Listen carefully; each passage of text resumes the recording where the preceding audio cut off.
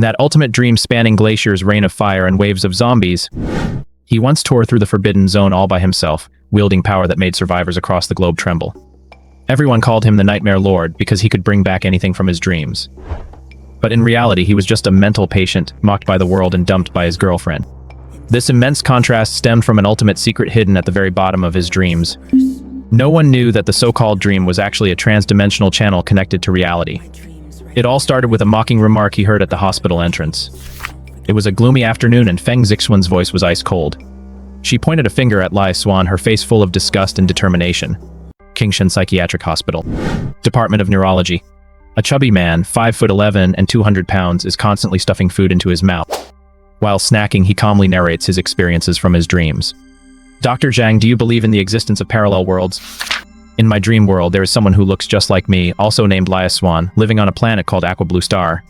2 months ago, that is, in the year 2056 of the Aqua Blue Star calendar, for some unknown reason, the temperature plummeted and in just one day, heavy snow covered the entire city. No one expected this to be the arrival of an apocalyptic disaster. Overnight, the entire planet seemed to have fallen into an ice age. The temperature dropped to -7 degrees Celsius. The terrifying cold front froze countless people into ice sculptures. In my dream, I was a fat guy who liked to store food at home, and because of that, I survived the whole month of the ice age and lost 30 pounds in the process. Finally, the cold wave ended, and just as I was overjoyed, an even more terrifying disaster struck. A meteor fire rain fell from the sky, and the intense heat burned the whole city crimson. I watched my secret crush for many years being burned to death right in front of me. In the following month, I experienced earthquakes, tsunamis, acid rain, typhoons, and volcanic eruptions. The whole world was paralyzed. Water and electricity were cut off, food went rotten, and water sources were contaminated. For 2 whole months, I don't even know how I survived. I ate grass roots, gnawed on tree bark, and ate rats and cockroaches. Those disgusting things were truly nauseating. It turns out people can really live without any dignity. That beautiful class monitor who once looked down on me actually offered her body for half a piece of moldy bread. Just last night, I dreamed that a zombie outbreak happened. Those who had already died turned into zombies after being infected by some unknown virus. I hid in a dark basement enduring unprecedented hunger and loneliness. I don't know if there are any other survivors in this city. Now the only thing keeping me going is that when I fall asleep, I can feast in my dreams and enjoy all kinds of delicious food to my heart's content. Just like right now. Xuan stuffed a mouthful of chips into his mouth, savoring the taste of the food with delight. Dr. Zhang listened to Xuan's story with great patience. So you often suffer from hunger in your dreams, which leads you to binge eat nonstop after you wake up. I heard you've gained 60 pounds in the last 2 months? This is your photo from 2 months ago. You look quite handsome. I didn't expect you to end up this fat now. Dr. Zhang held Xuan's phone, comparing his photo from 2 months ago to his current appearance. I have to say, the Xuan from before was probably just as handsome as a top-tier male celebrity, but now he's as fat as a pig. His looks are ruined, and he's having mental issues too.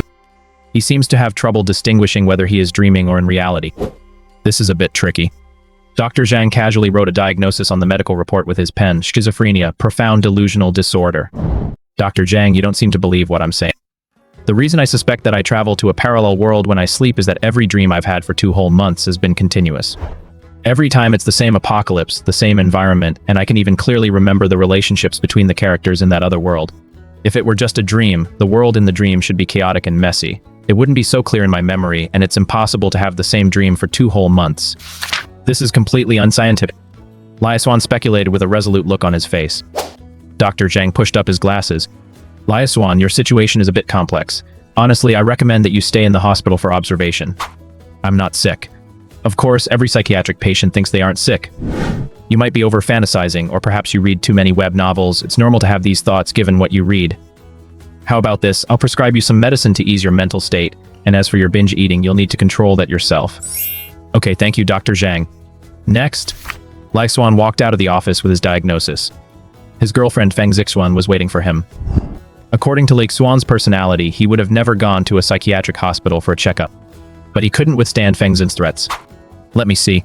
Feng Zixuan snatched the diagnosis report. Schizophrenia, profound delusional You really are mentally ill. Xuan, let's break up. Feng Zixuan said coldly. Zixuan, you... There's nothing more to say. Let's just part ways. I didn't mind that you were a poor beggar before, because at least you looked human enough that taking you out wasn't embarrassing. But look at you now, you've grown as fat as a pig. You have to have either money or looks, right? You have nothing now, so what do I even get out of this? A mentally ill boyfriend? Feng Zixuan mocked him without reservation. Although that was very harsh to hear. Xuan knew that his problems were indeed significant. Xuan, please give me one more chance. I'll start losing weight right now. Give me a few months and I'll definitely slim down. We've been together for 3 years. You should know how I've treated you all this time. Xuan quickly tried to salvage the relationship. 3 years ago, Xuan and Xuan were both freshmen at Jiang University. That year, Xuan was 18, and on his first day at college, 6 upperclassmen asked for his contact information. At the freshman orientation party, Xuan performed a cover of Actor, conquering the audience with his talent and earning priority status for dating during his 4 years of college. He was straightaway crowned the #1 campus idol for the freshman class at Jiang University.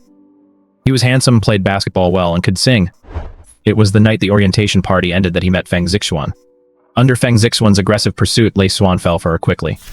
First off, Xuan was truly beautiful, slim, pure and sweet, standing tall and lovely in a way that made people look twice. Secondly, she knew exactly how to handle men. Initially, Xuan was moved by Xuan's gentleness, kindness, and understanding, which made him fall in love. But after a few months together, Xuan began to deeply manipulate him emotionally. She would negate his talent, attack his shortcomings, all while saying he had no money, but that she was the only one who didn't mind his poor family background. Other girlfriends got Louis Vuitton, Gucci, or Chanel bags as gifts. I'm the only one willing to suffer with you, and even if you only buy me a $1,000 bag, I'm content. Even without those brand name bags, I love you all the same. Her longing gaze made Xuan feel guilty. Over the past 3 years, Xuan had severed all social connections with female classmates. On his WeChat, other than Xuan, there wasn't a single female contact. He deleted his high school classmates. He deleted his middle school classmates. He even deleted his own cousin. All just to keep Xuan from being angry. Xuan was extremely possessive. She didn't allow Xuan to have any interaction with other women. Even if he exchanged a sentence with a female student, she would be angry for the whole day. She would check Xuan's phone at all times, but wouldn't let him check hers. She didn't allow Xuan to add female classmates, but she would add other guys from school. Even with such blatant double standards, she always had an excuse to justify her. After 3 years, the original #1 campus idol had been completely tamed by Xuan. He was almost completely obedient, reduced to being a pathetic bootlicker.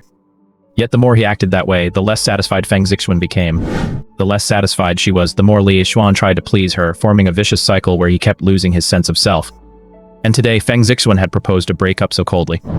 Were their 3 years of feelings really worth so little? Xuan, when will you ever grow up? It's been 3 years already. We're not freshmen anymore, and we'll be graduating in a year. Have you thought about your career path? Grad school? Civil service exams? Or just getting a job? Do you know how difficult it is to find a job now? Do you know how intense the competition is?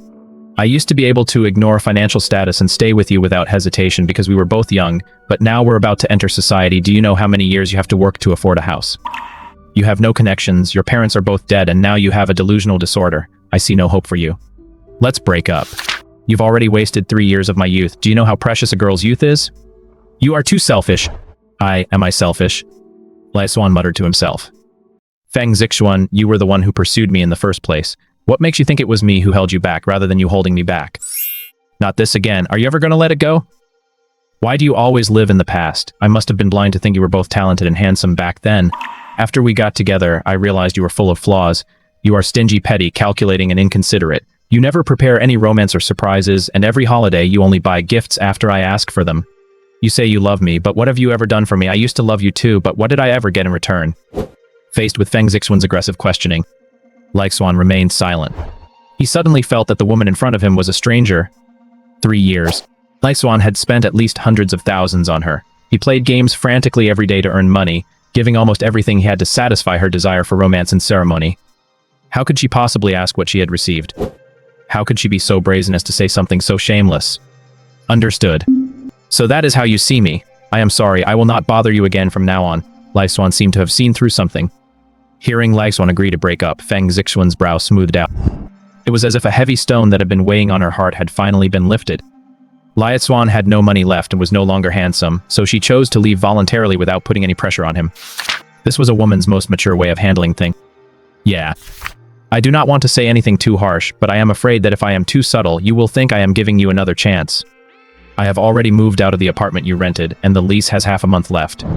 By the way, delete my WeChat, phone number, and TikTok account. Let us not stay in contact anymore. After saying this, Xuan took out her phone and deleted all of Lai's contact information right in front of him. She left absolutely no room for negotiation. Xuan had thought he would be devastated after the breakup. But he wasn't. He was afraid of losing this relationship before because he had no other friends. He had felt that Xuan was exceptionally important in his life. But now that they had really broken up, he did not feel even a shred of sadness, but rather a sense of relief. It was as if he had finally been set free. Perhaps it is because the 2 months of nightmare I just went through made me experience countless joys and sorrows. Compared to that desperate end of the world, what is a simple breakup to me now? To be able to live without worrying about food and to have clean sunlight, air, and water is actually already a blessing. Xuan's mindset was surprisingly good. Having just been dumped by his girlfriend, he actually wore a face full of happy smiles.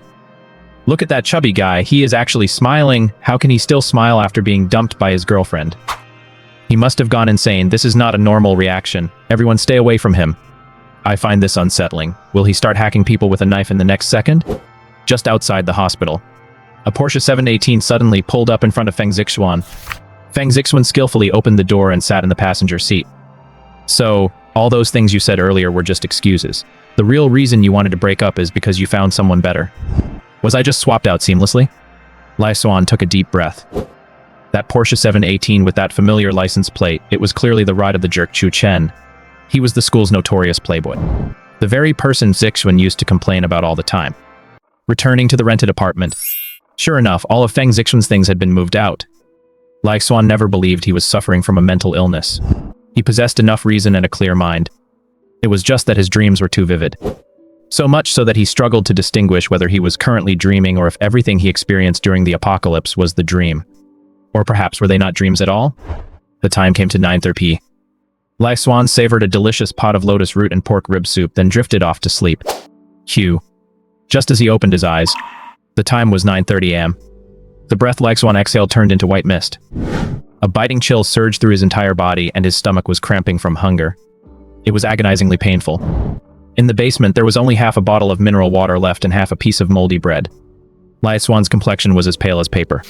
His lips were already cracked. But he still couldn't bear to drink that last half bottle of water. Just take a small sip. Dreams eventually come to an end. I dreamt my girlfriend broke up with me yesterday, but if we're done, we're done. That kind of woman isn't worth me spending another moment on her.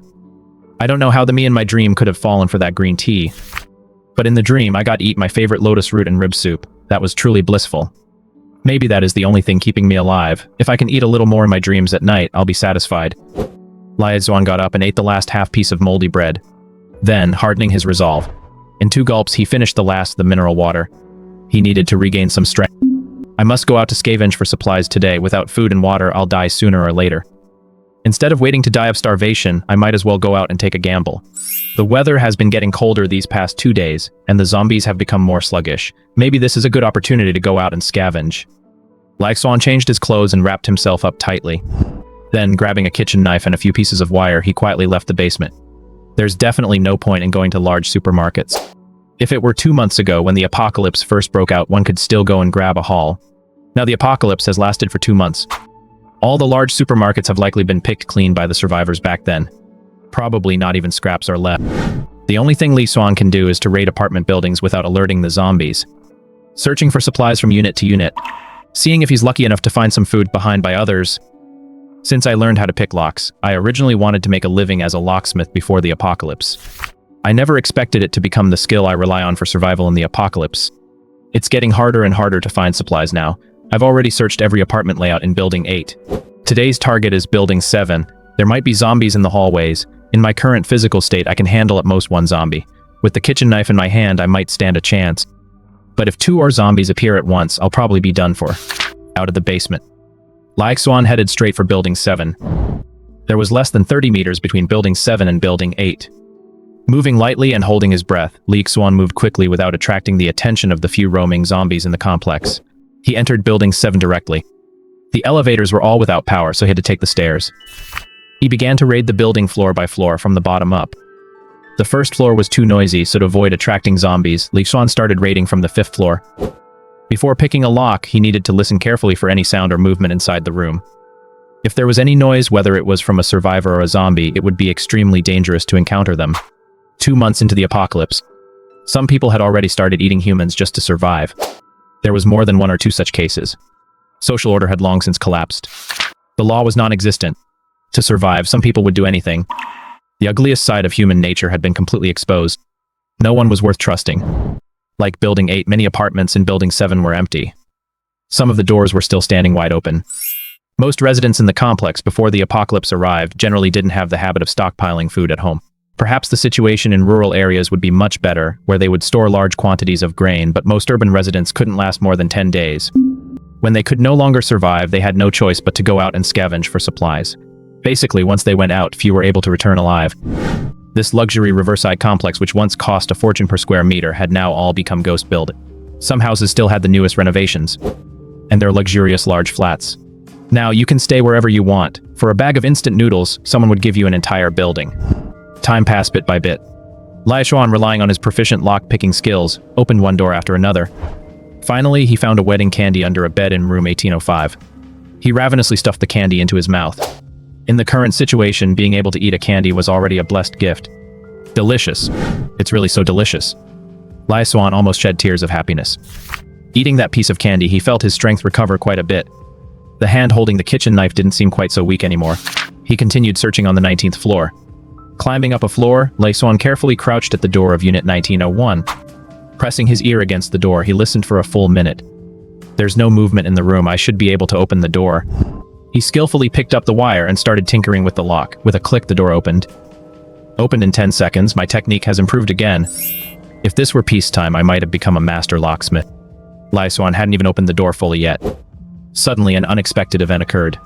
A hideous zombie suddenly rushed out of the otherwise quiet room, opening its blood-stained mouth and lunging fiercely at Xuan. Xuan was startled. He quickly slammed the door, but the zombie's head was already through, and it was struggling desperately to push the door open. No sooner said than done. Xuan decisively grabbed the kitchen knife from behind him and slashed at the zombie's head. One slash after another, he struck more than 20 times before the zombie finally stopped moving. This was the first time he had killed a zombie. But he felt no great fear because half a month ago a survivor had engaged in a fierce struggle with him to snatch a bag of bread. He killed that person with his kitchen knife. Otherwise, he would have been dead half a month ago. Having killed a person, killing a zombie didn't feel much different. Xuan lay on the floor panting heavily. Slashing 20 times in a row was just too much for his current physical condition. Huh, what is this? He noticed that in the brains of the zombie he had smashed to pieces, a white crystal had emerged. It was about the size of a glass bead, but it emitted a tempting aroma of cooked rice. It was completely different from the rotting stench of the zombie. The rice aroma of this crystal was actually making his appetite flare up. Xuan curiously picked up the crystal and threw the zombie out the door. Then he closed the door and began to search for supplies. It was clear that the owner of this apartment had been very wealthy. The 200-plus square meter apartment was decorated with extreme luxury. In the bedroom, Xuan actually found a box of gold bars and a pair of imperial green jadeite ornaments of collection quality. Damn it, in such a rich home, I can't even find a tiny bit of food. What use are these gold bars and jadeite to me? At this moment, an enticing aroma of rice did once again from the zombie crystal. It pushed Xuan's already starving body to the point of near unbearable agony. Gritting his teeth, he put the crystal into his mouth. The zombie crystal melted the moment it touched his tongue. It even seemed to have a faint, sweet aftertaste. The crystal settled into his stomach. Less than 10 seconds later, Xuan felt as if his stomach were burning. His body grew hotter and hotter. Soon a tearing pain racked his entire body. His skin began to turn bright red. Veins bulged on his forehead. His eyes turned bloodshot. Roar. Xuan let out a painful roar. He felt as if he were about to mutate. Boom. Under the extreme agony, Xuan felt as if his very nerves were snapping. A thunderous roar echoed in his... Immediately after, his eyes rolled back and his head slammed into the box of gold bars as he passed out. Before losing consciousness, he vaguely felt as if something in his mind had been unlocked. It seemed to be a hazy gray space. The space was small, only about a cubic meter, roughly the size of a large suitcase. He felt as if he had just stored something inside. Then he completely lost consciousness. Ah! The exact moment Xuan passed out in the apocalypse. Xuan in the city woke up with a start from his nightmare. He was drenched in cold sweat from head to toe. Even his bedsheets were soaked. That was terrifying. It was clearly a dream, so why did that heart-wrenching pain feel so real, as if he had experienced it himself? Xuan checked the time on his phone. And there I am. The time I experienced in the apocalypse seems to be 1:25 during the day. Is there some inevitable connection between the two? Did the me in the dream die after eating the zombie crystal, or did I complete the evolution? Xuan closed his eyes, needing to recall everything calmly. But the moment he closed his eyes, something strange happened. He seemed to see a hazy gray space in his mind, exactly 1 cubimeter in size. There was a box inside the space. Is this that box of gold bars? Xuan was stunned. Subconsciously, he had an urge to take the gold bars out. Clang. A box of gold bars appeared out of thin air and crashed onto the floor. This. Xuan was shocked. It is real. This is actually real. I am not insane. Everything I experienced in the apocalyptic dream is real. There really is another version of me in a parallel world suffering through a catastrophe. Xuan tremblingly opened the box. There were a total of 30 gold bars stored inside.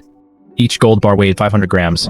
Based on current market gold prices, with gold at 550 yuan per gram, one gold bar is worth 270,000 yuan. These 30 bars are worth 825 million. Beyond the 30 gold bars, what was even more valuable was a pair of collector-grade imperial jade. Gold has a price, but jade is priceless. This pair of collector-grade imperial green jade could be worth over 100 million. I am rich. Xuan was instantly excited, thrilled, and trembling. But he quickly calmed down. This might just be the beginning. If items from the apocalypse can be brought over, it's equivalent to having an infinite treasure vault that I can keep mining.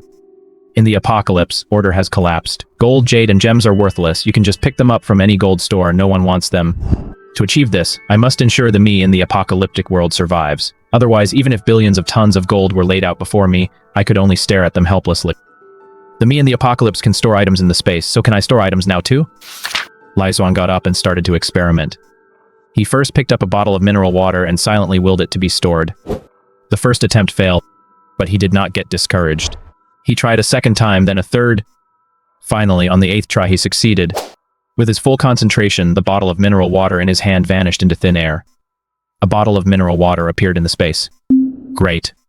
It worked. According to my deduction, if supplies in this space can be taken out by me, they should also be retrievable by my other self in the apocalypse. I need to store more food and water in the space so that the other me won't starve to death. We are a community of shared destiny, or rather, we are one person living in two different worlds. I must ensure he stays alive. Xuan hurriedly pulled out his phone. He started placing orders on a food delivery app. Roasted chicken? Give me 5. Burgers? Give me 10. Garlic spare ribs? Give me 3. Stir-fried shredded pork with green peppers, shredded potatoes with hot and sour sauce, steamed sea bass, osmanthus date soup, Peking duck braised pig trotters, watermelon, mangoes, strawberries, cherries, apples, oranges, plus 20 bottles of various drinks. Xuan spent the last 3,000 yuan he had on food delivery. Half an hour later, a dozen delivery riders were arriving one after another at room 501 of Jiangqing Yuan. Buddy, are you also delivering to 501? Yeah.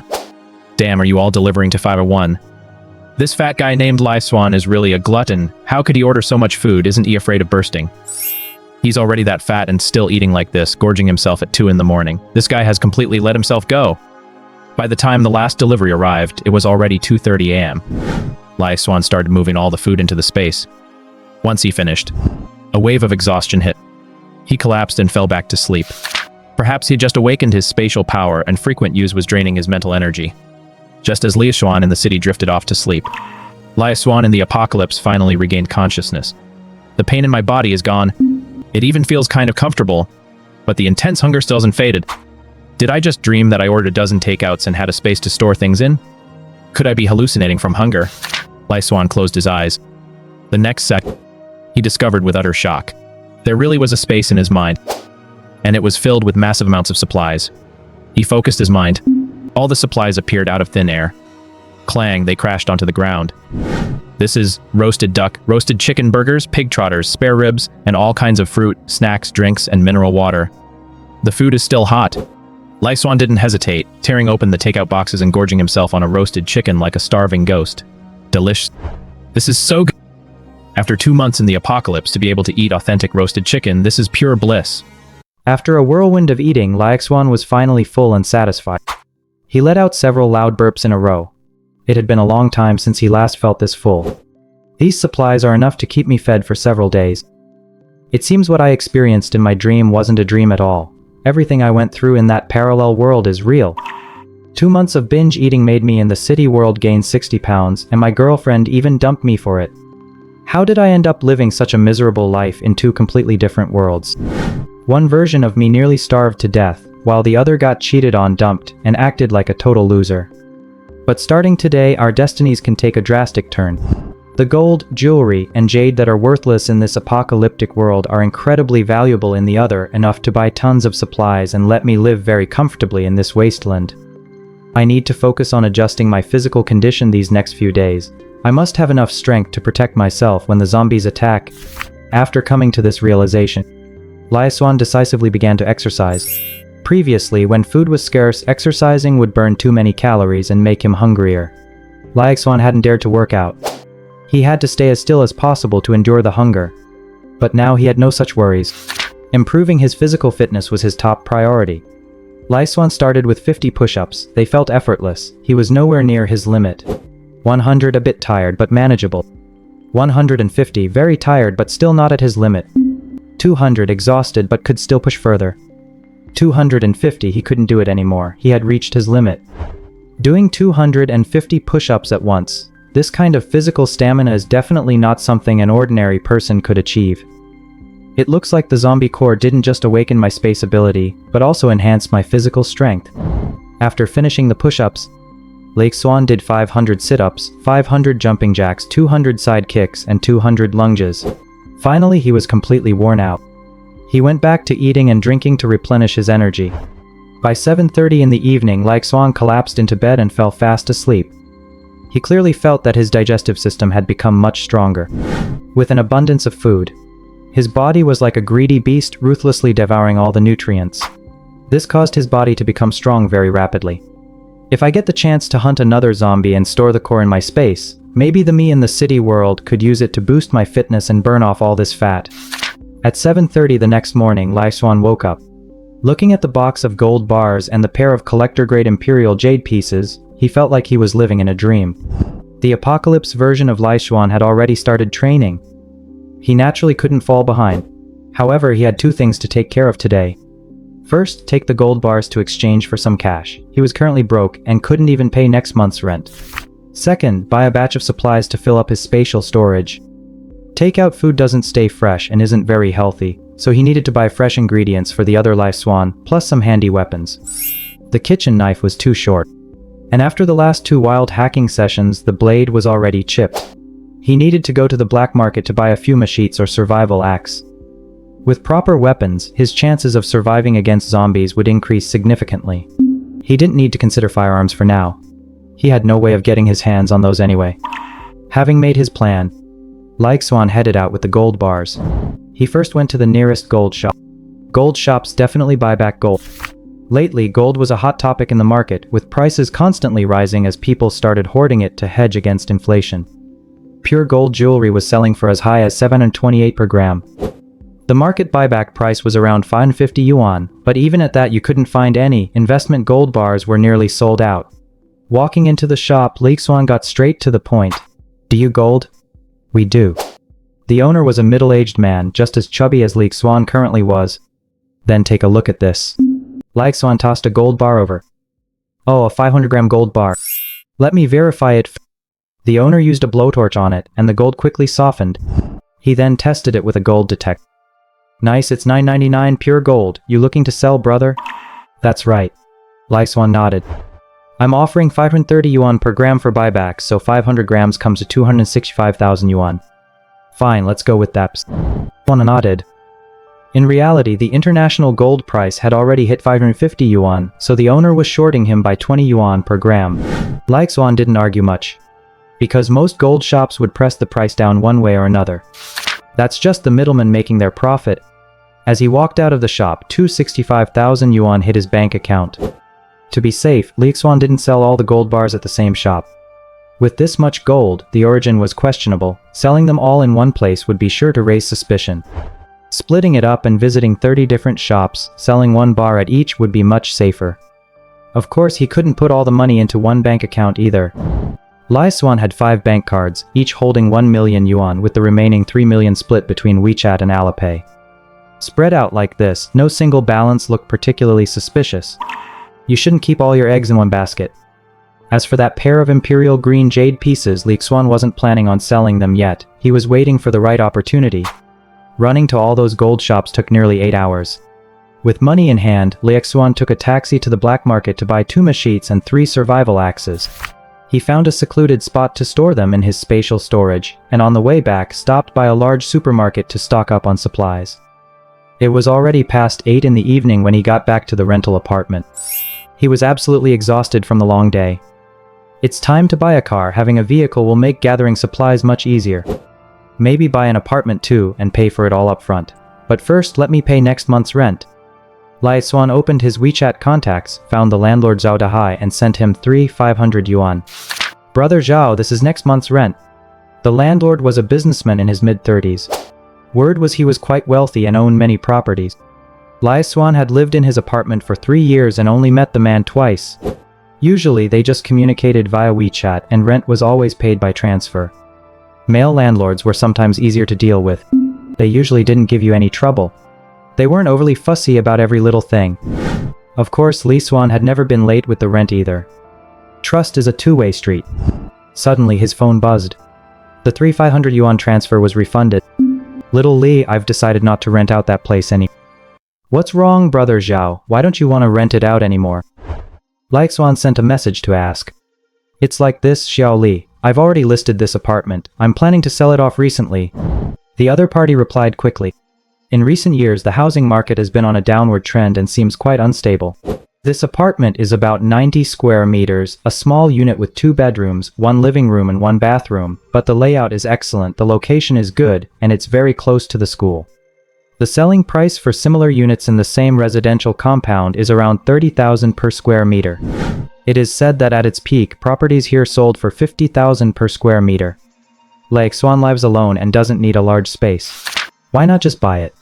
Brother Zhao, why don't you sell the apartment to me? Xuan typed to ask.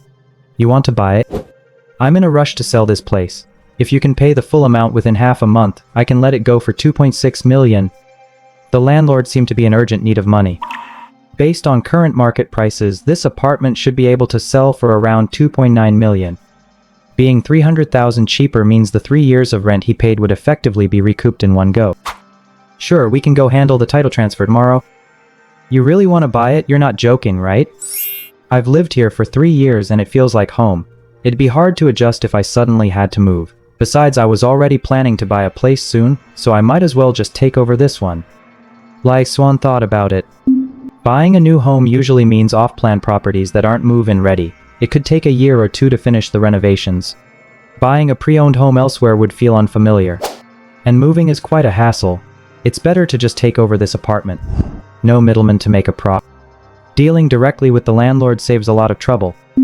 Alright, 10 o'clock tomorrow morning, we'll go do the transfer. Zhao Dahai was a straightforward man.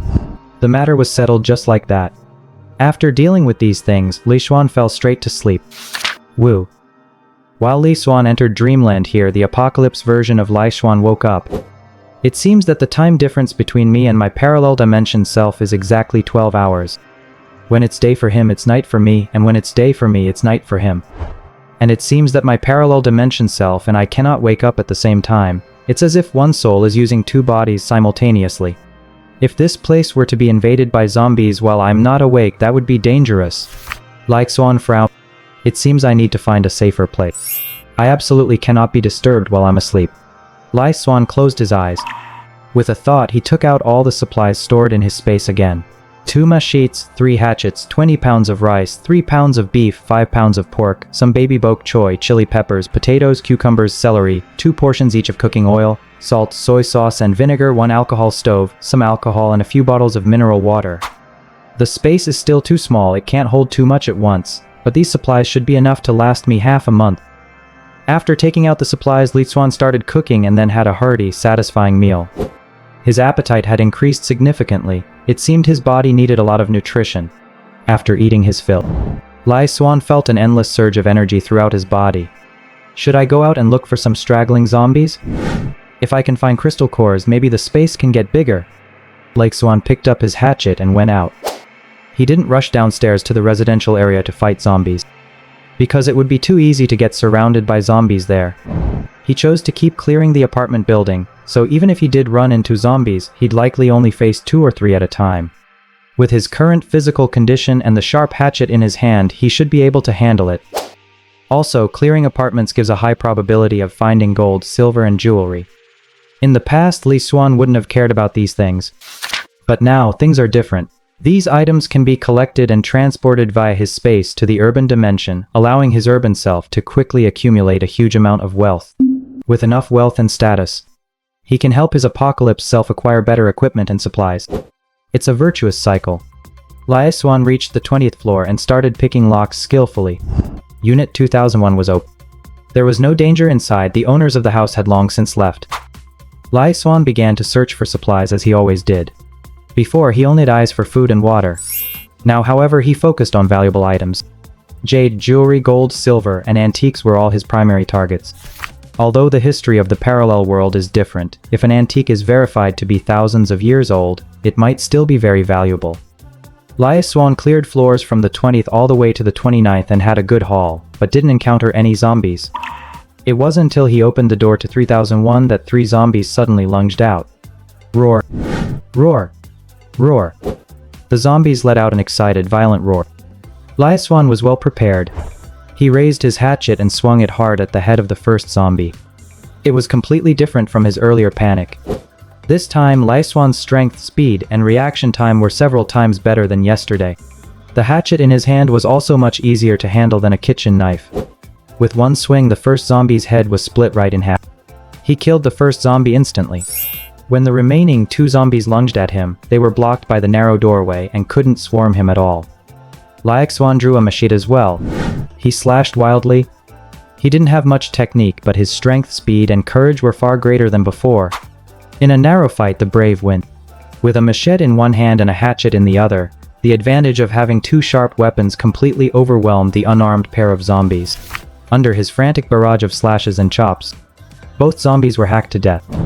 The 3 zombies lay dead in a pool of foul-smelling blood. Xuan gasped, his body trembling uncontrollably. I still panicked.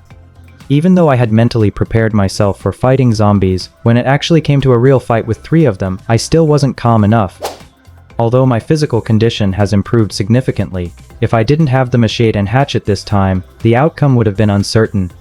I must step up my training, completely overcome the fear of zombies, keep my cool during a fight, and try to be steady, accurate, and ruthless. Avoid tangling with zombies and aim for one-hit kills. While reflecting on his mistakes, Xuan began to crack open the zombies' skulls to search for crystal cores.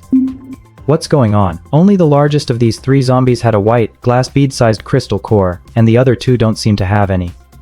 Does that mean not every zombie has a crystal core in its brain? After taking out the crystal core, Xuan returned to 1901. He thought about it and decided not to save this crystal for his counterpart in the urban plane, choosing to consume it right then and there. The Xuan in the urban plane was not in any life-threatening danger, and his need to lose weight was hardly that urgent. It was he himself who needed to improve his strength the most right now. After locking the doors and windows and barricading the entrance with heavy objects, Xuan swallowed the crystal core in one gulp. 10 seconds later, a scorching sensation surged from his chest, spreading throughout his entire body. Xuan's body turned beet red once again. Veins popped out on his forehead. He felt as if his entire body was being torn apart. However, the level of pain today was significantly lighter than yesterday. It wasn't enough to make Xuan pass out from the pain. It was already well within his threshold. He could even clearly feel his adrenaline surging and his muscle cells and tissues rapidly dividing. It was as if his body's cells were evolving under the influence of some unknown virus. And they were desperately in need of large amounts of nutrients to sustain this evolution. An unprecedented hunger welled up in his heart. Like a starving ghost reborn, Xuan began to eat frantically. Fortunately, he had enough food this time. Only while eating frantically could he feel the physical pain diminish a little. He consumed an amount equivalent to an adult male's 5-day intake before finally feeling a slight sense of fullness. The pain receded like the tide. Replacing it was an incredibly comfortable sensation. His entire body felt remarkably clear and rejuvenated. It was as if he had an endless supply of energy. Xuan began to use physical training to test his current physical state. Push-ups, 500 at a time at a rate of 100 per minute, and he didn't seem to have hit his limit yet. Squats, 2,000 at a time. Sit-ups, 2,000 at a time. Punching speed, 380 punches per minute. Pull-ups, 50 at a time. As for running speed, he couldn't test that for now as the apartment wasn't spacious enough, but his current speed would very likely allow him to break the 9-second mark for the 100-meter dash. In just 2 days, the zombie crystal had caused earth-shaking changes to his physical fitness. It seemed to have broken the limits of human physical training. He was undergoing a metamorphosis at the genetic level. The most magical thing was that the hazy space in his mind seemed to have expanded to about 2 cubic meters this time. This meant he could carry twice as many supplies each time. Knock, knock, knock. Just then, A series of knocks suddenly rang out from outside the door of 1901. Xuan instantly became vigilant. He immediately gripped his two machetes. Was it a zombie, or had human survivors discovered him? Regardless of the situation, it meant this place was no longer safe. If threatened, he would kill even survivors without hesitation. Is anyone there? A young girl's voice sounded from outside, clear and moving like a mountain spring. Xuan moved the barricades and took a look outside through the peephole. A girl of about 20, incredibly beautiful and slender like a lotus flower rising from the water, was leaning weakly against the door outside. There was a trace of numbness in her gaze. She seemed to have made a certain decision. "Who are you?" Xuan asked in a cold voice. "My name is Gusisi, I live in 3002. 3 hours ago, I saw you kill 3 zombies outside door 3001. I haven't eaten any food for 3 days, could you give me something to eat? Since you can kill zombies, you must be capable of scavenging for supplies." Gusisi said quite calmly. Xuan seemed to have heard the name Gusisi before. Before the apocalypse, she was said to be the school beauty of Nandu University. She was the goddess in the hearts of countless nerds. She was also a stereotypical wealthy girl whose family was in the jewelry business. However, 2 months into the apocalypse, no matter how noble your former status was, you were now like grass, and no one would look twice at you. "Why should I give you food?" "Lost." Xuan's voice remained cold. But Gusisi seemed to detect the subtext in Xuan's words. He really had food. "I can trade with you. As long as you let me have a full meal, I'll give you whatever you want. Don't worry, I've never been touched, I'm clean." Fearing that Xuan would refuse, Gusisi hurriedly added that to increase her bargaining chip. Hearing her proposal, Xuan hesitated for a moment before opening the door. "Come in." Gusisi was about 168 centimeters tall, slender, fair-skinned, and stunningly beautiful. Her appearance and temperament were breathtaking even without makeup or dressing up. She was also brimming with youthful vitality. After entering room 1901, Gusisi was pleasantly surprised to find that he really did have food. Though not much, only enough for 3 days. If she rationed it, it might last for about 5 days. But for her, this was already heaven. Xuan looked her up and down, his eyes settling on the necklace on her chest. "Give me the necklace around your neck, and you can take 2 days' worth of rations." "Ah, you only want this?" Gusisi pointed to her necklace, finding it unbelievable. In fact, she had already prepared herself to sacrifice her body, who knew that the man in front of her only wanted the necklace. This necklace was called Blue of Haoyu, and the huge blue sapphire on it was a rare, top-tier blue diamond. A year ago it was worth a fortune and was the treasure of the entire Gu jewelry group. However, after the apocalypse broke out, jewelry like this that you couldn't eat or drink was basically worthless. Nobody wanted it. It's the apocalypse, what uses jewelry? Deal. Gusisi decisively took off the Blue of Haoyu and traded it for 2 days' worth of rations from Xuan. 3 packs of instant noodles, 2 bags of bread, and a box of chocolates. After Gusisi left, a smile appeared on the corner of Xuan's mouth. "If I'm not mistaken, this is a top-tier blue diamond, a rare gemstone. A blue diamond this big is worth at least 200 million. Trading a few snacks for 200 million worth of top jewelry, this was a huge steal. 200 million spent on food in the urban plain would last me 3,000 years. After once again barricading the door, Xuan took out the supplies from his storage space. He began to cook fresh pork ribs and beef. After eating his fill, he lit a cigarette, enjoying this brief moment of satisfaction. Although Gusisi is very pretty, nobody in the apocalypse is trustworthy. Until I am strong enough, women will only affect the speed of my blade. Xuan checked the time, it was nearing 9 in the evening. He had been tired for a whole day. After securing the doors and windows again, he collapsed onto the bed and fell fast asleep. While Xuan of the apocalypse fell asleep, Xuan of the urban plain also woke up. 9 o'clock in the morning. Xuan got up quickly, washed his face, brushed his teeth, got dressed, took a leak, and stopped by downstairs for a bowl of hot dry noodles. This body is much worse than my body in the apocalypse. Binge eating has made me obese, and a long-term lack of exercise means I'm panting after just a few steps. Xuan remembered that he used to love working out, especially playing basketball. He had great basketball skills, and during his freshman year, he was even invited to join the school team due to his outstanding performance on the court. Every time he played, many girls would watch, and he was often approached by upper-class women who brought him water and asked for his contact information. Once, when an upper-class woman brought him water, Feng Zixuan happened to catch them. Feng Zixuan was furious about it. She claimed she felt insecure and forbade Xuan from playing basketball again.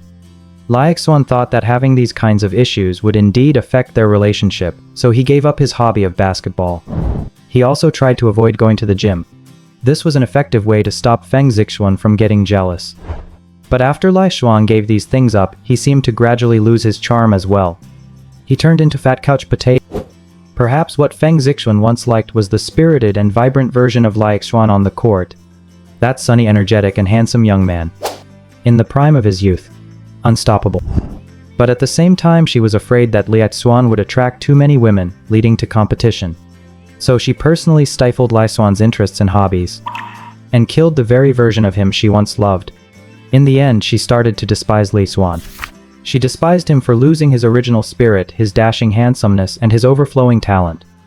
He was no longer the version of him she had loved in the beginning.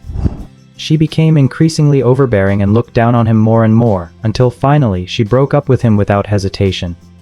But she seemed to forget that from beginning to end, all of Xuan's changes were demanded by her. She was the one who personally destroyed everything. Ring ring. A phone. It was his landlord Zhao Dahai calling. "Hey, little Lei, where are you?" "Brother Zhao, I'm eating noodles at the restaurant downstairs. My car is parked right next to the noodle shop, how come I don't see you?" "Brother Zhao, over here." Xuan saw Zhao Dahai getting out of a Porsche Cayenne in the parking space opposite. He waved to greet him. His landlord, Zhao Dahai, was about 35 years old and slightly plump. He had a decent face, a square jaw, and some stubble. It was said that Zhao Dahai's family were business owners. He was quite wealthy himself, and he was also a displacement housing recipient. People said his family received over a dozen properties just from the demolition compensation. Odd. "Are you little Lai?" Zhao Dahai looked at Xuan, who was bloated with fat and could barely recognize him. He remembered the guy renting his place used to be quite a handsome lad, right? But the Xuan before him must be over 200 pounds now, right? "It is me, brother Zhao, I've just put on a little weight lately." "Little Li, I think you've gained more than just a little. When I saw you last time you were a sharp-looking guy, how did you get this fat? By the way, where is your girlfriend?" "Brother Zhao, we already broke up?" Xuan spread his hands with a bitter smile. "I see, it's normal for young people to break up, why let yourself go like this? Look on the bright side. Alright, let's talk business. Have you thought about what we discussed yesterday?" Zhao Dahai offered a casual word of comfort before moving the conversation to business. "Brother Zhao, I have the money ready, we can go transfer the property anytime." "Alright then, get in the car, we'll head to the property registration center right now, I have the property deed with me." Zhao Dahai was a very efficient person. No. Once things were agreed upon, he was ready to get them done. After getting into Zhao Dahai's Porsche Cayenne, Xuan noticed a jade ornament in it. It actually looked like the real deal. "Brother Zhao, you're into jade too?" Xuan asked casually. "Hey, that's the business I'm in. If it weren't for my recent run of back cutting several expensive stones and ending up with nothing, which drained my liquid capital, I wouldn't have been forced to sell my properties," Zhao Dahai said as he talked. "I see, so you're in the jade business. I've heard people in that line of work are pretty rich.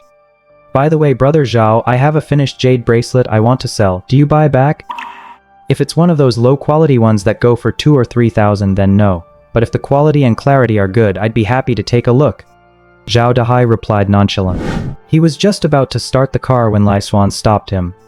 "Brother Zhao, don't drive yet, take a look at this bracelet first." Xuan carefully pulled out a full green jade bracelet from his pocket.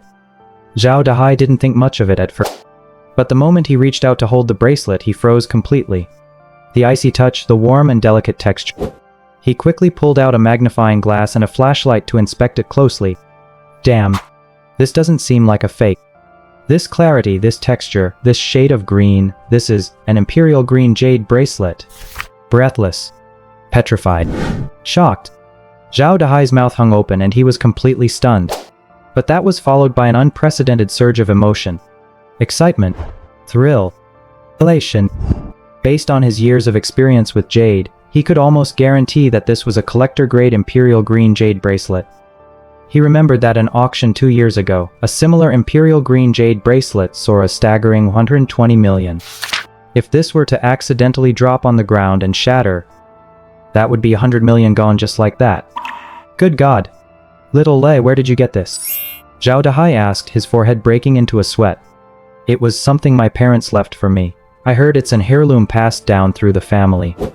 Xuan made up a background on the spot. Come on, take me somewhere. 20 minutes later, Zhao Dahai drove Xuan to a jade store. Xuan, quite an elegant. Second uncle, come here and take a look. I've got a collector-grade piece of imperial green here. You need to give me your expert opinion. Zhao Dahai shouted excitedly. What? The owner of Xuan, Zhao Jianguo, jumped right out of his chair. Let me see. Zhao Dahai carefully placed the imperial green jade bracelet on the table. Jade should never be passed from hand to hand. Zhao Jianguo immediately took out professional equipment to begin the appraisal. Compared to Zhao Dahai's frantic behavior, his uncle seemed much calmer. But his breathing was still a bit rapid at that moment. Dahai, where did you get this? Based on my 30+ years in the jade trade, this is indeed a very rare imperial green jade piece on the market. Conservatively estimated, it's worth at least 80 million. Hiss. Zhao Dahai gasped. But a heavy stone was finally lifted from his heart. He wouldn't have dared to handle something of such high value on his own. But given his uncle's years of experience in the business, there shouldn't be a mistake. Second uncle, this imperial green jade isn't mine, it belongs to this young brother here. He is interested in selling this bracelet, and I was afraid I couldn't appraise such a valuable item by myself, which is why I brought it for you to look at. Zhao Dahai After hearing this, Zhao Jianguo finally focused his gaze on Xuan. Young brother, are you really planning to sell this jade bracelet? Yes, I heard your conversation just now. One flat price, 80 million. If you're willing to pay, I'll sell it at that price. 80 million. That was the lowest market value mentioned by the store owner himself. Since it was the lowest price, it meant there was still plenty of room for profit. Big brother, could you please allow me a moment to discuss this with my nephew? Zhao Jianguo said. Surely, Xuan nodded. Half an hour later, Zhao Dahai and Jianguo came out of the meeting room. Mr. Li, to be honest, 80 million in cash is a massive amount of liquid capital even for Xuan, and we likely can't put that together in the short term. My nephew Dahai and I discussed two options for you to consider. The first option, Mr. Lai leaves this imperial green jade bracelet at Xuan for us to sell. I can't say exactly what it will sell for, but it's conservatively estimated to be over 80 million. Once it sells, Xuan will charge a 10% commission, as items of this level are hard to sell to average buyers, and will need to reach out to high-end clients. The second option, Mr. Li sells the imperial green jade to Xuan for 80 million. My nephew and I each have a villa and a large Riverview flat, which currently have a combined market value of about 80 million. We can transfer these properties to you, and will cover all the transfer taxes. As long as you agree, you can get the deeds to these two properties right now without having to bear any risk or wait for time to pass. You can choose either of these two options. Zhao Jianguo introduced the two options very clearly and concisely. Little Li, my second uncle's large villa and my large flat are all newly renovated. They're definitely more comfortable than the little dump you're renting now. Why don't you think about it?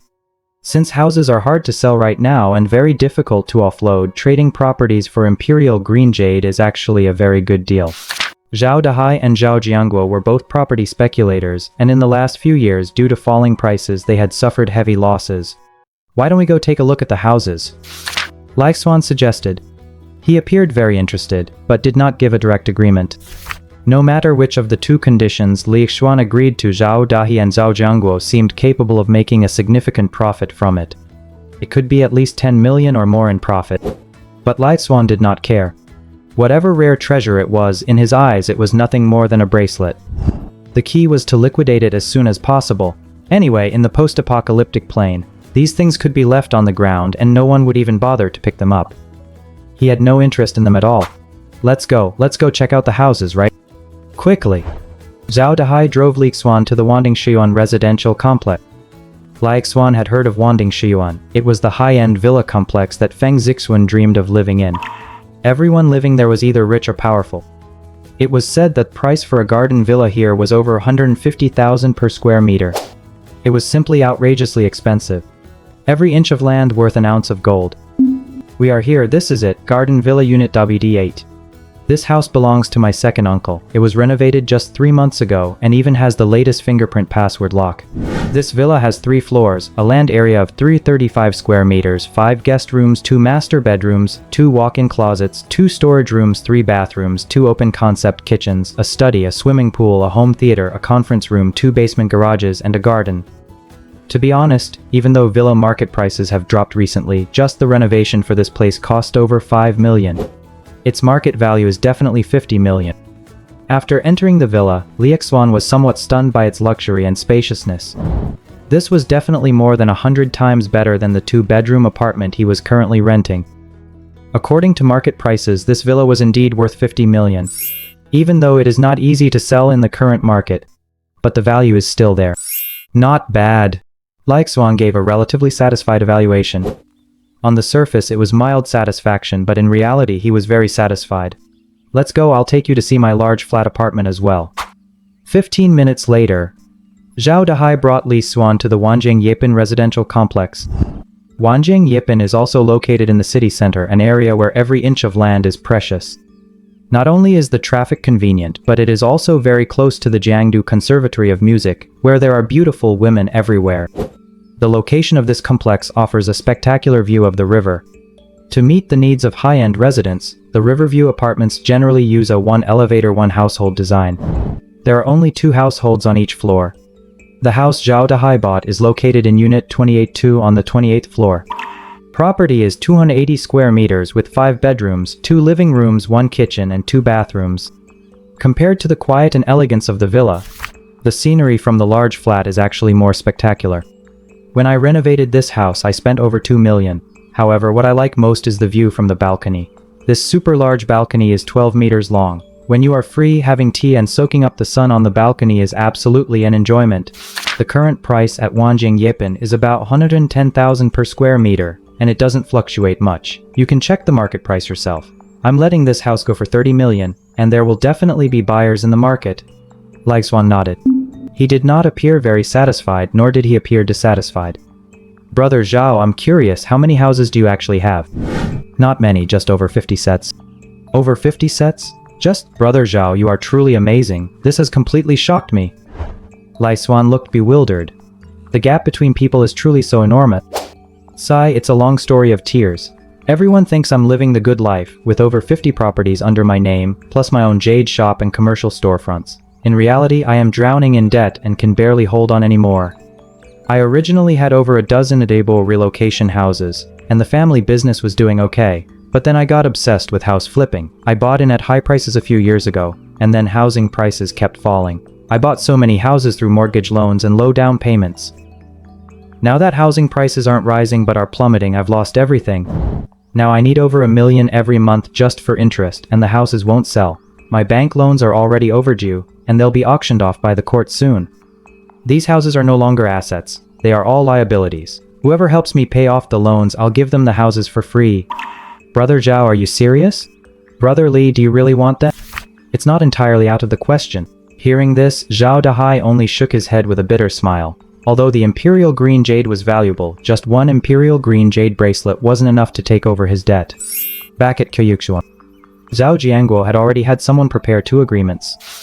Mr. Lei, were you satisfied with the houses you saw? You can choose either of these 2 plans, Zhao Jianguo said politely. No need to choose, I want both of these plans. Only children make choices, adults naturally want every... After saying this, Xuan calmly took out 2 Imperial Green bracelets. This was actually a pair of bracelets. And the quality of both Imperial Green bracelets was similar. This. Are these 2 Imperial Green Jade bracelets? After appraisal, both Imperial Green bracelets were authentic. The quality was extremely high. One is worth 80 million. 2 would be 160 million. Zhao Dahai was deeply shocked. He almost gasped in surprise. Brother Zhao, are these 2 bracelets enough to take over your 50 houses? It should still be a little short. What if I add this necklace as well? Xuan casually took out a full diamond gem necklace from his pocket. The most striking part of this necklace was the top-grade sky blue diamond in the center, as big as a pigeon's egg. Zhao Jianguo's eyes fixed on it and he immediately gasped. Is this blue of the sky? No, it's even bigger than the blue of the sky that sold for a sky-high price of 370 million 2 years ago. If it's a real natural blue diamond, it's worth at least 350 million. My goodness. Zhao Jianguo hurriedly took out professional equipment to test it. The test results made his fingers tremble uncontrollably. It's true, it really is a top-grade natural blue diamond. Mr. Li, are you really gonna sell these two imperial green jade bracelets and the blue of the sky? Zhao Jianguo asked seriously once. Yes. Follow the previous contract. Use one bracelet to exchange for the houses, and sell the other bracelet and the necklace through Xuan's channels. You can take a 10% commission. Xuan's behavior was very calm and generous. He didn't show any trace of caution, as if these two bracelets and the blue of the sky meant nothing to him. This inexplicable confidence didn't make him look like a rookie college student at all. Instead, he looked more like a young master from an influential family with incredible resources and family background. Could this Li fellow really have an extraordinary background? The composure he has doesn't seem like something an ordinary college student could fake. Zhao Jianguo has seen countless people. He could tell at a glance whether a young man was faking it or truly had that kind of bearing. He had initially considered trying something underhanded, but if the other party had an impressive background, it would be best not to look for trouble. Do the business honestly, and maybe he could make a connection with a powerful person. After all, this is someone who just produced jewelry worth hundreds of millions. Alright then, Mr. Li, we can go handle the transfers now. There's one more thing. Actually, it's not just my nephew who lost money flipping houses in recent years. I've also lost quite a bit in the last 2 or 3 years. Over 70 houses are all stuck in my hands. Otherwise, I wouldn't have needed to sell the villa. If Mr. Li is interested in investing in real estate, I can sell these properties in a bundle at 80% of the market price. 120 properties, then how much would that add up to? Zhao Jianguo took out a calculator and spent an hour calculating. Most of the houses we invested in are ordinary residential units and storefronts, all near Jiang University. The location is excellent. There are 126 in total, worth about 280 million. Adding the 2 core area villas and the Riverview apartment, it's about 360 million. Then let's go take a look. In order to get things done quickly, Zhao Jianguo closed the Qiyuk shop directly and took Xuan to view the houses. Fortunately, these houses were all concentrated in 2 residential complexes around Jiang University. They weren't too scattered. Otherwise, Xuan would have been sick of looking at houses all day. It took about 7 days. Finally, the transfer procedures for 128 houses were completed. At the same time, the 2 imperial green jade bracelets and the blue of the sky sold for a sky-high price of 560 million, bought by 2 Hong Kong tycoons. I heard it caused quite a sensation. Wealthy people all over the city were stirred into action. It even hit the news headlines. Xuan became famous because of this. Xuan pocketed a net profit of 180 million, plus 128 houses. Zhao Dahai treated Xuan to another meal. From the initial Little Li, he almost changed his address to Brother Li. After all, Xuan was now a man worth several hundred million.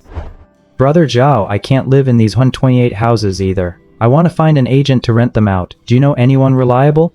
Don't worry, leave this to me. There are always quite a few students from Jiang University coming to me to rent houses every year. These houses are still quite easy to rent out. I will introduce you to a professional agent to manage them. The monthly rent should be no less than 500,000. Zhao Dahai said, taking full charge of the matter. Xuan felt a sense of being in a different world. In just 1 week, he had become a landlord with a monthly income of 500,000, owning 128 houses fully paid for. Account balance 180 million. Meanwhile, during these 7 days, Xuan of the post-apocalyptic plane stayed indoors, training himself frantically with a massive supply of food. All his physical indicators were strengthening significantly. His formerly skin and bone state was also filling out. The apocalypse dimension. 9 in the morning. Xuan woke up on his spacious bed. The weather seemed to be getting colder. Snow had started falling outside again. Room 1901 was quite roomy, but the water and electricity had been cut off for a long time. In such freezing weather, it would likely be even harder for all the survivors. The first thing Xuan did upon waking up, naturally, was to take out his supplies and start cooking. He took out his alcohol stove. He grabbed a random pot, boiled some mineral water, and threw in a few chunks of hot pot seasoning. Then he brought out a variety of ingredients and supplies: lamb rolls, beef rolls, crystal tender beef, crispy hem sausages, fish balls, shrimp paste, Napa cow daisy, shiitake mushrooms, beef balls, potato slices, yam slices, lotus root slices, yogurt, beer, and much more. Time for hot pot. In such cold weather, having a steaming hot pot, it just feels so damn good. If this were the city dimension, no one would think twice about having a hot pot meal. But here in the apocalyptic world, eating a hot pot meal is the ultimate heavenly luxury. Others are clutching half a piece of moldy bread, not daring to eat it, while Xuan is having a blast with hot pot and beer. This is what you call living. After eating his fill, Xuan picked up his bush knife and headed downstairs. Due to the drop in temperature and the heavy snowfall, the zombies wandering the streets seemed to have decreased significantly. They had become quite sparse. In these conditions, it was much more advantageous for Xuan to ambush lone zombies. Because if there were too many zombies, even if Xuan could kill them, he might not have time to extract their crystal cores. The strong smell of blood would cause him to be swarmed by zombies, putting him in a very dangerous situation. Unless he had the strength to wipe out all the zombies in the vicinity. Of course, Xuan wouldn't be that reckless. After going downstairs, Xuan quickly encountered the first zombie, a lone female zombie. Xuan raised his bush knife and charged forward. Roar. The zombie let out an excited roar and charged at Xuan with incredible speed. Xuan held his bush knife in his left hand and a bush axe in his right. Very moment, the female zombie's claws swung toward him. Xuan slashed with lightning speed, severing her arm. Simultaneously, he brought his axe down on her head. The massive force split the female zombie's skull right in two. The first zombie, down it went. That slash and hack were precise and ruthless, a significant improvement over his previous 2 attempts. Xuan pried open the zombie's skull and found a white crystal the size of a marble inside. Not bad luck at all, a lucky start. The very first zombie had a crystal core. Soon after, Xuan encountered the second zombie. He killed it with a single axe strike, a clean kill. The weak point of a zombie is its head. When fighting zombies, it's best to attack vital spots and go for a one-hit kill. If you can avoid a prolonged fight, you're better off not engaging. Otherwise, the zombie's roars might attract others to swarm you. The second zombie did not have a crystal core. Xuan continued his hunt. The third one, the fourth one, the fifth one. By the time he killed the 10th zombie, he began to wonder if his luck had run out. Other than the first one being a lucky strike, the remaining 9 didn't yield a single crystal core. The edge of his bush knife had already started to roll. Roar, roar. Just as Xuan intended to continue, he heard a series of zombie roars echoing from all directions. They seemed to have been attracted by the thick smell of blood. Seeing the situation turning bad, Xuan immediately took off. He sprinted back to Building 7, locked the main entrance, and climbed the stairs back to 1901.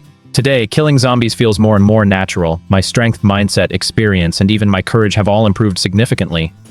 Most importantly, I have enough supplies to replenish my energy, keeping me in top condition. Xuan summarized his zombie hunting experience. The gains were substantial. He felt that his strength and physical conditioning were still in a state of explosive growth, even without consuming zombie crystals. Just through physical and combat training, his strength could keep increasing. I'll save this zombie crystal for my other self in the city dimension. After all, that 200-pound body is indeed too obese, needs some physical improvement. Although there is law and order in the city dimension, and usually no danger, you never know when special circumstances might arise. So both the apocalypse dimension me and the city dimension me need a certain degree of self-preservation. My combat experience should be directly applicable. Once the physical condition improves, the otherly Xuan should be able to inherit my zombie-killing skills. Xuan analyzed. Afterward, he stored the crystal core into his mental space. Knock, knock, knock. Just then, an abrupt knocking at the door echoed. Brotherly, it's me, Gusisi. Xuan glanced through the peephole. Only Gusisi was outside. She was still as beautiful and elegant as ever. What are you here for? Brotherly, I've run out of food. Could I exchange with you again? Gusisi was holding a box of jewelry and precious stones. Xuan's eyes widened. Even the worst pieces were glass-grade violet jade, worth over $1 million. There were also emeralds, top-tier red jade, and 8-carat pink diamond. Come in. Xuan opened the door and pulled Gusisi inside. I'll take all of these. I can give you food for a week. Thank you.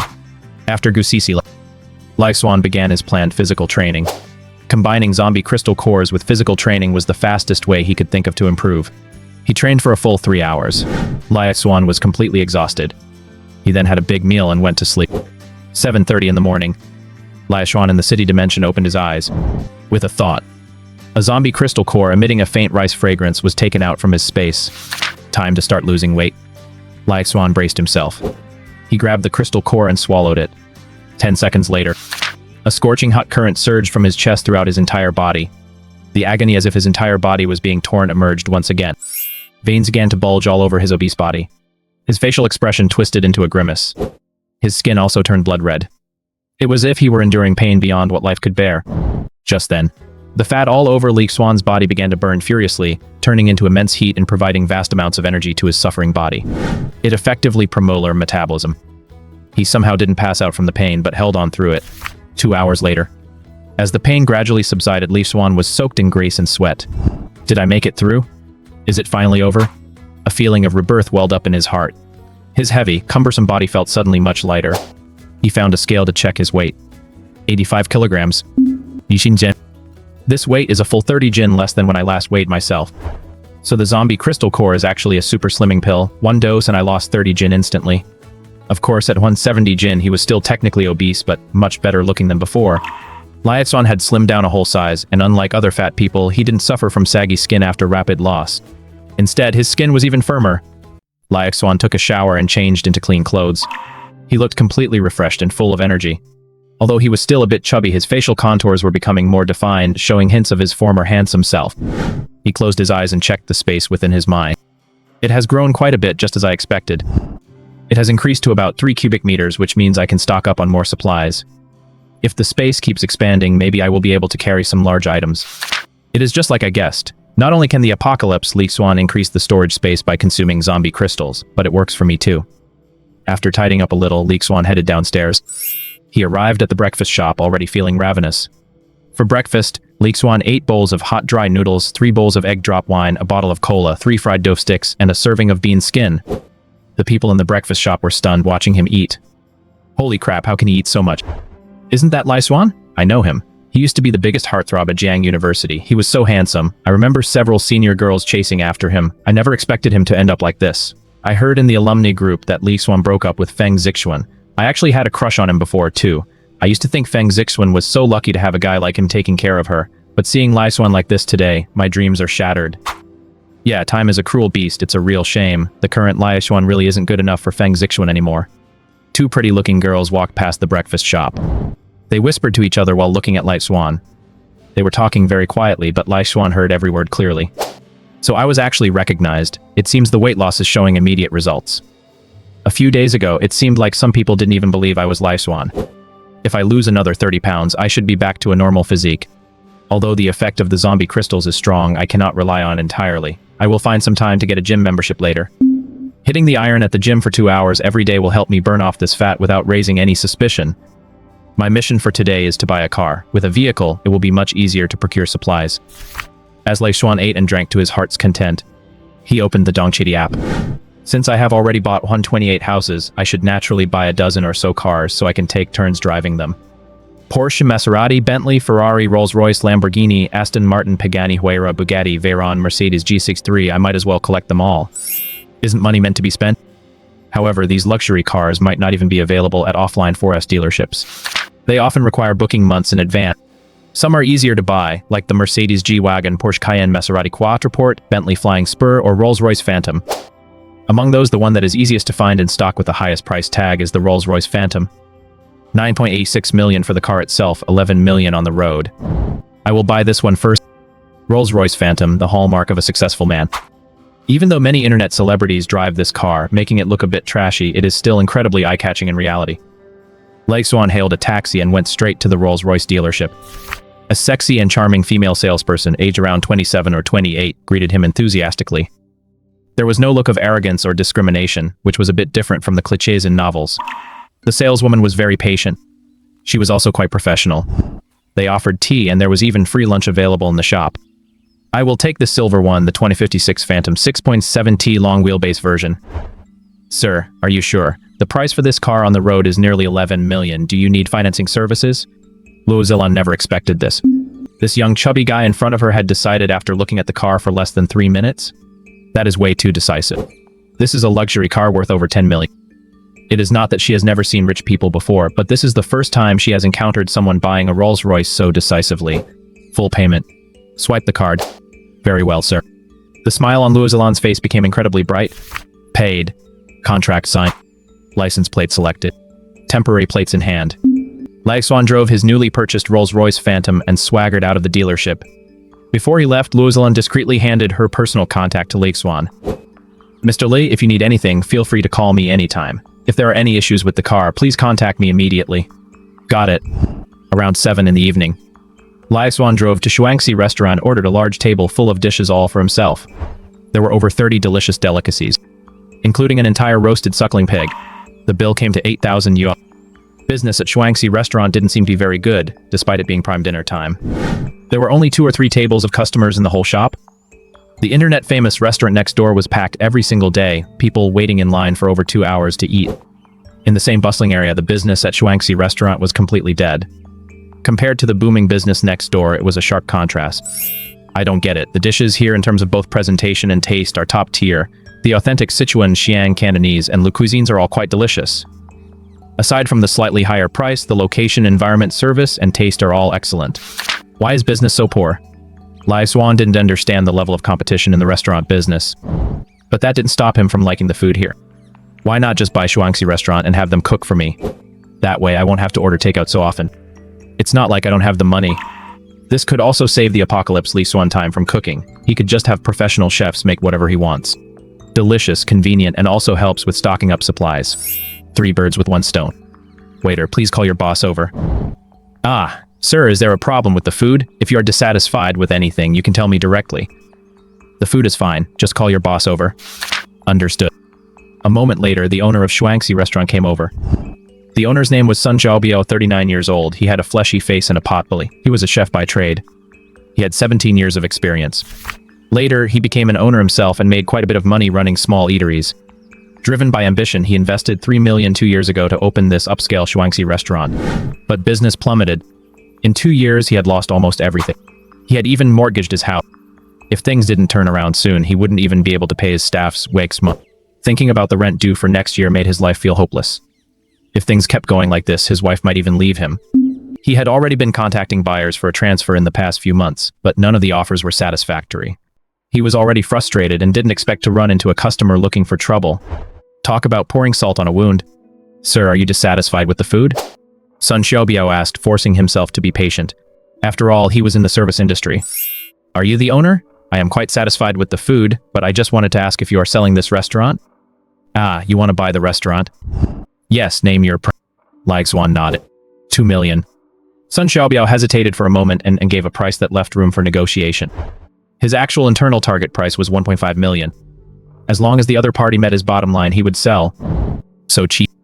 I see that your restaurant is in a good location. The decor is luxurious. You have over 30 staff members, including servers and chefs.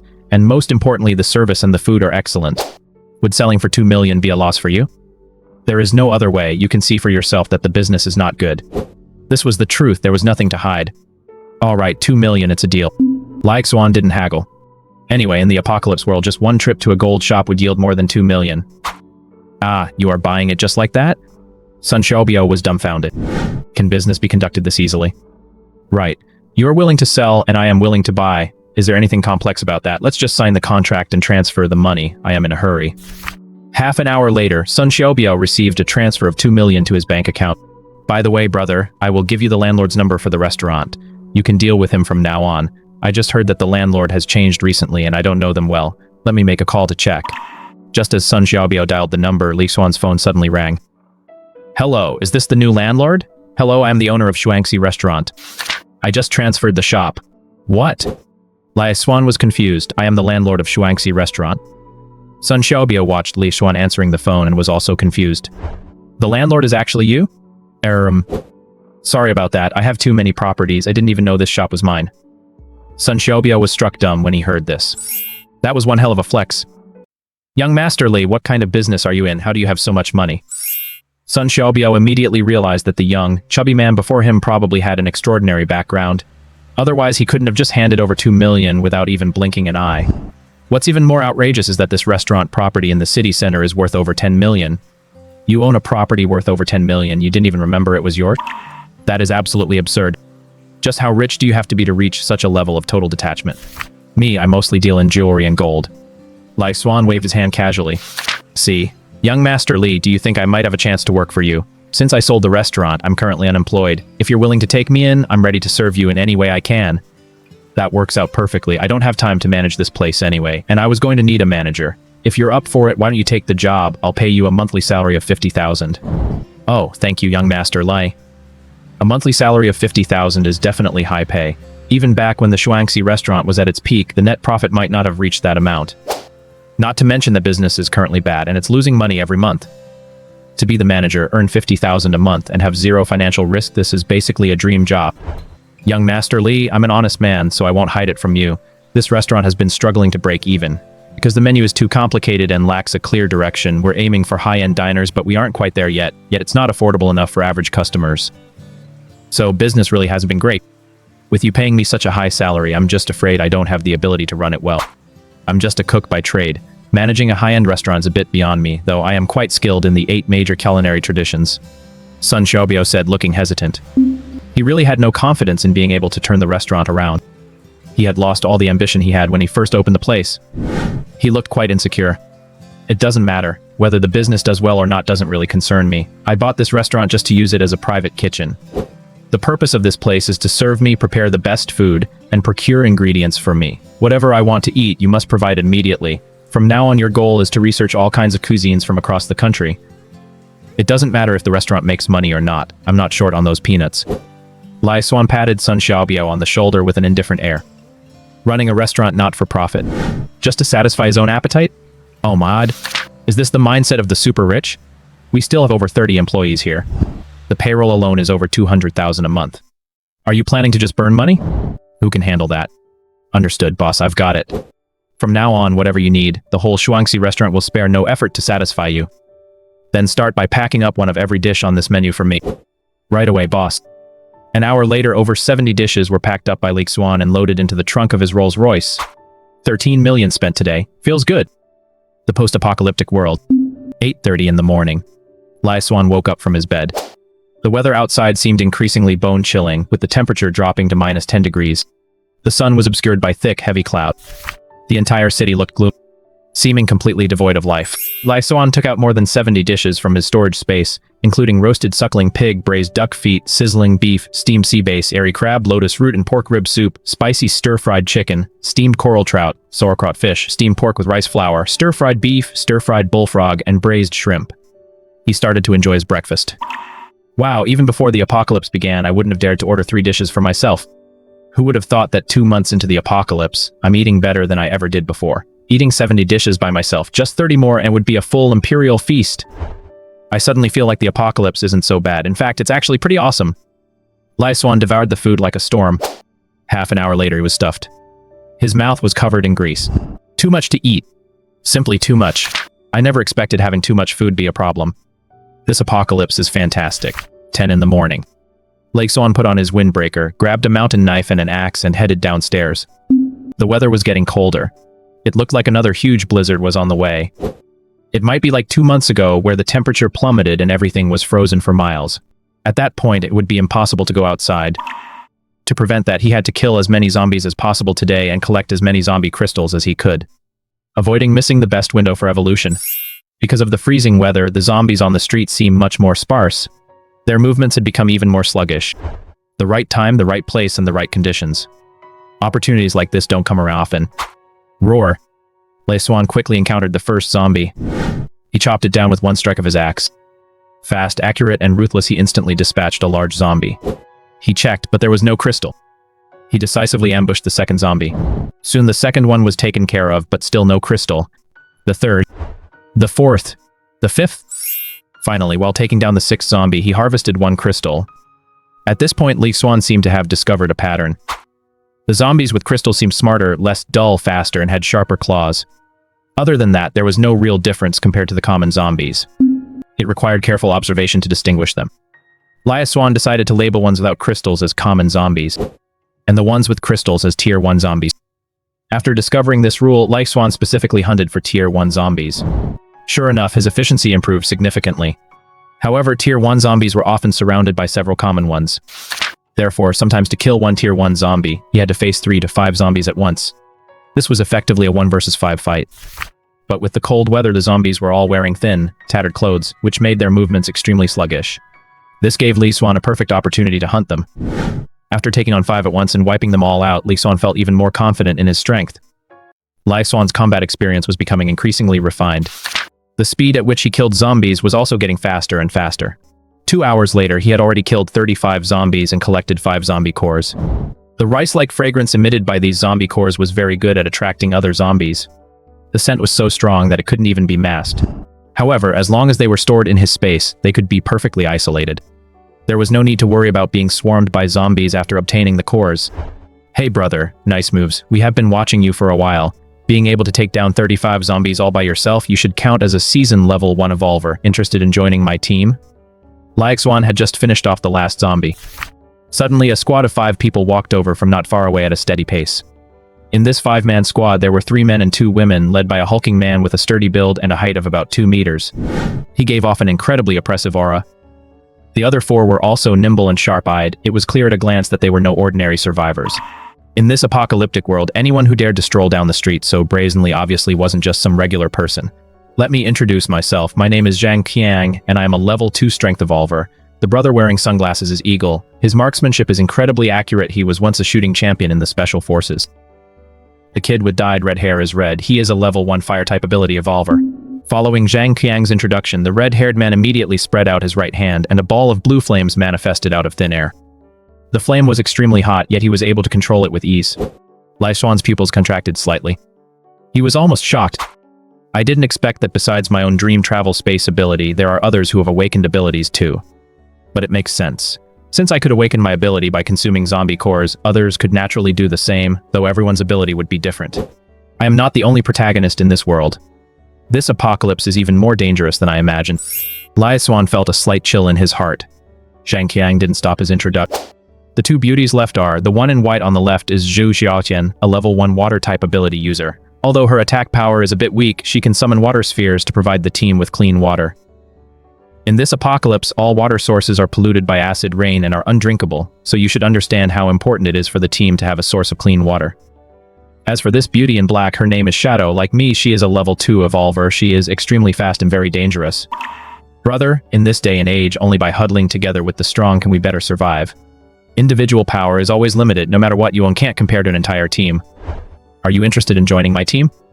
As long as you join, you will have unlimited access to clean water, and when our team operates together, we can secure even more supplies. Zhang Qiang asked with a smile on his face. However, that smile clearly didn't imply kindness. If Xuan didn't agree, the other party might turn hostile at any moment. The apocalypse has gone on for so long that the soft-hearted wouldn't have survived until now. Big brother, I have finally found my home. Boo-hoo. You have no idea what I've been through surviving all alone up until now. I was constantly hungry and cold, suffering every day. I felt like a walking corpse. It was truly agonizing. I only fought zombies because I had no other choice. If I were bitten to death, maybe it would have been a relief. Now that I have finally come through the bitterness and gained the recognition of you brothers, I am so grateful. I am willing to serve you all faithfully just to get the team's protection. Boo-hoo-hoo. Xuan was tearful and wailing with grief. He made it seem as if he had suffered endless grievances during this time. Zhang Qiang patted Xuan on the shoulder, expressing his understanding. In this apocalyptic world, surviving alone is naturally incredibly difficult, even if you are already a level 1 evolver. And once you become an evolver, your metabolism becomes several times faster than an ordinary person, which means you need to consume much more food every day to replenish your energy. With supplies being scarce, even an evolver team like ours can't guarantee a full meal every day, so it must be even tougher for you on your own. But don't worry, since you've joined my team, at least we keep you half full. Zhang Qiang began to make empty promises.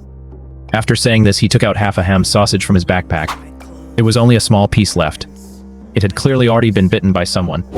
Xuan felt deeply disgusted inside. You expect to bribe me with half a ham sausage? Is this the welcome gift for joining an evolver team? But just because Xuan was disgusted didn't mean others were. Seeing the piece of sausage, Red Eagle, Zhou Xiaoxian, and Shadow were already drooling. The apocalypse has lasted for over 2 months. Such well-preserved, non-spoiled ham is a rare luxury. Xuan took the half sausage, putting on an expression of tearful gratitude. Then he immediately turned around and handed it to Shadow. Big sister Shadow, I cannot accept this for nothing. Please take this piece of sausage. I just joined. How could I enjoy such precious food? You kid, you're pretty smart. If you encounter danger in the future, I can save you once. Shadow took the piece of sausage and hid it away carefully. She was actually reluctant to eat it on the spot. This was proof of just how scarce supplies had become in the current world. The competition will only get fiercer from now on. Alright, let's head out and search for supplies separately. We'll meet back here in 2 hours to distribute what we've found. Same old rules. Whatever you find, 30% must be turned over to the team, and you are free to trade the remaining 70% among yourselves. I'll take Zhu Xiaoxin with me, and the rest of you work solo. Zhang Qiang assigned the tasks. The others immediately started moving. The red-haired man controlled a fireball with one hand. When it landed, sparks flew everywhere. It was comparable to a hand grenade explosion. He blew 3 zombies away on the spot, an instant kill with incredible lethality. However, his cooldown time seemed a bit long. After throwing one fireball, he needed at least several minutes before he could throw another. This was clearly the drawback of being a level 1 ability user. Although his burst damage was amazing, he completely lacked sustainability. Zhang Qiang was clearly even more savage. His strength was at least 2 tons. Wielding a mace, no zombie could withstand a single blow from him. He just smashed them into a pulp. No wonder he was the leader. Zhang Qiang is responsible for hunting zombies, while Zhou Xiaoqin handles the collection of zombie crystals. Their team clearly has well-established coordination and is highly efficient. Red Hair and Eagle have also formed a 2-persons. The Shadow Girl acts alone, wielding a dagger with incredible speed. Li Xuan estimates her sprinting speed to be well under 7 seconds for 100 meters. She is extremely agile. Weaving through the zombies, they have no chance of catching her. With this 5-member evolved team working together, the nearby streets were quickly cleared of zombies. There was no need for Li Xuan to step in at all. Beyond collecting crystals, their main focus for scavenging is actually food. Since evolved humans have such huge appetites and burn energy quickly fighting zombies, they simply don't have the strength to fight if they aren't well fed. By now, almost all the supermarkets have been completely looted. Finding supplies has truly become a difficult task. Xuan has zero interest in supermarkets. Before long, he wandered into a dilapidated gold shop. This is the Fuyuan gold shop. Xuan looked at the shattered sign in front of him. The glass doors and windows had long been smashed to bits, and gold jewelry was scattered all over the floor, with no one even bothering to pick it up. It seems this shop was robbed once 2 months ago. Some people took advantage of the collapse of order, hoping to make a fortune. But in reality, after stealing the gold, they realized there was nowhere to use it. The entire social order had crumbled. No one was interested in this stuff anymore. Less than 1% of survivors remain. Gold lying on the ground isn't even worth picking up. Only food and water are truly precious. Xuan walked into the gold shop. He began collecting the gold jewelry bit by bit. This was the largest gold shop in the neighborhood. Xuan easily picked up over 200 pieces of gold jewelry. It must be worth several million by now. Wait, there is a safe here too. Xuan forced it open with brute strength. Inside were 50 solid bars. Each gold bar was marked at 1,000 grams. My god, these gold bars are probably worth or 20 million. Xuan stashed the gold bars into his storage space. A massive haul. Since nobody wants this stuff anyway, it's basically free loot. After clearing out the gold shop, Li Xuan started heading back. 2 hours later, Li Xuan returned to the gathering point with a backpack. Zhang Qiang, Zhou Xiaotian, Red Hair, Eagle, and Shadow had also returned one after another. Red Hair and Eagle looked dejected. They each took out 3 crystals.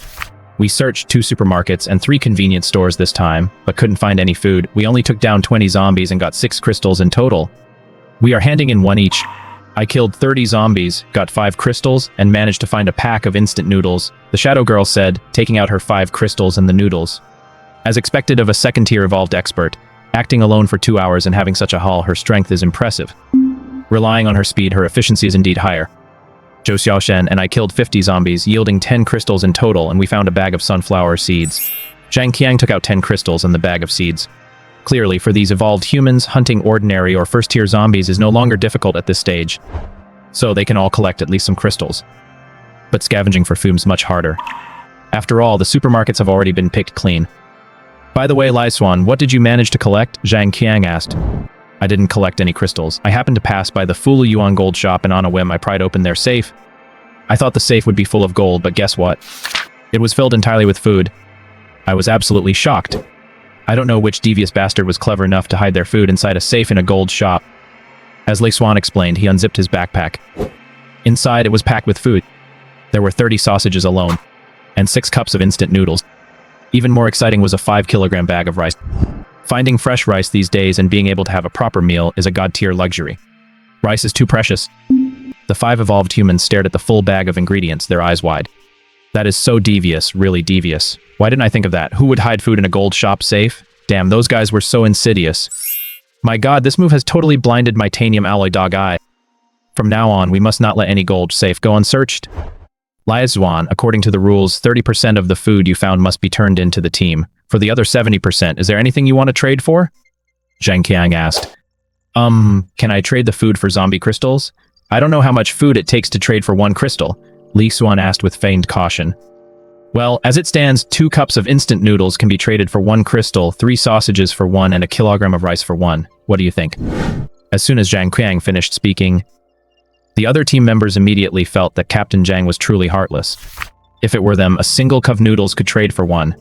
Captain Zhang lives up to his name. He is a real exploiter. Everyone knows that for evolved humans, getting crystals isn't difficult. The hard part is having enough food to sustain continuous evolution. If you only have crystals but no adequate food to replenish your energy, you can easily starve to death when your body consumes energy during the evolution process. So having just crystals is useless. To evolve, you must eat more food. Is it that good of a deal? Then I will trade it all. Captain, you see how many crystals I can get? Haha, Xuan, I see you are new here, so I won't haggle with you. All the crystals we collected today belong to you. 21 in total, keep them safe. As for the food, our team is having a feast today. We are having rice, instant noodles, and sausages. Zhou Xiaoqian, you prepare the water and find a pot. Red Hair, you prepare the fire to cook the rice. Yes, Captain. Next, the evolved team found a villa to start a fire and began cooking, holding a feast on the spot. They cooked the entire 5 kilograms of rice. Zhang Qiang ate 5 big bowls of plain rice alone. Red Hair, Eagle, Zhou Xiaoxian, and Shadow were also big eaters. Each of them polished off 3 bowls of rice. The only side dish was 1 sausage each. Even so, they were able to eat with gusto. Xuan found a separate room and consumed the zombie crystals on the spot. Xuan traded for 21 zombie crystals. Added to the 5 he had previously obtained from killing zombies, he had a total of 26. He wiped one of the zombie crystals clean and swallowed it on the spot. 10 seconds later, a familiar burning sensation surged from his chest, flowing into his limbs and bones. At the same time, a warm current rushed straight into his mind. He had already braced himself for the pain. However, this time he only felt a slight tingling and a burning sensation throughout his body. And then, nothing else happened. Half an hour later, Xuan had completely returned to normal. All his fatigue had been swept away. But what followed was an extreme sense of hunger sweeping through his entire body. He instantly had the feeling that if he didn't eat something, he would starve to death immediately. Xuan hurriedly took an entire roast suckling pig out of his mental space. This was a secret specialty dish from the Shuangxi restaurant, a true delicacy. It was not only crispy on the outside and tender on the inside with top-tier flavor, but it also wasn't greasy. Xuan started devouring it like a maniac. He polished off the entire roast suckling pig in no time. He clearly felt that his stomach's digestive capacity was becoming more and more powerful. Eating the whole thing had barely left him 70% full. Soon he took a roast chicken out of his space and kept eating. After finishing the entire roast chicken as well, he finally felt satisfied. It seems that when taking zombie crystals, you have to have enough food ready, otherwise, it is very easy to starve yourself.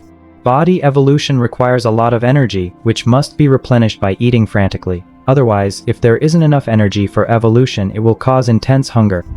Xuan hesitated for a moment before taking out another zombie crystal and swallowing it. The burning sensation swept over his whole body again. This time it also lasted for half an hour. He repeated this cycle over and over. Xuan ate frantically. All the food he had prepared in the space was completely eaten up. He had also consumed 8 zombie crystals. The space in his mind had expanded to 11 cubic meters. Boom! Just then a loud roar echoed through Xuan's mind again. His spirit was shaken by it. He felt as if he had been struck by lightning. The next second, a magical scene occurred. An invisible blade of space condensed out of thin air in Xuan's palm. The blade shot out, penetrating the tempered glass and cutting a stone lion 10 meters away in half. The cement stone lion looked as fragile as tow. The space blade was incredibly eerie, formless and intangible, leaving even Xuan himself startled. Who's there? 5 evolved individuals sensed the movement outside the villa and immediately rushed out. Zhang Qiang took the lead. The 5 of them immediately saw the stone lion that had been cut in half. This. The stone lion at the gate was intact when we came in, right? How was it cut in two? The cut is so flat and smooth, as if it was done without any effort. If that had cut our necks, we would have been dead instantly. It could be a level 3 ability user, or a level 2 evolved person who has mastered space abilities. Either way, this means a more powerful evolved person has appeared nearby. Zhang Qiang's face turned ashy. Even as a level 2 evolved person, he was a bit frightened in the face of this unknown powerhouse. But why would such a big shot do this? Is it a show of force against us? Or is there some other motive, and we didn't even see the person? Shadow quickly searched around the villa, but didn't even find a ghost. Such a big shot was truly mysterious and elusive. They couldn't find even a trace. The opponent's strength was clearly far above their team. Forget it. With the opponent's strength, if they wanted to deal with us, I'm afraid none of us 6 could run away. The other party shouldn't have any malicious intent, maybe it's just a warning. By the way, where is Xuan? Captain, it looks like Xuan fainted from hunger. This kid took a zombie crystal without leaving any food for himself, and ended up starving himself unconscious. What a rookie, that's hilarious. Feed him some rice soup, don't let him actually starve to death. I think he's quite lucky, he managed to scavenge so much food right after joining. Maybe he has a lucky charm constitution, we might have a use for him later. Got it, Captain. Zhou Xiaoxian and Shadow, the two girls, fed Xuan 2 bowls of rice soup. Afterward, the 5 evolved people all returned to their own rooms to start consuming zombie crystals. They didn't lack crystals, what they lacked was food. When they weren't full, they didn't dare to take them directly. Otherwise, the feeling of hunger would make them feel incredibly miserable. Now that they were full, they naturally wanted to make good use of them. The nights of the apocalypse were pitch black. There wasn't a single light in the entire city. The roars of zombies or mutated beasts could be heard from the streets from time to time. Compared to the bustling lights of the past, the night had become terrifying. It seemed capable of swallowing all the survivors' will to live. Struggling painfully in such an age. Watching all your loved ones leave one by one. Staying alive might just be a form of torture. 9 in the morning. Xuan woke up from his sleep. With a thought. He took out all the gold jewelry, gold bars, and 13 zombie crystals. Yesterday's harvest was quite significant. If he wasn't mistaken, the apocalypse Xuan had likely already successfully advanced to a level 2 ability user, otherwise the Space Blade ability couldn't have been born. He had to step it up as well. Xuan picked up his phone and called Sun Jiaobiao. Boss, do you have any orders? Little son, prepare 100 portions of food for me, as well as fresh vegetables, fruits, rice, and 2 boxes of snacks, and send them to apartment 501 Jiangcheng Yuan. Alright boss, I'll prepare them for you right away. 2 hours later, the food and supplies Xuan asked for delivered directly to his door. Xuan took out a zombie crystal and swallowed it immediately. A burning sensation swept from his stomach through his whole body, rapidly spreading to every part of his limbs. An hour later, Xuan started eating like a madman. Once the hunger was alleviated, he consumed the second zombie crystal. He repeated the cycle. By the time he took the 9th zombie crystal, Xuan's weight had already dropped to 150 pounds. He ate frantically, but instead of gaining any weight, he actually succeeded in losing weight. His body was now nothing but explosive muscle. 8-pack abs, perfect V-lines. The space in my mind has also increased to 20 cubic meters. Now I can fully store enough supplies. Boom! Just then, Xuan felt his consciousness roar, as if his head was about to explode. He had a splitting headache. Then he passed out. Before he lost consciousness, he discovered that even with his eyes closed, he could clearly see everything in the room. The moldy apple, the spider webs in the corners, the coins dropped under the bed, the hair strands in the bathroom, and the smelly socks in the washing machine. Even more magically, under his mental control, that moldy apple seemed to float up on its own, hovering quietly in midair without any support. Then he blacked out completely. The apocalypse. 7 in the morning. Xuan, how are you holding up, kid?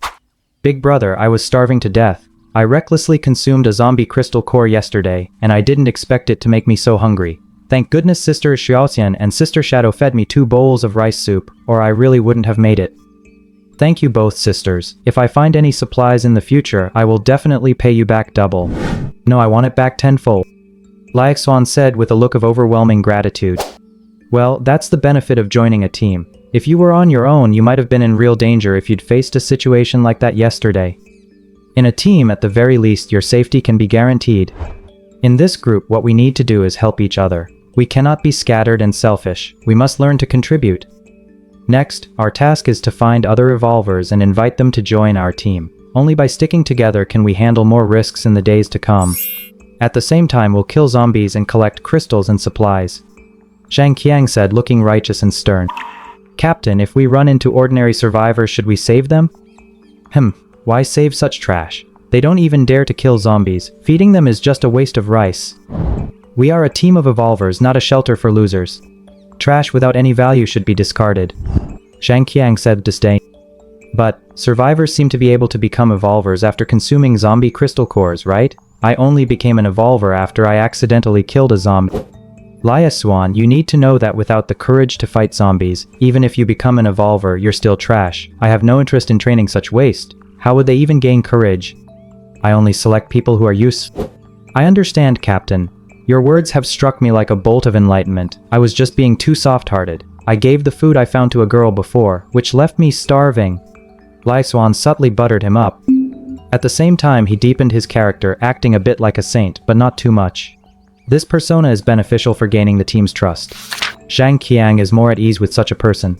The fact that Xuan has compassion shows that he hasn't completely lost his humanity and still has a shred of justice left. Such people are the easiest to control. Those who are completely heartless are 100% guaranteed to be traitors. Zhang Qiang can be heartless himself, but he doesn't like people who are just like him. Xuan, we don't have much food left, and you haven't made any contribution, so for breakfast today you only get one steamed bun. This is a temporary loan from the team. You need to pay it back by scavenging for supplies, or by paying 2 zombie crystal cores to cover the cost of your breakfast. You can choose either option, Zhang Qiang said in a matter-of-fact tone. Wow. Wow. Yesterday he said joining the team would get me a half-full stomach for free and that supplies were guaranteed. Already racking up debts first thing in the morning? And I have to pay 2 zombie crystal cores just for 1 steamed bun? That wasn't the exchange rate when you were trading food yesterday, was it? He's definitely not giving up any crystal cores, so he'll just have to go into debt for now. Captain, let's just put it on my tab. Once I find some supplies, I'll pay the team back immediately. In reality, Xuan had already finished his breakfast. He had lemongrass chicken, pineapple fried rice, salmon sashimi, Australian lobster, and soup-filled dumplings. The richness of his breakfast was beyond anything Zhang Qiang and his group could imagine. Who the hell would care about a steamed bun? However, Xuan still carefully took the bun. He took 2 symbolic bites. Damn it, so hard and tastes so bad. Even a dog would turn its nose up at food like this. I'll just have to play along with them for now. After all, having 5 evolvers attacking together, the speed at which we collect crystal cores is much faster than doing it alone. Zhang Qiang and his group have decent skills. I can put them to good use. You might make a huge profit, but I'll never lose. Zhang Qiang uses Xuan for exploitation, but isn't Xuan also using him? Everyone is just using each other. Soon, the evolution team, consisting of 6 people, Zhang Qiang, Shadow Zhou Xiaotian, Red Hair Hawk, and Xuan, left the villa complex. They began heading toward Vientiane City in the city center. Vientiane City is a commercial complex in the heart of the city.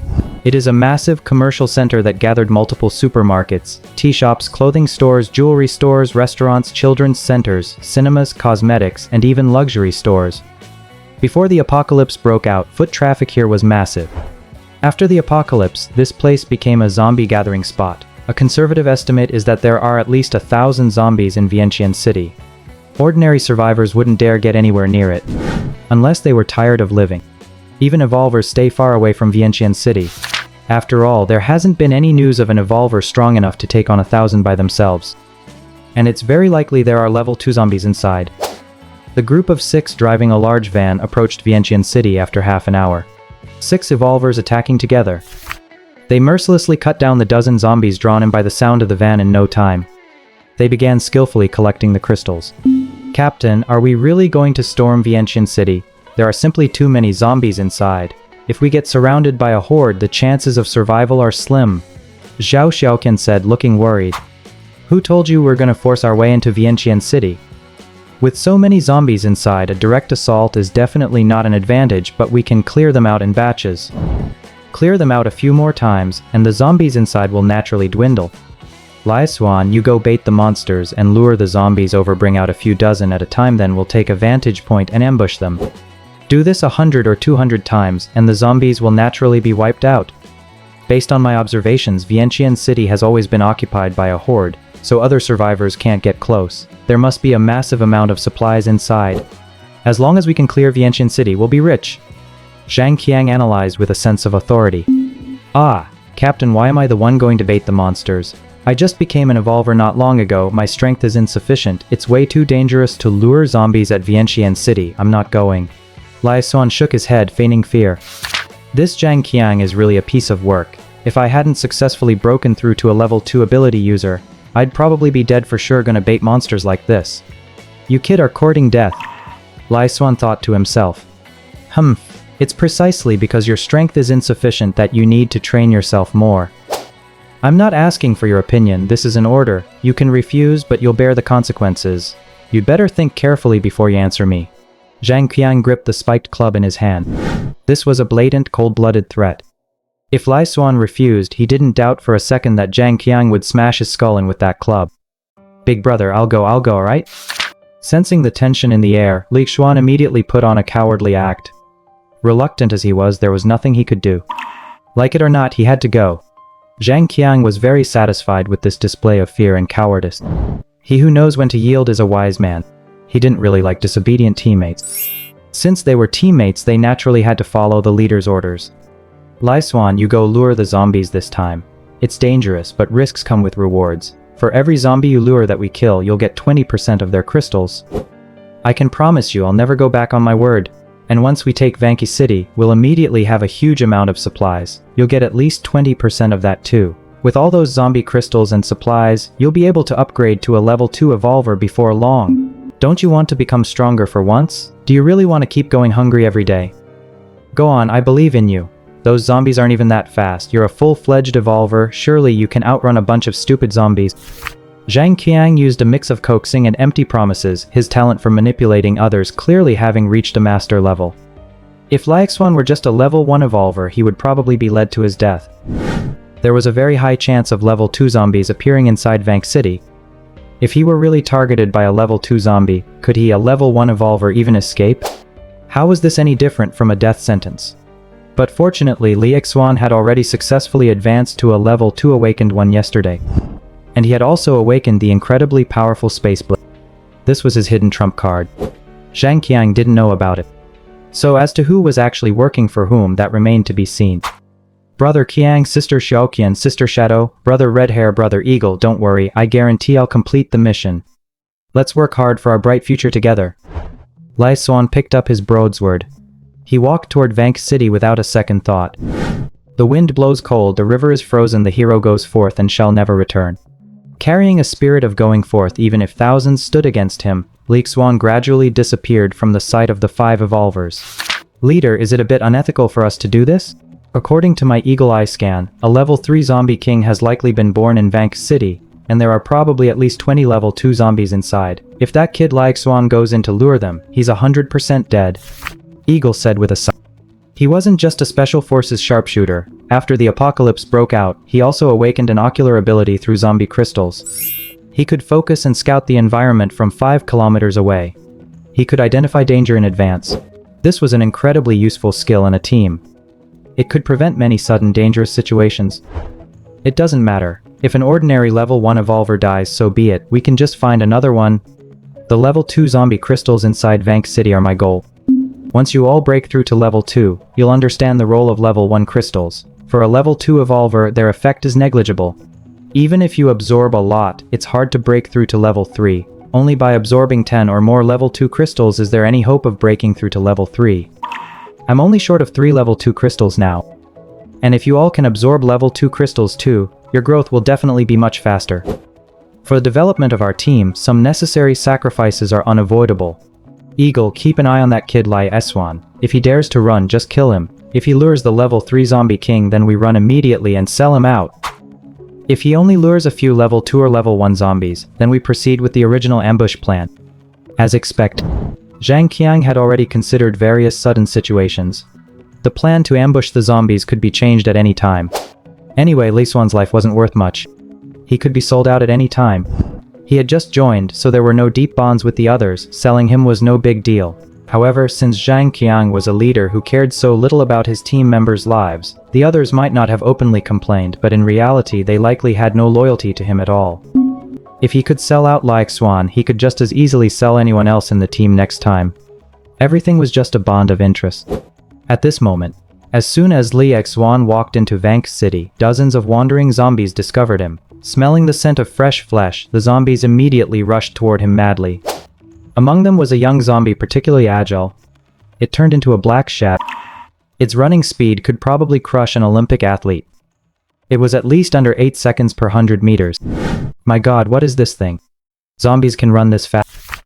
Lai Xuan realized the situation was bad and immediately took off. Although the level 2 zombie was very fast, Lai Xuan's speed was nothing to scoff at either. He had taken 8 zombie crystals yesterday, and his physical fitness had been strengthened to a terrifying level.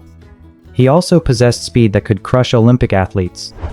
8 seconds per 100 meters was easy for him too.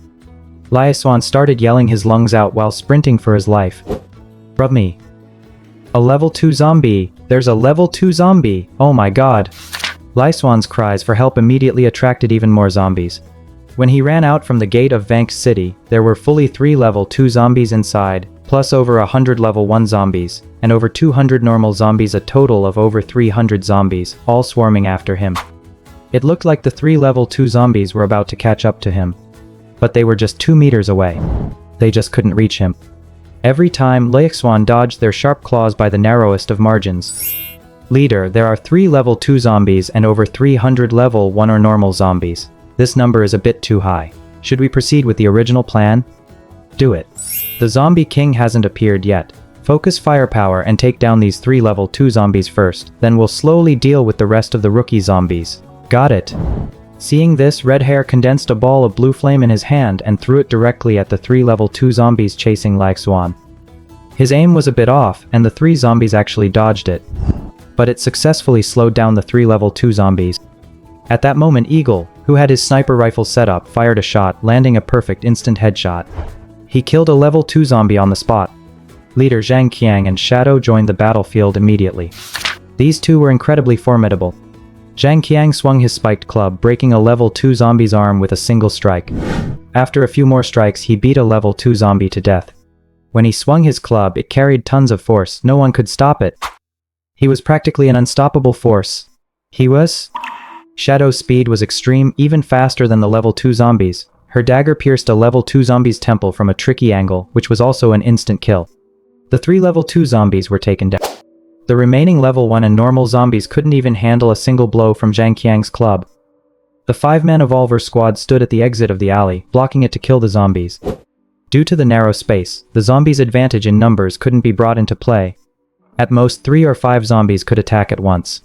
This resulted in a one-sided slaughter. An hour later, the 300+ zombies were completely wiped out by the Evolver squad. This time they harvested 3 level 2 crystals and 102 level 1 crystals. It was a big harvest. The 5 members of the team were exhausted, while Xuan was hiding in the back, eating sunflower seeds. At this point, Zhang Qiang finally noticed how lucky Xuan was facing 3 level 2 zombies and still managing to escape. Could it be that this kid has been hiding his true strength? Zhang Qiang grew suspicious. Xuan, you did a great job this time. We really hit the jackpot. I'll keep all the zombie crystals for now, and I'll settle up with you all once we get back. Let's eat something first to regain our strength. We'll take a half-hour break, and after that, Xuan, you're back to luring the monsters. Zhang Qiang took out instant noodles and sausages from the car this time. He made a pack for everyone. A rare moment of generosity. He had already collected 3 level 2 zombie crystals. After getting back today, he had every hope of breaking through to become a level 3 Evolver. Moreover, during this time he had secretly hoarded enough supplies to aid his breakthrough. Once he reached level 3, he would be qualified to establish a survivor base and become a king in his own right. Before the apocalypse, Zhang Qiang was just a security guard at a residential complex, earning 3,000 yuan a month. He couldn't even find a wife. Since the apocalypse began, he had become a superior Evolver. Women tried every possible way to get into his bed. But he didn't care for them. Turbulent times produce heroes. In this apocalyptic age where order has collapsed, an Evolver like him should be the protagonist of the world, building his own power and becoming a local warlord. Even though he started as a security guard, who's to say he didn't have the ambition to conquer the world? Xuan finished his noodles and sausage, a satisfied look on his face. Awesome! It's been so long since I've had such delicious instant noodles. Big brother, it's only by following you that I can live such a good life. Your little brother is willing to go through fire and water for you. I'll go lure the monsters in a bit. I believe that once we clear out the zombies in the Wangsheng Mall, there will be plenty of supplies for us to enjoy. A beautiful future awaits us, and I can't wait. Xuan looked full of enthusiasm. Very good, Xuan. I knew I hadn't misjudged you. From now on, you're my best brother. But luring monsters is still very dangerous, so you must be careful. Zhang Qiang said with a look of fine concern. It's no problem, brother Qiang. You guys ambushing the zombie horde is just as dangerous. Since you don't complain, why should I? I'm heading out. After saying that, Xuan grabbed his mountain machete and charged back into the mall. Roar! As soon as Xuan rushed into the mall, a level 2 zombie lurking on the ceiling suddenly lunged at him. It was as fast as lightning. It was impossible to defend against. The atmosphere was suffocating. Just at this critical moment, Xuan suddenly manifested a blade of space at his fingertips and slashed through the air. The invisible space blade instantly sliced through the zombie's forehead, splitting it in two. With almost no resistance, the level 2 zombie was cut in half. Xuan quickly used his machete to dig into the zombie's brain and soon found a marble-sized red crystal. Level 2 crystal obtained. A thick, bloody stench began to spread. Roar! Roar! Roar! Suddenly, all the zombies in the mall seemed to go into a collective frenzy. Swarming masses of zombies began to rush forward. Xuan took off running to make his escape. This time, when Xuan ran out of the mall, there were over 700 zombies chasing him, including 16 level 2 zombies and 1 level 3 zombie king. The level 3 zombie king was 3 meters tall. It was not only massive, but its body showed no signs of rotting flesh. Its whole body was as hard as steel. It had a metallic sheen, green fangs, and a truly hideous appearance.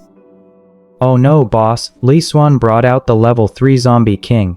"All the zombies have gone wild," Old Eagle said in shock. "Run, start the car." "This is bad, boss. The car's ignition is broken. It won't start at all." "What is going on? Did someone tamper with the car?" Zhang Qiang's turned livid. However, with the situation so dire, there was no time for him to think. "Boss, it's too late. The horde is already charging at us. Prepare to fight." "Damn it, Xuan, you little bastard, who told you to lure out the level 3 zombie king? I'll settle the score with you later."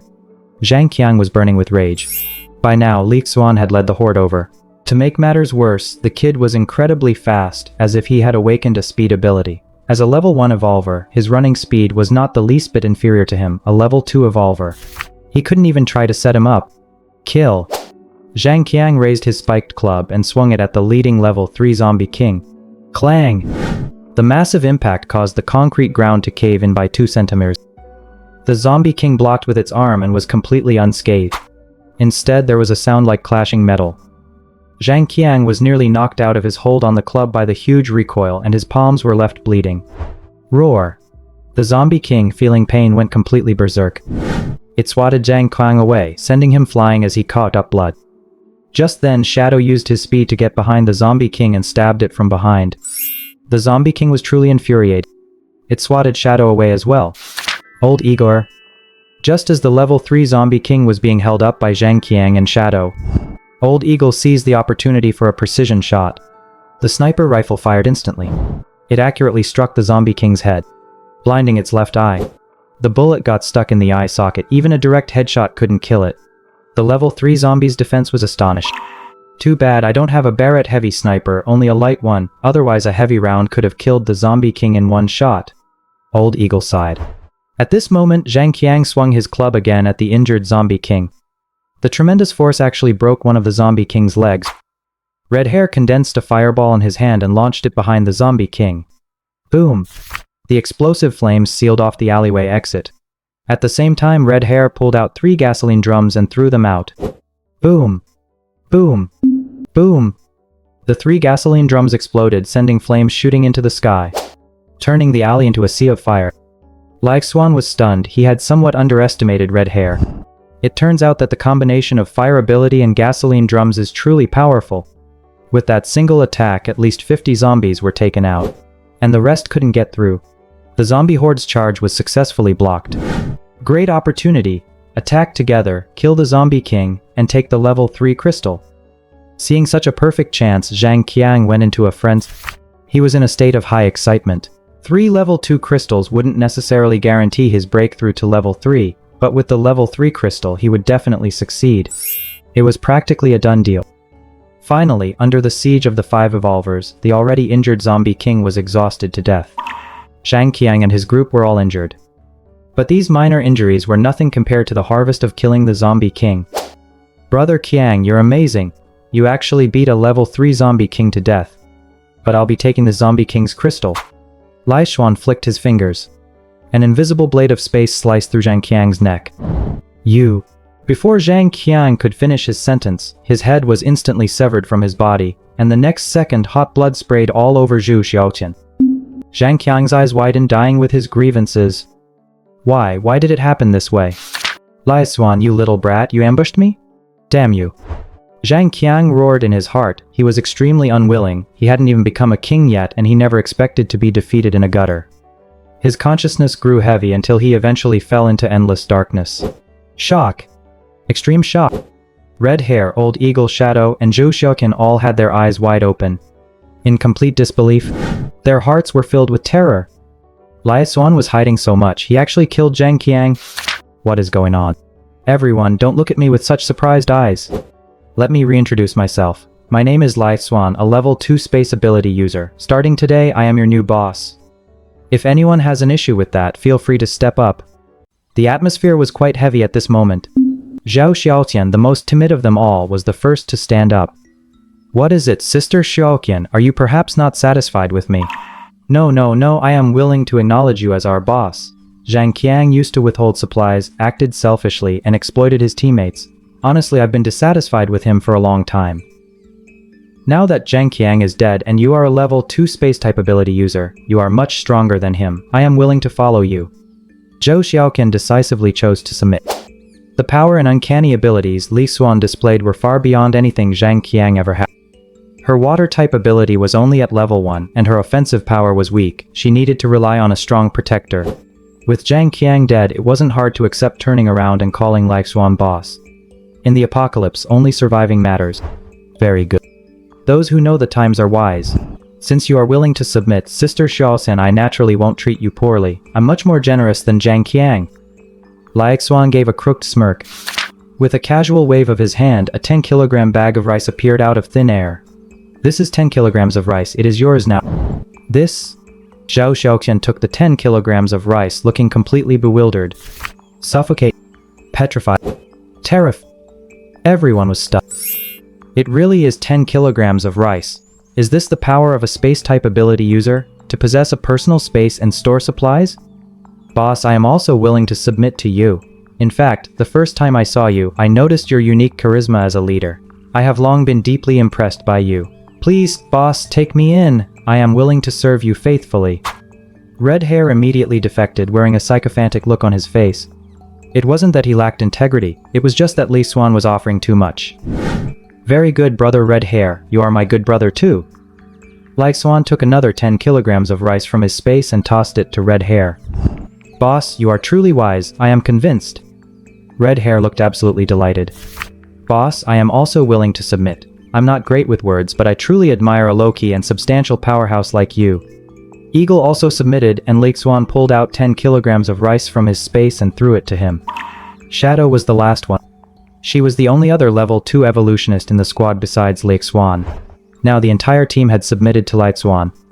She couldn't possibly fight 4 people alone. Most importantly, Xuan's attacks were indeed bizarre and impossible to defend against. Clearly, submission was the only logical choice. I am a level 2 evolutionist. I want 20 kilograms of rice. If you can provide that, I'll submit to you. Only 20 kilograms, I'll give you 30. Xuan waved his hand, and 30 kilograms of rice appeared out of thin air. This method of winning people over with rice was truly flawless. Zhang Qiang had already been forgotten. The evolutionist squad had been easily won over by Xuan. Roar. Roar. Roar. At this moment, the flames from the oil drum explosion died down. The zombie horde charged forward again. Xuan and the others had blocked the alley entrance with their car. A mountain of corpses had piled up in front of them, making it difficult for the zombies behind to push forward. Slowly, a stampede-like situation formed among the zombies. Corpses were piling up against corpses. The ones in front were blocked and couldn't move, while those behind kept pushing, eventually leaving them all stuck.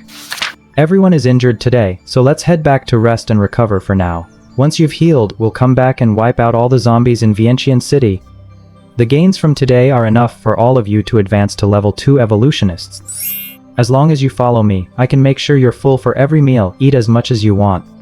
Xuan said with an indifferent expression.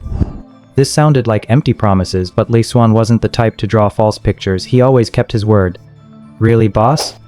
If we could be full for every meal, that would be incredible. I wouldn't even dare to dream of such a thing. Xuan possessed a space ability which made it much easier to store supplies. This allowed the entire team to travel light. They didn't have to carry heavy luggage. However, in this day and age, most of the food had already rotted. Collecting supplies was not an easy task. The 5-member team moved quickly and soon disengaged from the battlefield. Zhang Qiang's bags, 3 level 2 zombie crystals, 1 and 2 level 1 zombie crystals, and 1 level 3 zombie crystal all fell into Lai Xuan's hands. In the end, Zhang Qiang just ended up working for Lai Xuan. Back at the villa, Shadow, Red Hair, Eagle, and Zhou Xiaoqian began to light a fire and cook. The fragrant white rice was truly appetizing. You guys can really just eat plain white rice without any side dishes? Lai Xuan raised his hand and tossed them 5 packets of pickled vegetables. Their eyes instantly lit up. My god, boss, you even have pickled vegetables? Pickled vegetables with white rice, this is so delicious, so flavorful. This is so good, I'm going to eat 10 bowls today. So comfortable, this is so satisfying. A few packets of pickled vegetables won their hearts completely. People in the apocalypse really have it rough. Even as evolutionists, they had to deal with hunger constantly. Lai Xuan calmly pulled out a pack of cigarettes. He lit one with composure and blew a smoke ring. Want one? My god, how does the boss still have such good things? Give me one, I haven't smoked in ages. Red Hair almost knelt down to Lai Xuan. He used to be a chain smoker, usually a pack a day. Now that he couldn't get cigarettes, he felt miserable. Go ahead, smoke. Lai Xuan passed out individual cigarettes to everyone. Red Hair hurriedly used his ability to light it. A small flame appeared at his fingertip. Lighting a cigarette with an ability, talk about overkill. Red Hair began to puff away and look of pure ecstasy on his face. Damn it, this is life. What kind of hell were we living in before? If only we had some beer, that would be even better, Eagle suddenly said. Beer, is that all? Lai Xuan immediately took a crate of beer from his space, 12 bottles in total. This.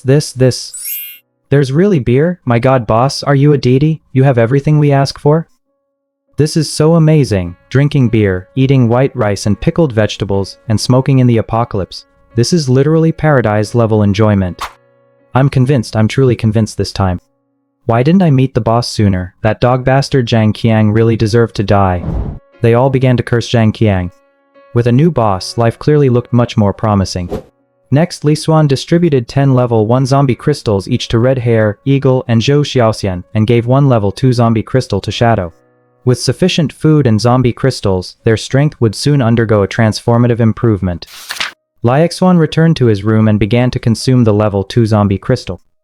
Although the Space Blade had immense killing power, it took a massive toll on the user. In a short period, Lai Xuan could only release it 5 times before becoming completely exhausted. Therefore, even though this ability was strong, the limitations were too high. It couldn't be used indiscriminately. But if he could advance to level 3, perhaps things would be completely different. The Tier 2 zombie crystal core melted the moment it hit my tongue. It instantly transformed into a surge of immense energy, rushing through my entire body. If it were just an ordinary survivor, that massive impact would have been unbearable, and they would have kicked the bucket right on the spot. But the physique of a 2 Awakener is already incredibly robust. Enduring this kind of energy shock was just about right. 1 hour later, Lai Xuan's body was strengthened once again, and the gray space in his mind actually expanded to 30 cubic meters. An invisible force of space surged around him. He clearly felt that controlling the space blade had become much easier. A wave of intense hunger swept over his body again. Lai Xuan hurriedly took out a premium steak from his storage space and began to eat. After he was full, he immediately started consuming the second Tier 2 crystal core. Then, he consumed the third Tier 2 crystal core. Finally, he consumed another 60 Tier 1 crystal cores. I have to say, for a Tier 2 ability user, the strengthening effect of Tier 1 crystal cores has significantly diminished. It takes the strengthening power of about 20 Tier 1 crystal cores to barely equal 1 Tier 2 core. The strengthening effect of 60 Tier 1 crystal cores is roughly equivalent to just 3 Tier 2 cores. By now, the gray space in Lai Xuan's mind had expanded to 80 cubic meters. The continuous rounds of strengthening had left him feeling physically and mentally exhausted. It was nearly 10 o'clock at night. Let's just get some sleep for today. City. 10 in the morning. Lai Xuan crawled up from the floor, feeling refreshed and full of energy. He quickly found a scale to check his weight. The scale clearly displayed the number 75 kilogram. Wait, why does it feel like I've grown 2 centimeters taller? I'm 182 centimeters now. Lai Xuan picked up his phone and ordered 20 takeout meals. Then he walked into the bathroom to take a shower. Looking at his slightly leaner self in the mirror, 182 centimeters tall, with 8-pack abs, sharp brows and bright eyes, well-defined features, deep eyes shining like stars, he was a genuine, handsome man. His former appearance had been completely restored. It was even better than it used to be. Perfect. I finally slimmed down. But it seems I haven't awakened the space blade ability. Instead, it feels more like telekinesis. Xuan focused his gaze, and a bottle of shampoo nearby floated into the air out of thin air, followed by chairs and stools that also began to hover under his mental command. A powerful mental force projected directly from his body. Without needing to move a muscle, it lifted 100 kilograms of weight. He could lift about 100 kilograms at most. Is this telekinesis? How amazing. Mental energy feels like an invisible arm that can extend automatically. Even with my eyes closed, I can see everything within 100 meters, even through walls. Especially when controlling light objects like needles. Under the guidance of my mental energy, I can make them move at high speeds, so even a tiny needle can unleash devastating lethal force. Boom. Under Xuan's mental control, a tiny needle pierced straight through the wall. It punched a hole right through a 20-centimeter thick concrete wall. Incredible. It's a pity. If I had awakened this ability in the apocalyptic version of myself, the efficiency of killing zombies would be beyond imagination. But the lethality of the space blade is no slouch either. After the shower, he got dressed. The takeout arrived just in time. Xuan ate while making a phone call to Sun Xiaobiao. Boss, do you have any instructions? I need you to procure a batch of supplies and help me buy a warehouse. I'll send you the list in a moment. Understood, boss. A short while later, Sun Xiaobiao received Xuan's purchase list. 10 tons of rice, 10 tons of potatoes, 10 tons of corn, 10 tons of beef, 10 tons of lamb, 10 tons of cooking oil, 10 tons of vegetables, 1,000 gasoline drum. Why does the boss need gasoline drum? Forget it, whatever. Just do as I'm told. After sending the list to Sun Xiaobiao, Xuan turned around and called Zhao Dahai. He asked him to help auction off some jewelry and gold. He offered him a 10% commission. Zhao Dahai took off instantly with this deal. Helping Xuan handle some jewelry and gold could earn him tens of millions a month. And it was pure profit with absolutely no risk of loss. This kind of business is just too comfortable. It's virtually no different from being handed money. As expected in the business world, you need help from someone powerful. Xuan is his benefactor, like a real father, even closer than a biological father. With the help of Daddy Li, Zhao Dahai will become the #1 jeweler in Jiangcheng. 2 in the afternoon. Jiangda University. The school's east gate. A super flashy Porsche 718 drove to the campus, turning the heads of many students. A second later, the car door opened. A beautiful girl with a graceful figure, long flowing hair, a sweet temperament, and quite an attractive face stepped out of the sports car. She was wearing Balenciaga shoes. She had a Chanel bag on her shoulder. A pleated skirt and a Gucci white shirt perfectly highlighted her slim figure. Her legs were slim and long. Her designer outfit made her look even more stylish and captivating. Goodbye, brother Chu Chen. Sister Xuan, let's meet up again next time. Wait for my call. Wait, isn't that senior Feng Xuan? Why is she with that scumbag rich second-generation Chu Chen? Isn't she senior Xuan's girlfriend? Feng Xuan and Xuan broke up a long time ago. Did you just find out? How can that be? Senior Xuan is so handsome and Senior Feng Xuan is so beautiful. They had such a great relationship. How could they have broken up? You're talking about ancient history, don't you know? Xuan developed a mental illness and, combined with his binge eating, has now grown into a fat pig. I even heard in the alumni group that Xuan has been physically abusing Senior Xuan for a long time and even broke one of her ribs. This seems to have been leaked by Senior Xuan's best friend, Lin Shaoxiao, even though Senior Xuan didn't want her to tell anyone. Oh my god, is Xuan really such a beast? More than just a beast, he's a monster. You guys have no idea what kind of grievances Senior Xuan has suffered. Xuan constantly abused Senior Xuan and was always asking her for money. If she didn't give it to him, he would beat her. This scoundrel isn't even human. In order to pay off his gambling debts, Senior Xuan ended up carrying a 300,000 high-interest loan. In the end, it was Senior Chu Chen who helped solve the problem. You never know a person's heart by their face. Who would have thought Xuan was so two-faced and cruel? Senior Xuan almost had her life ruined by this monster. The onlookers were gossiping. For some time now, rumors about Xuan having a mental illness and abusing Feng Xuan have been flying around the school. Many underclassmen were grinding their teeth in hatred. At that moment, a stretched version of the Rolls-Royce Phantom drove onto the campus. My god, that's the latest Rolls-Royce Phantom. It must cost over 10 million, right? Which rich kid is this, driving such an impressive car? Isn't this 10 times better than that 718? More than 10 times, it's 20 times better. Usually, people who drive this kind of luxury business car are big bosses. Young rich kids don't drive this, nor do they have the status. Look, that person in the car looks like a handsome guy. He's so handsome. Just then, Feng Xuan, who was standing by the roadside, happened to spot this luxurious Rolls-Royce Phantom. She couldn't help but feel a bit curious. After all, in real life, it's rare to see a luxury car worth tens of millions like this. The door opened. A tall, slender man with perfect proportions, a straight and elegant posture, and an extraordinary aura stepped out of the car. He had sharp eyebrows and starry eyes, and his good looks were simply breathtaking. In an instant, many girls on the sidewalk couldn't help but gush with admiration. He's so handsome, really, so handsome. Oh my gosh, this hottie is exactly my type. I just feel such a connection with him. Driving a Rolls Royce, tall and handsome, isn't this the ultimate rich, handsome guy?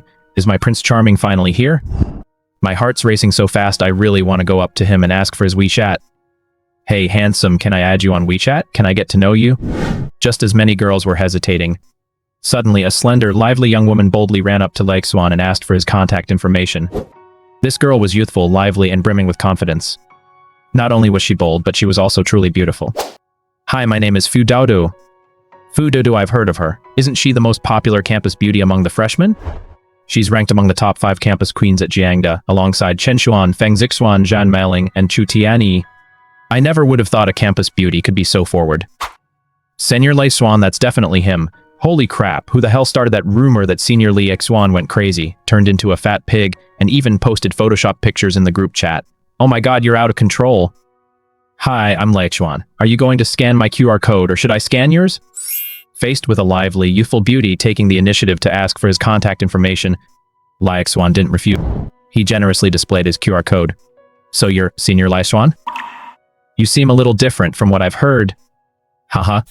Fu Dudu had heard of Xuan, a junior who had once been voted Jiangda University's most handsome guy. The most handsome guy on campus. But back in his freshman year, Feng Zixuan had already snagged him. So he was already taken. Not long ago, she'd heard that he and Feng Zixuan had broken up, and that he'd even developed a mental illness. There were screenshots of his medical diagnosis in the group chat, along with photos of his greasy, chubby appearance after he'd gained weight. Rumors were flying everywhere. I heard Feng Zixuan was the victim.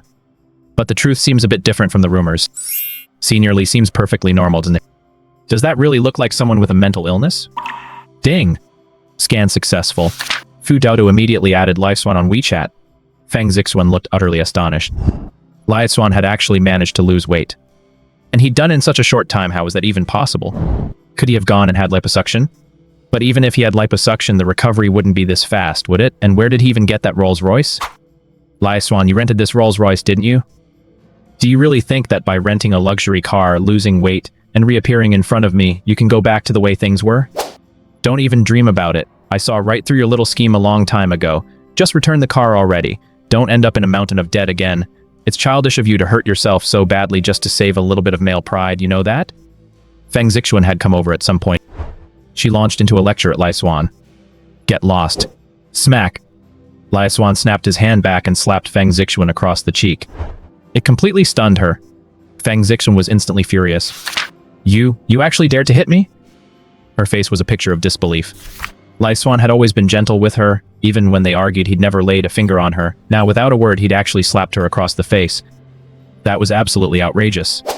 That scumbag, that thug, how dare he hit a woman? I hit you on purpose. Didn't you say in the group chat that I was abusing you? That I, Xuan, am a psychopath who broke your ribs? Isn't it perfectly normal for me to slap you? I didn't say that, Xiao did. Isn't Lin Xiaoxiao your best friend? Didn't you give her that screenshot of the psychiatric report? Xuan demanded coldly. You're just playing the victim so you can openly hook up with a rich second-generation heir. You started hooking up with Chu Chen right after we broke up. Do you really think I'm some kind of pushover? No, Xuan, let me explain. Enough. A breakup is a breakup. Who you end up with is none of my business, but you spread rumors about me after we broke up, so you have to apologize to me. I won't apologize. I didn't spread those rumors about you, and besides, you do have a mental illness, isn't that a fact? You rented a car just to show off, and you even hit a woman. Xuan, has your true colors as a scumbag finally been exposed? Breaking up with you is hands down the best decision I've ever made. With that slap, you've severed every last shred of our past connection. Our relationship is over, all ties are cut. Feng Zixuan shouted with a look of utter resolve. With that, she ran off crying. With her face streaked with tears, she looked as if she'd suffered the greatest injustice in the world. Xuan, you'll regret this. Brother Chu Chen has already agreed to help me rent a villa, and he'll buy me one in the future too. My life from now on will be something you, a beggar, could never even dream of in your entire lifetime. Just spend the rest of your life filled with regret and remorse. Upon hearing that Xuan was just renting a luxury car to show off, many of the girls who had been swooning over him instantly snapped back to reality. Even though Xuan was still very handsome. But this kind of behavior was a real turnoff.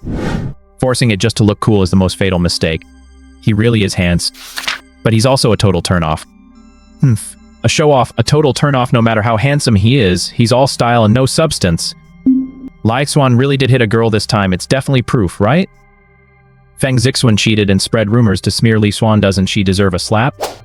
Setting the facts aside, isn't Xuan at least a little bit in the wrong? Whether Feng Zixuan cheated or spread rumors or not, he still shouldn't have laid a hand on her. At that moment, Feng Zixuan was so furious she felt like her lungs were about to explode. She immediately called Chu Chen to vent her frustration. Her sobbing was truly heartbreaking. Upon hearing this, Chu Chen immediately said he would teach Xuan a lesson and make him pay a heavy price. He also promised Feng Zixuan that he would take her to rent a villa that very afternoon. He would let her move into the Wanding Academy villa community she'd always dreamed of, fulfilling her dream of living in a villa. As it happened, the real estate agent had mentioned that a villa was available for rent at Wanding Academy for 50,000 yuan a month. It was exquisitely decorated and the property was valued at 50 million yuan. The residents there were all either wealthy or influential. Once Chu Chen inherits the family business, he'll buy a villa like this and give it to her. Feng Zixuan was over the moon with joy. 3 a.m. Driving his Porsche 718, Chu Chen took Feng Zixuan into the underground parking garage of Wanding Academy. Inside the garage, Bentley Bentegas, Aston Martins, Mercedes-Benz G-Classes, Ferraris, Porsche Panameras, Maserati Quattroportes, and Lamborghini Aventadors were everywhere. Any one of them was a luxury car worth over $1 million. Even a BMW 7 Series could only be considered one of the most ordinary cars here. It was completely unremarkable. A Porsche 718 pulling into an underground garage like this instantly looked out of place. It's just so underwhelming. My goodness, this underground garage, how come it's decorated as luxuriously as a 5-star hotel? I never imagined an underground garage could look this good. Is this what a garage in a top-tier luxury home looks like? Feng Zixuan said with a look of amazement on her face. She was clearly stunned by the garage's opulence. There's even a starry sky ceiling in this damn garage. Calm down, Zixuan.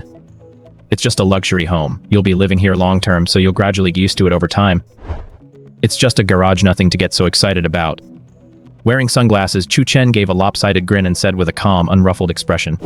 He tried to look like he'd seen it all. He wasn't the least bit fazed. Chu Chen, you're so awesome. Without you, I'd never have been able to live in a luxury villa like this in my whole life. I feel like even the air here smells wonderful. I can't wait to move in here. Feng Zixuan's eyes were already sparkling with excitement. She quickly pulled out her phone to take a photo, planning to post it on her moments later. She'd even thought of the caption already. Moving day. I'm finally living in my dream home. I'm so happy. Life is meant to be lived to the fullest, and beauty is meant to bloom. Go for it. Then, when she posted it on Moments, she tagged the location as the Wanding Academy Villa community. Her friends on WeChat Moments would surely be green with envy. And it'll be just the thing to show that good-for-nothing beggar Xuan. Just how well she's been doing since she broke up with him. You rented a luxury car, and now you dare show up in front of me to show off. You think this will make me look bad? You're dreaming. I dated you for 3 years, don't I know exactly what kind of good-for-nothing you are? Can you even afford a Rolls Royce? I bet you can't even a set of rims. Trying to show off? Who are you trying to impress? Hello, are you Mr. Chu and Ms. Feng? I'm the real estate agent you've been in touch with. We have an appointment this afternoon for me to show you some properties. Just call me Xiao Zheng. Okay, Xiao Zheng, just take us straight to the property. Before long, led by the agent Chu Chen and Feng Zixuan entered the garden villa in building DW8. The villa had 3 floors in total, featuring ultra-luxurious walk-in closets and bedrooms, as well as a private outdoor swimming pool and garden. Not only was the setting beautiful and the scenery pleasant, but the community itself offered a tranquil retreat amidst the bustling city. It was simply refreshing. Feng Zixuan couldn't find a single thing to complain about. She had a lot of clothes and loved the extra-large walk-in closet the most. She was already imagining the scene of renting this villa and inviting a group of her girlfriends over to check it out. She'd throw a birthday party then. She'd bask in everyone's compliments, satisfy her vanity. Awesome! Brother Chu Chen, I really love this place. Let's rent this one. There aren't many properties for rent at Wanding Academy to begin with, and this one is so new and luxurious. At 50,000 a month, it's already a great deal. Feng Zixuan quickly sent a coquettish tone. All right then, Xiao Zheng, just contact the landlord directly, we'll rent it. Chu Chen had weighed all the factors. Given the level of luxury, the rent for this villa really wasn't high. The landlord had offered a very reasonable price. If they didn't rent it, it would likely be snapped up by someone else in just a few days. Okay, I'll send you the landlord's WeChat right away. Here's a digital copy of the standard contract. If everything looks good, you can sign it directly on your phone. I hear the landlord is a young guy. He should be pretty easy to work with. He's so young, yet he can afford such a big villa. Could he be a rich kid too? Feng Zixuan asked with a look of curiosity. I don't know about that. After all, someone who can afford a 50 million villa must have resources that are truly unfathomable, Xiao Zhang replied. Feng Zixuan's eyes darted about, her mind wandering. If she added this landlord on WeChat and managed to befriend him, she might just gain entry into high society circles. Sure enough, birds of a feather flock together. In a high-end villa community like this, you can easily meet young millionaires. Normally, she wouldn't even have a chance to get close to people like that. Feng Zixuan had just added him on Wii. Suddenly, she felt that this WeChat ID looked somewhat familiar. Is this? Hello, is this Mr. Lai? Here's the situation. Today, 2 prospective tenants have taken a liking to the garden of your villa at Wanding Academy and would like to rent it. Would you be available to sign the lease? The real estate agent Xiao Zhang called to inquire. Is the person looking to rent my place named Feng Zixuan? On the other end of the line, a young man's voice asked coldly. Yes, the lady's name is Feng Zixuan and the gentleman is Chu Chen. Tell them to get the hell out of here. I'm not renting my place to her. Beep, beep, beep. The call was quickly hung. The real estate agent looked completely baffled. Feng Zixuan was even more baffled. Her face betrayed her shock. How is that possible? This villa belongs to Lai Xuan? Impossible. Absolutely impossible? I don't believe it. Feng Zixuan completely lost it right then and there. Miss Feng, do you happen to know this landlord? He's my ex-boyfriend. Real estate agent Xiao Zhang, Chu Chen was also starting to lose it. Damn it, was he gonna fail at showing off today and end up getting humiliated instead? Wasn't Feng Zixuan's ex-boyfriend just a penniless bum? How could he be this rich? Faced with this situation, he had no choice but to adjust his strategy on the fly. Zhang, you haven't got the wrong person, have you? Could it be you and Lai Xuan are in cahoots? Mr. Chu. Enough. Don't say another word, shut up. Zixuan, to be honest, I don't think this house is all that great. The stairs in a villa are a real hassle and cleaning it is a pain. It looks pretty luxurious, but it's all just a facade. I've also set my sights on a large, open-plan apartment. It's actually much more comfortable to live in, and it has a view of the river. The scenery is much better. I'll contact the agent there right away. The units at Wanjing Yepin are also a great choice. Chu Chen immediately got in touch. Feng Zixuan not, but she just couldn't shake the thought that Li Xuan owned a villa. What was the truth after all? Half an hour later, they arrived at Wanjing Yepin. Hello, are you Mr. Chu and Miss Feng? I'm Wu, the real estate agent. Currently, there are only 3 units available for rent at Wanjing Yepin. Which one would you like to rent? We're interested in the one with the most luxurious interior. That would be Unit 2802 in Building 6. This unit was just listed. It has an excellent floor plan, luxurious finishes, and a 12-meter-long balcony overlooking the river. Most importantly, I've heard the landlord is quite a figure, a mysterious tycoon in Jiangchang who owns a whopping 128 properties, all paid for in full. Real estate agent Xiao Wu said with a mysterious look on his face. Who knows where he got that inside scoop from? Wow, is he really that impressive? That's right. This landlord listed all 128 properties on the real estate platform at once, all for rent. It's hard not to notice. Soon enough, led by the real estate agent Xiao Wu, Feng Zixuan and Chu Chen arrived at Unit 2802 in Building 6. They opened the door. A luxurious open-plan apartment immediately caught their eye. An oversized living room, bedrooms with excellent natural light, floor-to-ceiling windows, a luxurious study, a walk-in closet, a bathroom, a bathtub. It had everything one could want. A 12-meter-wide balcony overlooking the river offered a panoramic view of the Yangtze River. The 280-square-meter apartment felt incredibly spacious. Feng Zixuan instantly fell in love with it all over again. It seemed that a spacious open-plan apartment really was quite nice. This was absolutely her dream home. Although the villa was lovely, she liked the open-plan apartment just as much. Brother Chu Chen, I really like this apartment too. Why don't we rent this one? The rent for this apartment is about 39,000 per month, payable every 6 months, 1 month's deposit plus 6 months rent up front. If you're sure, we can contact the landlord right now to sign the lease. Chu Chen waved his hand casually. The real estate agent created a group chat.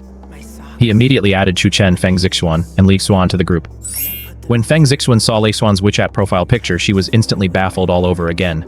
Mr. Li, it's Miss Feng and Mr. Chu here who want to rent your apartment in the Wanjiang Yipin complex. When would be a good time for you to sign the lease? Feng Zixuan, are you some kind of persistent ghost or something? Just a moment ago you added me on WeChat to rent a place at Wanding Academy, and now you're adding me to a group chat to rent at Wanjiang Yipin. There are so many apartments out there, why do you have to rent mine? Oh my god, you're such a pain in the ass. Don't push me to curse at you, I'm a civilized person unless I can't help myself. After typing out his curse on WeChat, Li Xuan immediately left the group. Feng Zixuan stared at the messages in the group chat, completely flustered, baffled, stunned. stunned into silence. At that moment, she was utterly stunned beyond belief. The penthouse at Wanjing Yepin belongs to Le Xuan. Is the villa with a garden at Wanding Academy Le Xuan's? He owns 128 properties paid for in full. He bought the new Rolls-Royce Phantom too. He's even lost weight now, and he's so handsome. Is all of this really true? Could Le Xuan be a secret millionaire? He kept this from me for 3 whole years. Was all of this just to test me? Oh my god. Suddenly a feeling of deep regret welled up inside her. If all of this were true, then Le Xuan showing up in front of her in a Rolls-Royce wasn't him trying to show off at all. He was just returning to his true self. And then there's Chu Chen driving a used 7 and 18, still renting an apartment and not even as handsome as Le Xuan. How the hell could he possibly hold a candle to Le Xuan? Why is this happening? How could this be? I don't believe it. At that moment, Chu Chen was getting a little annoyed too. 2 blunders in a row had left him thoroughly humiliated. What is Le Xuan trying to pull? Does he really think he's such a big shot? I just won't believe it. There are so many apartments in Jiangsheng. Could every single one of them really be his?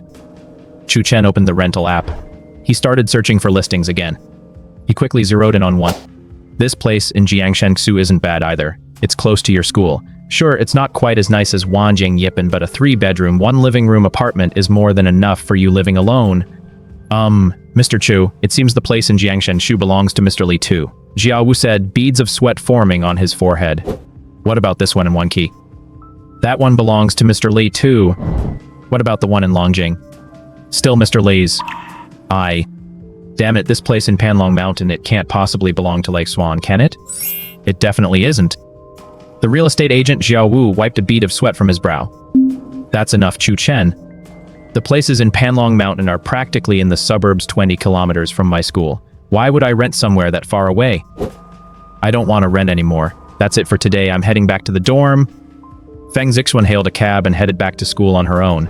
She looked completely It felt like she'd picked up a sesame seed but let a watermelon slip away. She felt utterly frustrated. What kind of person was Le Xuan anyway? Why, after 3 years together, did it feel like she'd never really gotten to know him? Come to think of it, I only know about Le Xuan's family background from what he's told me. I've never actually looked into it myself. Besides, he's not just an ordinary student at all. Every month, he'd prepare a little surprise or a small gift for me, nothing expensive, but it showed he really cared. He even bought me a cat and rented an apartment for me. He spends at least 10,000 yuan on me every month. An ordinary student's living expenses are only about 2,000 yuan. There's no way he could cover my expenses. That alone speaks volumes.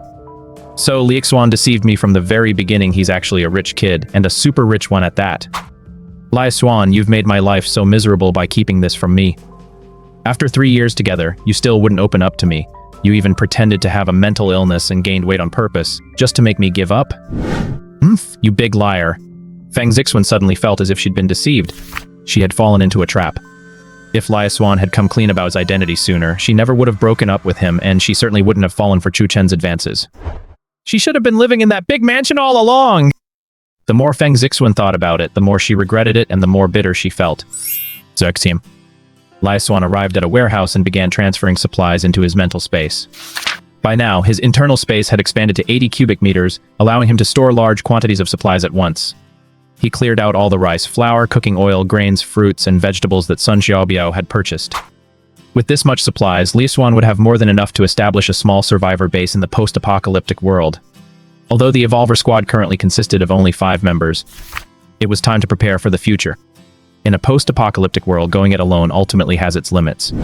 Moreover, Le Xuan needed to collect large quantities of gold, silver, and jewels. He couldn't possibly go out to gather them himself every single time. That would be far too inefficient.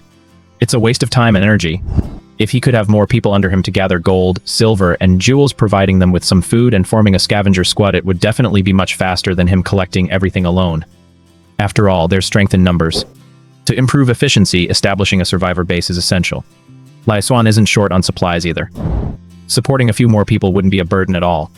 As a leader, you must think like a boss. You can't try to do everything yourself. Otherwise, you'll work yourself to death and still never finish. After leaving the warehouse, Le Xuan returned to room 501 at Jiangsheng Yuan. He began taking out the level 1 crystal cores to consume them.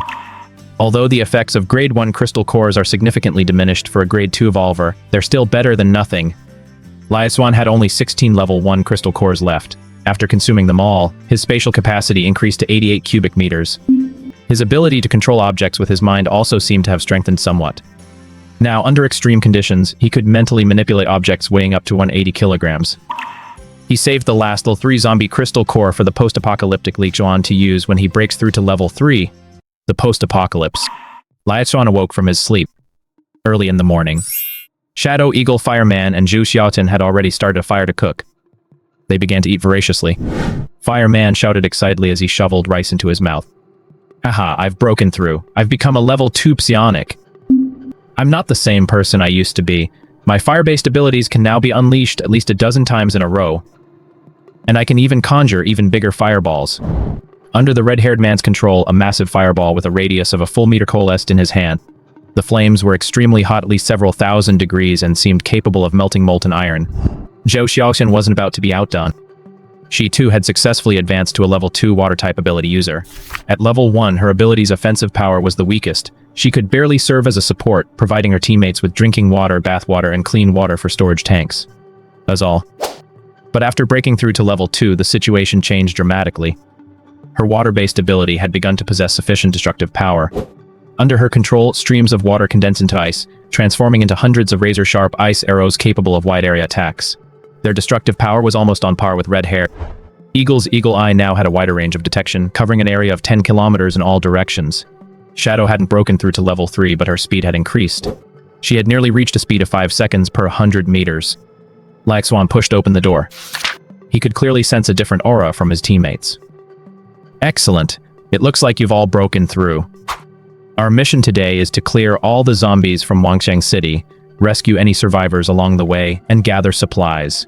Zhang Qiang and I are a bit different. He doesn't care about the lives of ordinary survivors, but I do. With the apocalypse upon us, order has collapsed, humanity has been twisted, and morality has crumbled. The survivors have become a disorganized, scattered group. They're even turning on each other. As evolved ones as the new humans, if we don't help the other survivors, life in this post-apocalyptic world will only grow harder and harder. We can't produce supplies, and we don't know how to farm. Even if we possess greater power, there will come a day when we run out of resources. Individual strength is ultimately limited. Only by pooling our resources, establishing a survivor base, and rebuilding post-apocalyptic order can we chart the only path forward. At the same time, this is in our own best interest. Don't you want to become the leader of a base, calling the shots and flexing your power? Don't you want to gain power and status? Xuan's impassioned speech instantly set Red Hair and the others ablaze with enthusiasm. For a man achieving greatness and earning fame and glory, that is the ultimate aspiration. Boss, what you're saying really appeals to me, but we have to face a practical reality. We simply don't have enough supplies to support a whole group of survivors. Gathering supplies is so difficult right now, even we evolvers are barely scraping by, going hungry one day and eating our fill the next. We just can't possibly support other survivors. Red Hair spread his hands in resignation. Clearly, idealism had collided with reality.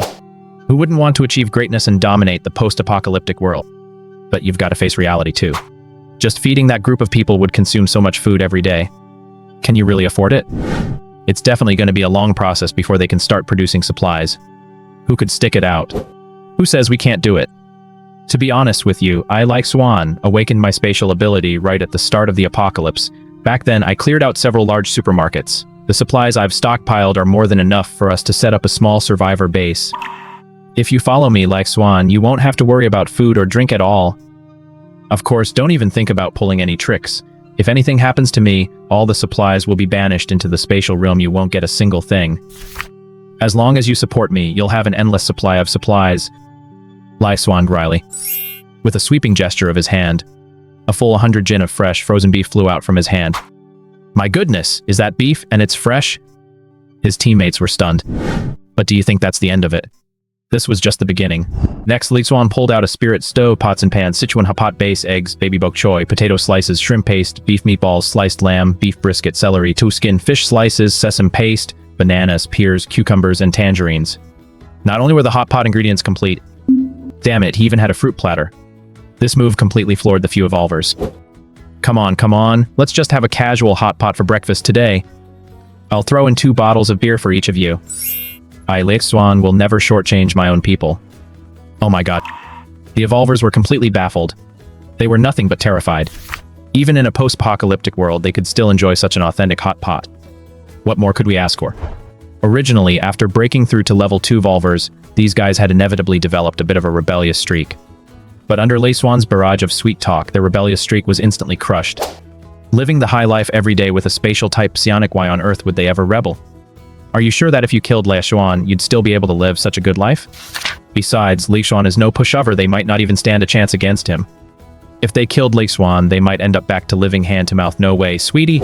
Quite the opposite. They should protect Lei Xuan. Just like they'd protect their own father, they can't let Dad face any danger. Otherwise, how could they ever hope to live such a good life in the future? After all, Dad is your... Oh my god, this hot pot is so delicious, so authentic. This is the life. Eating meat is what really hits the spot. Hot pot and beer, that's what life's all about. What we ate earlier was worse than dog food. Zhang Qiang used to feed us nothing but steamed buns, hard and disgusting. He really deserves to die. Boss, I'm truly impressed. As expected, space-type ability users are the most powerful. During this meal, the 5 evolvers actually polished off every last bit of the 100 jin of beef. Indeed, an evolver's appetite is nothing ordinary people can match. The higher an evolver's rank, the more they eat. After they'd eaten and drunk their fill, the 5 of them found 2 random cars by the roadside, and Lei Xuan took out a gasoline can to refuel them. He also gave Red Hair 10 buckets of gas. Combining a gasoline can with his fire-based ability could greatly enhance its destructive power. Lei Xuan had already witnessed this effect last time. These particular cans were prepared specifically for him this time. Red Hair was no longer surprised by this. He'd long since become numb to it. It's just a gasoline drum, is there anything Boss Lee can't pull out? 5 people and 2 cars, they were back at Wangxiang City in no time. Although the team was missing Zhang Qiang, the muscle-bound tough guy, the Evolver squad's strength was now a world apart from what it had been the day before. All 5 squad members were level 2. Their strength had increased significantly since yesterday. Something's off. It looks like 2 level 3 zombies have appeared in Wangxiang City today, and most of the ordinary zombies have leveled up. There are actually over 30 level 2 zombies? Eagle used his eagle eye scan to observe the situation inside Wangxiang City in advance. Why has the rate of zombie evolution suddenly accelerated? Look in the alley where we fought yesterday. The zombies' corpses have been almost completely devoured. That means once these zombies die, the others tear them apart and eat them. Can they speed up their evolution by devouring the flesh of their own kind? Zhu Xiaoxin speculated. It certainly seems that way. Just as we evolvers are evolving, the zombies are evolving too, and at a pace that's no slower than ours. And that's just within the city, where zombies are our main adversaries. Out in the wild, all kinds of snakes, insects, rodents, and wild beasts might be evolving at a frantic pace too. If human survivors don't hurry up and complete their evolution, the opponents they'll face in the future will only grow stronger, and the pressure to survive will become greater and greater. By then, even if you have enough supplies, it'll be hard to survive. Shadow analyzed the situation with a level-headed expression. We must clear out Wangxiang City today. We'll use it as a temporary base to shelter the survivors. Is everyone ready to fight? We're ready, boss. The 5 level 2 evolvers headed straight into Wangxiang City. Scattered zombies along the roadside were casually eliminated. They walked through the gates of Wangxiang City. Instantly, over 100 zombies lunged at them with ferocious expressions. They quickly formed a massive horde. Lei Xuan swept his arm, and 10 gasoline drums materialized out of thin air. Red Hair, get ready to light them. Lei Xuan gave the order. Flames swirled in Red Hair's hands, and a fireball shot out, striking the gasoline drums in an instant. The drums exploded. Boom! Boom! Boom! Boom! Boom! Boom! Boom! Boom! Boom! Boom! 10 gasoline drums exploded one after another. In an instant, a sea of fire engulfed the area. Hundreds of zombies were roasted alive on the spot. Chaos. Red Hair stood in the midst of the sea of fire, looking like a fire god. His fire-based ability not only allowed him to conjure flames, but also to control them. With the gasoline-fueled inferno amplifying his powers, his fire-based abilities were boosted to an incredibly extreme level. Hundreds upon hundreds of fireballs coalesced all around. Precise control of the flames, precise strikes. One zombie after another was struck precisely in the head. Level 1 zombies and ordinary zombies were instantly killed. Level 2 zombies, however, seemed to still possess a modicum of resistance. Soon, 5 or 6 agile zombies burst out of the sea of fire and lunged toward Lei Xuan and his companions at an incredible speed. Lei Xuan flicked his fingertip. A spatial blade instantly severed the level 2 zombie's head. His attack was formless and intangible. It looked as if the zombie's head had simply fallen off on its own. Lei Xuan's fingertip swept through the air once more, and another level 2 zombie's head fell to the ground. All of this happened in the blink of an eye. Lei Xuan had already made 6 swipes. 6 level 2 zombies, all of them instantly eliminated before they even had a chance to charge. The group once again gained a vivid sense of Lei Xuan's prowess, killing without a trace. The power of spatial ability users is truly terrifying. When facing someone like this, you might not even know how you died. Just like Zhang Qiang, he didn't even have time to react when the opponent struck. Haha, that was a blast! If I had an endless supply of gas cans, I could single-handedly wipe out Wangsheng City. Red Hair was brimming with confidence at that moment. He'd wiped out over 100 zombies all by himself. He was practically unstoppable. Although he was relying on the power of the gasoline can, but that was more than enough to prove how powerful he was. Taking on 100 by himself, he just wanted to let out a damn roar. Who else is there? Roar. Roar. Roar.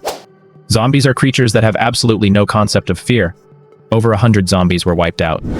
Immediately, all the zombies in Wangsheng City began swarming toward him. This time, Xuan unleashed 50 gasoline drums at once. Redhead, it's time for you to show what you're really made of. Blow these losers to smithereens. Got it, boss. Watch me. The zombies surged forward, and soon 400 or 500 of them were charging toward them in a dense, swarming mass. Flames danced in Red Hair's hands. Clusters of scorching fireballs rained down on the gasoline drums. The sky-high flames instantly engulfed the entire Wang City Mall. In an instant, the area within 100 meters was transformed into a sea of fire. Oh my god, this fire's way too big. Wangxing City might just burn to the ground. Redhead, you're the undisputed champion of destruction. The raging flames reduced one zombie after another to charred husks. Even some level zombies were burned alive. The remaining 2 level 3 zombies seemed to have developed a modicum of intelligence. Surprisingly, they didn't charge forward mindlessly. Instead, they fled Wangxing City while the fire raged. This was something Xuan had anticipated.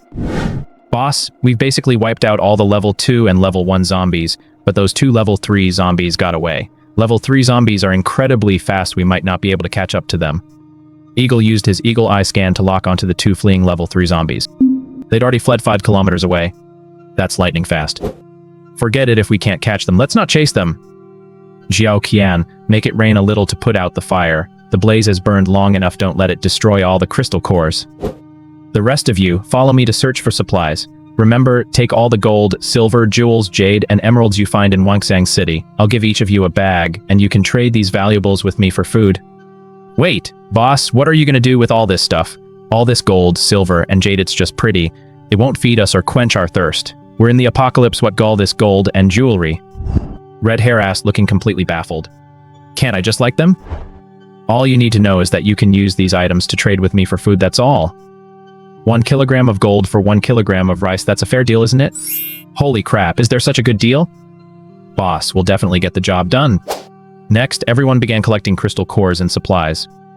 There were supermarkets in Wangxing City, and because the zombies had taken over, quite a few supplies had been left behind. Fresh fruit and meat were probably gone. But there were plenty of snacks and canned goods left behind. Xuan wasn't really interested in these. Still, he cleared the shelves just for the sake of it. Haha, it's so convenient that the boss has spatial abilities. Otherwise, we wouldn't be able to carry all these supplies. Today has been a huge haul. Today's haul includes a total of 35 level 2 crystal cores and 380 level 1 crystal cores. Of all the crystal cores, 20% must be turned over to the team, and the remaining 80% will be distributed fairly based on everyone's performance in this battle. You can also use the crystal cores to trade with me for supplies. Here, 1 level 1 crystal core can be exchanged for 5 jin of rice or half a jin of beef. 1 level 2 crystal core can be exchanged for 50 kilograms of rice or 10 jin of beef. Gold, silver, and jewelry can also be exchanged for food and supplies. Boss, I just collected quite a bit of gold, jade, jadeite bracelets, and other trinkets. Take a look and see how much food these can get us. Red Hair pulled out a large backpack from behind him. The backpack was packed full of gold, and jade, a conservative estimate, put it at 30 kilograms. The gold jewelry alone weighed 15 kilograms and was worth around 8 million. There were roughly 100 jade and jadeite bracelets, all authentic pieces from top brands. Each was worth at least several 10,000, and some were even valued at 1 million each. This bag of jade and gold was conservatively estimated to be worth around 20 million. Very good, for this bag, I'll give you 20 kilograms of rice plus 30 sausages, and 3 jin of beef. How does that sound? You're a genius, boss. To get so much food in exchange for these worthless trinkets, that's an absolute steal. Red Hair looked absolutely delighted. This is a damn good deal, I'm making a killing. Boss, I've got a package here too, along with quite a few gold bars, plus Houghton jade nuggets, platinum, diamonds, silverware, and stuff like that. I've got 50 kilograms here. Eagle opened his backpack as well. I'll count this as 30 kilograms of rice for you. Boss, you're the man. Old Eagle's face lit up like a blooming chrysanthemum.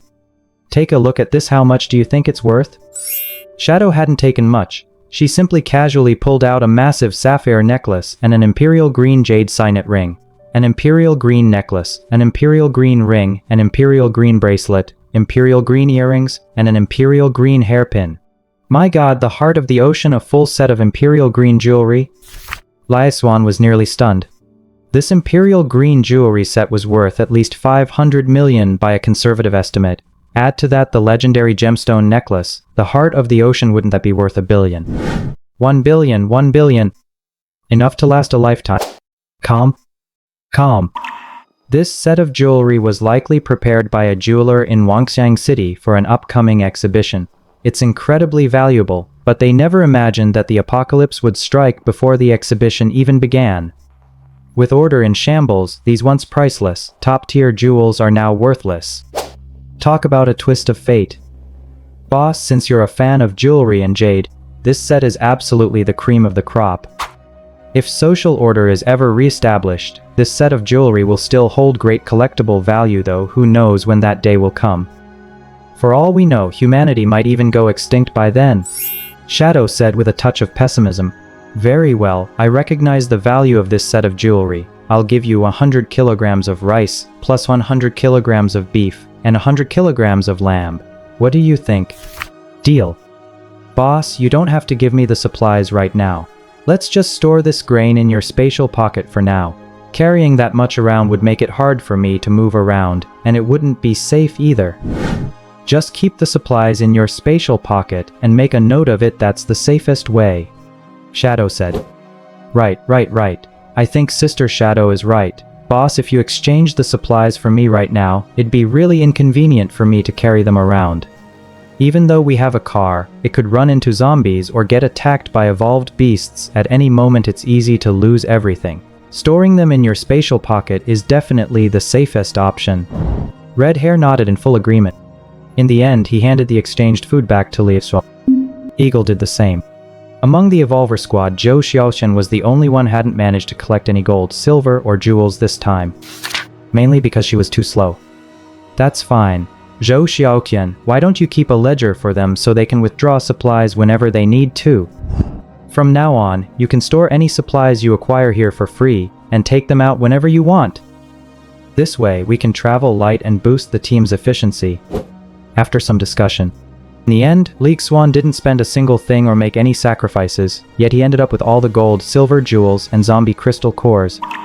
His inner space had actually functioned like a bank. The zombies in Wangxiang City were completely wiped out. The survivors in the surrounding area were also quick to pick up on this development. Several survivor groups led by level 1 evolvers all noticed this. My god, the zombies in Wangxiang City seem to have been wiped out. How is that possible? Wangxiang City is a zombie hotspot. There are over 1,000 zombies inside, including quite a few level 2 zombies, and even a level 3 zombie king has emerged. How could it possibly have been cleared out? It's true. I just took a look around the area. Every single zombie has been wiped out.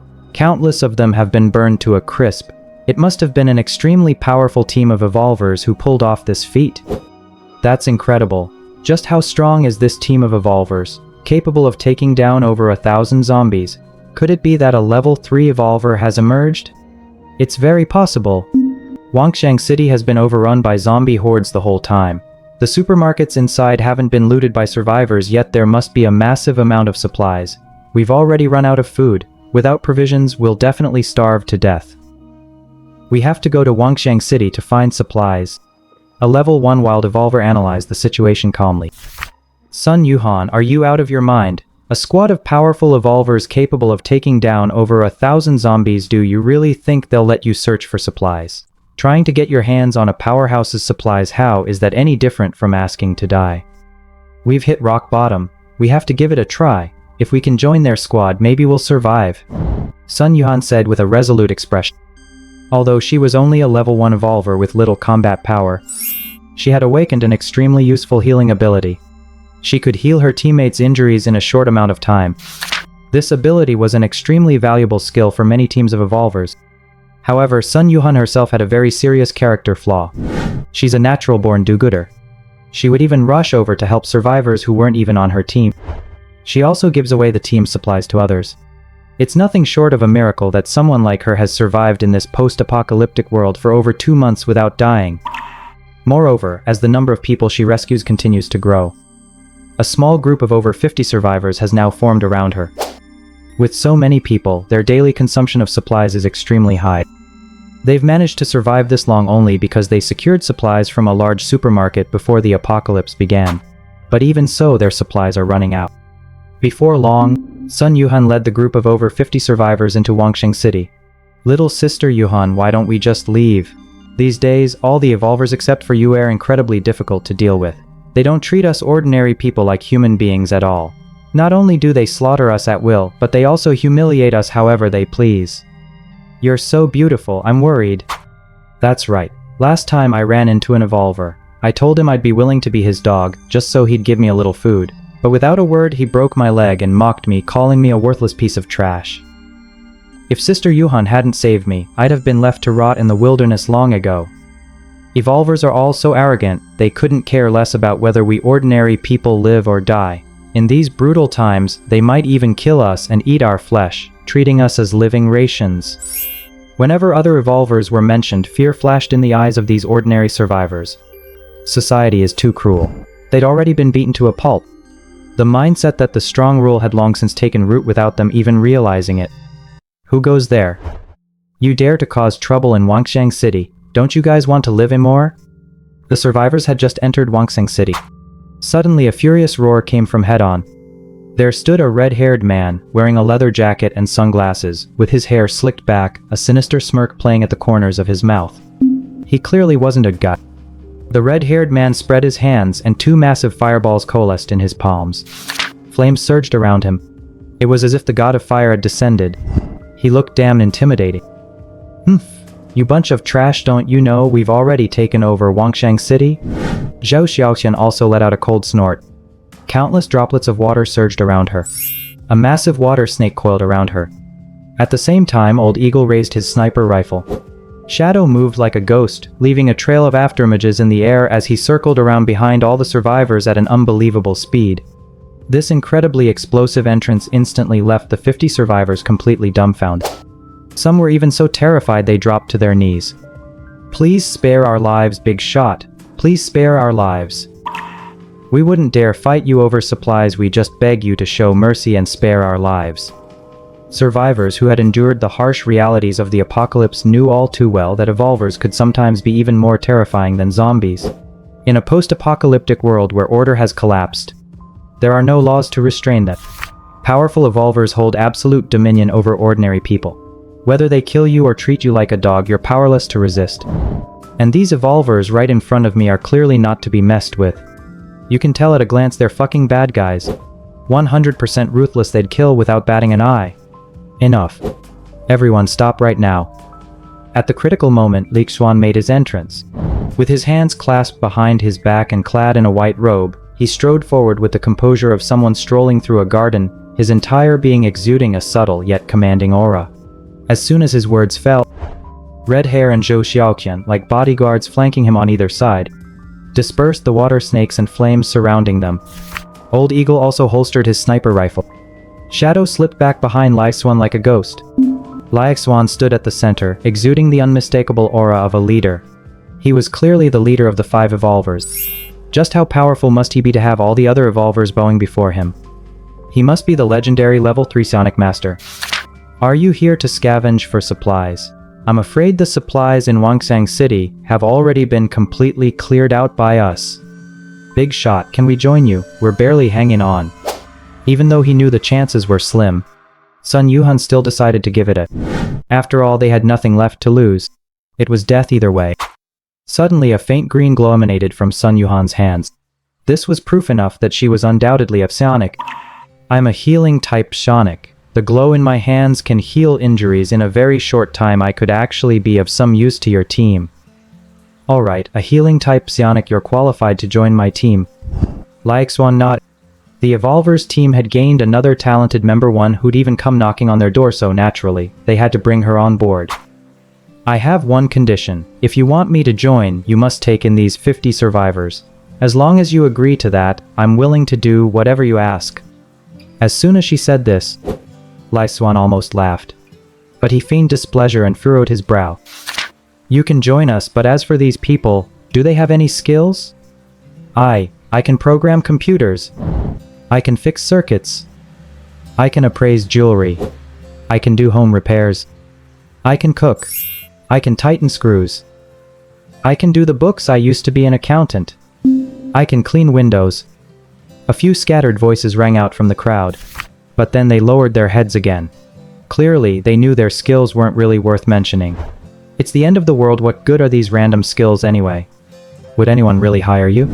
If you can't kill zombies, you're just a useless piece of trash. You're completely useless.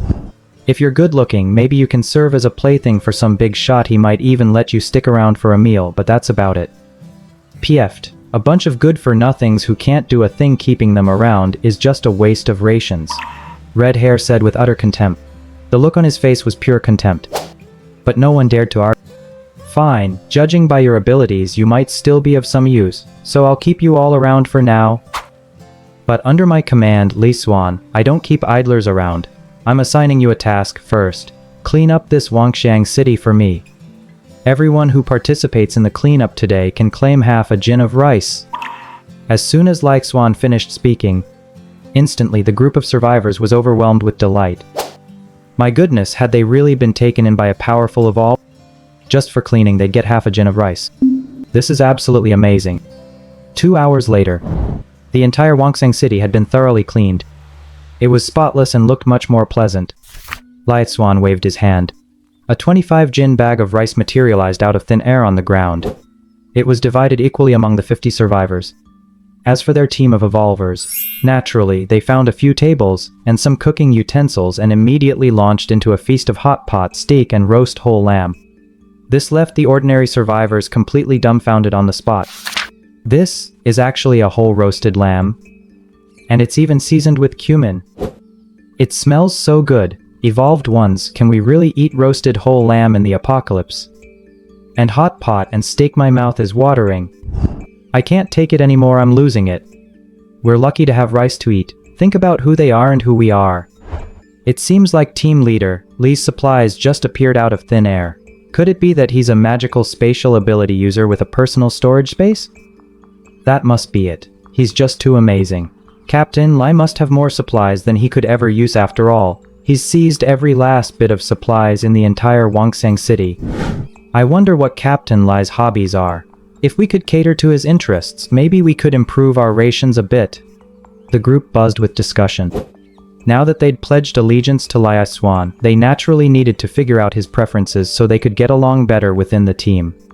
Some of the more attractive women were already thinking about using their charms to seduce him. As for the men, the only way to rise to the top was to become evolvers. To become an evolver, one must consume a zombie crystal core. Since they dared not fight zombies, they naturally had no way of becoming evolvers. It was a vicious cycle. We must change the current situation. Listen up, you lot. Don't say I didn't warn you. Captain Lee is a powerful spatial type psionic. His hobby is collecting gold, silver, jewels, jade, and rare minerals. The more collectible an item is, the more he likes it. If you can come up with something Captain Lee likes, not only will you get to eat some meat, but Captain Lee might even reward you with a zombie crystal core to kickstart your evolution. With Captain Lee, 1 kilogram of gold can be exchanged for 1 kilogram of rice. It's up to you. Old Eagle stepped before the group of survivors, feigning the role of a benevolent mentor as he offered a few words of advice. Immediately, some eyes lit up. Boss Lee, I'm the general manager of a bank. I know the locations of Blue Star Bank's gold vaults. We have a huge vault right here in Haicheng that holds at least 100 metric tons of gold. If you're interested, I can take you there. A pot-bellied middle-aged man approached Xuan and said obsequiously. As soon as he heard this, Xuan perked up. A large vault. Excellent. Let's rest up today, and tomorrow we'll go look for the vault. If we really find 100 metric tons of gold, I'll credit you with a major achievement, give you 100 kilograms of rice, 100 kilograms of beef, and 5 grade 1 crystal cores to make you an evolver. Thank you, boss. I'm Guo Fugi, 50 years old. I'm willing to go through fire and water for you. Boss, I'd die 1,000 times without hesitation. Guo Fugi looked incredibly excited. He immediately began pledging his loyalty. Before the apocalypse began, he was a successful man. After the apocalypse began, although he'd been living a life worse than that of a dog or a pig, given just one chance, he could still turn things around and make a comeback. Opportunities are always reserved for those who are prepared. Soon, everyone had eaten and drunk their fill. They began making their beds. Xuan, Shadow, Red Hair, Zhou Xiaoxian, Eagle, and Sun Yuhan, the 6 evolvers, retreated to a separate room. Sun Yuhan, you're still only a level 1 psionic. According to the rules, you need to make a sufficient contribution to the team before I'll provide you with the corresponding supplies. But your ability is healing, and this ability might prove quite useful in team combat. So I've decided to make an exception and lend you 10 level 1 zombie crystal cores, as well as the food and supplies you'll need after you level up. Of course, since I'm lending these to you, you'll need to repay them. Once you level up, you'll have to charge for your healing services, and you'll need to work for the team to pay off your debt. You don't have any objections, do you? Xuan asked in a strictly businesslike manner. This young woman was only 19 years old and incredibly fresh-faced. Even without much makeup or styling, she gave off an immediate impression of a lotus blossoming from clear water, naturally free of artificial adornment. Without filters, beauty apps, or makeup, she was still so clear and captivating it seemed her natural beauty was truly exceptional. I have no objections. Thank you for your consideration, Captain. Sun Yuhan. The other members of this team of evolvers all seemed a bit unapproachable. They didn't seem easy to get along with. Only Captain Xuan seemed friendly. He must be a good person. After all, he'd taken in so many survivors and was willing to share his supplies. That alone shows he still has a conscience. Red Hair, you made a huge contribution to clearing out all the zombies in Wangsang City this time. In addition to the supplies you need to redeem, you'll receive a total of 100 level 1 zombie crystal cores and 5 level 2 zombie crystal cores. If you use all these crystal cores and supplies, it should be enough to boost your strength to level 3. If you break through to level 3 in your fire elemental ability, it will undoubtedly play a crucial role in enhancing the entire team's combat effectiveness. Xuan took out the crystal cores and supplies and handed them to Red Hair. Red Hair looked thrilled. Thanks, boss. I won't let you down. I'll do my best to break through to level 3 as soon as possible. Now he had both supplies and crystal core. He lacked nothing. In 3 days at most, he'll break through to level 3 in his fire elemental ability. Shadow, how many more level 2 crystal cores do you need to break through to level 3? I'm still about 6 short. I'll give you 7 level 2 crystal cores, along with plenty of food and supplies. Do your best to break through as soon as possible. Got it, thanks boss. Zhou Xiaoqian, based on your contribution to this mission, you can choose either 5 level 2 zombie crystal nuclei or 100 level 1 zombie crystal nuclei. Take your pick. Boss, I'll take 5 level 2 zombie crystal cores. Zhou Xiaoqian. Alright. Oh, and by the way, run me a bath later. I'm planning to take a nice, long soak. As soon as Xuan said this, Zhou Xiaoxian's face instantly flushed red. For some reason, all sorts of strange images popped into her head. Eagle, your reconnaissance skills are really useful. If I get the chance, I'll get you a Barrett heavy sniper rifle to play around with. For your contribution to the team this time, you'll only get 3 level 2 zombie crystals. You don't mind, do you? No problem. I didn't really get much action this time, mainly because I'm running low on ammo. Every round counts, so I need to conserve it. Okay, when I get the chance, I'll try to find some ammo for you. You're using 7C2mm rounds, right? That's right, boss. Xuan nodded. He gave Eagle 3 level crystal cores. There were 35 level 2 crystal cores in total. After distributing 20 this time, 15 remained. There were 380 level 1 crystal cores. 110 were distributed, leaving 270. Finally, he added 1 level 3 crystal core. These crystal nuclei should be enough for both the post-apocalyptic Xuan and the urban Xuan to simultaneously break through to level 3 evolvers. The supplies were distributed. Xuan and each member of the evolver squad were assigned their own rooms and began consuming the zombie crystal nuclei. Xuan swallowed a level 2 crystal core. Instantly, a warm current surged from his chest to every part of his body. His body began to strengthen. Every cell in his body began metabolizing at a frantic pace. The gray space within his mind began to expand slowly. Half an hour later, it had expanded to 98 cubic meters. Xuan began to eat. When his body no longer felt hungry, Xuan took another level 2 crystal core. 108 cubic meters, 118 cubic meters, 128 cubic meters. After several rounds of enhancement, Xuan could clearly feel that the strengthening effect of the level 2 crystal core seemed to be gradually diminishing. He might have reached the limit for a level 2 evolver. Finally, Xuan took out the level 3 zombie crystal core. I've pushed my physical enhancement to the limit with the level 2 crystal core. Even without using my spatial abilities, the force of a single punch from me now is likely at least 5 metric tons.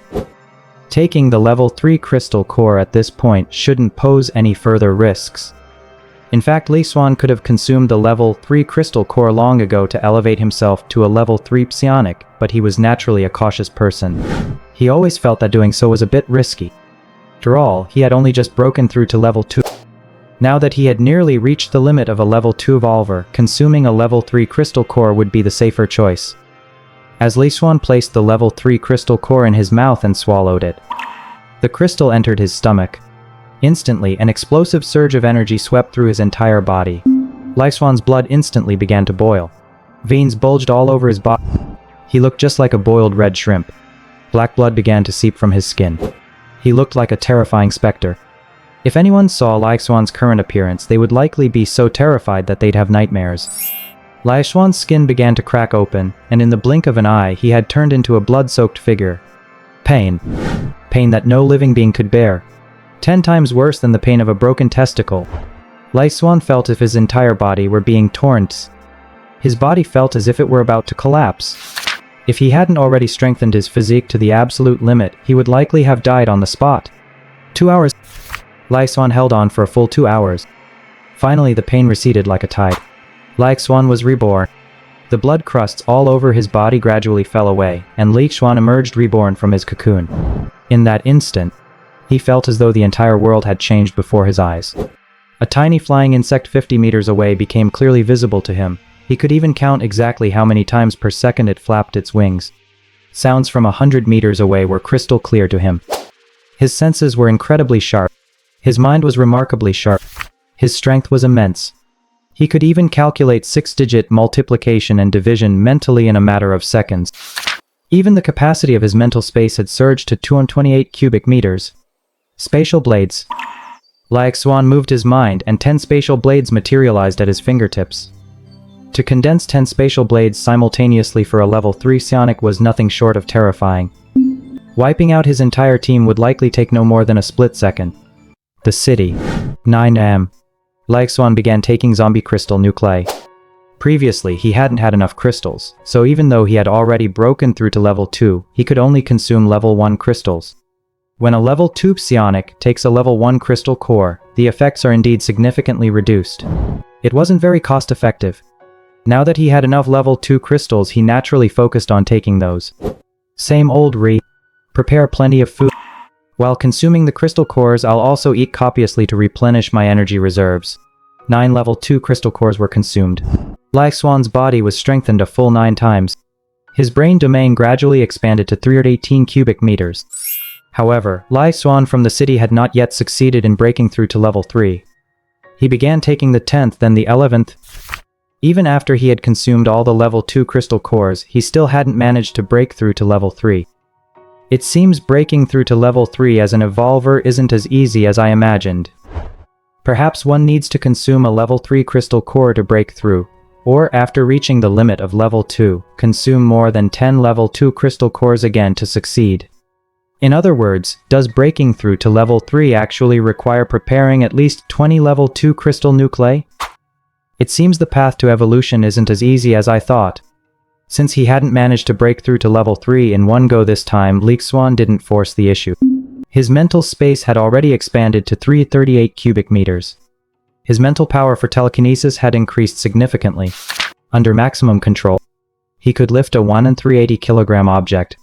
That's more than 1 metric ton.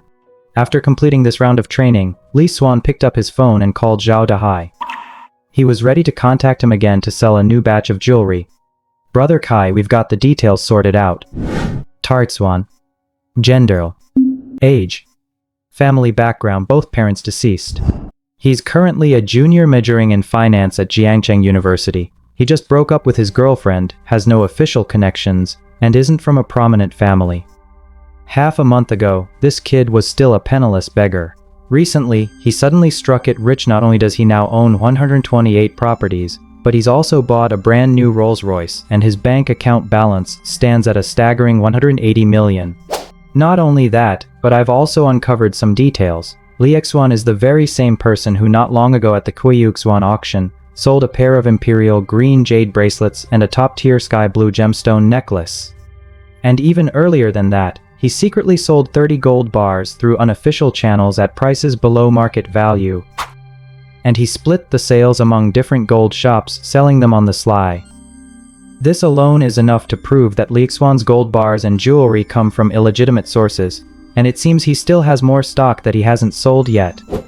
A man with a sharp nose and sunken cheeks had thoroughly investigated Xuan's recent activities. Haha, both parents dead, no connections whatsoever, yet suddenly a massive fortune, and the source of his wealth is illegitimate. If someone like that were to suddenly disappear, I doubt anyone would even notice, right? A cold smile played at the corner of Brother Kai's mouth. They were members of an international criminal organization. Kidnapping, extortion, murder, robbery, they'll stop at nothing. To this group of kidnappers, Xuan was undoubtedly a huge prize. Not only did this kid have no family connections, but he was also incredibly wealthy with stacks of cash and bank cards, and likely stashed away a huge amount of jewelry and gold from shady sources. He might even have stumbled upon some kind of treasure. On top of that, he's very flat. After striking it rich, he's actually been buying up properties left and right. He'd listed 128 apartments for rent through real estate agencies. All the listings are under the same landlord's name, Xuan. What a show-off. It seems only natural that he would be targeted by kidnappers. As the saying goes, money stirs the heart. A target like Xuan presents a low-risk, high-reward opportunity, and it wouldn't cause any major social upheaval. If you were a kidnapper, wouldn't you be tempted? He's probably their #1 target. Great. Once we pull off this heist, we can retire for good. One Xuan is worth 10 years of our life of uncertainty. But I still want to remind you all, even a lion gives its all when hunting a rabbit. Even if the target is just an ordinary college student, we absolutely cannot let our guard down. We must give every mission our all. In our line of work, we walk a razor's edge. Even the slightest oversight could lead to a catastrophic failure. The reason I, Zhao Kai, have evaded capture for 10 years while wanted by Interpol is precisely because I've been cautious enough. 8 o'clock tonight we move in together. Zhao Kai, Skinny Monkey, Wild Boar Rabbit, and Python, the 5 ruthless criminals, decided to launch their operation against Xuan tonight. They disguised themselves as a food delivery driver, a newly hired security guard at the residential complex, and members of a moving company. Using the food delivery driver cover, they conducted a preliminary reconnaissance of Unit 501 in Jiangcheng, Yuan. Then, posing as security guards, they disabled the surveillance cameras. Finally, posing as the moving crew, they would enter Xuan's home with a large suitcase and abduct him. Among them, Skinny Monkey knew how to pick locks. Armed with sedatives, firearms, anesthetic syringes, and a moving truck, they operated with meticulous planning and lightning-fast execution. Over the past decade, this criminal organization has carried out more than a dozen kidnappings, extortions, and murders, never failing once. Among them, Zhao Kai and Wild Boar are also martial arts masters. Their combat prowess is formidable. On one occasion, over 100 fully armed officers and soldiers attempted to apprehend them, yet they managed to slip away. This clearly shows that this criminal gang is no ordinary group. Xuan has already been targeted. It's hard to say whether these guys are lucky or unlucky. Of all people, why did they have to kidnap Xuan? Before he knew it, it was already 8 p.m. Xuan goes to bed early every day. His daily routine had long been figured out by the kidnappers. However, before going to bed early, Xuan ordered 100 takeout meals. And every single order was an extra-large package. Each one cost at least 1,000 yuan. This caused the kidnappers a great deal of trouble, because the delivery drivers coming to Xuan's home to drop off his orders were arriving in a never-ending stream. One after another. It never stopped, with so many people coming and going. It was clearly not a convenient time to strike. My god, is Xuan a pig or something? Ordering this much takeout, is he even going to finish it all? It's already 8:30. There are fewer delivery drivers now. Python, disguise yourself as a delivery driver and go make the delivery. As soon as Xuan opens the door, subdue him immediately. Rabbit, keep watch downstairs and stay alert to your surroundings at all times. Wild boar, you come with me. Grab the suitcase, and let's go to Xuan's place to take him away. 5 ruthless thugs, working together as a team. Hello, food delivery. Xuan opened the door. Seeing this, 3 of the thugs instantly pushed open the door, rushed inside, and prepared to subdue Xuan immediately. Python, who had moved first, hadn't even had time to react before Xuan kicked him flying. That kick carried a force of no less than 5 metric tons. Python was slammed into the wall and actually embedded himself right into it. Every single one of his ribs snapped on the spot. He was dead on the spot. Trouble! These guys are tough. Open fire. Xiaokai reacted quickly. As soon as he saw things were going wrong, he immediately drew his pistol and fired. Bang! Bang! Bang! 3 bullets flew with pinpoint accuracy toward Xuan's forehead. But then something incredibly strange happened. Under Xuan's gaze, the 3 bullets were suddenly frozen in midair. The bullets couldn't move forward even a fraction. Petrified. Shock. Xiaokai and Wild Boar were instantly frozen in shock. Their faces were filled with disbelief. This? Who are you? He seemed to have realized something, but it was already too late to regret it. The 3 bullets frozen in midair suddenly ricocheted back at an unbelievable speed. In an instant, they both took Xiaokai and Wild Boar out with headshots. Hey, Brother Kai, what's going on? Did something happen? Hey! Rabbit's voice came through Xiaokai's Bluetooth headset. There's actually a whole gang. Too bad you've run into a tough opponent. Xuan replied coldly. Who are you? Are you, Xuan? Congratulations, you got it right. Too bad there's no reward. It's time for you to meet your end. Lan smirked coldly. 2 flying needles shot out of the window of room 501, hurtling toward the ground below the apartment complex. And those flying needles could even change direction. Skinny monkey, start the car, let's go! Rabbit's words hadn't even finished. The 2 flying needles pierced the car's glass as fast as lightning, passing through their temples and taking them out in an instant. It all happened in the blink of an eye. Xuan took out the 5 ruthless bandits in the blink of an eye. He bagged the bodies and stowed them in his spatial pocket. Then he went downstairs to the apartment complex and disposed of the bodies of Skinny Monkey and Rabbit. He drove their van, put on a baseball cap, changed into a food delivery uniform, and sped off to a remote area where he tossed both the bodies and the vehicle into the raging Yangtze River. After finishing all this, Xuan acted as if nothing had happened and casually checked into a nearby hotel. Looks like I can't stay in one place for too long from now on. To prevent incidents like this from happening again. Those kidnappers, they actually had their sights set on me? If I were an ordinary person, I might have been finished this time. It seems my sudden windfall has caught the attention of some people with ulterior motives. Xuan glanced at Xiaokai's kidnapper's diary. Wow. And these are actually a gang of ruthless criminals. They'd once roamed across multiple countries, committing at least 20 kidnappings and murders. Their crimes are truly heinous. Xiaokai had even made it onto the international A-list of most wanted fugitives. He doesn't see it as a disgrace, he takes pride in it. He is utterly ruthless. Whenever he set his sights on a target, he almost never failed. However, Xuan did find quite a few useful items in Xiaokai's diary and backpack. For example, more than a dozen fake IDs. Over 20 anonymous US money laundering accounts. And Bitcoin account. All the passwords were written down in the diary. He simply couldn't possibly remember so many accounts off the top of his head, which is why he wrote them down. On the last page of the notebook, there were also the contact details of an armed smuggler. Xuan smirked coldly. It seems Xiaokai isn't dead after all. I am Xiaokai. The apocalypse. Damn. The survivors had long since started a fire to cook. Xuan slowly crawled out of bed. Due to the delay caused by the kidnapping incident, Xuan woke up late in the post-apocalyptic world. But no one dared to disturb Xuan while he slept. Looks like the boss took quite a few crystal cores yesterday, that's why he's waking up so late today? I took 5 level 2 crystal cores yesterday, and I felt like I was about to collapse. It seems advancing to level 3 requires a gradual approach. You can't try to get rich quick, or the pressure will be too much. Now, when I cast my fireball spell 100 times in a row, it doesn't even feel like much of a strain anymore. Red Hair said with a look of deep reflection. On the surface, he was saying he'd only taken 5 level 2 crystal cores, but in reality, he was just showing off.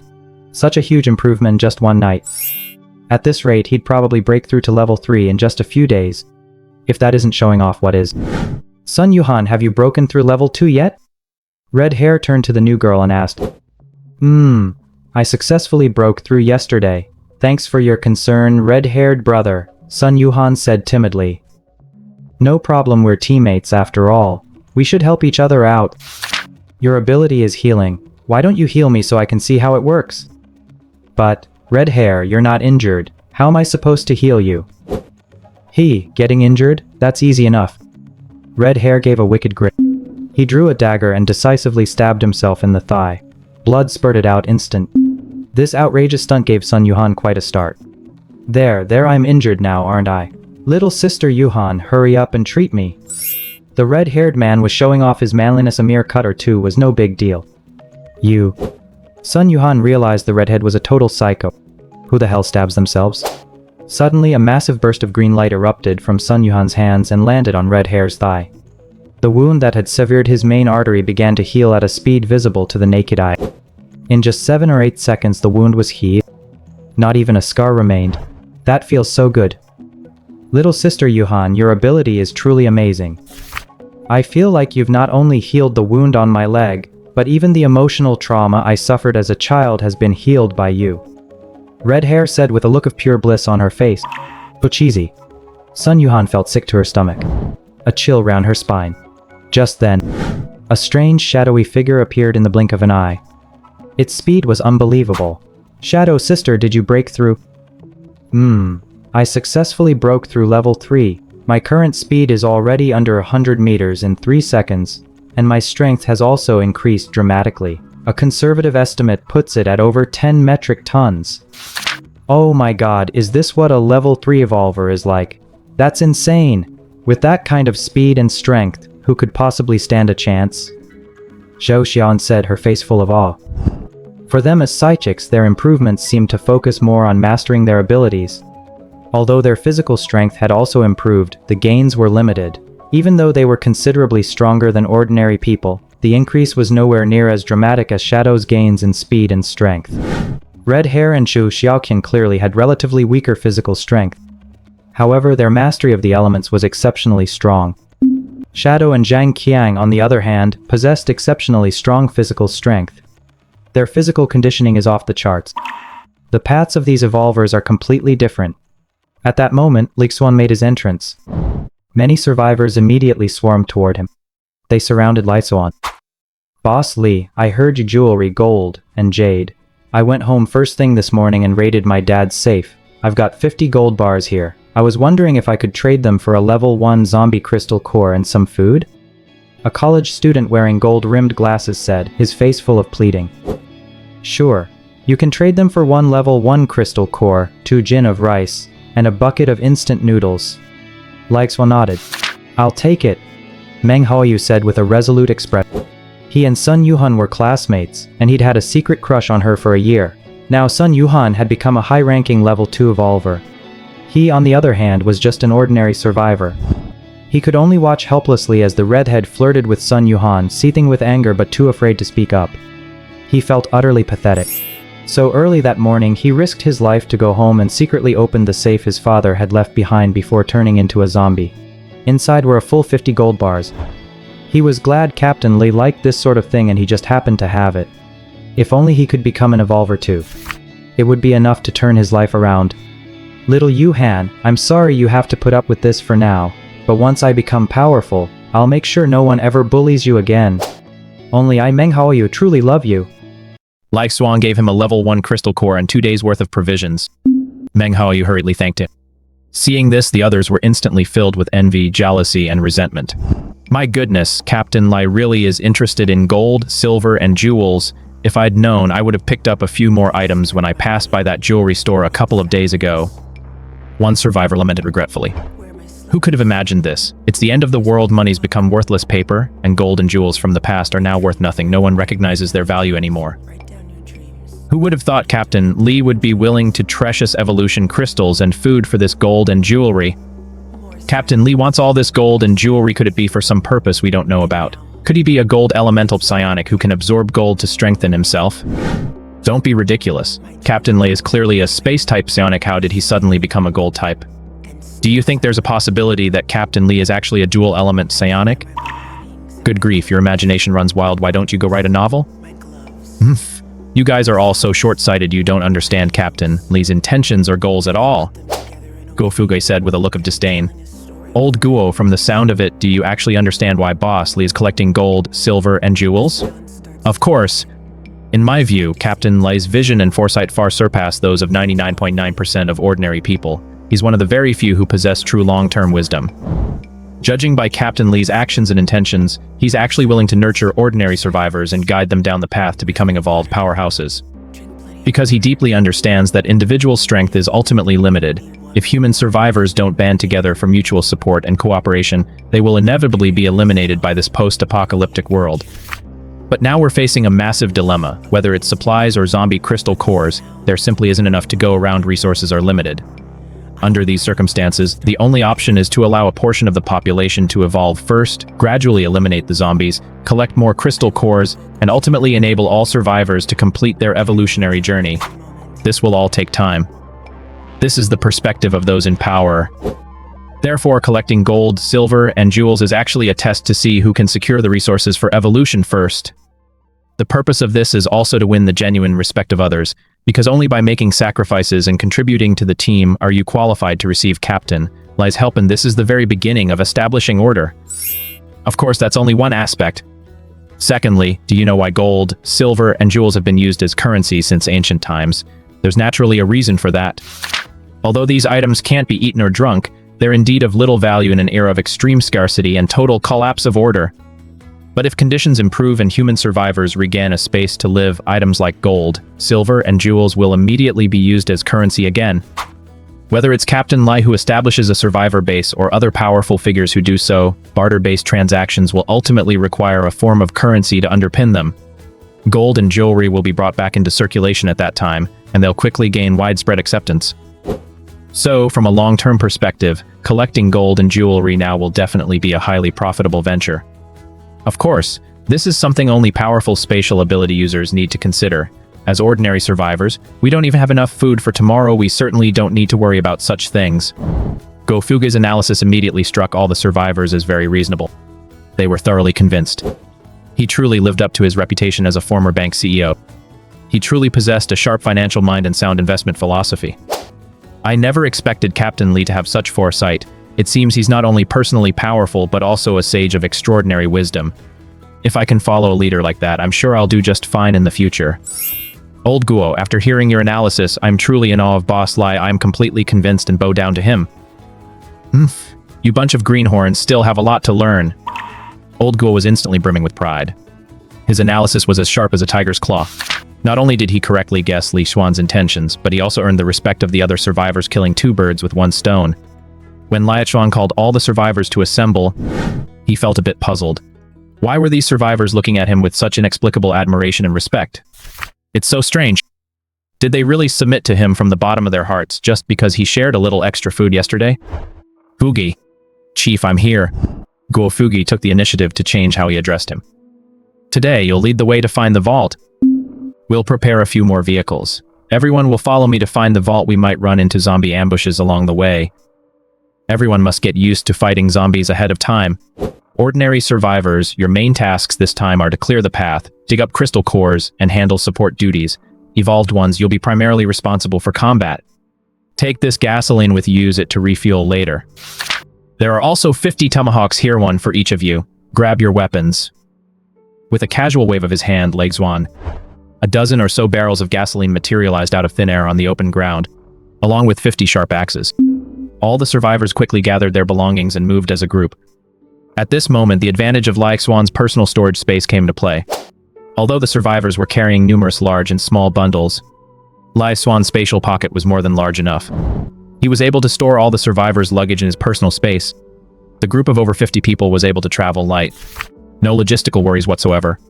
With a group of over 50 survivors, each armed with an axe, it felt as if the axe gang had mobilized. It gave off quite an intimidating vibe. No sooner had they stepped out of Wangxiang City than the group of survivors immediately encountered 5 zombies roaming the streets. And they were all level 1 zombies. At that moment, the survivors were in high spirits. Relying on their sheer numbers and the fact that each of them had an axe, they surrounded the zombies and began hacking away wildly, quickly chopping all 5 of them to death. The 6 evolvers didn't even lift a finger. They had just completed the task of killing the zombies. Wow, we actually managed to chop those zombies to death. Turns out zombies aren't that scary after all. Just now I thought the evolved would step in, so I charged in so fiercely I wanted to show off a bit. But who knew the evolved didn't lift a finger? By the time I tried to back off, it was too late. I had no choice but to grit my teeth and keep hacking away. We were also relying on our numbers. 1 axe per person. The zombie just couldn't hold out. So this is the power of unity. It's because we had the evolvers backing us up I felt a strange sense of confidence, and I wasn't afraid of these level 1 zombies at all. That's why we fought so bravely. Actually, as long as you overcome your fear, even an ordinary person has a chance to take down a level 1 zombie. Before long, 10 cars were fully fueled. Eagle, Xuan, and Guofugi sat in the lead car leading the way in navigating. Although they no longer had mobile navigation apps like Gaud Maps, such navigation software had essentially ceased operations. Most cell phones had become useless junk because they couldn't be charged. However, Eagle's Eagle Eye scan could already cover a radius of 10 kilometers, which was more than enough to serve as a navigation system. It could also identify potential dangers in advance. This was even more powerful than a navigation system. If the Eagle could evolve to level 3 or even level 5, it might even evolve into Eyes of a Thousand Lai. Shadow Redhair and Zhou Xiaoqin were sitting in the last vehicle of the convoy responsible for bringing up the rear. Sun Yuhan was in the middle convoy, providing central protection. After all, she didn't have much combat capability. Her only responsibility was to provide medical care after the battle. The convoy consisted of 10 vehicles. They drove in a massive convoy toward the central bank in Haicheng. Just then, Old Eagle suddenly noticed something. Captain, there's a massive horde of zombies gathered on the main road 3 kilometers ahead. A small squad of evolvers, about 11 of them, is being chased by the horde. There are at least 300 zombies in that horde, including a level 3 zombie king. As for the evolver squad, they likely have no more than 2 level 2 evolvers. The rest are all level 1 evolvers. Should we go help them? Or should we take a detour to avoid this trouble? Eagle quickly asked. No detour, we're charging straight through. Full speed ahead. Our zombie crystal cores are almost depleted anyway. Let's take down that level 3 zombie king. Xuan gave the order. The convoy sped forward. They covered the 3-kilometer distance in less than 5 minutes. At that moment, the team of evolvers from Nanjing Jiatong University was struggling desperately. Expressions of despair appeared on each of their faces. Before the apocalypse began, they had been a group of college students about to graduate, looking forward to a bright future. After the apocalypse struck, the school had gathered a group of more than 500 survivors, teachers, classmates, and professors. In just over 2 months, the survivor base, which had once housed over 500 people, was now down to just 30. The rest of the students, some had died, some were injured, and others had vanished without a trace. Many students were literally starved to death. Fortunately, some killed their classmates who had turned into zombies, discovered zombie crystal nuclei, and by ingesting them, evolved into evolvers.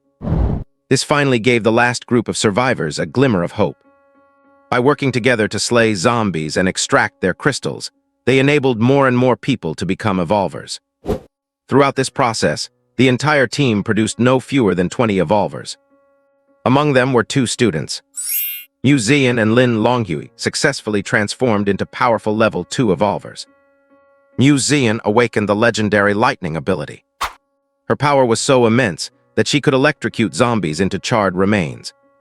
Even level 2 zombies are instantly paralyzed by her electricity. As for Lin Longhui, he possesses an incredibly robust physique.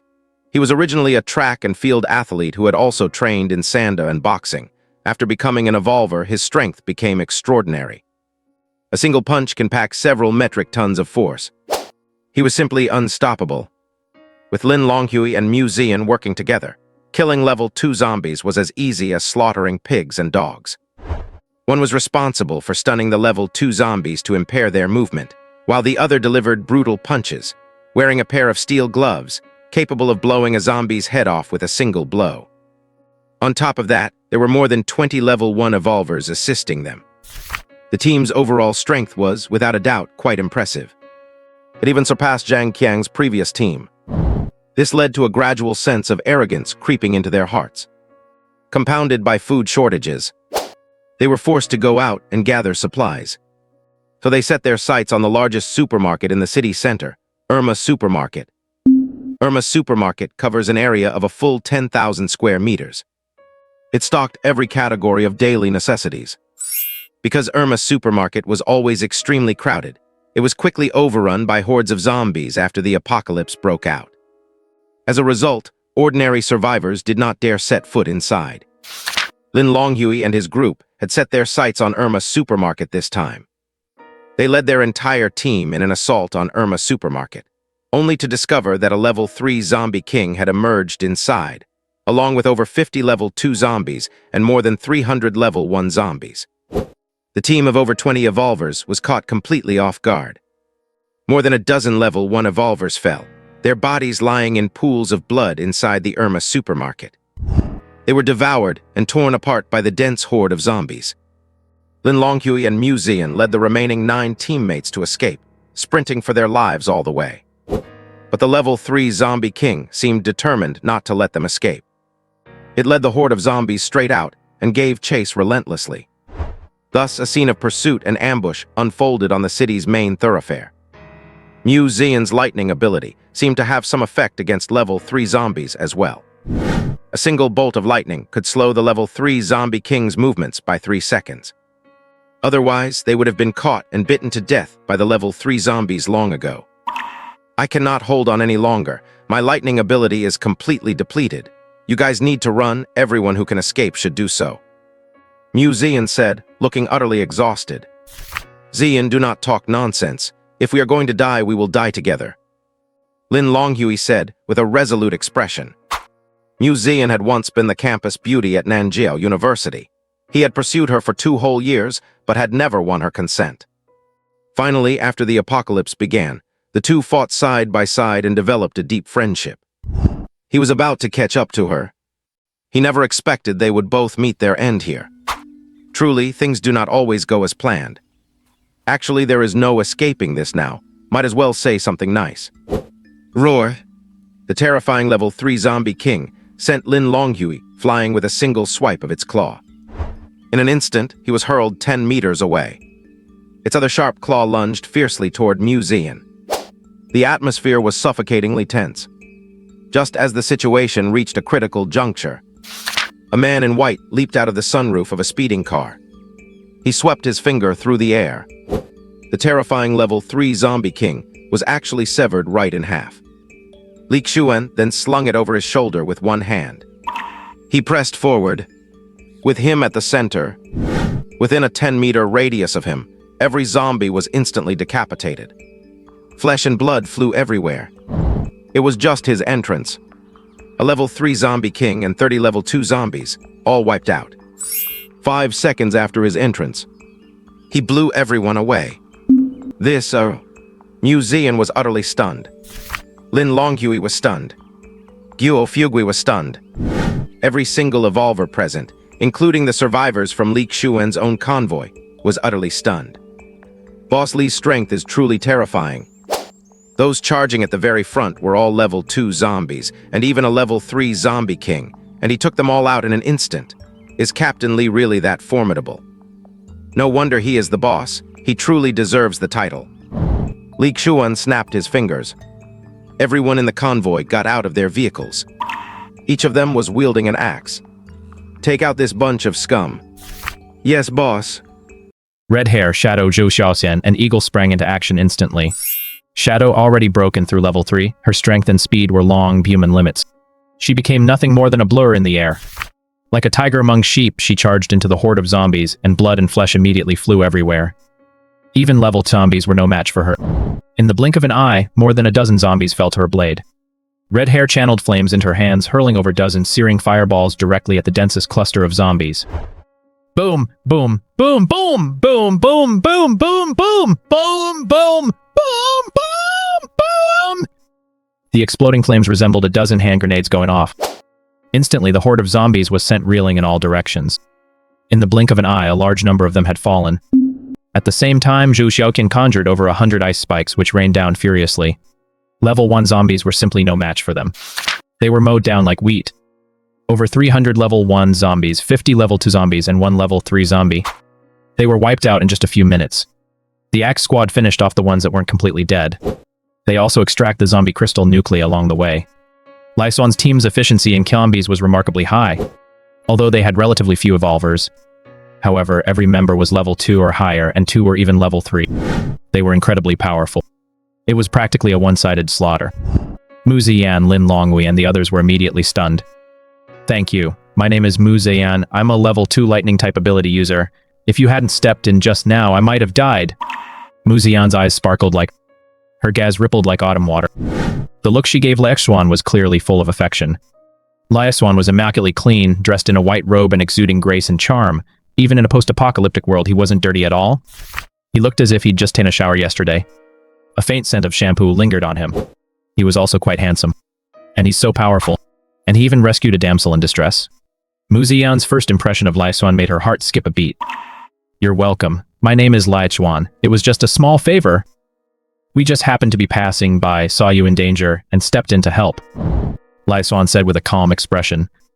No need to thank me for such a great favor. We don't have anything to offer in return. I'm the captain of the South Jiao squad. May I lead my team to join you? I wonder if Captain Li would be willing to take us in? Mu Ziyan asked immediately. Of course. My team would be happy to welcome a talented person like you, Miss Mu. Ziyan, isn't this decision a bit hasty? Lin Longwei was about to say something else, but Mu Ziyan cut him off immediately. Longwei, you've seen Captain Li's strength for yourself. Our team has suffered heavy losses this time and everyone is injured. Only by joining Captain Li's team can we find better protection. In this world, strength ultimately reigns supreme. As the deputy captain, even if you're not thinking of yourself, you have to consider the survival of your teammates, don't you? Mu Ziyan said this with a look of absolute conviction. It made perfect sense. Lin Longhui couldn't argue with that. All right then, Ziyan, I'll take your advice. Sun Yuhan, could you please tend to these brothers' injuries? It looks like one of our brothers is on the verge of dying. Yang Jian, hang in there. A level 1 evolver lay there with what appeared to be a large gaping hole in his chest, clearly torn open by the sharp claws of a level 2 zombie.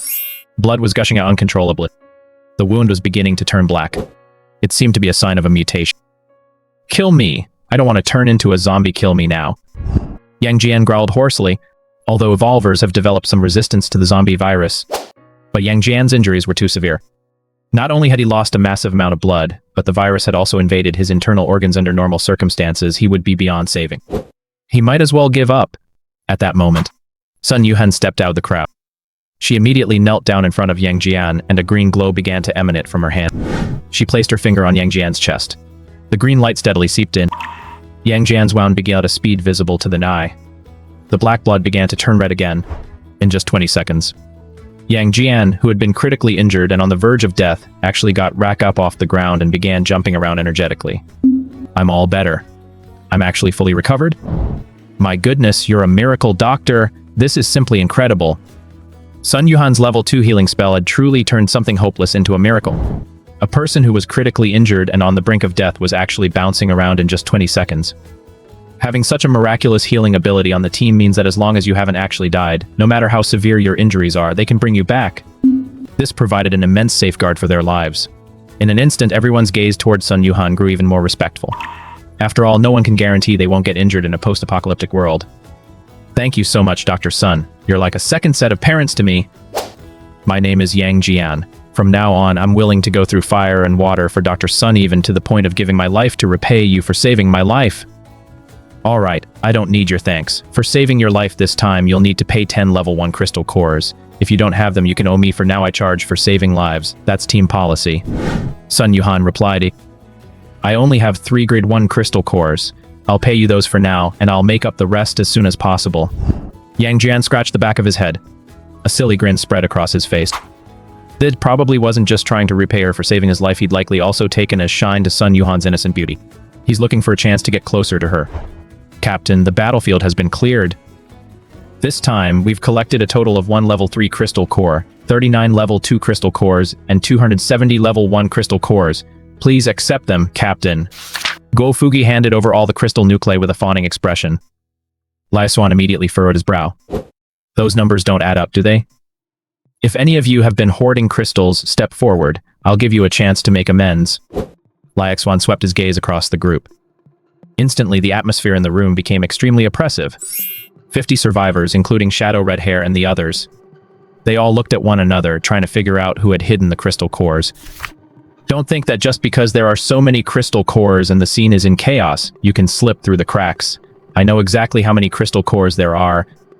Are you sure you want to hide them on your own? As soon as Xuan finished speaking, immediately several timid figures stepped forward. I'm sorry, boss. I shouldn't have acted so recklessly. Please go easy on me. Several survivors immediately knelt on the ground. It turned out that as many as 5 of them had been up to no good. In total, they had hidden 10 second-tier crystal cores and 30 first-tier crystal cores. Xuan slapped each of them across the face, sending them flying. Their faces were left swollen from the blows. Remember, this is just a light punishment to serve as a stern warning. You won't get a second chance. The rest of you, aren't you going to step forward? I'll ask one last time, are you going to come forward or not? As soon as Xuan finished speaking, still no one stepped forward. It seemed they intended to resist to the very end. Very well. With a solemn expression, Xuan walked up to a petite young woman. She was about 158 tall with a somewhat delicate and refined appearance. Though she wasn't exactly beautiful, she was at least above average in looks. What's your name? Boss, her name is Huang Yufan, Gofugi answered for her. Beads of sweat began to form on Huang Yufan's forehead. She thought she didn't herself well. But clearly, Xuan had spotted her. I've already given you 2 chances, but unfortunately, you didn't know how to cherish them. I'm sorry, Captain Lei. I just lost my head for a moment. I'll return the crystal core to you right away. Please, Captain Lee, don't hit me. Wah? Hit you. Shadow, kill him. Xuan ordered immediately. Yes. Shadow drew his dagger and instantly pierced her neck. Huang Yufan eyed in her face was filled with disbelief. She had only made a minor mistake. Kill her? Huang Yufan's death made it clear to many of the survivors that Xuan was no saint. Just because he was willing to take in other survivors didn't mean he was soft-hearted. Thank God, I spoke up early and admitted my mistake on my own. Otherwise, this time it wouldn't have just been a slap in the face. I'd be dead for sure. Huang Yufan had it coming. Captain Lee had already given her 2 chances, yet she still took a chance and hid the crystal core. She truly deserved to die. Evolver's senses are far sharper than those of ordinary people, not to mention a level 3 evolver like Captain Lee. Don't think you can take advantage of the chaos to pull a fast one. That's nothing short of courting death. Soon after a search by several female teammates, the 1 level 2 crystal core and 10 level 1 crystal cores Huang Yufan had hidden in her bra were uncovered. Wow. This girl isn't just bold, she's also incredibly greedy. She didn't just hide 1 or 2, she hid 11 of them. She really deserved to die. Chief, we've finished tallying all the crystal cores. In total, there's 1 level 3 crystal core, 50 level 2 crystal cores, and 310 level 1 crystal cores. Guofugi report. The numbers check out. Let's go! Get in the car. Let's continue on to our destination. Before long, Sun Yihan had treated all the wounded. Lin Longhui, Muzian, Yang Jian, and the others, also Zhuan's team. Although Yang Jian was only a level 1 psionic, he was a very rare invisibility level psionic. He could render his entire body transparent. He could blend seamlessly into his surroundings. Although I'm only at level 1 right now, the invisibility effect isn't very effective. It doesn't last very long, and my combat power hasn't increased much. I'm only slightly stronger than an ordinary person. But if I keep leveling up, I might just become a top-tier backstabber someday. I'd be a real pro at ambushes. As for the remaining 8 level 1 evolvers, they're all speed evolvers. That might also be why they were able to escape even when being chased by a level 3 zombie king. Because anyone who couldn't outrun had already been taken out. Speed-type evolvers run fast, which is why they were able to hold out until Xuan arrived to rescue them. If this group were to compete in track and field, they'd probably make Usain Bolt question his own abilities.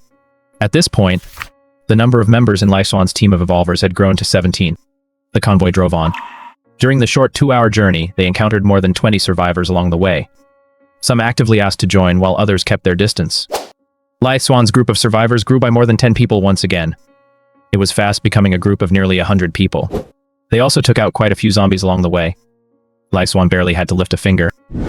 As long as they didn't encounter a massive horde, even if over 100 zombies appeared at once, the evolver squad could easily wipe them out. This time, no one dared to hoard crystal cores anymore. With all the stops along the way, what should have been a little over an hour's drive ended up taking a full 5 hours before they finally arrived at the central bank vault in Blue Star High City. We're here, this is the place. Up ahead is the main entrance to Haicheng's largest central bank vault. This door is made of alloy steel, a full half-meter thick, and exceptionally sturdy. I've heard even artillery shells can't breach it. I don't have the vault's access code. Opening this vault is going to be quite a challenge. Xuan said with a look of distress. No sooner had he finished speaking, Xuan gently raised a finger. The next second, the vault doors let out several thunderous booms. A triangular cut appeared out of nowhere. The half-meter thick alloy steel door was actually cut right through. It was cut into a triangular shape resembling a human figure. The cut was clean and smooth, as if slicing through the alloy steel plate were as easy as cutting tofu. Xuan kicked the steel door aside and walked inside. The others immediately followed. The vault was pitch black, the power system had long since failed. Xuan pulled out a high-powered flashlight from somewhere. When he turned on the flashlight, a truly breathtaking scene immediately unfolded before their eyes. Breathless, stunned, terror, stiffness, stunned. Everyone gasped in shock. Inside the vault, they saw pile after pile of gold bricks stacked high. Each gold bar was labeled as weighing 25 kg. One gold bar weighs 25, worth 6,800,000. And there were a full 16 piles of gold bars in this vault, each pile consisting of 1,000 gold bars stacked together. That's a total of 16,000 gold bars, weighing 200 metric tons. Based on international gold market prices, that's worth 110 billion. Holy shit, I'm rich. This dazzling golden scene was truly blinding. It's too blinding. With this many gold bars, I could never spend them all in a lifetime. I could never spend it all in a lifetime. Ah, what a shame. If the apocalypse hadn't struck, getting this many gold bricks would have made me the richest person in the region overnight, one of the nation's top tycoons. It's just a shame that no matter how many gold bricks I have now, there's simply no way to spend them, Xuan said with a look of deep emotion. To have a pile of gold bricks, yet not even be able to buy a packet of instant noodles, how tragic is that? Very good. Xuan, you've performed a great service this time by helping me locate the vault. As squad leader, I'm rewarding you with 10 level 1 crystal cores and enough supplies to help you become a level 2 evolver. Everyone rest here for a while and start a fire to cook. I'm in a good mood today, so I'm rewarding each of you with 2 lying of beef and half a gin of rice. All members of the Axe squad who participated in today's operation can each claim 1 level 1 zombie crystal core. Xuan finished speaking. He began retrieving various supplies from his spatial pocket. Not only were there rice, beef, lamb, salt, and cooking utensils, but also all kinds of snacks and treats. Most importantly, they would all receive a zombie evolution crystal core. This meant they could all become evolvers. Team leader Li was being more generous than ever before. He had no choice. With all those gold bricks, Xuan has already made a fortune. So there was no need to be stingy and scrimp on such a small amount of supplies. Today, everyone can eat and drink as much as they want, use up all the ingredients. Xuan will cover the entire bill. Long live Big Brother Lai. Oh my gosh, can we really eat and drink as much as we want? I feel like I could eat a whole cow. And there's beer and Coke too. Captain Lai's storage space actually has such goodies stashed away. Everyone was utterly delighted. Red hair, for this mission, you'll get 5 level 2 crystal cores. I'll also give you 2 packs of cigarettes, smoke them sparingly. Eagle, you led the team and navigated us, you played a huge role. You'll get 7 level 2 crystal cores. Sun Yuhan, you did a great job healing your teammates, you'll get 5 level 2 crystal cores. Shadow, since you've already broken through to level 3, the effects of level 2 crystal cores will be significantly reduced for you. I'll exchange them for ration coupons worth 200 gin of beef. How does that sound? Sure thing, boss. Zhou Xiaoxian, you provided water for the entire team, that's also a merit. I'll give you 5 level 2 crystal cores. Muzian, even though you've just joined my team, I treat everyone equally. You played a significant role in clearing out the remaining zombies this time. I'll give you 2 level 2 crystal cores, plus 10 gin of beef and 10 gin of rice. Lin Longui, you'll receive the same rations as Muzian. Yang Jian, your invisibility ability has been quite useful. I'm giving you 10 level 1 crystal cores along with enough supplies to help you break through to level 2 as soon as possible. The debt you owe the team will be recorded for now. Xuan began distributing the supplies one by one. Even the newly joined level 1 evolvers received sufficient supplies and crystal cores. Xuan's fairness and generosity won everyone's wholehearted approval. This because Xuan had set aside nearly half of all the crystal cores and supplies the entire team had acquired to distribute. He kept only a small portion for himself. Everyone had their own sense of fairness. With a quick mental calculation, they could easily figure out exactly how much they'd earned today. Xuan possessed overwhelming strength. He was the team leader and had his own personal storage space. If he hadn't wanted to share the spoils or had chosen to keep the lion's share for himself, no one would dare say a word against it. In the post-apocalyptic world, the strong reign supreme. The strong are naturally meant to take the lion's share. That's exactly what everyone else does. But precisely because of this, The fact that Xuan was willing to set aside the lion's shares for distribution only served to highlight just how rare and valuable a captain like him truly is.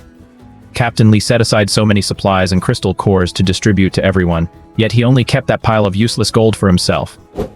So what if he has 200 metric tons? In this day and age, even if you had 2,000 metric tons of gold, you still couldn't buy a single packet of instant noodles. People would even complain that your pile of gold nuggets is too heavy to carry. That's right, Captain Li is a good man. At first, when Xuan told all of us to hand over our crystal cores, I was a bit resentful. Why should he be the only one to keep them all to himself? But now I'm completely convinced. How could we distribute them fairly if we didn't turn in all the crystal cores? If it weren't like Xuan, if someone else were the captain, we'd definitely be off worse. Xuan may not have been absolutely fair, but at least he's relatively fair. Others might not be. As the survivors began to eat and drink, they whispered among themselves. Some had already started taking the crystal nuclei, their faces contorted with unbearable pain. Everyone took it in stride. It was all part of the normal awakening process. Xuan gave a wry smile. He could hear every word of their whispered conversations clearly. You guys might come out ahead, but I'll never lose out. Who says these gold nuggets are useless? If Xuan gets into the urban world, he can trade for enough supplies that you couldn't possibly consume in 10,000 years. He could become a top-tier tycoon. Even if we take a step back, a level 1 crystal core is indeed of little use to a level 3 evolver. The effects are just too weak. Even when Xuan takes level 2 crystal cores now, the effects have already started to be halved, let alone level crystal cores. Level 1 crystal cores are only good for training underlings. I've broken through, I've become an evolver. Such incredible power. But why am I so hungry? Thank goodness Captain Li prepared so much food for us, otherwise I'd have fainted from hunger.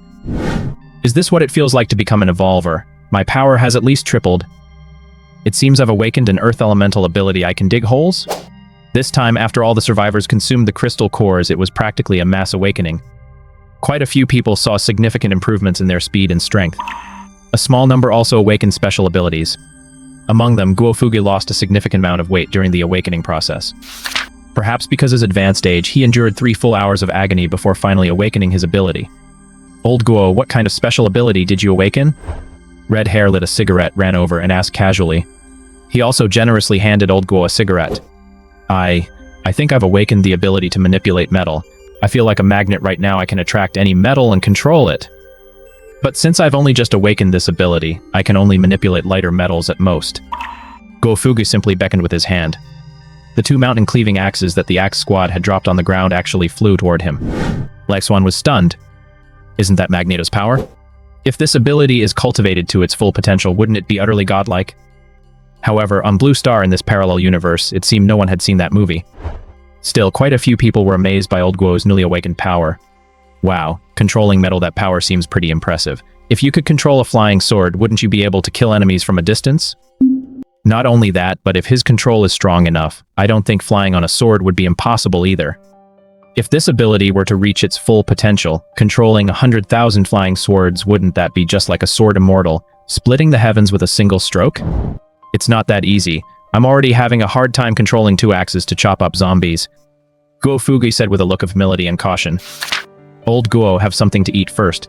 The boss saved a whole Beijing roast duck just for you. Thank you, boss. I, Guofugi, will never forget your kindness in giving me a lease on life. Xuan ate with everyone else.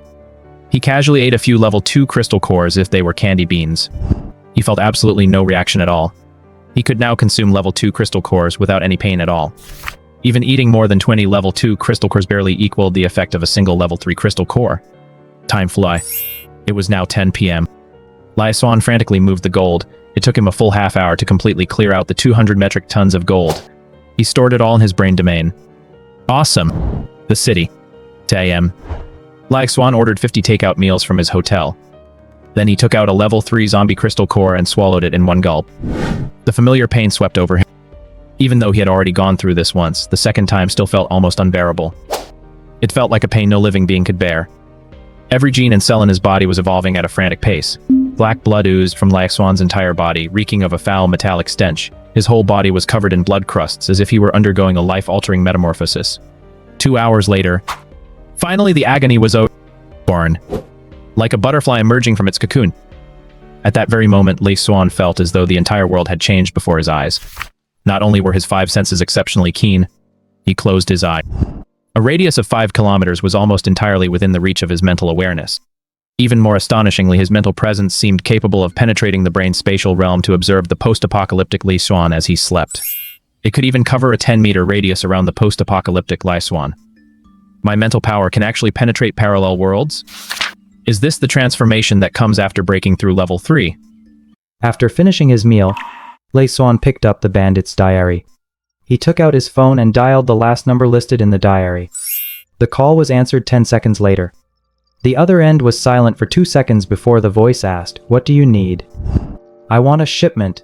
100 Barrett sniper rifles, 100 A-47s, 100 Polish M762s, 100 Z submachine guns, and 100,000 rounds of ammunition." That's a large order. I can't provide delivery service. We'll have to make the transaction at the White Bear country border. Okay. The price is 3 million.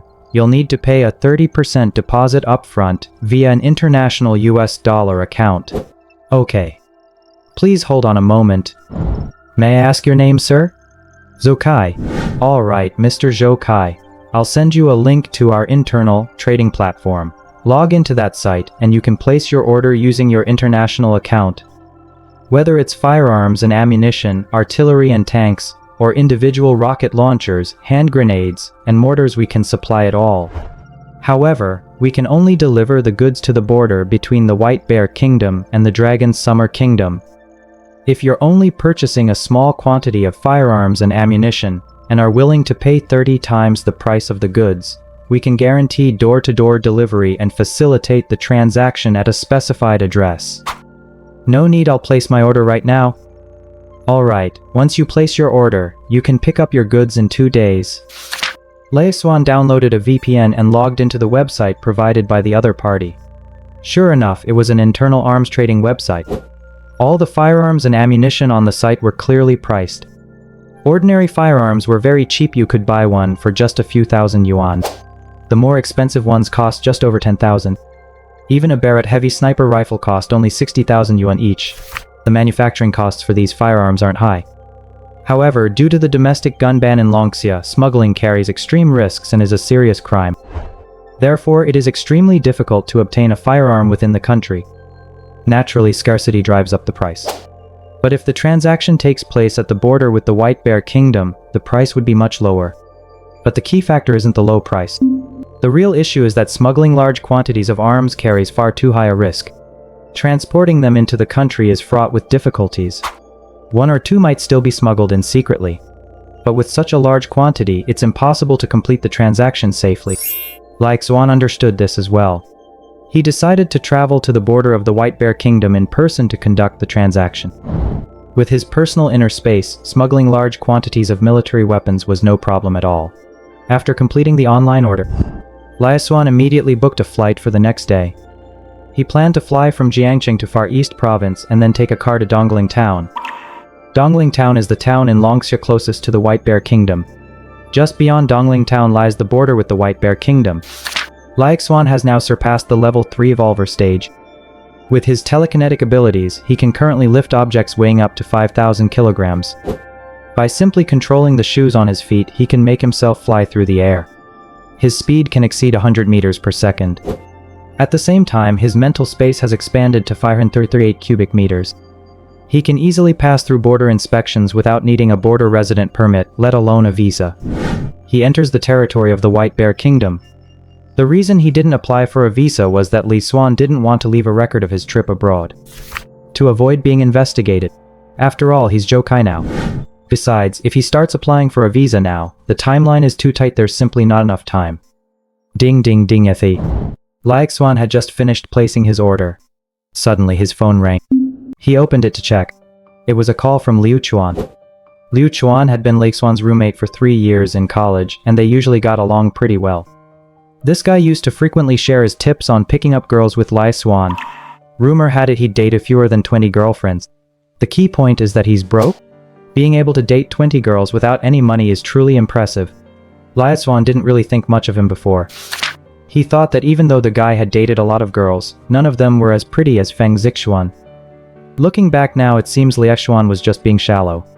Sincere feelings ultimately went to waste, only manipulation wins people over. Xuanzi, what have you been up to lately, kid? I haven't seen you around at all. Nothing much, just a little family issue. So, are you free this afternoon to grab a bite? I've got something to talk to you about. Sure, this afternoon at the barbecue place on Old Street. Okay. 5 am. Xuan and Xuan met at the Old Street BBQ restaurant behind the school. Holy crap, are you really late, Xuan? Damn, you've actually gotten even better looking than me, Xuan exclaimed in shock. Haven't I always been better looking than you? I just put on a little weight a few months ago. No wonder. No wonder what? Never mind, let's just order first. Xuan pulled out his phone and sent a text to someone he didn't say who. He started changing the subject. By the way, Xuanzi, have you seen today's top news? I heard that early this morning, someone found 5 bodies by the Yangtze River, along with a moving company's truck. After the 5 bodies were recovered, forensic examination confirmed that all 5 were homicide victims. One of them had 12 ribs kicked in while still alive and died from his injuries. 2 others were shot, and the last 2 were actually stabbed in the temples with a needle. But that's not the main point. The key thing is that, according to preliminary police confirmation, these 5 individuals were no ordinary people. They were international criminals, A-level fugitives who had committed dozens of kidnapping and murder cases. This time they were disguised as security guards, delivery drivers, and moving company employees. It's highly likely they had their sights set on a kidnapping target, only to be killed in the process. But how could ordinary people possibly fight back against international criminals? That single kick shattered 12 of their ribs, all comminuted fractures. What kind of kicking power could produce such an effect? And then there's the flying needle attack. Based on my guess, it's highly likely that a psychic or a practitioner of ancient martial arts was involved this time. These ruthless criminals have met their match, Xuan said with absolute conviction. The psychics, ancient martial artists? Do people like that really exist? Xuan took a sip of beer and asked curiously. Of course there are. Didn't I tell you before? I have a distant cousin who awakened his psychic abilities 6 years ago. I heard he was even admitted to the High Martial Arts Academy. But people like that are just too far removed from us ordinary folks. Plus, awakening to psychic powers is a 1 in 10,000 occurrence. You've never seen it, so you don't believe it. Xuanzi, you're just too narrow-minded. If you'd met my distant cousin, you'd understand just how vast the world really is. We're nothing but frogs at the bottom of a well. You're the one who's a frog at the bottom of a well, not me. Xuan and Xuan had just taken a couple of bites. Suddenly, a rather pretty young woman walked into the barbecue restaurant. Xuan, I finally found you. Why didn't you answer my calls? Feng Zixuan, what are you doing here? Xuan glanced at Xuan and instantly realized what was going on. Sorry, Xuanzi. Feng Zixuan came looking for me today and insisted I get you to come out. You know, I've been trying to win over Lin Xiaoxiao lately, and she's Feng Zixuan's best friend. I just had to do her this favor. Xuan spread his hands, looking utterly helpless. Damn it! Xuan, can we talk this out calmly? I admit, breaking up with you before was a spur-of-the-moment decision. The truth is, I've always cherished our relationship. I really didn't want to let it go. It's been 3 years. We've been through so much together. Xuan, let's get back together. It really has been tough. Every holiday, I'm the one who gives you gifts. I pay the rent. I take care of the cat. I provide emotional support. I do the housework. And I even cook the meals. What's so hard about it for you? All you have to do is whine and complain. Xuan said with a look of contempt and sarcasm. Xuan, haven't I ever given you gifts? A toothbrush, slippers, face wash? Didn't I buy those for you? I didn't expect you to be so petty. You're clearly so rich, yet you still pretend to be poor in front of me. Buying a Louis Vuitton bag would be a piece of cake for you, but you've never bought me one. It's only 20,000 yuan. I begged you for 3 months. I thought you'd give it to me on my birthday, but you let me down. You only gave me a 1,000 yuan knockoff bag. Do you have any idea how embarrassed I was that day? With so many classmates and friends watching, how was I supposed to save face? Because of this, I admit I've had some issues with you, and Lin Xiaoxiao has been badmouthing you behind your back. So that's why I started thinking about breaking up with you. Actually, I've come to terms with it now. I don't care about material things. I think our 3-year relationship is what matters most. Xuan, I've never had to grovel like this before. Will you come back to me? Feng Zixuan looked as if tears were streaming down her face, speaking in a pitiful, helpless tone. She even used a high-pitched, whiny voice to sound coy. She knew Xuan was a sucker for that. Every time she used that high-pitched, whiny voice, Xuan found it hard to resist. Get lost. Feng Zixuan, I saw right through you a long time ago. You make me sick. Xuan no longer wanted anything to do with her. A broken mirror can never be mended. Once certain things are done, there's absolutely no turning back. Wah. Xuan, I never thought you'd be so heartless. It's not like Feng Zixuan here has no men after me. If you don't want me, there are plenty of men who'll fawn over me. I'll make you regret this, you'll definitely regret it. Feng Zixuan ran off. Many bystanders just thought it was such a shame. This girl is, actually pretty good looking. She actually asked to get back together and got turned down? Many guys just felt it was a real shame. After all, looks are everything. Hey, Senior Xuan, what a coincidence you're here for dinner too? Feng Zixuan had just stepped out of the barbecue restaurant. Suddenly Fu Dudu walked in with 3 girls. As soon as she saw Xuan, she immediately came over to say hello. Junior Dudo, it's you? Yeah, we're here for dinner too. Senior Xuan, I sent you several WeChat messages yesterday, why didn't you reply? I must have forgotten. It's okay, Senior Xuan. I'm sure you're really busy, but you have to remember to reply next time. Okay, I definitely will next time. Why don't we eat together? Fu Dodo suggested. Upon hearing this, Xuan's eyes lit up Waiter, can we have a bigger table? Ladies, my name is Liu Chuan the Liu from Liu Chuanfeng. What are your names? Liu Chuan asked, his eyes sparkling. I'm Fu Dodo, I'm Zhang Ting, I'm Huang Wenwen, and I'm Wan Xiaohu. Fu Dodo, so it's her. The campus beauty who ranked first among freshmen. She looks lively and cute, a bit like Bao Shang'en. No, she's even prettier than Bao Shang'en.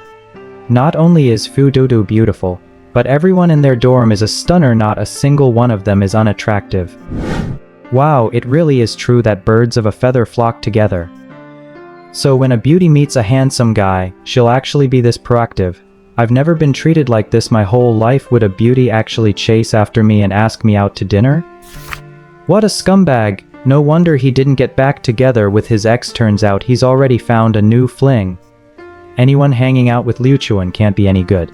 That guy's reputation has been in the gutter for ages. Not only does he date girls left and right, but he's also a freeloader who makes the girls pay for hotel rooms. He's clearly just a kept man. The guys at another table pointed and whispered among themselves, pointing at Liu Chuan and Xuan. Liu Chuan might not have heard them, but Xuan heard every word clearly. This guy actually makes girls pay for hotel rooms? How on earth does he pull that off? As the meal went on, Liu Chuan was running back and forth, going out of his way to be attentive. He started bragging about all sorts of bizarre experiences. He boasted about all sorts of amazing things.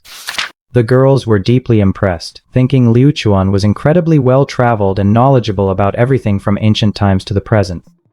Liu Chuan, I never expected you to know so much. You even have a crystal clear understanding of the nationwide supernatural incident that broke out 6 years ago. Of course, that supernatural event that erupted 6 years ago is known as the awakening of spiritual energy. But do you know what the spiritual energy revival actually is? The so-called spiritual energy revival refers to a special energy mutation occurring in a certain type of molecule in the air. This energy mutation is contained within oxygen. Once inhaled by the human body, it fuses with every gene and cell, triggering a mutation that either awakens supernatural abilities or unlocks the body's genetic potential. You must understand that the human brain has not been fully developed. Only a very small portion of it has been tapped. The vast majority of it may never have the chance to be developed or utilized in this lifetime. The human body is inherently full of mysteries. Some people possess ancient genes, while others are naturally more intelligent. Not everyone is born the same. In this world, legends of ancient martial artists have actually been circulating for a very long time. Back then, the mutagenic energy in the air was likely more abundant, that is, the so-called spiritual energy was denser. So, ancient people discovered this energy, harnessed and absorbed it, and created specialized absorption techniques. That's how the legends of ancient martial artists came to be. They were far more powerful than ordinary people. They could even pluck flowers and leaves from the air to injure people from a distance. This continued until the Ming and Qing dynasties, when the mutated energy in the air began to thin. Ancient martial artists grew weaker with each generation. and some schools even saw their lineages cut off, vanishing into the annals of history. This period is known as the Age of Decline. The Age of Decline lasted roughly 300 years, and especially in modern times, ancient martial artists have all but vanished. Wars across the globe were replaced by firearms and artillery. It wasn't until 2056 years ago that the mutated energy molecules in the air began to become active once more, leading to the reemergence of ancient martial artists, and the birth of numerous psychics across the country. Under the influence of this mutated energy, some individuals directly awakened their ancient genes and unlocked the mysteries of their genetic locks, thereby awakening special psychic abilities.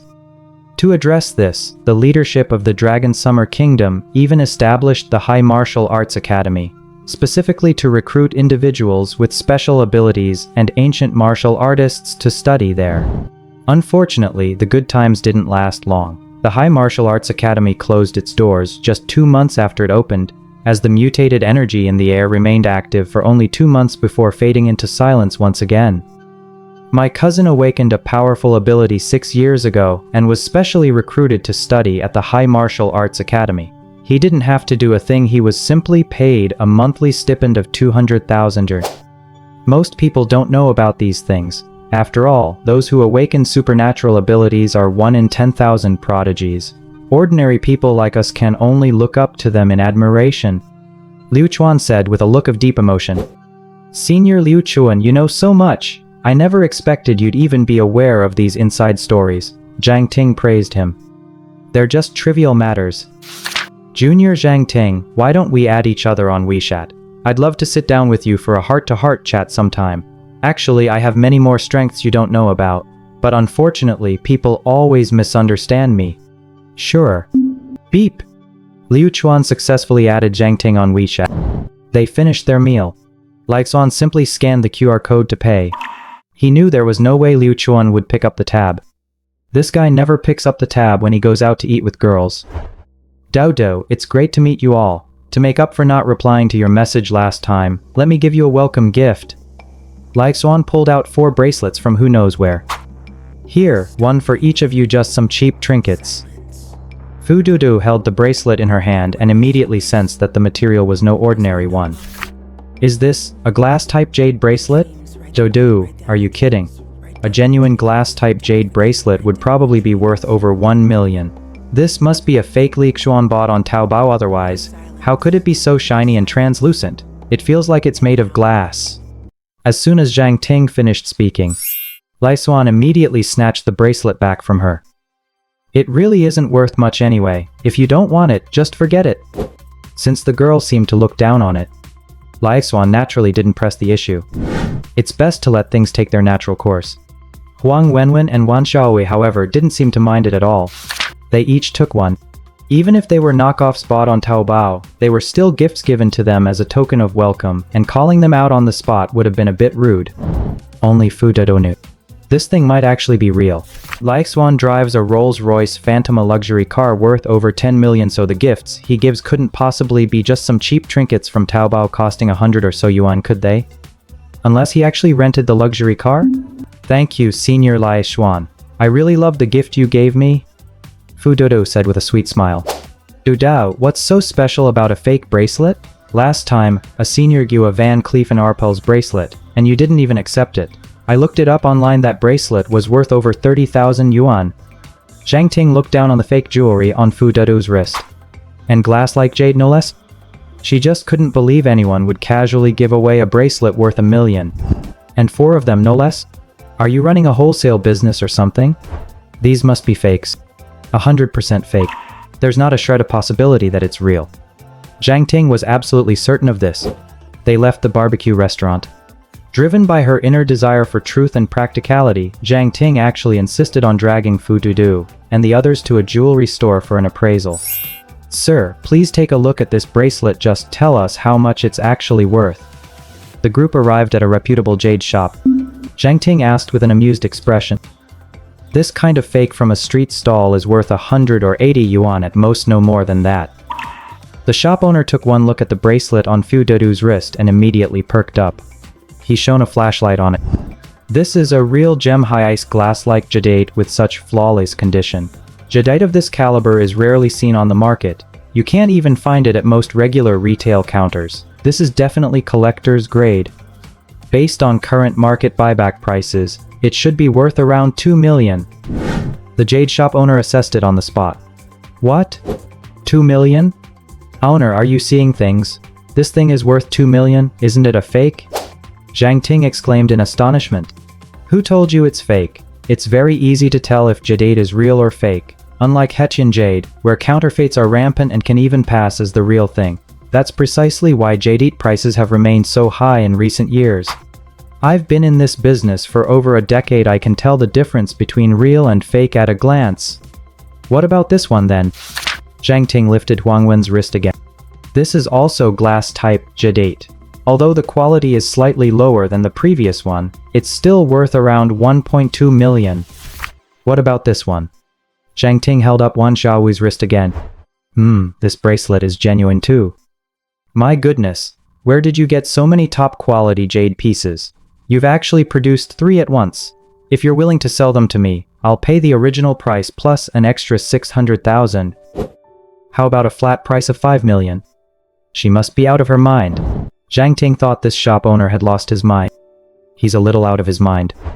You're offering 5 million to buy back the 3 bracelets Li Xuan just casually gave away?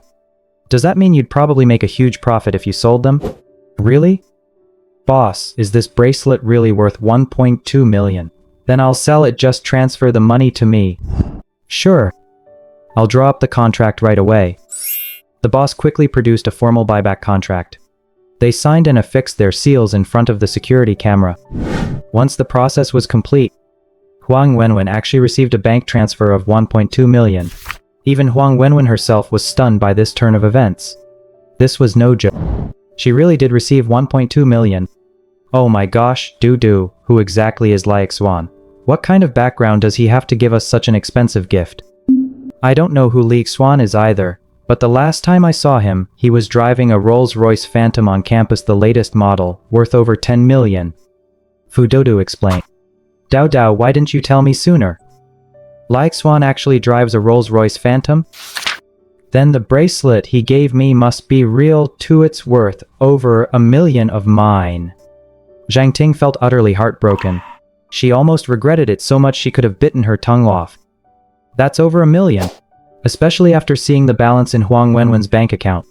It was simply heart-wrenching. How many part-time jobs would I have to take on, and how many years would I have to work to earn 1 million? Oh my god, you're unbelievable. Dao, can you send me Li Xuan's WeChat contact? He gave us such a valuable gift, we really should thank him in person. I'm planning to treat Li Xuan to a meal later. Huang Wenwen said with a straight face. Yeah, Dao, this gift is so valuable. If we don't do something to show our appreciation, I'll feel guilty just holding it. Send me Li Xuan's WeChat too.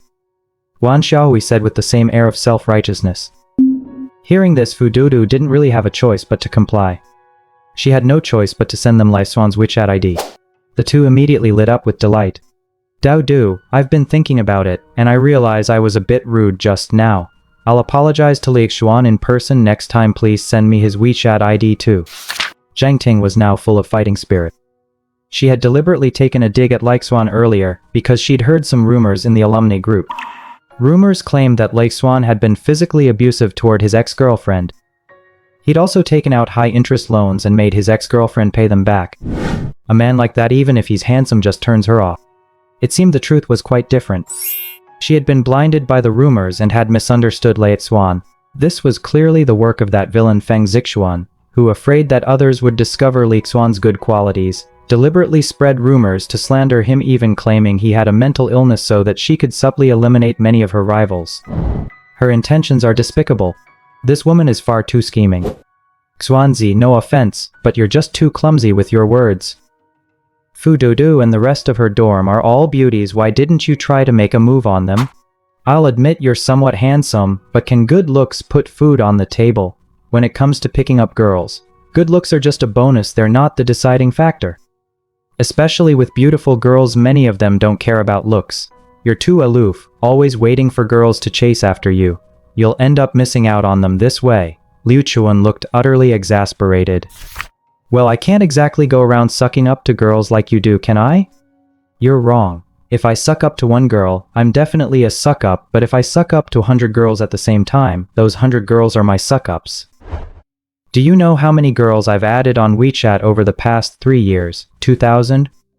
From our school, from other schools, from the school next door, from all walks of life, even gamers, I can hook up with a girl to hang out any day I want. That's my trump card. There's no trick to it, it's just about having a lot of options.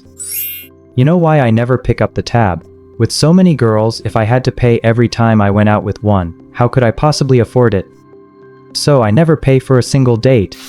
Plus, I'm just hanging out with them as friends. I'm not making a move on any so it's perfectly reasonable for me not to pay.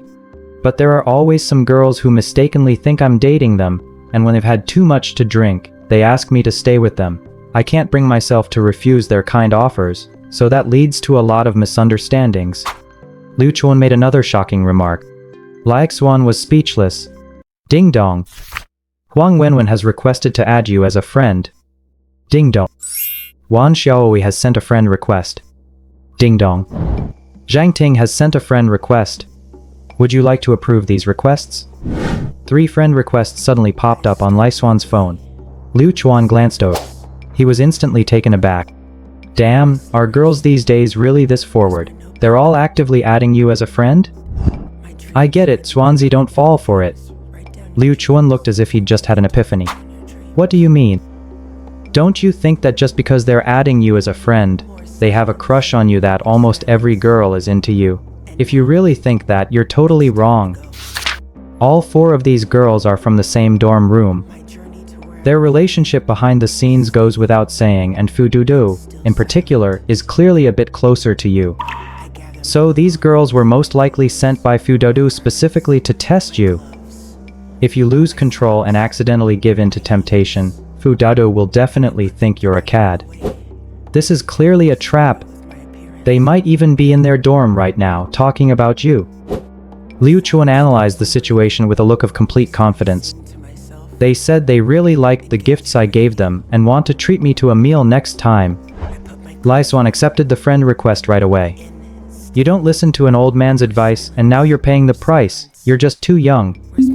I never said I was going to pursue Fu Dudu. What's there to test? That evening, Xuan returned to his open-plan apartment at Wanjiang Yepin. He simply moved in with his suitcase. After all, the apartment had everything he needed. He also took down all the listings for his currently available rental properties on the platform. After the kidnapping incident last time, he had completely lost any desire to be a landlord. It was just a naive fantasy from his student days. The idea of just sitting back and collecting rent sounded so comfortable. As it turned out, collecting rent wasn't so comfortable after all. The monthly rent is a mere 500,000, yet he receives countless harassing calls every day, not to mention tenants who nitpick and haggle over the price. Of course, from the tenant's perspective, haggling over the rent is a perfectly normal market practice. But Xuan felt it was a waste of time and energy. Even a random gold brick he owns is worth more than 5 million. It really wasn't worth the hassle of haggling with tenants over a few 10,000 yuan in rent. Besides, he's already realized something. Listing over 100 properties for rent on a real estate platform is indeed a very high-profile move. It's easy to attract scrutiny. Taking all the listings offline is a matter of urgency. The end of the world. I am. As always, Xuan went to bed early and woke up late. Early this morning, the sound of several planes suddenly roared across the city sky. About 5 planes taxied past overhead. And from these planes, countless leaflets were scattered. The sky was filled with paper fluttering in the wind. Quite a few survivors picked up the leaflets dropped from the planes. They look like military planes. What does the leaflet say? Quick, let me see it. Dear survivors, the apocalypse has been upon us for nearly 3 months now. Over these past 3 months, we the people of Blue Star have faced countless calamities. 95% of humanity has been wiped out as a result. Order has collapsed, evil runs rampant, the world has become a living hell, and the rule of law has vanished. Fortunately, 5% of humanity has survived. We are the spark of human civilization, we must never give up easily. After 3 months of efforts by the Longhai military, we have rebuilt the human survivor base and rescued a large number of survivors. Currently, the Longhai survivor base is home to over 10,000 people, and approximately 500 evolvers have emerged. We have ample ammunition, vast supplies, a fully functional power grid, clean water sources, restored social order, and a powerful team of evolved ones. We can protect the survivors from further attacks by zombies and mutated beasts. Join the Longhai survivor base. We welcome all survivors and all evolvers to join us and weather this crisis together. I, Yuan Tianyi, leader of the Longhai base and a level 5 evolver, welcome you all. On this leaflet dropped from an airplane, not only contained a written introduction by the military leader, but also featured a map of the base at the bottom. According to the directions on the map, roughly 50 kilometers north or south of Haicheng, once you leave the city, you'll reach the Longhai survivor base. As soon as this leaflet was distributed, it instantly sent everyone into a frenzy. For all the survivors struggling to survive in this post-apocalyptic world, this was undoubtedly a lifeline. This is great. I never imagined that Commander Yuan Tianyi had already established such a large survivor base, and he's a level 5 evolver too. That's incredible. Captain Li, a level 3 evolver, is already this powerful. So don't you think a level 5 evolver must be like a god? General Yuan Tianyi has always been a leader among the younger generation in the military. He became a major general at the age of 30 and comes from a family of warlords. Even before the apocalypse began, he commanded a large army and controlled vast quantities of firearms and gunpowder. After the apocalypse broke out, whether facing natural disasters, zombie attacks, or assaults by mutated beasts, he had sufficient means to respond. Therefore, it's only natural that he acquired large quantities of zombie crystal nuclei and mutated beast meat early on, allowing him to rapidly evolve into a high-level evolver. Why don't we go and join Marshal Yuan's forces too? Joining a larger survivor base would undoubtedly be a safer bet. Lin Longhui suggested immediately. As soon as he said this, quite a few people began to consider the idea. We should discuss this with Captain Lei. If he's willing to join Marshal Yuan, then we can go together. It'll be good to have each other's backs along the way. But what if Lei Xuan doesn't agree? If Lei Xuan doesn't agree, we can just go our separate ways. We're not his lackeys. Does he really get to tell us whether we can join a bigger base or not? Ziyan, come with me to join the Longhai base. We're both level 2 evolvers. Once we're there, we might even land a position or two. And with a base this big, our supplies will definitely be more secure. Lin Longhui began to persuade her. Upon hearing this, Mu Ziyan was immediately torn. She still hoped that Li Xuan would go with them to join the Longhai base. After Li Xuan got out of bed, he noticed quite a few people holding flyers and chatting animatedly. Thanks to the generous supply of crystal cores Li Xuan had provided the previous day, had almost all transformed into evolvers. Although the vast majority were only level 1. But the group's overall strength was now incomparable to what it had been before. Captain Li, please take a look at this flyer first. Guo Fugui handed him. Li Xuan took a closer look. His expression was impassive. Longhai base, what supplies? Could this base possibly have more supplies than he does? Isn't this ridiculous? As for the level 5 evolvers, Li Xuan acknowledged that they had the advantage of early access to resources, so it was understandable that they were currently ahead of him. But it wasn't a big deal. What's this? Are you guys interested in this Longhai base? Captain, even though you're a spatial type psionic and have used your abilities to secure some supplies early on, there will come a day when we can't keep living off our reserves. With all due respect, I believe joining the Longhai base is undoubtedly the better choice for our team right now. Besides, our entire team is now made up of evolvers. By joining the Longhai base, we're sure to secure a place for ourselves. In the apocalypse, we need to stick together and pool our strength to face greater risks. I hope the captain will lead us in joining. Lin Longhui said with hesitation. If you want to leave, go ahead on your own. I won't force you. Anyway, I'm not interested in this Longhai base. Captain, you... Enough, let's eat. Very well. Since the captain is set on his own course, I, Lin Longhui, hereby request to leave the team. Captain Li, why don't we... Many people started to speak but stopped short. What? Do you want to leave the team too? Alright, I see it now. Quite a few of you are thinking about joining the Longhai base today, aren't you? Here's the deal. All of you who are willing to follow Lin Longhui and leave to join this so-called Longhai base, step forward. I'm giving you a chance right now to leave the team, and I won't stand in your way. As soon as Li Xuan said this, The entire room fell silent. Before long, someone stepped forward. It was one of Lin Longwei's hen. That was understandable. After all, he had always been with Lin Long. But the moment this man stepped forward, it quickly set off a chain reaction. 1, 2, 3. More and more people began to step forward. All 8 speed-type evolvers who joined yesterday actually stepped out of the ranks. And quite a few people from Lai Xuan's group followed suit as well. I'm sorry, boss, but I want to go to a larger survivor base. Please let me go. The moment Zhou Xiaoqian stepped out of the ranks, Lai Xuan was genuinely taken by surprise. Zhao Xiaosen, you were one of the very first members of our team. I don't think I've ever treated you unfairly. Are you sure you want to leave my team? Lai Xuan asked again. This actually conveyed a hint of a plea to stay. But Zhao Xiaoxian ultimately nodded firmly. I want to go. I'm sorry, boss. If it weren't for your help, I might not have become a level 2 evolver so quickly. I'm even on the verge of breaking through to level 3 now. But I still want to go to a bigger base. With my water-based abilities, I might be put to better use there. Everyone has their own aspirations. I understand. Go ahead then.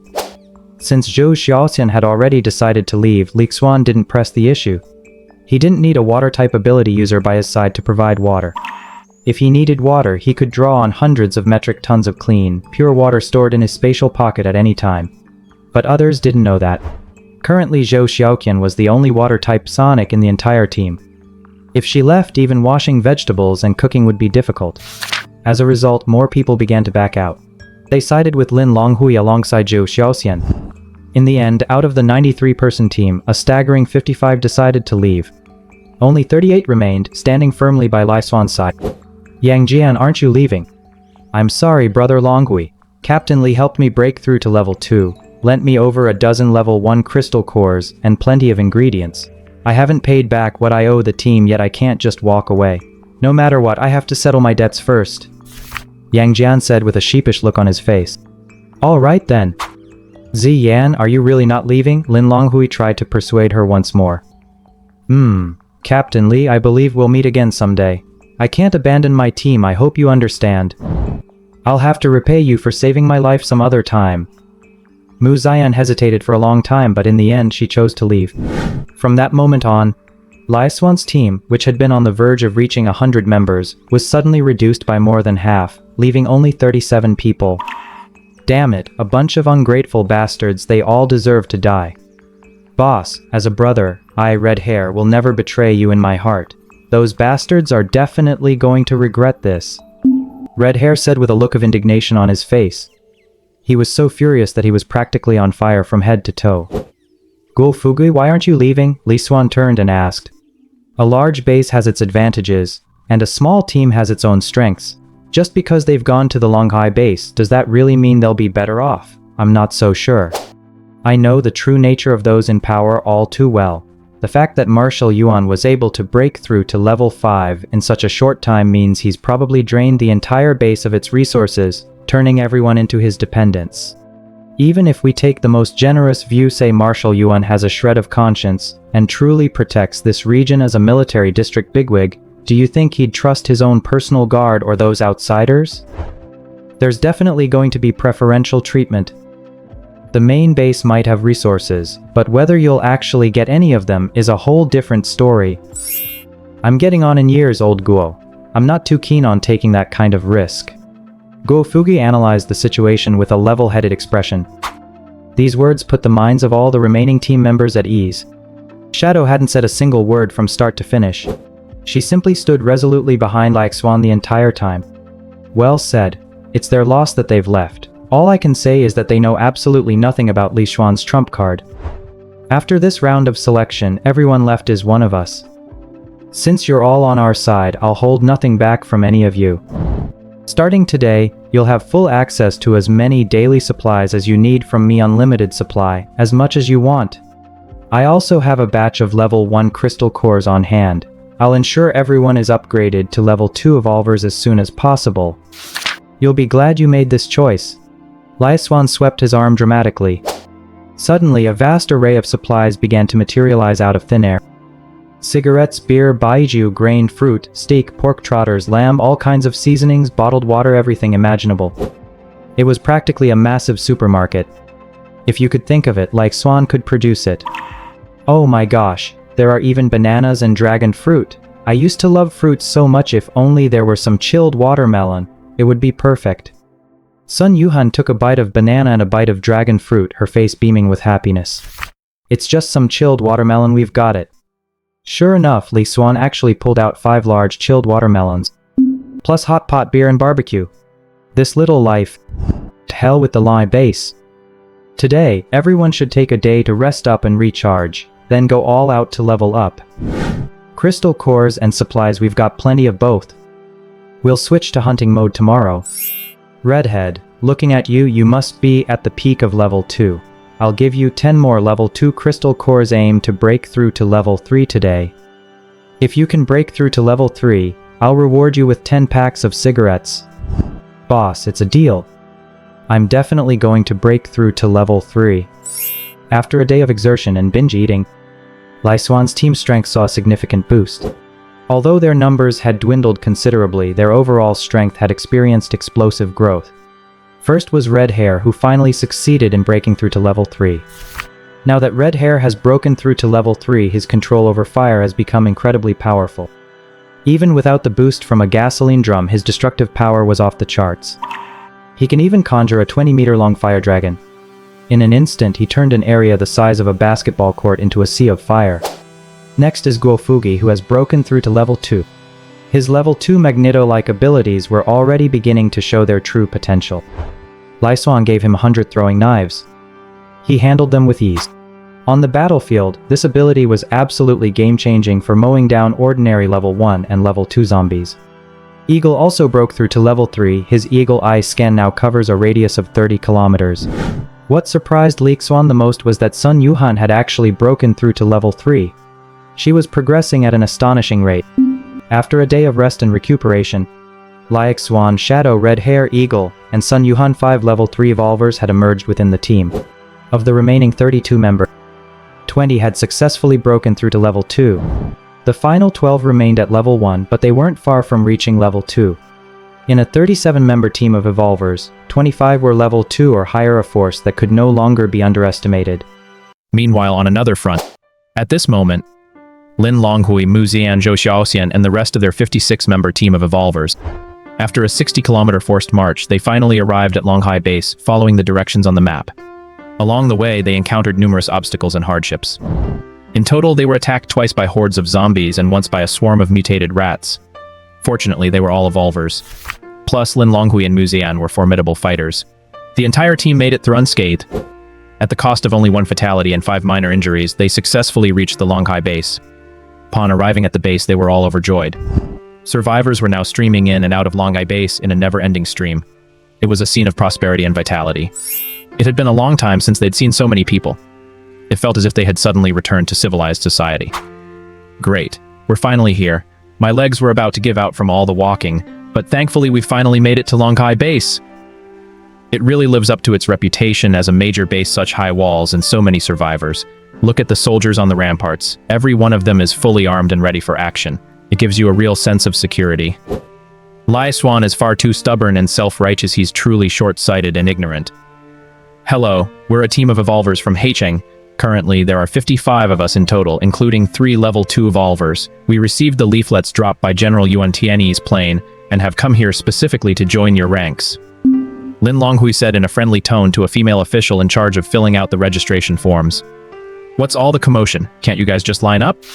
Shut the hell up right now. Now, come up one at a time to pick up a registration form. Fill in your name, age, date of birth, place of origin, and the type and level of your awakened ability. I don't want to have to repeat myself. The registration officer shouted, looking extremely impatient. Zhou Xiaoqian, Lin Longhui, Mu Zian, and the others immediately furrowed their brows. After all, they were level 2 evolvers. They were figures who commanded respect in the outside world. Why was this registration officer being so rude? But then they realized there were many people waiting in line to register at the base entrance, and the line for ordinary survivors was even longer and more crowded. The registrar had so much work to handle. It's understandable that he's a bit impatient. Oh, let's just bear with it, for now it'll all blow over. Once you've filled out the registration form, remember that each person must submit 1 level 1 crystal core, and level 2 evolvers must submit 1 level 2 crystal core. Then you'll receive a Longhai Base ID token. Only with this token will you be able to freely enter and exit the base. Why? Why don't they have to hand one in? Lin Longhui immediately pointed at the ordinary survivors in another group. It seemed that these ordinary survivors could enter the base without having to hand over any zombie crystal nuclei. They're staying in tents inside the base. Do you want to stay in tents too? He looked at the group of survivors who looked like beggars. Lin Longhui gritted his teeth but ultimately chose to hand over a level 2 zombie crystal core. The others in the group each handed over a crystal core as well. These crystals were hard-earned. At that moment, they were already beginning to feel a bit resentful. But since they'd come all this way, they couldn't just turn around and walk away, could they? They'd just have to put up with it for now. After filling out the registration forms and handing over their crystal cores, they finally received their Longhai base identity tokens. Level 1 evolvers receive a 1-star token. Level 2 evolvers receive a 2-star token. Level 3 evolvers receive a 3-star token. And so on. Upon entering the base, they were escorted by staff to complete their check-in procedures. The entire group was immediately split up. They were not housed together. Lin Longhui, Mu Ziyan, and Zhou Xuan were each taken to a small, 20-square-meter single room. The rooms were extremely Spartan with cobwebs and mouse droppings. However, they did have a private bathroom and shower. Is this where we're staying? Mu Ziyan asked, looking utterly incredulous. Yes, this is actually one of the base's luxury single room. But I clearly saw a cluster of villas inside the base just now. Those are for level 3 and above evolvers, and the leader's personal guard. By the way, this single-room dorm isn't free either. You have to pay 1 level 2 crystal core every week. Upon hearing this, Mu Ziyan immediately regretted her decision. If she'd known, she never would have followed Lin Longhui to this godforsaken place. Is this even a place for people to live? Lin Longhui and Zhou Xiaoqian found themselves in much the same situation. They were all single rooms about 20 square meters. The level 1 evolvers had it even worse. They were stuck in dorms like those in a youth hostel with over a dozen people crammed into a single room. They didn't even have private toilets or showers. However, seeing ordinary survivors pitching tents right in the square without even a place to shelter from the wind and rain made them feel a lot better. At least they had a shelter to keep out the wind and rain. It was dinner time. Mu Ziyan almost threw. Zhou Xiaoxian also found it hard to swallow. What the hell is this? The yellowed rice is mixed with sand, there isn't even a side dish, and it smells rancid. Who the hell could possibly eat this? But her rant earned her plenty of disapproving glances from the other evolved at the base. PF'd, do you think this is still before the apocalypse? It's a whole new world now, stop acting like a spoiled princess. You're lucky to have anything to eat at all. Exactly. If you think you're so special and won't eat stale food, if you want white rice, you can go to the second floor cafeteria and exchange crystal cores for it.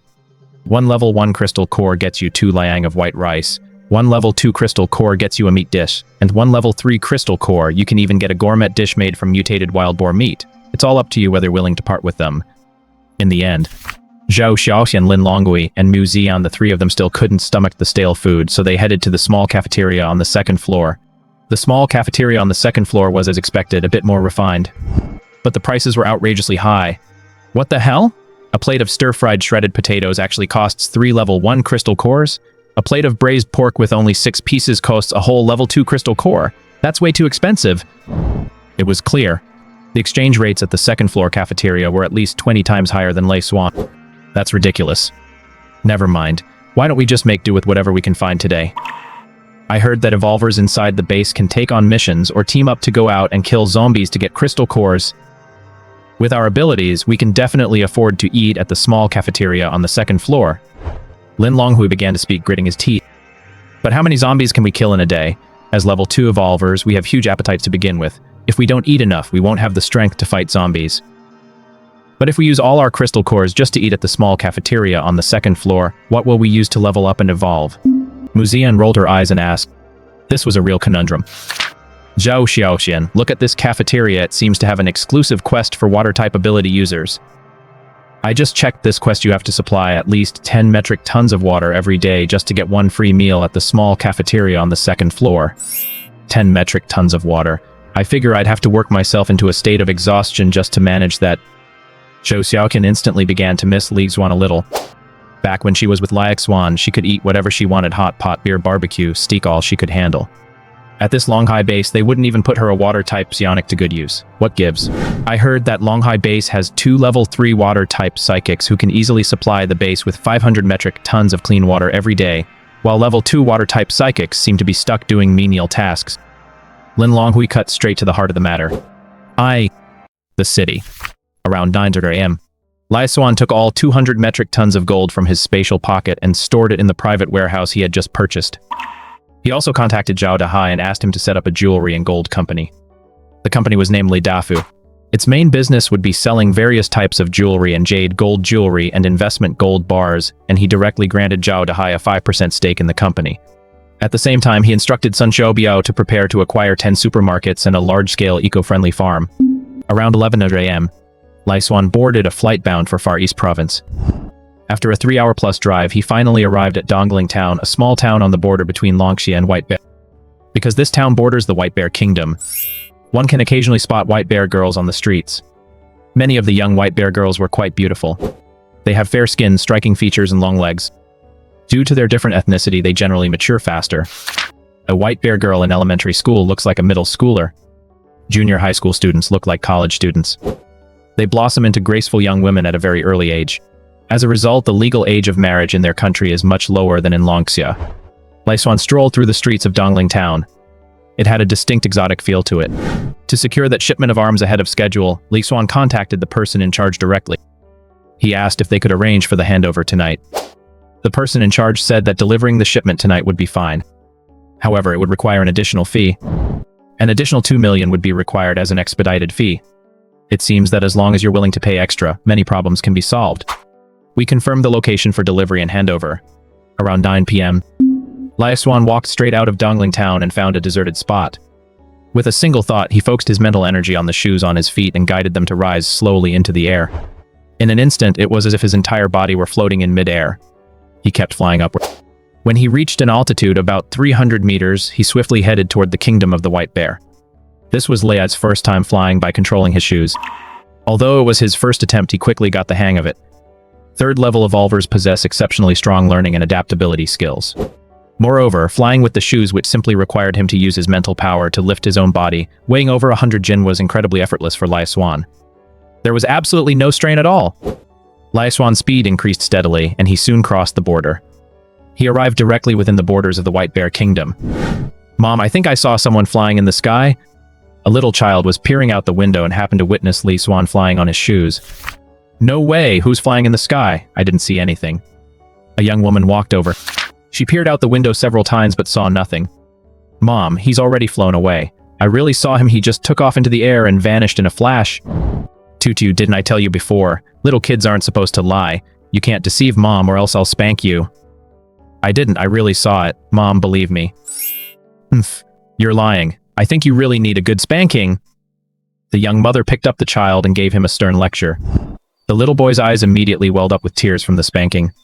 Why won't the adults believe him? He really did see it. Xuan flew the whole way, but he didn't fly very high. Because if he flew too high, his phone would lose signal. He used Google Maps for navigation the whole way. At 9:20 p.m., he arrived at the designated meeting spot. The meeting spot was an abandoned highway with hardly a soul in sight. 3 large military trucks were parked by the side of the road. A dozen or so White Bear mercenaries armed with assault rifles were chatting with an Asian man.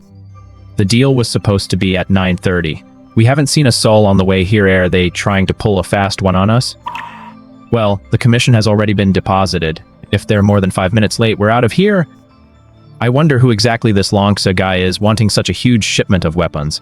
I'd love to see just how much clout he has to get this shipment safely into Longxia." "His name is Zhou Kai. He's an international criminal. I've already checked. His identity is legitimate." "PF'd international criminal? He's just a petty thief who dabbles in kidnappings and extortion, nothing to write home about."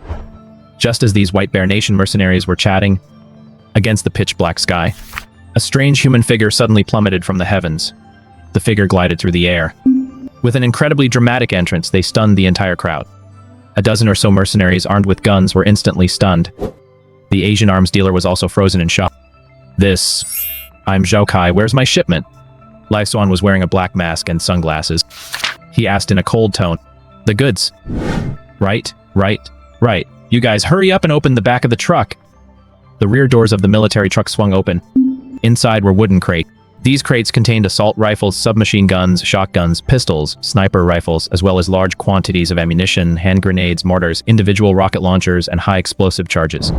There were roughly over 100 crates in total. Xuan walked to the back of the truck, gave a sweeping wave of his hand, and the crates of military ammunition began to levitate one by one. They then flew to Lie Xuan's side and vanished into thin air. One box after another vanished right under the noses of the mercenaries. Everyone's mouths dropped open. Their faces were frozen in disbelief. Speechless. Stunned into silence. Dead silence. Dead silence filled the room. In no time, Lie Xuan stowed all of the more than 100 weapon crates into his spatial pocket. I hope you won't mention today's events to anyone outside this group, nor spread what you've seen. Otherwise, you'll face the consequences yourself. Do you understand? Lie Xuan walked up to the Asian arms dealer and gave him a light pat on the shoulder. He said this with a cold expression. I understand. Beads of cold sweat broke out on the arms dealer's forehead. Good, as long as you understand. Lie Xuan gave a wry smile. As soon as he finished speaking, he took 2 steps forward, leaped into the air, and soared away on his flying shoes. His mysterious black silhouette, bathed in moonlight, shrank into a tiny dark speck and quickly vanished over the horizon. All that remained was a group of white bear mercenaries, their scalps tingling with shock, and the Asian arms dealer. This Mr. Zhao Kai, could he be the legendary, a master of the Eastern ancient martial arts lineage, having reached the innate realm? Or is he a sky-level psionic? Could it be that, 6 years later, the spiritual energy of heaven earth has revived once more, and Xiantian martial artists and sky-level psychics have actually emerged? But what would such a powerful figure want with these weapons? A figure of this caliber, even the high-ranking officials at Longxia would have to treat him with the utmost respect. Why would he come to a small arms dealer like me to buy weapons? Q Tianyu found the whole situation utterly absurd. Whether they're at the innate realm or sky-level psychics, they're all masters of their generation. A position of high esteem. For a big shot like you, if you asked the Ministry of War for some guns and cannons, would they dare refuse? Why would you need to resort to smuggling? I just don't get it. I just don't get it. Do bigwigs all behave differently from the rest of us? Half an hour later, Lie Xuan returned to Donglin. He found a hotel and checked in. The apocalypse. 10 a.m. Lie Xuan had once again gone to bed early and gotten up late. But no one thought much of it. Because every evolver, when supplies are relatively plentiful, tends to indulge in a little extra pampering for themselves to some extent. When they consume zombie crystal nuclei to enhance and level up, they don't want others watching. They all secretly hid a way to level up. As the leader, Lie Xuan had his own personal space and ample supplies, so it was understandable that he would spend a little extra time each day strengthening himself. Around 30, Lie Xuan gathered all the team members. Shadow, Red Hair, Eagle, Sun Yuhan, Gofugu, Yang Jian, and a level 2 type psionic named Huang Chao, who is currently a core member of Lie Xuan's team. Our mission today is a large-scale cleanup of the streets, residential neighborhoods, and the zombies gathered inside major shopping malls. At the same time, collect supplies and crystal cores and rescue ordinary survivors. Although yesterday's leaflets dropped from the plane attracted quite a few evolvers and ordinary survivors who voluntarily joined Longhai Base, you must understand that those capable of traveling dozens of kilometers to successfully reach Longhai Base are either led by an evolver or belong to large groups with plenty of people, vehicles, or weapons. Only these groups were able to survive the dangers along the way and successfully reach Longhai Base. As for ordinary lone survivors, trying to make their way through the city streets on their own, facing attacks from all kinds of zombies and evolved beasts along the way, is undoubtedly a near-certain death. So the publicity for Longhai Base never actually took those ordinary, lone survivors into account. They've essentially been abandoned. As for us, competing with Longhai Base for recruits right now clearly puts us at a disadvantage, so we have no choice but to take in these ordinary, isolated survivors and train the best among them. You might ask me why I'm taking in ordinary survivors. Isn't that a waste of rations? My answer to you is this: I'm not like Longhai Base. I won't give up on a single person. With these words, Lie Xuan was actually trying to convey one message. He, Lie Xuan, had no shortage of food. No matter how many people there are, he can afford to feed them all. Moreover, the more people there are, the more people there are to collect jewels and gold for him. The higher the efficiency, it's a surefire win he stands to gain 100%. Lie Xuan doesn't have to pay them wages, nor does he have to contribute to social insurance and housing fund. A little food each day is all it takes to keep him happy. With so many cheap and reliable workers, why not take advantage of them? As soon as he said that, the eyes of quite a few people on the team lit up, especially Sun Yuhan. A hint of determination flashed in his eyes, and his admiration and respect for Lie Xuan grew even stronger. As for the other team members, some agreed with Lie Xuan in their hearts, while others disagreed, and some even secretly cursed him under their breath, calling him a total idiot. It's the apocalypse, and he's still acting like such a do-gooder. He actually wants to use precious supplies to support those ordinary survivors? Isn't that just pure do-gooder nonsense? How many people would truly be loyal to you? Everyone's just using you. If one day you're no longer useful, do you really think they won't turn on you in a heartbeat? It's not wrong for these people to think that way. But Xuan doesn't care. So-called loyalty is, after all, a bond tied to self-interest. Xuan's words made the entire team appreciate him even more. Sure, they cursed him as an idiot in their hearts, but wasn't it better that he played the saint? That way, they could squeeze even more benefits out of him. If someone else were the boss, they certainly wouldn't be as easy to take advantage of as he was. Only a naive, idealistic do-gooder like him would treat his teammates with such kindness. So naturally, they had to support him and rally behind him. Human nature is selfish, but people don't want others to be selfish. Boss, no matter what decision you make, I'll support you, Red Hair said immediately. Captain, I knew you were different from the rest. In this post-apocalyptic world, only someone like you holds justice in their heart and refuses to abandon ordinary survivors. No matter how many hardships and sufferings you face can lead human civilization to survive and thrive once more, Sun Yuhan said, his face brimming with excitement. Letter, I knew I hadn't misjudged you. I Go Fugi pledge my loyalty to you, and this time I mean it. Me, filled with a sense of justice? Xuan was speechless. He felt these guys might have some kind of misunderstanding about him. They actually thought he was a man of justice. But Xuan just wanted to use these survivors as slave labor. You're working for free without even realizing it. Xuan's exploitation would bring tears to even a capitalist's eyes. Alright, enough of this pointless chatter. Now I'm going to hand out weapons to you all. With a sweeping gesture of his hand, Xuan, one wooden crate after another was pulled out of his spatial pocket. The crates were opened. Inside, to everyone's surprise, were nothing but firearms. A Barrett sniper rifle. Holy crap. This is actually the Barrett sniper rifle I've been dreaming of. With this heavy sniper rifle, I can take down a level 3 zombie king in an instant from 500 meters away. Eagle exclaimed with wild delight. He was extremely confident in his marksmanship. Not to mention that he had now awakened the level 3 Eagle Eye skill. It comes with a built-in targeting function. Its dynamic view was incredibly powerful. His assessment of wind speed and resistance was exceptionally precise. It's more than enough to land an instant headshot from within 2,000 meters. This isn't just a Barrett, there's also a submachine gun, a semi-automatic rifle, a pistol, a big shotgun, a rocket launcher, and a grenade. Holy shit, boss, did you raid an entire armory or something? Red Hair exclaimed in shock. With this many weapons, even an ordinary person wielding them would be incredibly deadly. Right when the apocalypse broke out, I awakened my spatial ability, so I took advantage of the chaos to raid an armory. This is one of my trump cards. Xuan bluffed offhandedly. Believe it or not, it's up to them. Boss, if you'd brought these weapons out sooner, Zhou Xiaoxin and the others wouldn't have left at all. PF'd, that bunch of ungrateful bastards, it's just as well they're gone. A bunch of traitors, what's there to miss? Even if they come crawling back on their knees begging us to take them in later, we won't have them. Exactly? Who knows, once Lin Longhui and the rest get to Longai base, they might not even get a single slice of meat. They'll be eating stale food and pig slop every day. Hahaha, bro, that sounds great, but Lin Longhui's a level 2 evolutionary. He can't possibly end up in such a pathetic state, can he? So what if he's a level 2 powerhouse? Longhai base probably doesn't need him anyway. Now that we've got all this military gear, we'll definitely wipe out zombies way faster than they can. We're definitely going to get more crystal cores and supplies. How can Longhui, Zhou Xiaoxin, and Mu Ziyan even compare?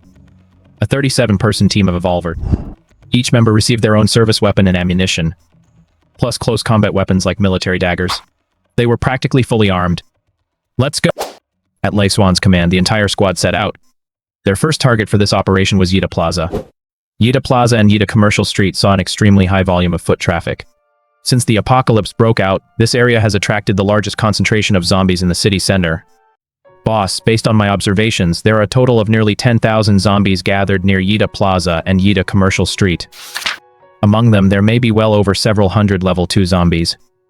Even level 3 zombies, as far as we can tell, number as many as 12. Eagle used his eagle eye scan to observe the distribution of zombies along Yida Commercial Street in advance. Faced with such a massive horde of zombies, even Xuan's squad, fully armed as they were, would likely struggle to take them on head-on. Therefore, they needed to secure advantageous terrain. Set up firing positions in advance and prepare for covering fire. Huang Chao, now's your chance to shine. With your Earth-based ability, you can alter the terrain. I need you to build a trench at the entrance to Yida Commercial Street and narrow the exit at the same time. Xuan ordered. Got it, Commander. I'll get the job done. With a sweeping gesture of his hand, a earth-yellow glow appeared in Huang Chao's palm. As he pressed both hands against the ground, instantly an incredible transformation took place on the ground. Large chunks of earth began to pile up and contract on their own. One earthen wall after another began to rise from the ground. Before long, a trench had formed. The same time, earthen walls and passageways appeared at the entrances and exits of the shopping street, forcibly narrowing the exits into alleys. Not bad, Huang Chao. Using your earth elemental ability to alter the battlefield terrain is nothing short of a divine skill. What you've done in these 3 minutes is at least a month's worth of work for a construction crew. Old Eagle couldn't help but praise him. It's all thanks to the leader's guidance. If the leader hadn't taken me in, I'd just be an ordinary, useless survivor right now. Huang Chao blushed and replied. He was only 17, still quite young, and couldn't quite handle the praise. Shadow, you're the fastest person on our team right now, so I'll have to entrust you with the task of luring the zombies. You'll be the one to lure the zombies over here. We'll set up a fire trap on this side and deal them a crushing blow, Xuan said to Shadow. Okay, no problem. Shadow nodded. He had no objections. With her 100-meter dash time of 3 seconds, even level 3 zombies couldn't catch up to her. Eagle, head to the high ground and focus on sniping level 3 zombies. Yes, boss. Redhead, I'm giving you 100 grenades. Combined with your fire-based ability, don't use them lightly. Wait until the zombies gather in large numbers and form a zombie horde, then immediately lay down suppressive fire. Got it, boss. Xuan's plan was exactly the same as the strategy Zhang Qiang had previously used when he sent Xuan to lure the zombies. However, Xuan's plan was more meticulous and his equipment was superior. The team was also larger. Of course, there were also more zombies. Xuan had effectively put his knowledge into practice. Before long, Shadow vanished into the trenches and strode confidently into the commercial district. In an instant, a massive horde of zombies detected the scent of fresh human flesh. They lunged frantically toward Shadow. Roar. Roar. Roar. Shadow didn't run right away. Instead, she pressed deeper in, mercilessly toying with dozens of zombies. More and more zombies were provoked by her, but they couldn't catch her at all. She weaved through the horde of zombies with incredible agility and remarkable skill. Even many level 2 zombies couldn't lay a finger on her. It wasn't until she brazenly provoked a level 3 zombie standing over 3 meters tall that all the zombies in Yida Commercial Street erupted into a collective riot. Countless high-level zombies let out command-like roars. The zombie horde surged forward. Shadow didn't dare take any chances and immediately made a run for it. Amazingly, she scaled walls and leaped across rooftops, using her agile movements to force her way out of the dense horde. Then she deliberately slowed her pace to lure the horde into an ambush zone. Shadow is so awesome. She single-handedly drew in a massive horde, darting in and out of the zombie tide 7 times. She even toyed mercilessly with level 3 zombies. With such incredible agility and positioning, she's truly a role model for us speed-type evolvers. The zombie horde is coming, get ready to fire. Ready. Fire. Xuan gave the order. Over 30 assault rifles opened fire simultaneously. The intense barrage of fire turned the front row of zombies into Swiss cheese. There was no need to aim at all. Since the front was packed with zombies, any shot would hit its mark. In an instant, a mist of blood filled the air. Over 100 zombies were instantly wiped out. The strong smell of blood drove the zombie horde even crazier. Get ready to reload, keep up the suppressive fire. Rat-tat-tat-tat-tat-tat-tat-tat. The battlefield turned to a meat grinder. The zombies' charge grew increasingly terrifying. Xuan held down the horde with his dual pistols. As the zombie tide ahead swelled to over 1,000, get your grenades ready. Boom! Boom! Boom! One by one, grenades were hurled into the fray. Explosions rang out one after another at the center of the tide of corpses ahead. Shockwaves surged. Dust swirled. Flames shot skyward. Amid the dense horde of zombies, the grenades unleashed terrifying destructive power. Countless zombies were blown to pieces. Aha, that feels great. Take down this bunch of losers. Kill, kill, kill. Thanks to their firepower advantage, over 1,000 zombies were wiped out in just 10 minutes. Oh my god, there are way too many zombies, my gun barrel's about to glow red. Is it gonna backfire? Switch guns. Xuan had equipped all his teammates with 3 guns each. This was specifically to prevent the barrels from overheating and causing a backfire. He had plenty of ammo. He had plenty of firepower. He could even switch weapons. The horde of zombies couldn't break through at all. Even the level 2 zombies all fell under the barrage of concentrated fire. But soon, with the appearance of 5 level 3 zombies, the situation took a turn for the worse. Level 3 zombies were incredibly tough all over, as if made of copper skin and iron bones. Not only were they towering in stature and possessed astonishing defense, but they were also incredibly fast. Ordinary rifles and submachine guns could hardly inflict any damage on level 3 zombies. Bullets striking a level 3 zombie felt like a mosquito bite, completely non-lethal. At best, they could only inflict a tiny, superficial wound on a level 3 zombie. And that's only under heavy, sustained fire. Oh no, the level 3 zombies are charging toward us. Our firepower can't hold them back at all. Several teammates, seeing the level 3 zombies getting closer and closer, immediately panicked. They almost lost their grip on their guns. "Don't panic, I'll take care of the level 3 zombies." Xuan leapt to his feet, summoning the spatial blades in his hands.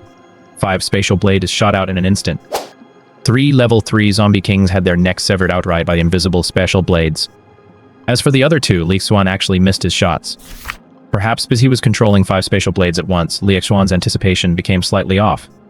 Or perhaps the level 3 zombies were simply too fast and their senses too keen, they actually managed to dodge them.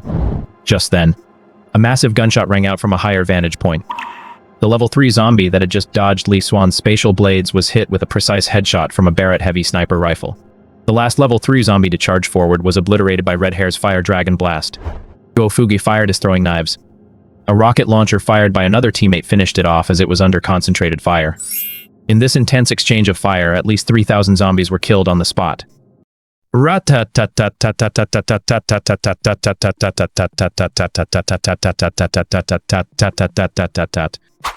The horde of zombies had no concept of fear. Even after suffering countless casualties, they continued to charge forward. It seemed they wouldn't stop until they'd torn this group of humans to pieces. Roar. Just then, an unexpected turn of events occurred. Amid the horde of zombies, a massive ice corpse standing about 5 meters tall suddenly appeared.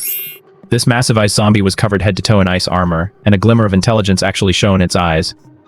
It swung its arms. A terrifying cold current swept toward them. The very air seemed to freeze solid. It felt like the temperature had suddenly dropped to minus 50 degrees. Even Red Hair, that fiery guy, was shivering from the cold. The ice corpse pointed with both hands. Countless icicles seemed to form in the sky above Yida Commercial Street. Thousands upon thousands. Terrifying icicles possessing immense piercing power swept frantically toward the Evolver's squanches. My god, what kind of monster is this one that can actually control the weather? Could this be a level 4 zombie? Have level 4 zombies already mastered elemental powers? No wonder those level 3 zombies didn't dare run. It turns out a level 4 zombie has emerged. Damn it, get out of the way. Xuan and his companions quickly dodged and took cover inside a building on the shop street. They did so to avoid being pierced by the icicle. But once they took cover inside the building, they completely lost their firepower advantage over the zombie horde. Under these circumstances, if they were surrounded by the horde, the consequences would be unimaginable. The situation was extremely dangerous. At that moment, Eagle was shivering uncontrollably atop the tower. But his gaze remained wavering. His Barrett sniper rifle was already primed and ready. Now's the time, Date. Eagle's eagle-like eyes locked onto his target and a single shot struck true.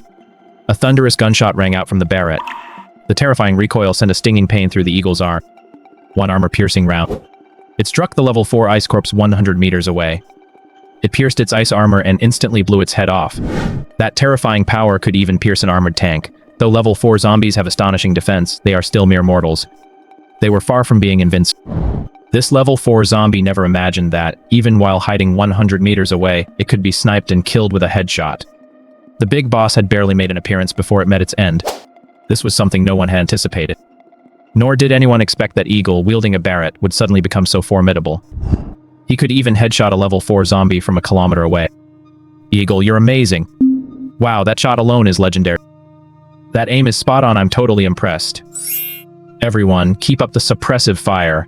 The level 4 zombie's been taken out. Today, we'll kill anyone who stands in our way, even if it's a Buddha. Kill, kill, kill. The 37-member team of Evolvers. At this moment, they've become battlefield reapers. Each wielded 2 guns, unleashing staggering firepower. As Evolvers themselves, their strength and stamina far surpass those of ordinary people. Moreover, they learn and adapt extremely quick. After just half an hour of marksmanship training, their aim had already become extremely precise. They were wasting fewer and fewer bullets.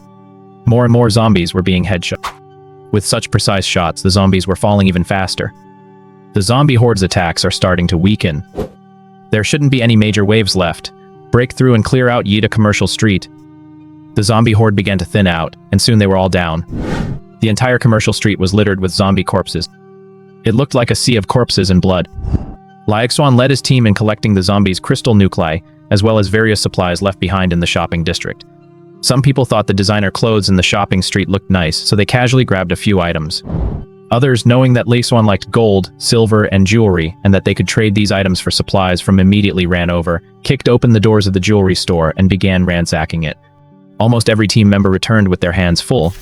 They were so weighed down with large and small bags that they could barely carry them all. Fortunately, Xuan had a spatial pocket. 5 hours later, Gofugi began tallying the spoil. Later, this time we've had an absolutely massive haul. In this battle, we've collected a total of 1 level 4 core crystal core, 9 level 3 crystal cores, 520 level 2 crystal cores, and 6,375 level 1 crystal cores. Plus, we've seized supplies left behind at 3 gold shops, 5 jewelry stores, and 2 large supermarkets. It's all ours. Wow, old Guo, if you hadn't tallied it up, I wouldn't have realized just how formidable we are. We took down 10,000 zombies without losing a single member. Haha, it's all thanks to the awesome weapons and gear the boss provided. That's why we were able to wipe out the entire zombie horde without a single casualty. After this battle, our Xuan squad is bound to become legendary. Excellent. Everyone did a great job this time. With all these zombie crystal cores and supplies, I'm sure it won't be long before every member of our team can evolve to level 3. Now, follow me to the nearby residential complex to search for survivors. Xuan handed out some rations to everyone. They ate as they moved. They cleared out a few stray zombies along the way. Inside the nearby residential complex, they quickly found and rescued some stranded survivors. Moreover, the intense firepower from Yida Commercial Street had caused quite a commotion.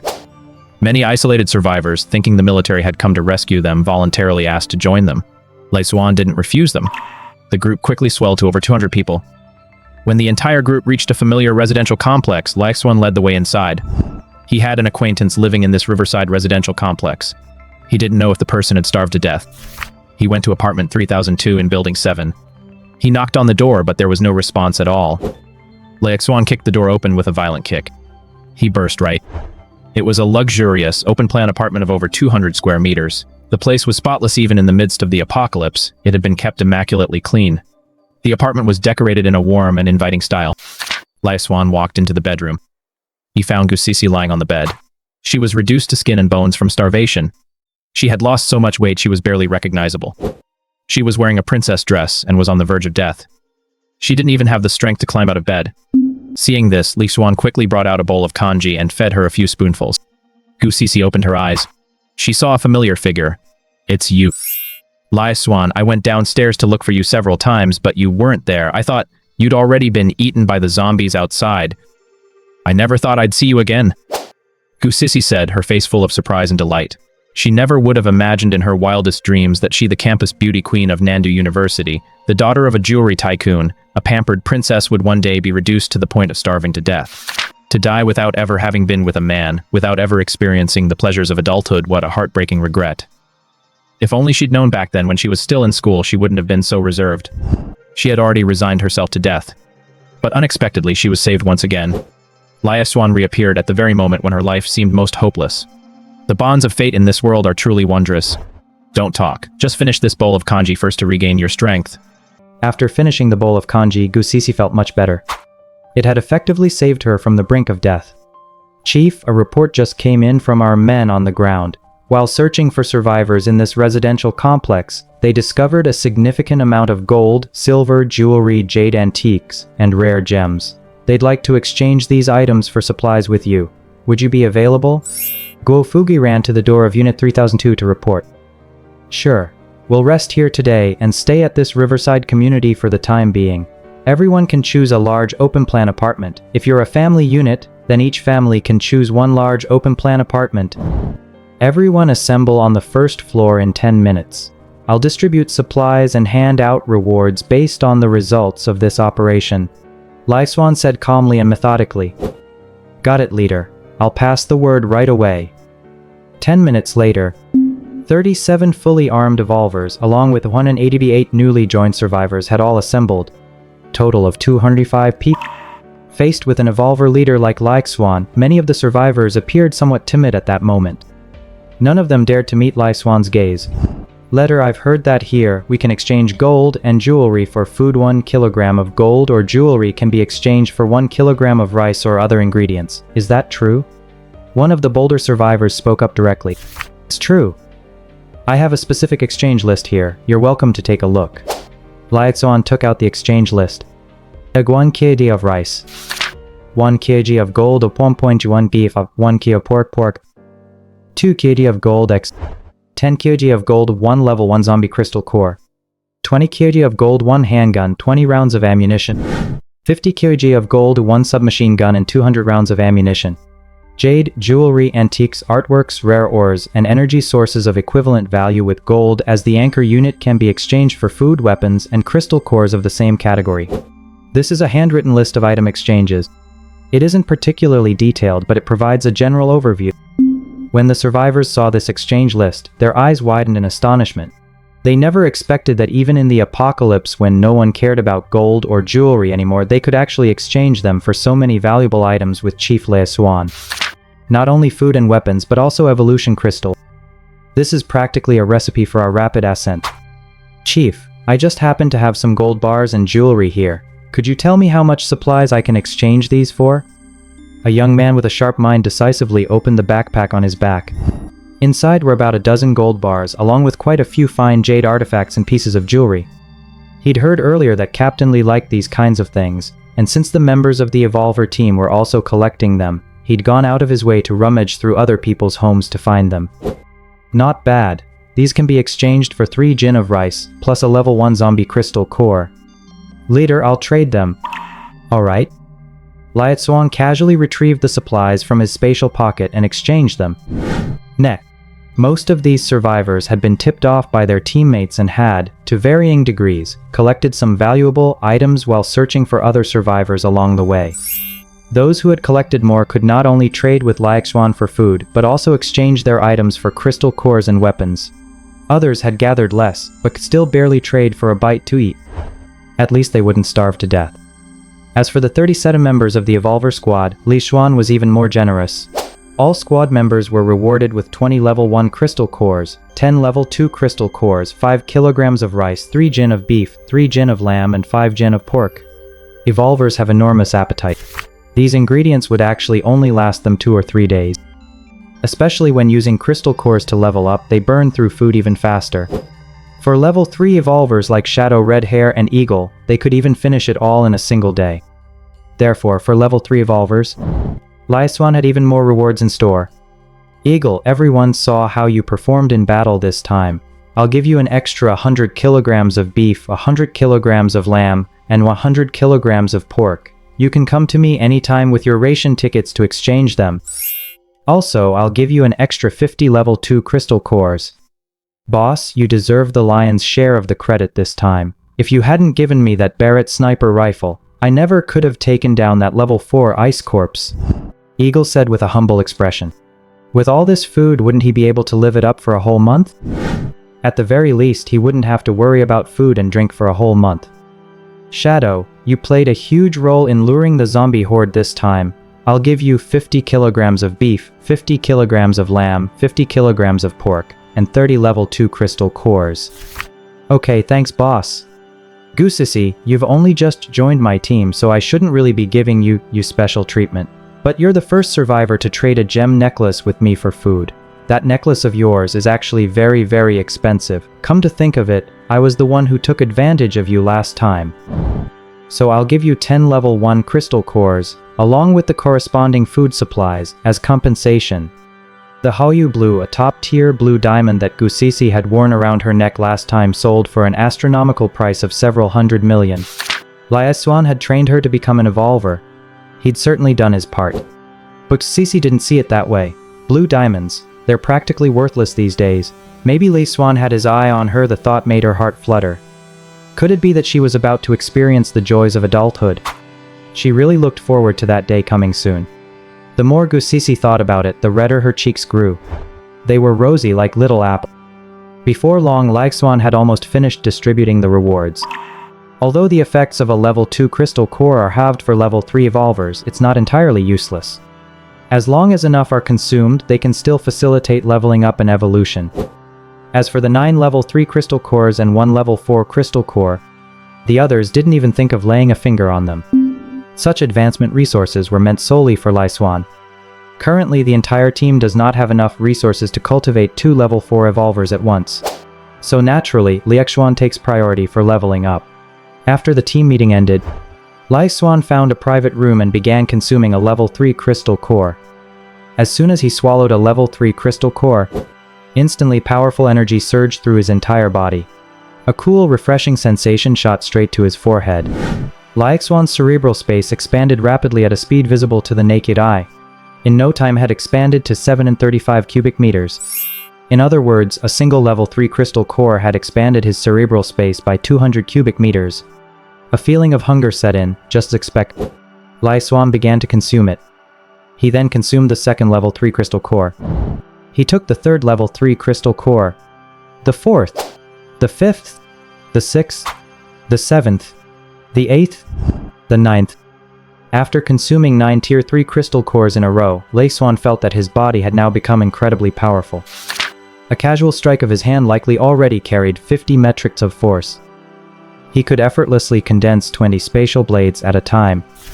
Even more surprising was that his cerebral space had expanded to 2035 cubic meters. This made his spatial domain, which had already been nearly at capacity, suddenly feel much more spacious. Excellent. In my current state, I should have reached the peak limit of a level 3 evolver. If I take a level 4 crystal core, I should be able to successfully break through to level 4. Yuan Tianyi, the leader of Longhai Base, is already a level 5 evolver. Once I break through to level 4, I'll be just one level behind him. 3 months into the apocalypse, the strongest evolvers right now are probably around level 5. It's not that there aren't any evolvers stronger than Yuan Tianyi, but he definitely belongs at the very pinnacle of the top tier. At my current rate of advancement, catching up to him isn't out of the question. Xuan took out the crystal core from the level 4 ice corpse and swallowed it in one gulp. The crystal entered his stomach. This time there was no explosive burning sensation. Instead, a bone-chilling cold instantly swept through his entire body. Xuan found himself shivering uncontrollably. My god, how can it be this cold? Could it be because the level 4 ice corpse has awakened the frost element, so its crystal core naturally contains frost energy, which is why it's so cold? Oh my god, this is even colder than when the apocalypse first broke out and it was minus 70 degrees. Under the energy surge from the level 4 ice corpse's crystal core, ice actually began to form all over Xuan's body. Before long, his entire body seemed to be encased in ice. His limbs were ice cold. The cold was bone-chilling. His body heat was gradually draining away. Only his heart was still beating faintly, 2 or 3 beats per minute. It was almost as if he were completely frozen. However, Xuan's will to live was incredibly tenacious. His peak level 3 physical condition allowed him to grit his teeth and persevere even as his entire body was frozen solid. Time ticked by second by second. 2.5 hours later, a surge of icy energy fused with his cerebral space, and Xuan's space seemed to gain a new form of ice attribute energy. His body was also undergoing some sort of transformation. The frozen state gradually began to thaw. A powerful surge of icy energy gathered in his chest. Have I awakened a frost-based ability?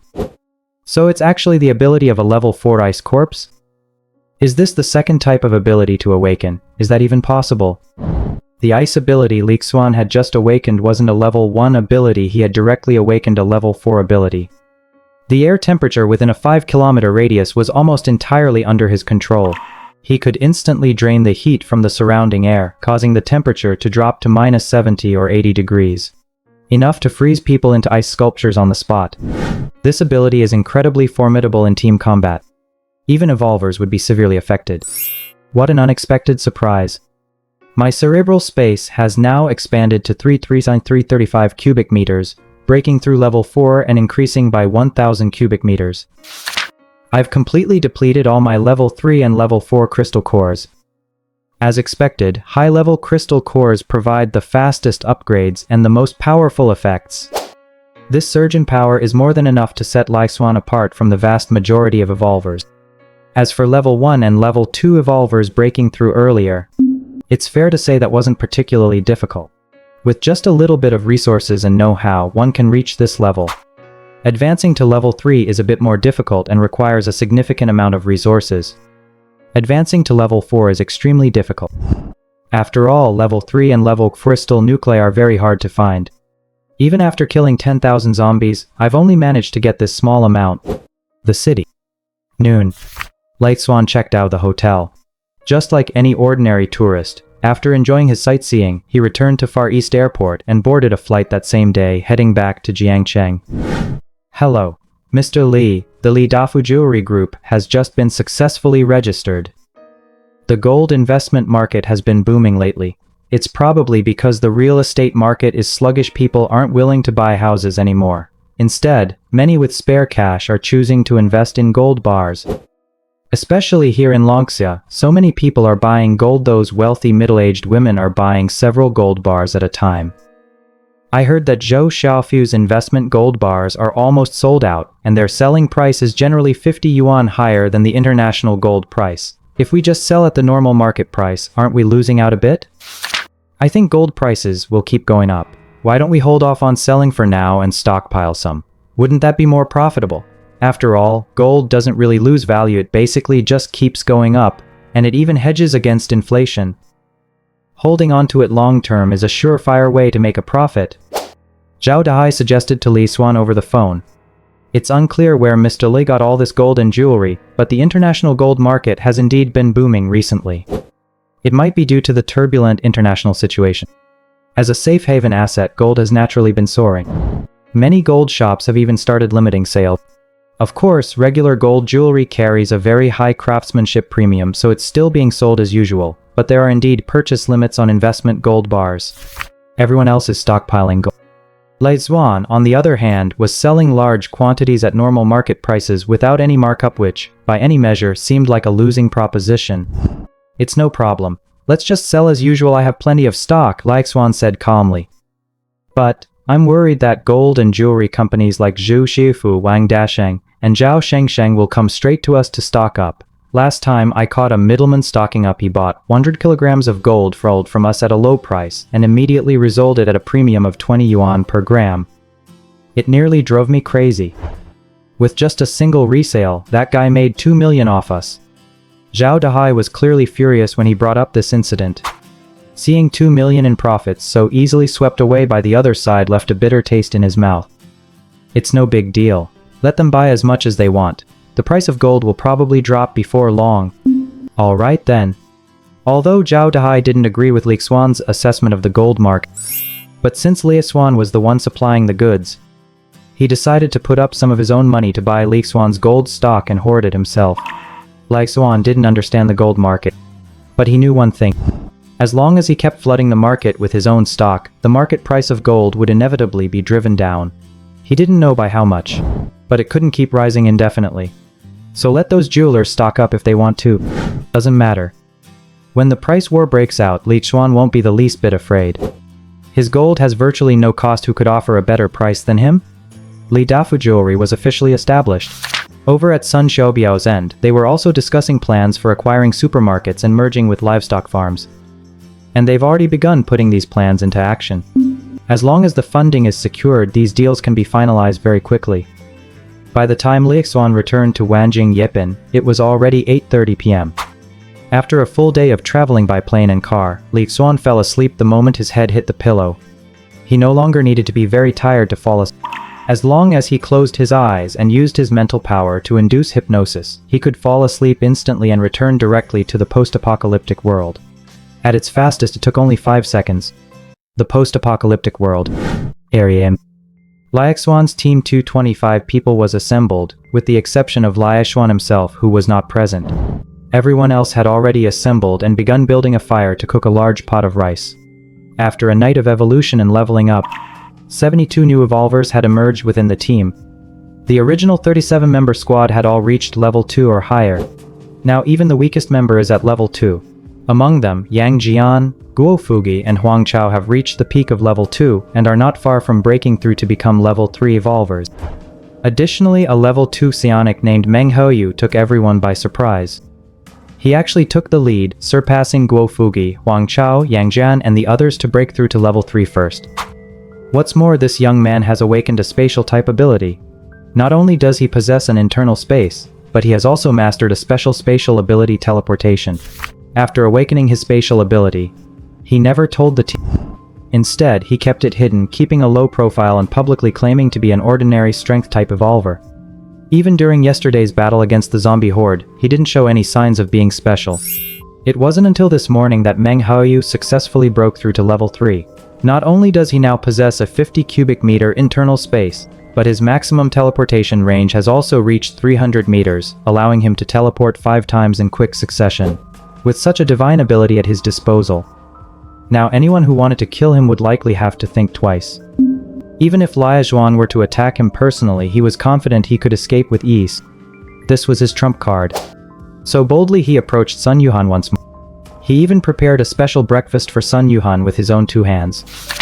Who would have thought that this breakfast, which he had prepared with such care, would actually be devoured by that thug Red Hair? Not only did Red Hair eat it, he also arrogantly accused Meng Haoyu of being a toad trying to eat swan meat. He was being ungrateful. An ordinary level 2 strength type evolver actually dared to go after the woman Red Hair had set his sights on. Are you fucking asking for it? Red Hair's arrogant attitude completely enraged Meng Haoyu. He'd had enough, he wouldn't put up with it any longer. Meng Haoyu finally snapped under the weight of his pent-up frustration. He took on Red Hair one-on-one, using his teleportation skill to catch him off guard and stabbed straight through Red Hair's kidneys with a single blow. Red Hair nearly died. Fortunately, Sun Yuhan stepped in just in time to save him, using the green light skill to bring Red Hair back from the brink. With this battle, Meng Haoyu made a sensational debut. He made the entire team look at him with newfound respect. No one could have imagined that even the team's top damage dealer, a level 3 fire elemental ability user, had nearly been killed by him. Since his identity had already been exposed, Meng Haoyu might as well admit that he had awakened a spatial ability. He believed that before long he would be the next Xuan. He too could store vast amounts of supplies within his own space. If Xuan could be the team leader, why couldn't he Meng Haoyu do the same? Yuhan, now I can finally pursue you openly. I Meng Haoyu am definitely no toad one day. I will become a divine dragon soaring through the heavens. Meng Haoyu thought to himself. Move aside everyone. Move aside. The leader is here. What's going on? Why are you all gathered here? Aren't you going to eat? And why is there blood? As soon as Xuan saw the blood stains on the scene, he asked, his face turning ashen. Chief, Meng Haoyu and Red Hair just got into a fight. Red Hair was almost stabbed to death, but luckily Sister Sun Yuhan stepped in just in time to treat him, and that's how she saved Red Hair's life. The blood on the ground, it's all Red Hair's. What's going on? Red Hair actually couldn't beat Meng Haoyu. Chief, let me explain. Guo Fugui stepped forward to explain the situation, and only then did Xuan understand the full story. Wow. Meng Haoyu has been hiding his true abilities pretty well. He'd awakened a spatial type ability but had kept it under wraps all this time. Now that he's broken through to level 3, he's finally revealed his true strength just to humiliate Red Hair. Damn it, is this some kind of protagonist trope? Alright, I've got the full picture now. I haven't said this before, but I'm warning you all, from now on, without my permission, there will be no infighting within the team, especially not killing each other over a woman. If something like this happens again and disrupts the team's harmony, don't blame me for turning my back on you. Xuan's gaze sharpened. He casually raised his right hand and pointed into the air. More than 20 spatial blades instantly sliced toward a skyscraper 100 meters away. All the load-bearing walls and columns on that floor were severed outright. Boom. The very next second, this 50-story luxury skyscraper with a river view suddenly collapsed with a thunderous crash. Dust swirled into the air. Reinforced concrete lay scattered across the ground. As the entire building crashed into the ground, the earth trembled violently for several kilometers around. It was as if a minor earthquake had struck. This utterly shocking scene left every team member present completely speechless. One by one their mouths dropped open. It was as if they could each fit an ostrich egg inside. Holy crap, a single finger pointed into the void, and a 100-meter-tall building collapsed with a thunderous crash. Is this really a power a human being can possess? That's way too over the top, isn't it? Terrifying. Insanely terrifying. Utterly terrifying. Even Xuan himself thought it was a bit over the top. He had merely cut through a few load-bearing columns and a few load-bearing walls. He hadn't even expected it to cause a 100-meter-tall building to collapse with a thunderous crash. He'd originally just wanted to show off a little, but he never expected this to turn into such a huge deal. Alright. Since he'd already started showing off, he might as well go all the way. Xuan stood with one hand behind his back, his expression as calm as ever. He calmly pulled a pack of cigarettes from his spatial pocket. He lit it with a lighter and blew out a ring of smoke. He then walked over to Meng Haoyu and casually patted him on the shoulder. I'm very pleased that you've successfully broken through to level 3. Keep up the good work. In my team, you don't have to go out of your way to hide who you are. Even if you're a spatial type psionic like me, I won't harm you. I hope that one day, my team will see more powerful individuals like you. Starting today, your food allowance in the team will be tripled. From now on, you can also keep a portion of the supplies collected by the survivors in your custody. As soon as Xuan said this, all his teammates were stunned. Meng Haoyu was deeply moved as well. He hadn't expected Xuan's generosity to be far greater than he had imagined. A space-type psionic had emerged within the team who could threaten his position. Not only did he show no sign of trying to suppress him, but seemed intent on nurturing him. Such magnanimity was truly admirable. Of course, everyone was also awed by Xuan's formidable personal strength. It is the magnanimity that comes with true strength that commands respect. Without the ability to back up that magnanimity, one cannot keep subordinates in check. That's like raising a tiger only to have it turn on you, inviting certain doom. There's only a fine line between raising a tiger to bring disaster upon oneself and making good use of one's talents. Captain Meng Haoyu salute you. Xuan flicked the ash from his cigarette, his expression calm and unconcerned. Truth, Xuan had absolutely no desire to store the junk the team had collected: old packages, bedding, pots and pans, shoes, and clothes in his spatial pocket. There were even some expired snacks from supermarkets in the post-apocalyptic world. Xuan genuinely didn't want that kind of stuff. But many members of the team, having endured hunger and suffering, were extremely frugal. They simply couldn't bear to throw any of it away. They even ate the expired snacks with relish. As it happened, there were quite a few of these expired snacks, and since his teammates couldn't take them, they had no choice but to store them in Xuan's spatial pocket. Now that Meng Haoyu had shown up, it was the perfect opportunity to dump all those junk packages, pots and pans, and expired snacks on him. That saved them quite a bit of trouble.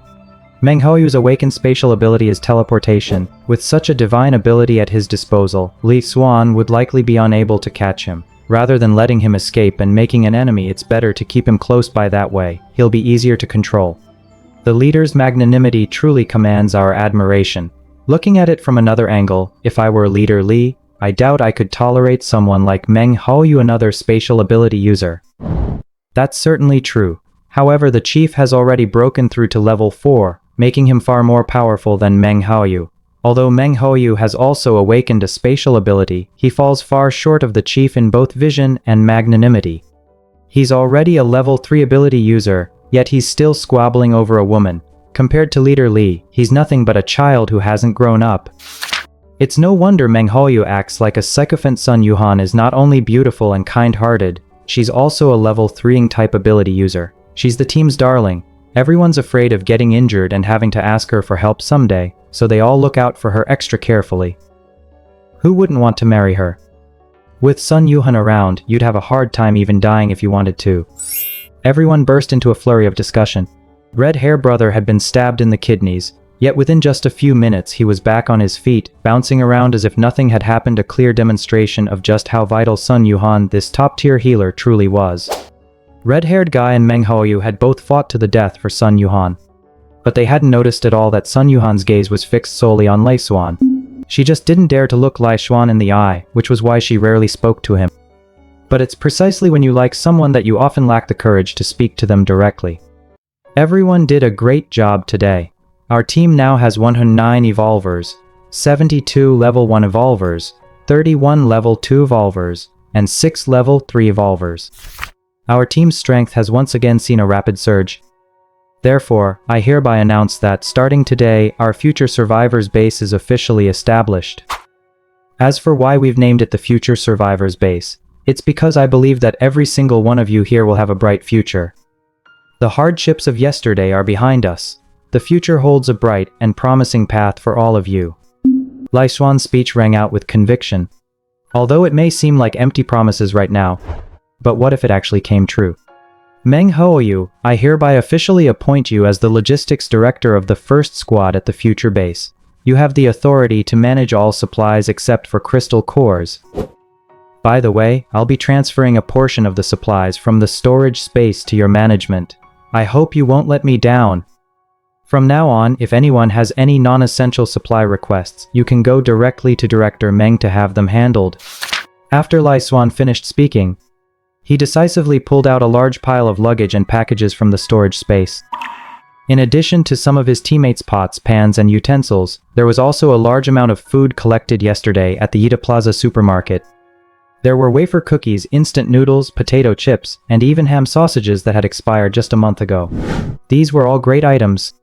He had originally thought that when Xuan mentioned handing over supplies, he was only going to give him some junk. There was absolutely no way he'd be given real food or useful supplies. But who would have thought that what Xuan pulled out? It was all top-notch stuff. Although the instant noodle packets were torn, they'd still be edible after soaking them in hot water. And in many of the bread bags, only a few slices had gone moldy. Most of the rest were still good. That was a real treat. Not to mention the ham sausage that was only a month past its expiration date, the apple that was only half rotten, the banana that was half blackened, and the eggs that smelled just a tiny bit off. As evolvers, they were physically robust. Eating a little moldy or rotten food was no problem at all, and it wouldn't make them sick. These items can fill their stomachs in a pinch. They're life-saving treasures. Many survivors, starving and freezing, would love to eat but can't even get their hands on such food. Meng Haoyu made a rustimate. Xuan had handed over to him almost all the food and supplies he'd gathered yesterday at the Yida Plaza supermarket. What a tremendous show of trust and reliance. He really had been judging a noble person by his own petty standards. As long as you control these supplies, it's practically the same as being the boss. After all, almost all the collected supplies were in his hands with the exception of the crystal cores. With this move, Xuan had completely delegated authority to him. It was undoubtedly a significant entrustment of responsibility. Meng Haoyu felt, for some reason, as if he were shouldering a great responsibility. It seemed to bear a slight resemblance to his ideal of shouldering great responsibilities, commanding great authority, and ruling over a territory.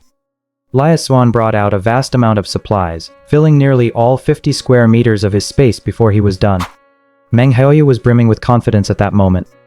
Later, thank you for your trust.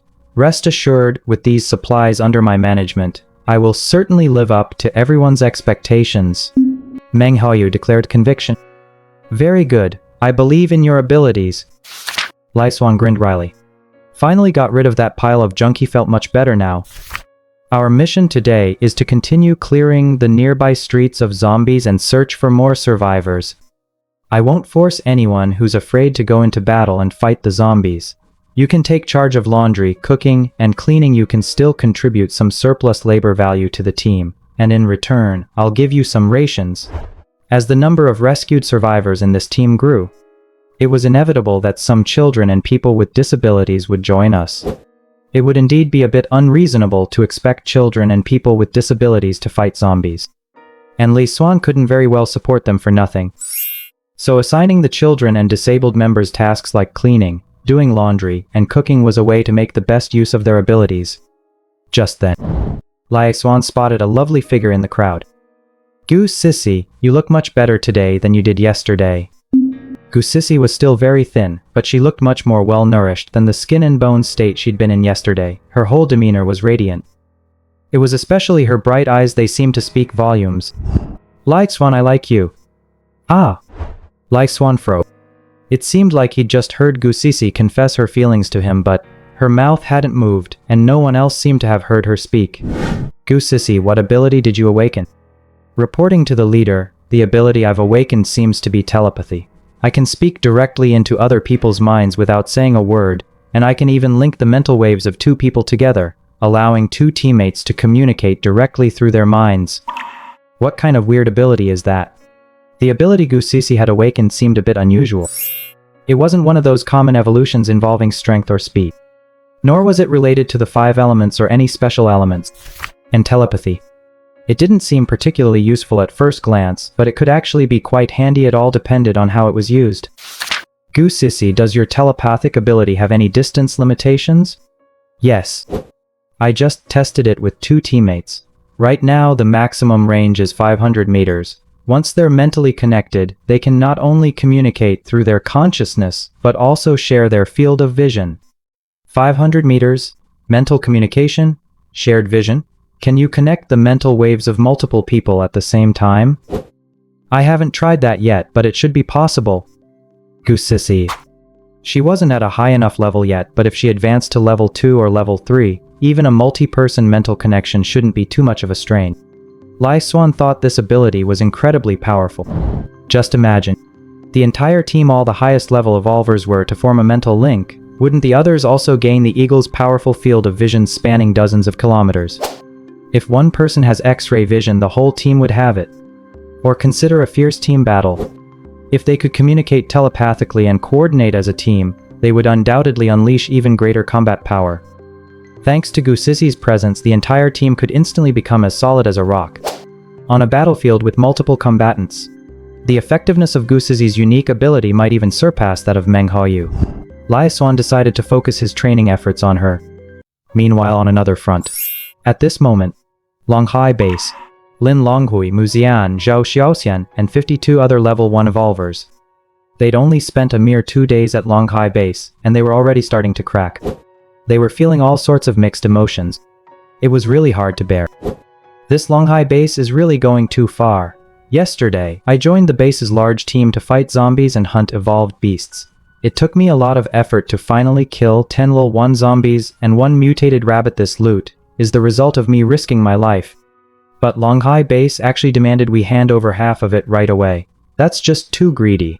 If I'd known it would be like this, I'd have been better off staying with Captain Liat. At least he only takes 20% of the loot.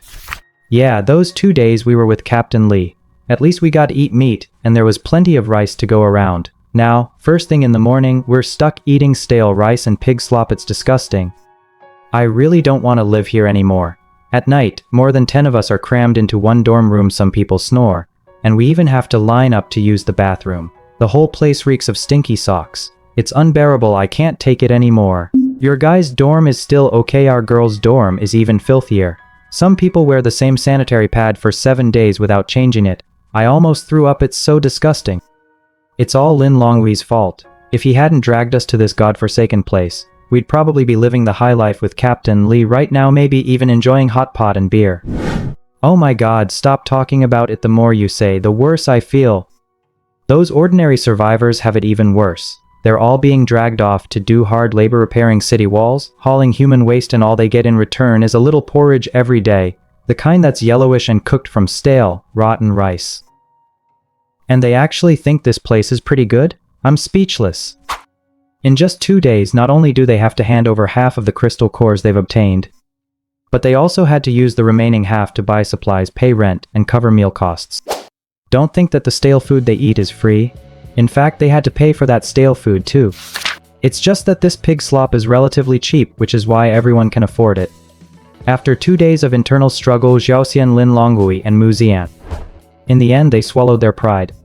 They didn't dare go to the small cafeteria on the second floor anymore. Instead, they went back to the first floor cafeteria to eat that pig feed. Lin Longhui, I'm really starting to regret this.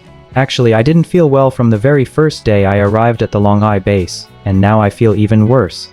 We might have made the wrong decision. Maybe if we'd stayed with Captain Li, we'd be doing much better. Mu Zian complained with a look of dissatisfaction on her face. She, a proud level 2 lightning-type Sonic, the former campus goddess, student council president, and team captain, and yet she'd ended up in such a miserable state. This is terrible. Ziyan, the difficulties we're facing right now are only temporary. I've already looked into it. There's a very clear difference in treatment between level 3 evolvers and level 2 evolvers. As long as we can break through to level 3, we'll be able to serve as captains of independent squads at Longhai Base, with the authority to lead an evolution squad on hunts for zombies and mutated beasts outside the base. Plus, we'll only have to turn in 30% of the crystal cores we obtain. We'll also have access to the base's various supplies, and once we break through to level 3, we can still trade them in for a villa. We've all reached the peak of level 2 now, and we're not far from breaking through to level 3. Just hang in there a little longer. Better days are just around the corner. Lin Longhui urged her immediately.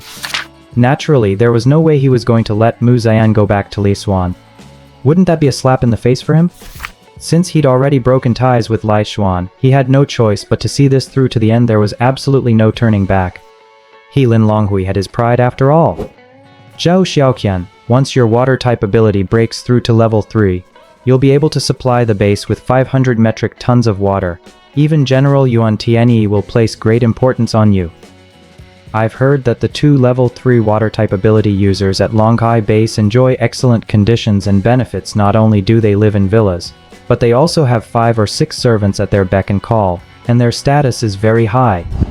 As long as you break through to level 3, your life will be completely transformed. Lin Longwei's words reaffirmed Zhu Xian's resolve, which had been wavered. Indeed, going back now to ask Li Xuan to let her rejoin the team would be a huge blow to her pride. She simply couldn't accept that. Breaking through to level 3 would turn the tables. This was her only way out.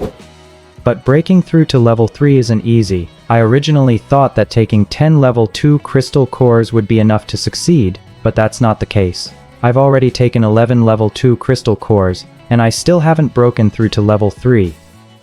I estimate I'll need at least 9 more level 2 crystal cores, and 100 jin of food supplies before I have a chance of successfully breaking through to level 3.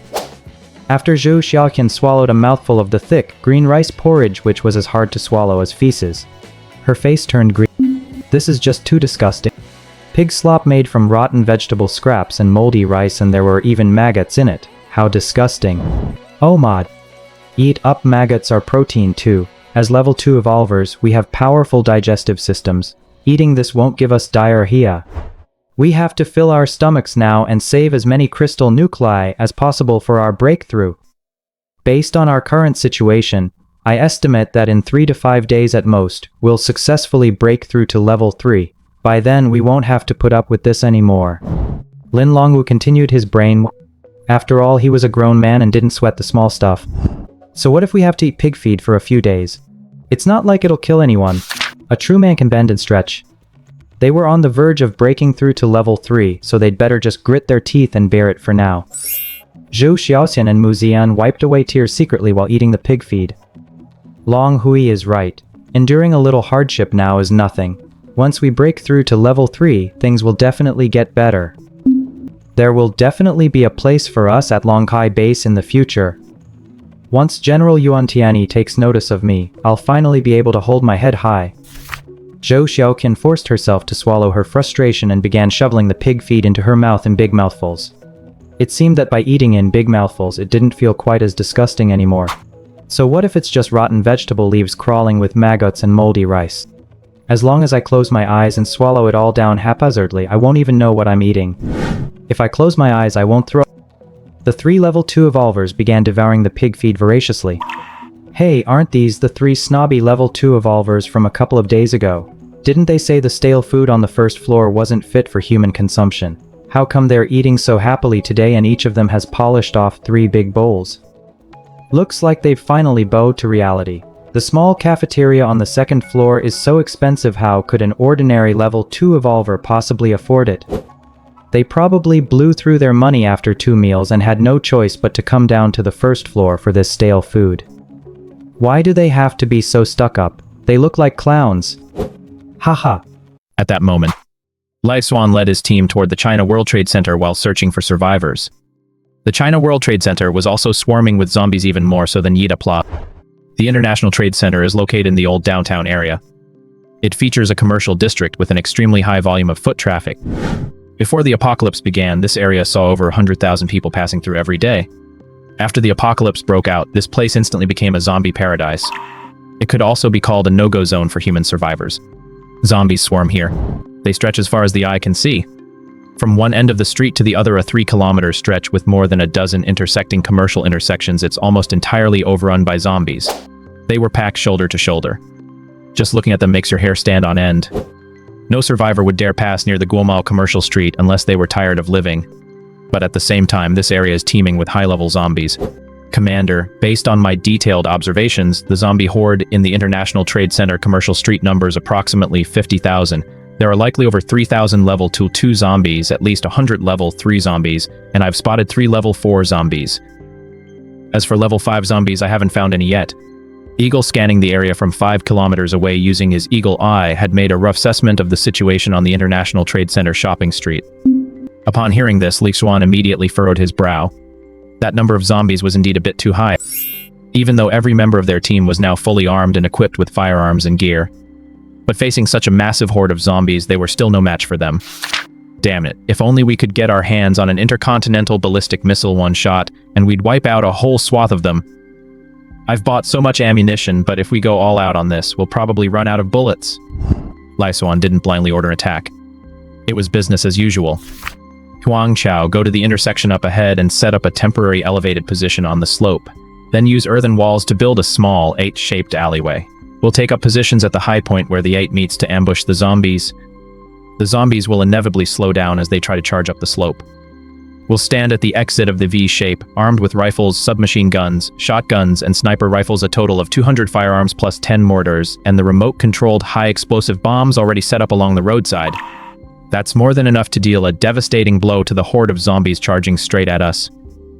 Shadow, you're really going above and beyond this time. You'll lead 6 level 2 speed-type psychics to form a speed-type monster luring squad.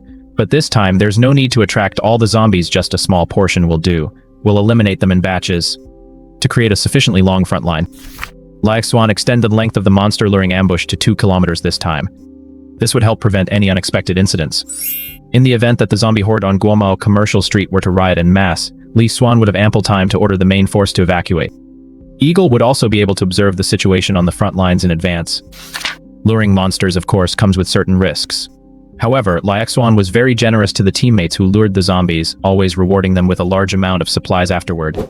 Take Shadow, for example. She's now received so many supplies that she couldn't possibly use them all in 2 months. This has encouraged some speed-type evolvers to voluntarily join the monster luring team. It's not that they aren't afraid of danger. It's mainly because Xuan's rewards are so generous. A single monster luring run could net them at least a week's worth of garment meal. Isn't that much more reliable than aimlessly scavenging for supplies as usual? Half an hour later, using his Earth Elemental ability, Huang Chao finally enclosed the intersection ahead with a 70-meter-long, 2-meter-thick, 3-meter-high wall shaped like the Chinese character 8. There was also a 200-meter-long slope, plus a defensive earthen wall on higher ground for gun emplacements. It was quite a massive undertaking, and it left Huang Chao completely exhausted. A construction crew had been tasked with the job. It would have taken at least half a year to complete. Yet Huang Chao, working alone, completed in just half an hour the equivalent of 6 months' work by a 100-person construction crew. That's truly impressive. Red Hair, go plant the bombs. Shadow, you can head out now. Got it, Chief. Shadow nodded. Leading 6 speed-type psychics, she quickly vanished around the corner ahead. Eagle, keep an eye on what's happening up ahead at all times. Goose Sissy, switch Eagle's camera feed to me. Got it, brother Xuan. Goose sissied. I wonder if she called him that on purpose. Why call me that so affectionately? If you call me that, people will think we're an item. Goose Sissy immediately activated her telepathy skill. Xuan vaguely sensed a very gentle fluctuation of psychic energy emanating from her. This fluctuation was different from ordinary mental energy. It seemed to possess powerful affinity and attributes. She was able to accurately pick up on both Xuan's and the eagle's brainwaves, using them to establish a chain of mental energy. Brother Xuan, don't resist. You need to be open to accepting me in your heart. That's the only way we can connect more effectively, Goose Sissy said. Okay. Xuan nodded. He willingly resonated with Goose Sissy's mind, and soon the eagle's visual imagery appeared in his mind. It was as if a nerve from the eagle's eye were connected directly to Xuan's own. It was as if a second perspective had been unlocked. The eagle's eagle eye ability was like God's eye view.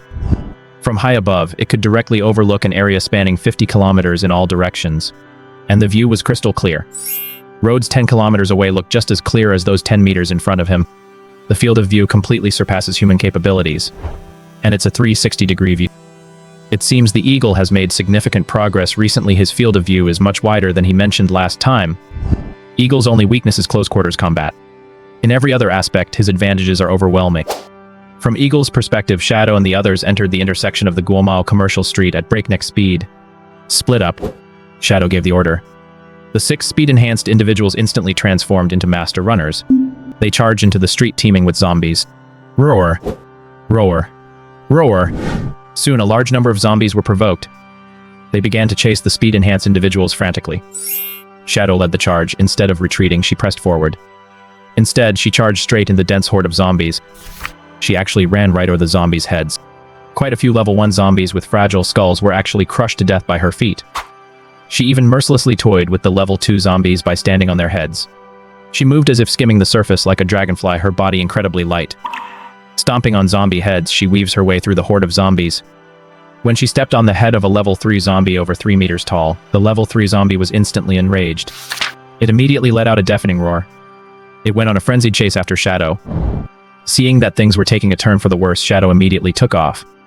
Her top speed of 2.9 seconds per 100 meters kicked in instantly. The other 6 speed-type evolvers also drew the attention of numerous zombies at different junctions. Soon, Shadow and the 6 level 2 speed-type evolvers converged on the main road. Together, they sprinted frantically down the wide main road. Oh my god, this is way too intense. The 7 humans ran like mad. All of them were running faster than 100 meters in 5 seconds. Behind them, thousands of zombies were in hot pursuit. Among them, the level 2 zombies and 2 level 3 zombies were the most relentless. They nearly caught up to a speed-type evolver. Fortunately, at the critical moment, Shadow stepped in. He spun around, drew the 7.62 assault rifle from his back, and emptied the magazine directly into the level 3 zombie. Rat-tat-tat-tat-tat-tat-tat-tat. With the magazine emptied, the skin of the 2 level 3 zombies in the front row was torn open, instantly making them even more enraged. But this also caused them to slow down. The speed-type evolver, who had nearly been caught, narrowly escaped disaster. Thanks, Shadow. If you hadn't stepped in, I might have been done for this time. Don't talk, just run. Speaking while sprinting at full speed would obviously hinder his burst of speed. Shadow could save him once, but not twice. 2 kilometers isn't exactly a long distance, but it's not short either. For 7 speed-type evolvers, it was nothing more than a brief minute and a half. Thousands upon thousands of zombies had been lured to the slope of the Y-shaped road. The zombies have been lured here. All team members prepare to open fire. Oh no, Ni Xiaofeng is about to be caught. Bang. Eagle raised his Barrett and fired instantly. 800 meters away, the level 3 zombie that was about to catch up to Ni Xiaofeng was instantly headshot by a heavy sniper armor-piercing round. Ni Xiaofeng narrowly escaped death once again. That kid had come close to being taken out twice. Once saved by Shadow, once by Eagle among level 2 speed-type evolvers, he was the slowest runner. While others can run the 100-meter dash in under 5 seconds, he can manage it in 5.5 seconds at best. He's practically a disgrace to level 2 speed-type evolvers. Soon, the horde of zombies entered the ambush zone. All teammates prepare to fire. 500 meters, 300 meters, 100 meters, 80 meters, 40 meters there. The atmosphere was suffocatingly tense. Fire. Rat-a-tat-tat-tat-tat-tat-tat-tat-tat-tat-nini. The 200 guns that Li Xuan's team had already set up opened fire in an instant. In an instant, a storm of bullets poured forth. The horde of zombies was mowed down like wheat, falling in droves. All level 1 and level 2 zombies were mowed down under the barrage of fire. Only that level 3 zombie with its thick, tough hide was finally taken down by a rocket-propelled grenade. More than 3,000 level 1 zombies, over 200 level 2 zombies, and 2 level 3 zombies all were wiped out in just 5 minutes. The battle was incredibly easy. Xuan didn't even have to lift a finger, the battle was over. Next, they began clearing away the zombies and collecting their crystal nuclei. They tallied the post-battle expenses and assessed the results. Guo Fugi was in charge of all this work. An hour later, all the crystal nuclei had been collected, and Xuan had stowed the zombie corpses away in his spatial pocket. The battlefield was successfully cleared. These corpses might be used in the future to feed high-tier zombies, actively cultivating higher-level zombie crystal cores. It's a form of recycling. The main issue was that the zombie corpses were strewn haphazardly all along the path, which would seriously interfere with the next ambush plan. Shadow, let's move on. Let's proceed according to the original plan. Shadow once again led the speed squad to lure the monsters. Second wave. We wiped out 5,000 zombies, seizing 3 Tartanosis 6 level 1 crystal cores, 391 level crystal cores, and 5 level 3 crystal cores. Third wave.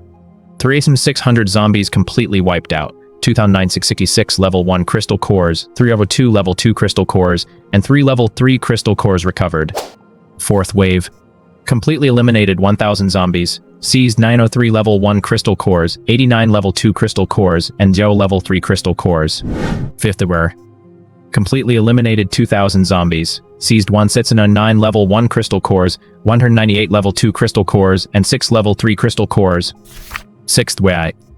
Eliminated 8,630 zombies, seized 6,630 level 1 crystal cores, 599 level 2 crystal cores, 16 level 3 crystal cores, and 1 level 4 crystal core. During the 6th wave, a level 4 fire zombie appeared. 3 speed-type psychics tragically lost their lives while luring the zombies, which was deeply regrettable. However, Xuan ultimately slew this level 4 zombie with his own hands using the spatial blade. After this wave, Xuan discarded all the level 1 zombie corpses. He collected only the corpses of level 2 and higher zombies. There were simply too many level 1 zombies. He didn't have room for them all. Let the other zombies devour these corpses. Boss, we're running low on ammo. These 6 waves of zombie charges have really taken a heavy toll on our supplies. I estimate we can only fight one more time at most, said Guo Fugi. Then let's not push it too hard. We've already been fighting at high intensity for 7 or 8 hours today. Let's head back and rest up for a bit.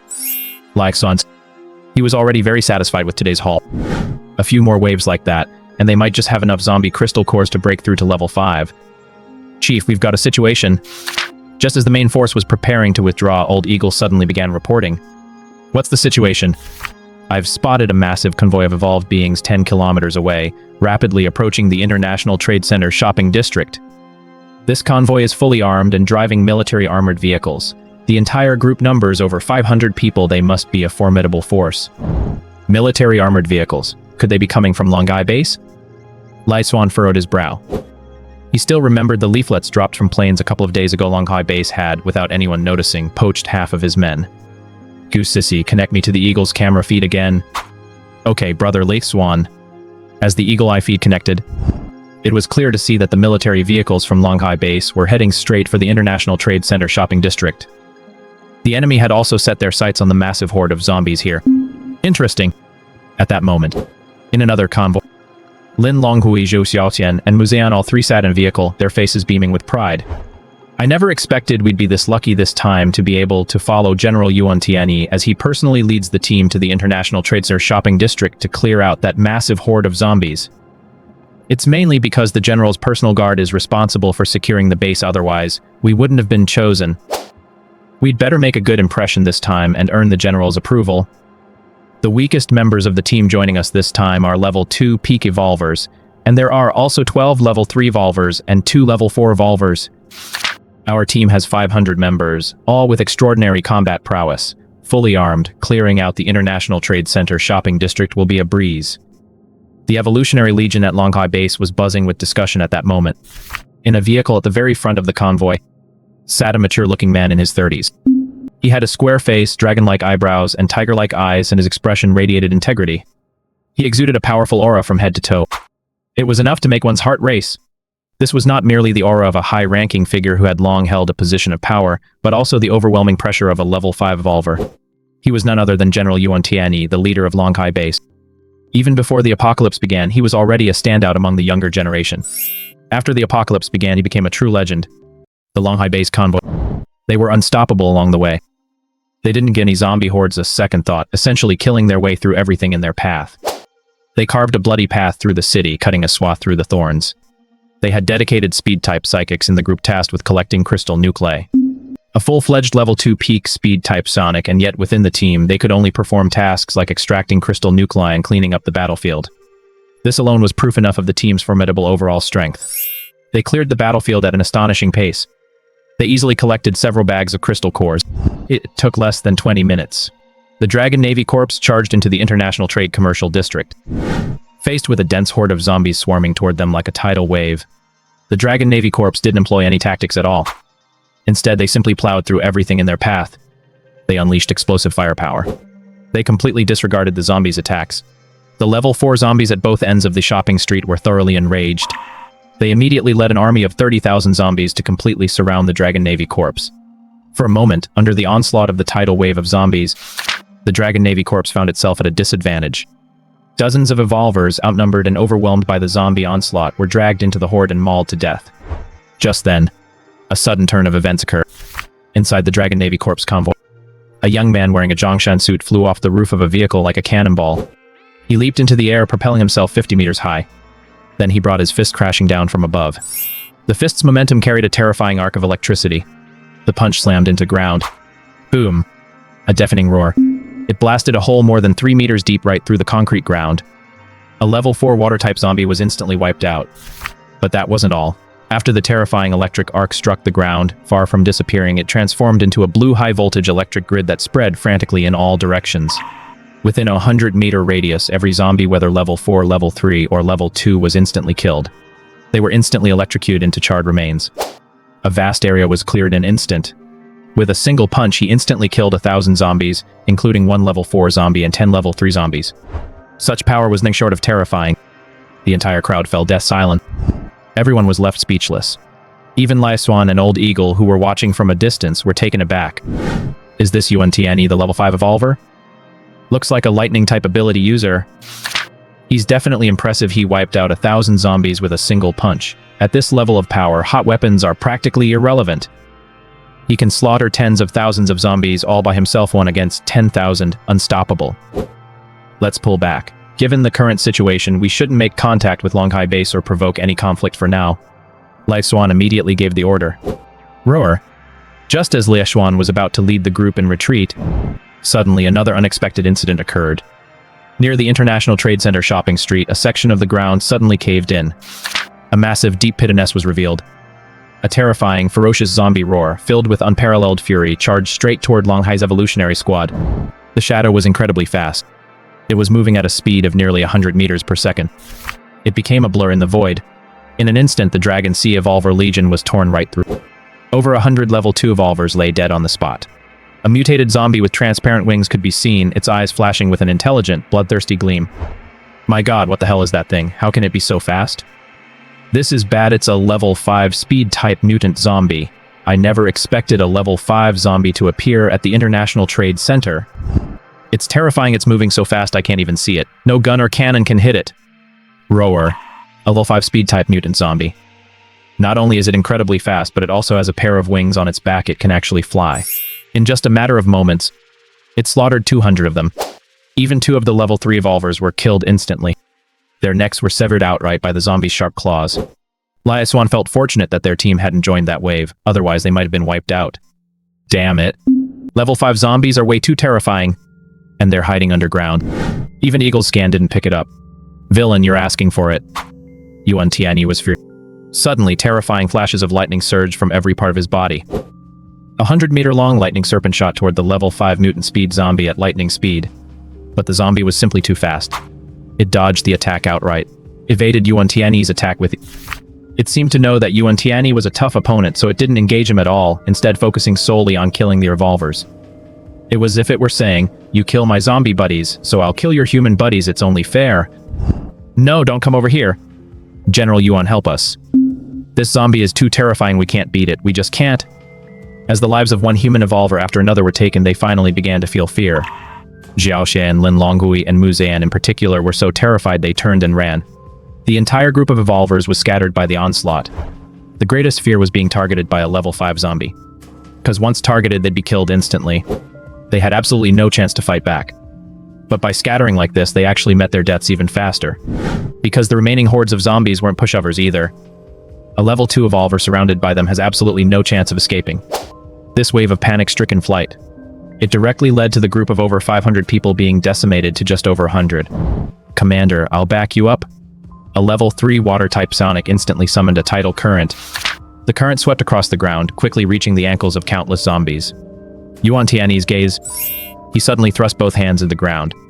Blue arcs of lightning, amplified by the water current, coalesced into a net spanning a kilometer, making the lightning's effect even more terrifying. The electrical conductivity was significantly enhanced. In an instant, a full 10,000 zombies within a 1-kilometer radius were instantly paralyzed by the electricity. This terrifying, wide-area attack was nothing short of god. It instantly wiped out 10,000 zombies. The level 5 zombie, it seemed, had finally lost its temper. It actually charged right at Yuan Tianyi, trying to snap his neck. You fool, you've fallen for it. Thunder Domain. Yuan Tianyi let out. Just as the level 5 zombie charged forward, Yuan Tianyi thrust both hands upward with all his might. Streaks of blue lightning arched up from the ground, rapidly coalescing into a terrifying ball of lightning 20 meters in diameter. The sphere enveloped both Yuan Tianyi and the level 5 zombie, continuously shrinking. The level 5 zombie was trapped inside the sphere and seemed unable to escape. Moreover, the smaller the sphere became, the harder it was for the zombie to move. Meanwhile, sparks of electricity crackled all over Yuan Tianyi's body, making it difficult even for a level 5 zombie to get close. Roar. The level 5 zombie let out a piercing howl. Lightning spread across its entire body, quickly charring it black. Just then, it suddenly struck with all its might. To everyone's surprise, it broke through Yuan Tianyi's defenses and plunged one of its sharp claws into his heart. You villain, you actually dare to try to take me down with you? That's absolutely ridiculous. You might not know this, but my heart is on the right side. Go to hell. Thunder Blade! Yuan Tianyi slashed out with one hand, and the lightning in his palm actually transformed into a lightning blade. With a single slash, it severed the neck of this level 5 zombie. Zombies really are a bit slow on the uptake. Even after evolving to level 5 and regaining some intelligence, they're still a bit dim-witted. If it hadn't gone head-to-head with Yuan Tianyi and had just run away, Yuan Tianyi wouldn't have been able to catch it at all. With its speed advantage, it could have wreaked havoc on the Longhai base. Xuan thought to himself that it was a pity. It looks like Yuan Tianyi is about to bag another level 5 crystal core. If only it could have gone to him instead. The level 5 zombie was eliminated, and its head rolled toward a street corner several dozen meters away. Yuan Tianyi was just about to pick it up himself, to extract the level 5 crystal core inside. Suddenly, a mysterious figure materialized out of thin air, as if teleported there. At lightning speed, it snatched the level 5 zombie's head and stowed it away in its spatial pocket. "You little thief! Drop that level 5 crystal core, you're asking for trouble." Yuan Tianyi flew into a rage and unleashed a punch. A terrifying ball of lightning exploded instantly, leveling the street corner. But that eerie figure vanished into thin air once again. Is this a spatial-type Sonic? And they can even teleport? Damn it, who dares to steal my stuff? Even if I have to turn this whole city upside down, I'll make sure you die without a proper burial. Yuan Tianyi flew a rage instantly. The level 5 zombie he'd fought so hard to kill had actually been snatched away by Lao Lu. It was simply outrageous. He absolutely could not tolerate such a humiliating insult. Xuan hadn't expected this. Meng Haoyu was actually bold enough to snatch the prize right from under his nose. Yuan Tianyi must be so furious his lungs are about to burst. Moreover, Meng Haoyu was a member of his team. If Xuan tried to claim he had nothing to do with this, General Yuan would likely not believe him. This feud is now set in stone. Chief, Meng Haoyu acted on his own and snatched Yuan Tianyi's level 5 crystal core. The wrath of Longhai base is likely to be vented on us. Why don't we hand Meng Haoyu over to General Yuan for him to deal with? There's no way we can stand up to Longhai base right now. That disaster magnet Meng Haoyu, what on earth is he thinking? He snatched Yuan Tianyi's crystal core, and now we're getting dragged into this too.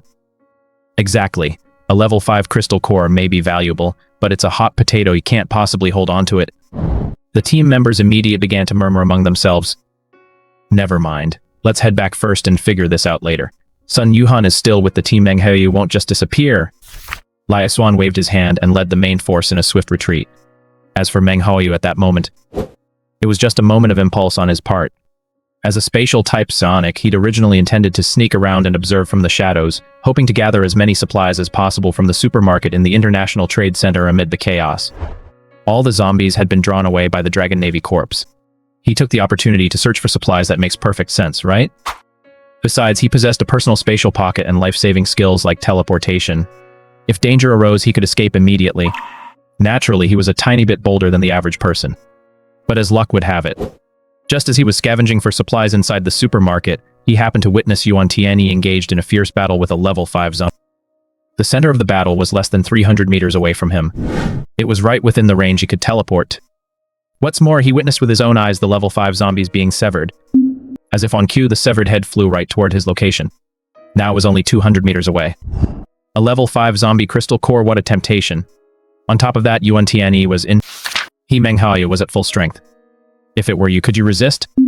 Meng Haoyu, overcome by impulse, teleported on the spot. He snatched the level 5 zombie's head and teleported again. Fearing that Yuan Tianyi would catch up, he teleported 5 times at his absolute limit, escaping directly to an underground parking garage 500 meters away. He vanished without a trace. Yuan Tianyi was in poor condition, and with zombies still lurking in the area, he certainly turned the International Trade Center's underground parking garage upside down, searching for him. Meng Haoyu had narrowly escaped, but the level 5 crystal core was indeed a hot potato. He was currently only at level 3, so even if given a level 5 crystal core, he couldn't consume it right away. He would have to wait until he broke through to level 4 at the very least for this level 5 crystal core to be of any use. Meng Haoyu returned alone to the Jianjing residential complex. It was exactly as Xuan had predicted. Sun Yuhan was still with the team. Meng Haoyu simply couldn't bear to leave the group on his own. Besides, he hadn't had enough of being the deputy head of logistics department yet. Meng Haoyu, you finally made it back. Who told you to steal Yuan Tianyi's level 5 crystal core? Do you realize that doing this will drag our entire team down? Are you trying to get us all killed? Red Hair immediately confronted him.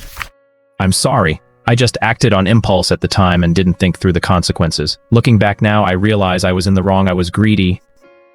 Is saying I'm sorry enough? Does an apology solve this problem? Do you have any idea how many people this will drag down? Never mind, Red Hair. Just rein it in a bit. Meng Haoyu, you were definitely a bit impulsive this time, but I don't blame you. Since we've already stolen that level 5 crystal core, there's no way we can give it back. Since we've already offended them, we have no choice but to see this through to the end. For now, we'll just have to go head-to-head with Longhai base. Meng Haoyu, you're the one who snatched that level 5 crystal core. It rightfully belongs to you. But at your current level, you've only just broken through to level 3. You can't use a level 5 crystal core yet. If you consume it now, it'll cause your body to explode. Why don't you trade this crystal core to me? I'll give you 20 level 3 crystal cores, plus enough food and supplies to last you a year. With these supplies and crystal nuclei, you'll have more than enough to evolve rapidly and break through to level 4. What do you think of this trade? Xuan offered a very tempting deal, judging purely by value.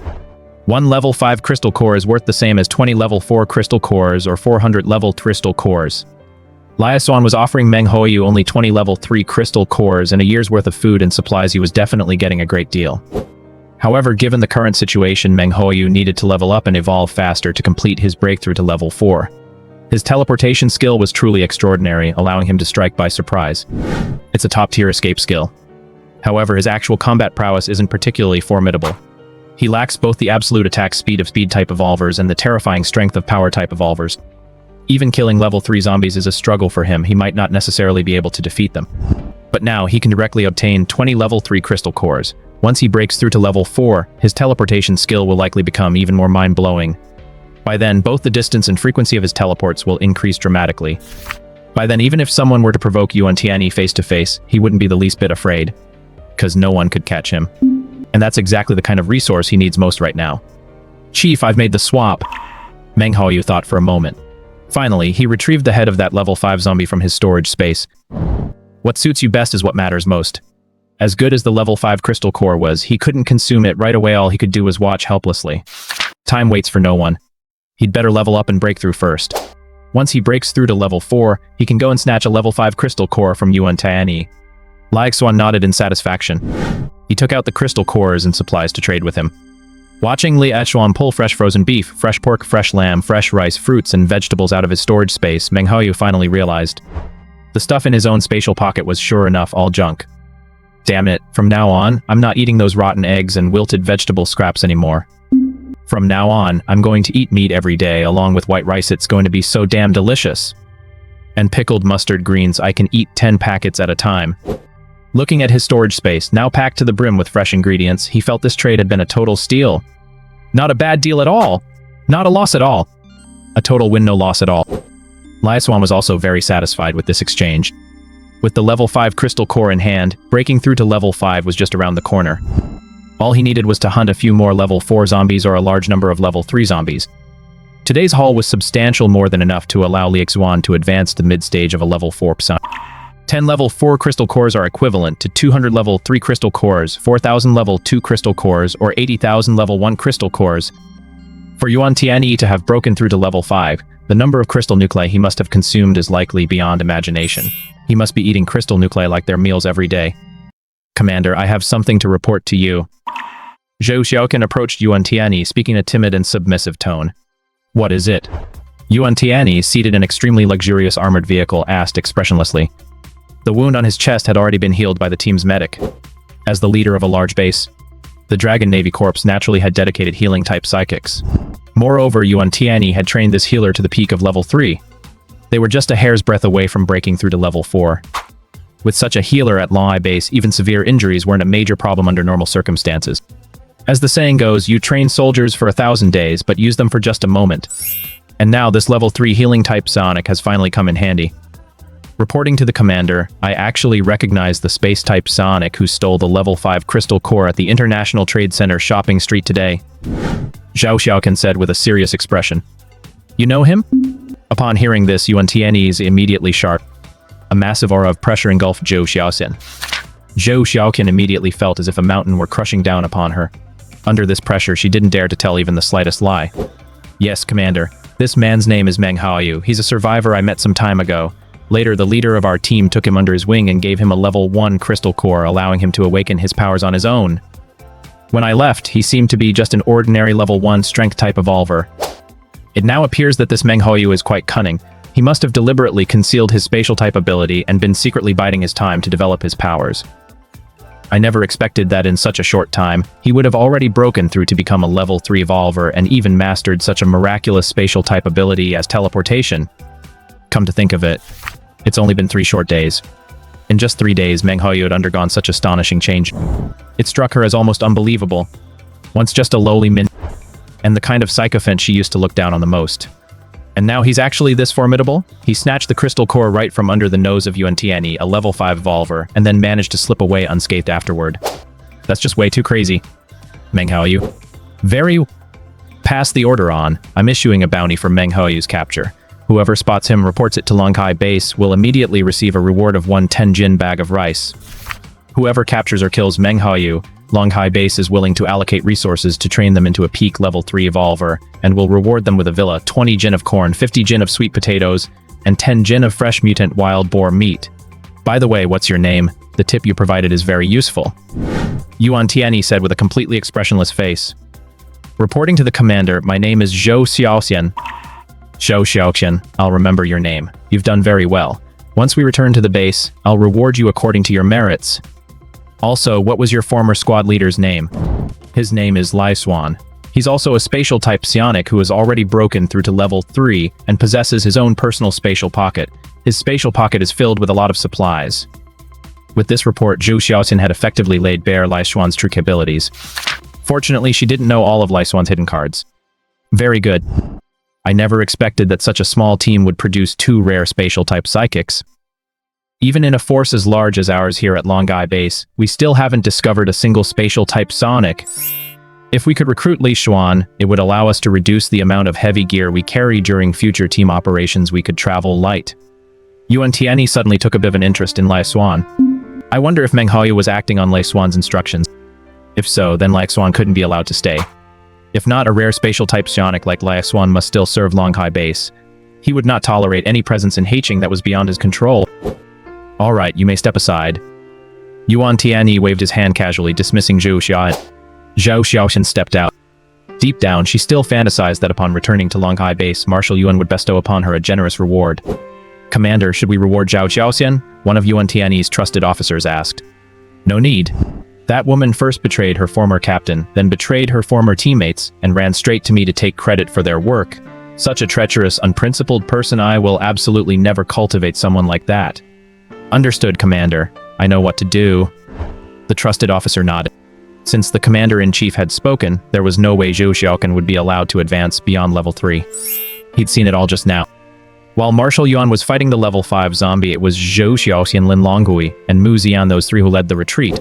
It was just that the situation had been too chaotic at the time. The commander hadn't paid them much attention. Moreover, this time, the team suffered heavy casualties. Out of a 506-strong team of Evolved, only 107 survived in the end.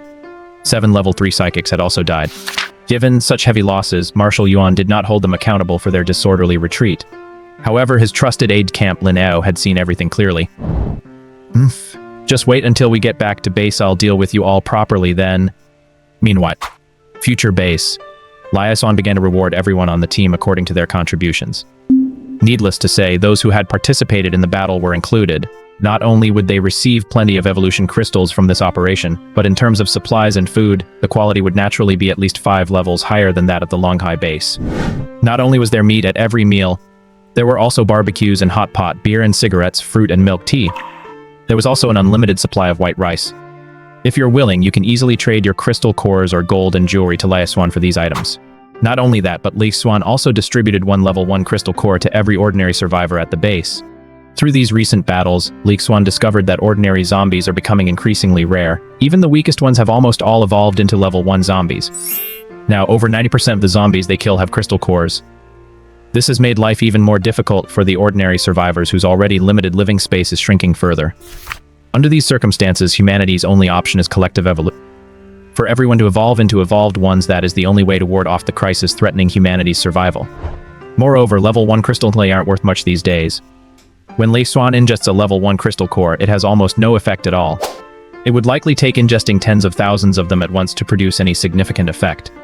That's clearly not worth it. Zombie crystal nuclei aren't exactly a delicacy. They're bitter and astringent, and they're a bit nauseating to eat. High-grade crystal nuclei are still more effective and accelerate evolution faster.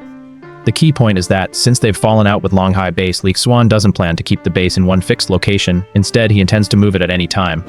They need to be ready to make a quick getaway at any moment. If there are still ordinary people in the group, they'll just slow down the pace of our operation. After the rewards were distributed based on merit, everyone began consuming crystal cores and food. Xuan was of course no exception.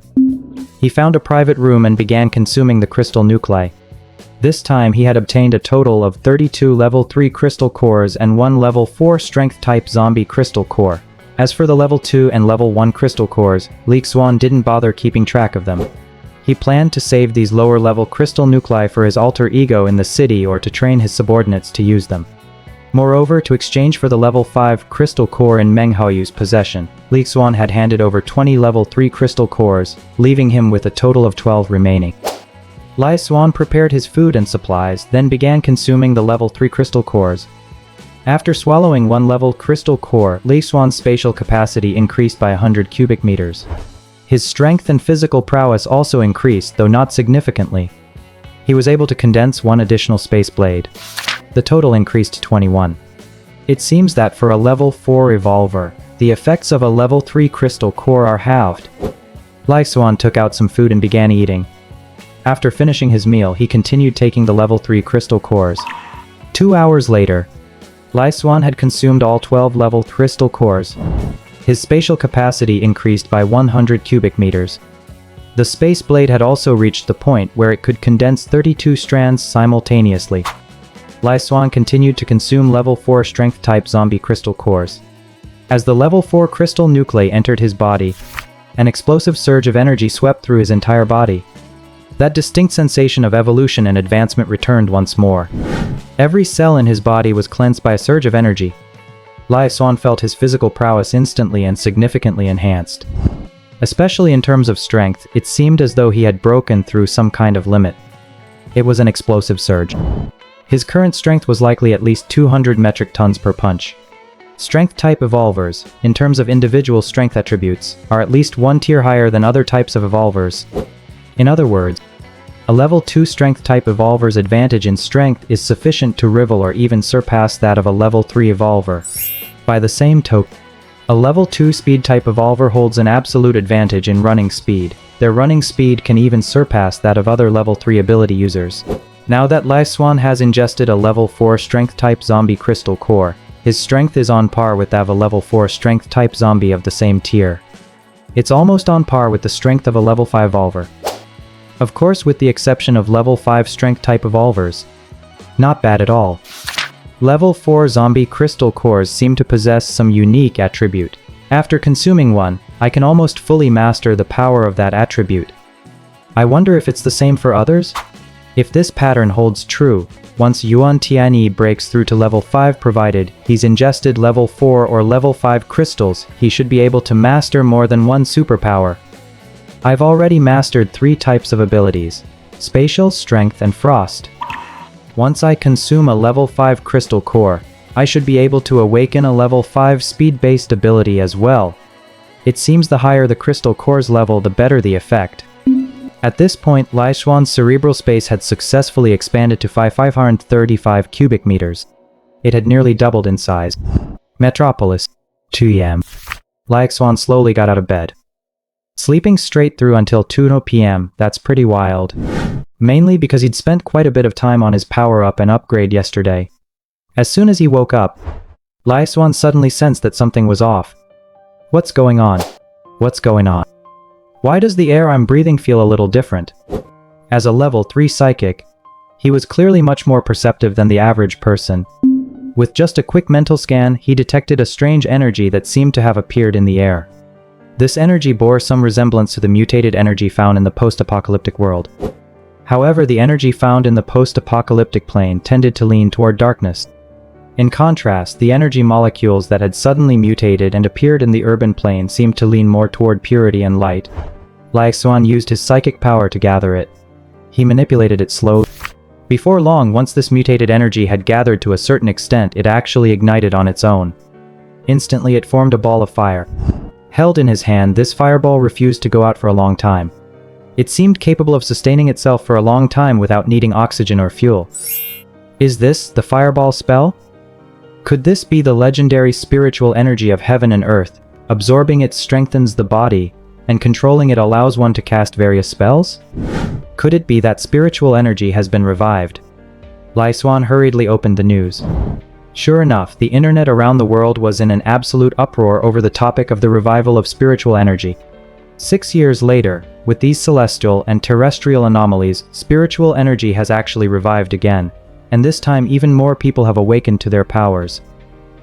In just a single morning, over 1,000 cases of power awakenings have erupted across the country. This is absolutely astonishing.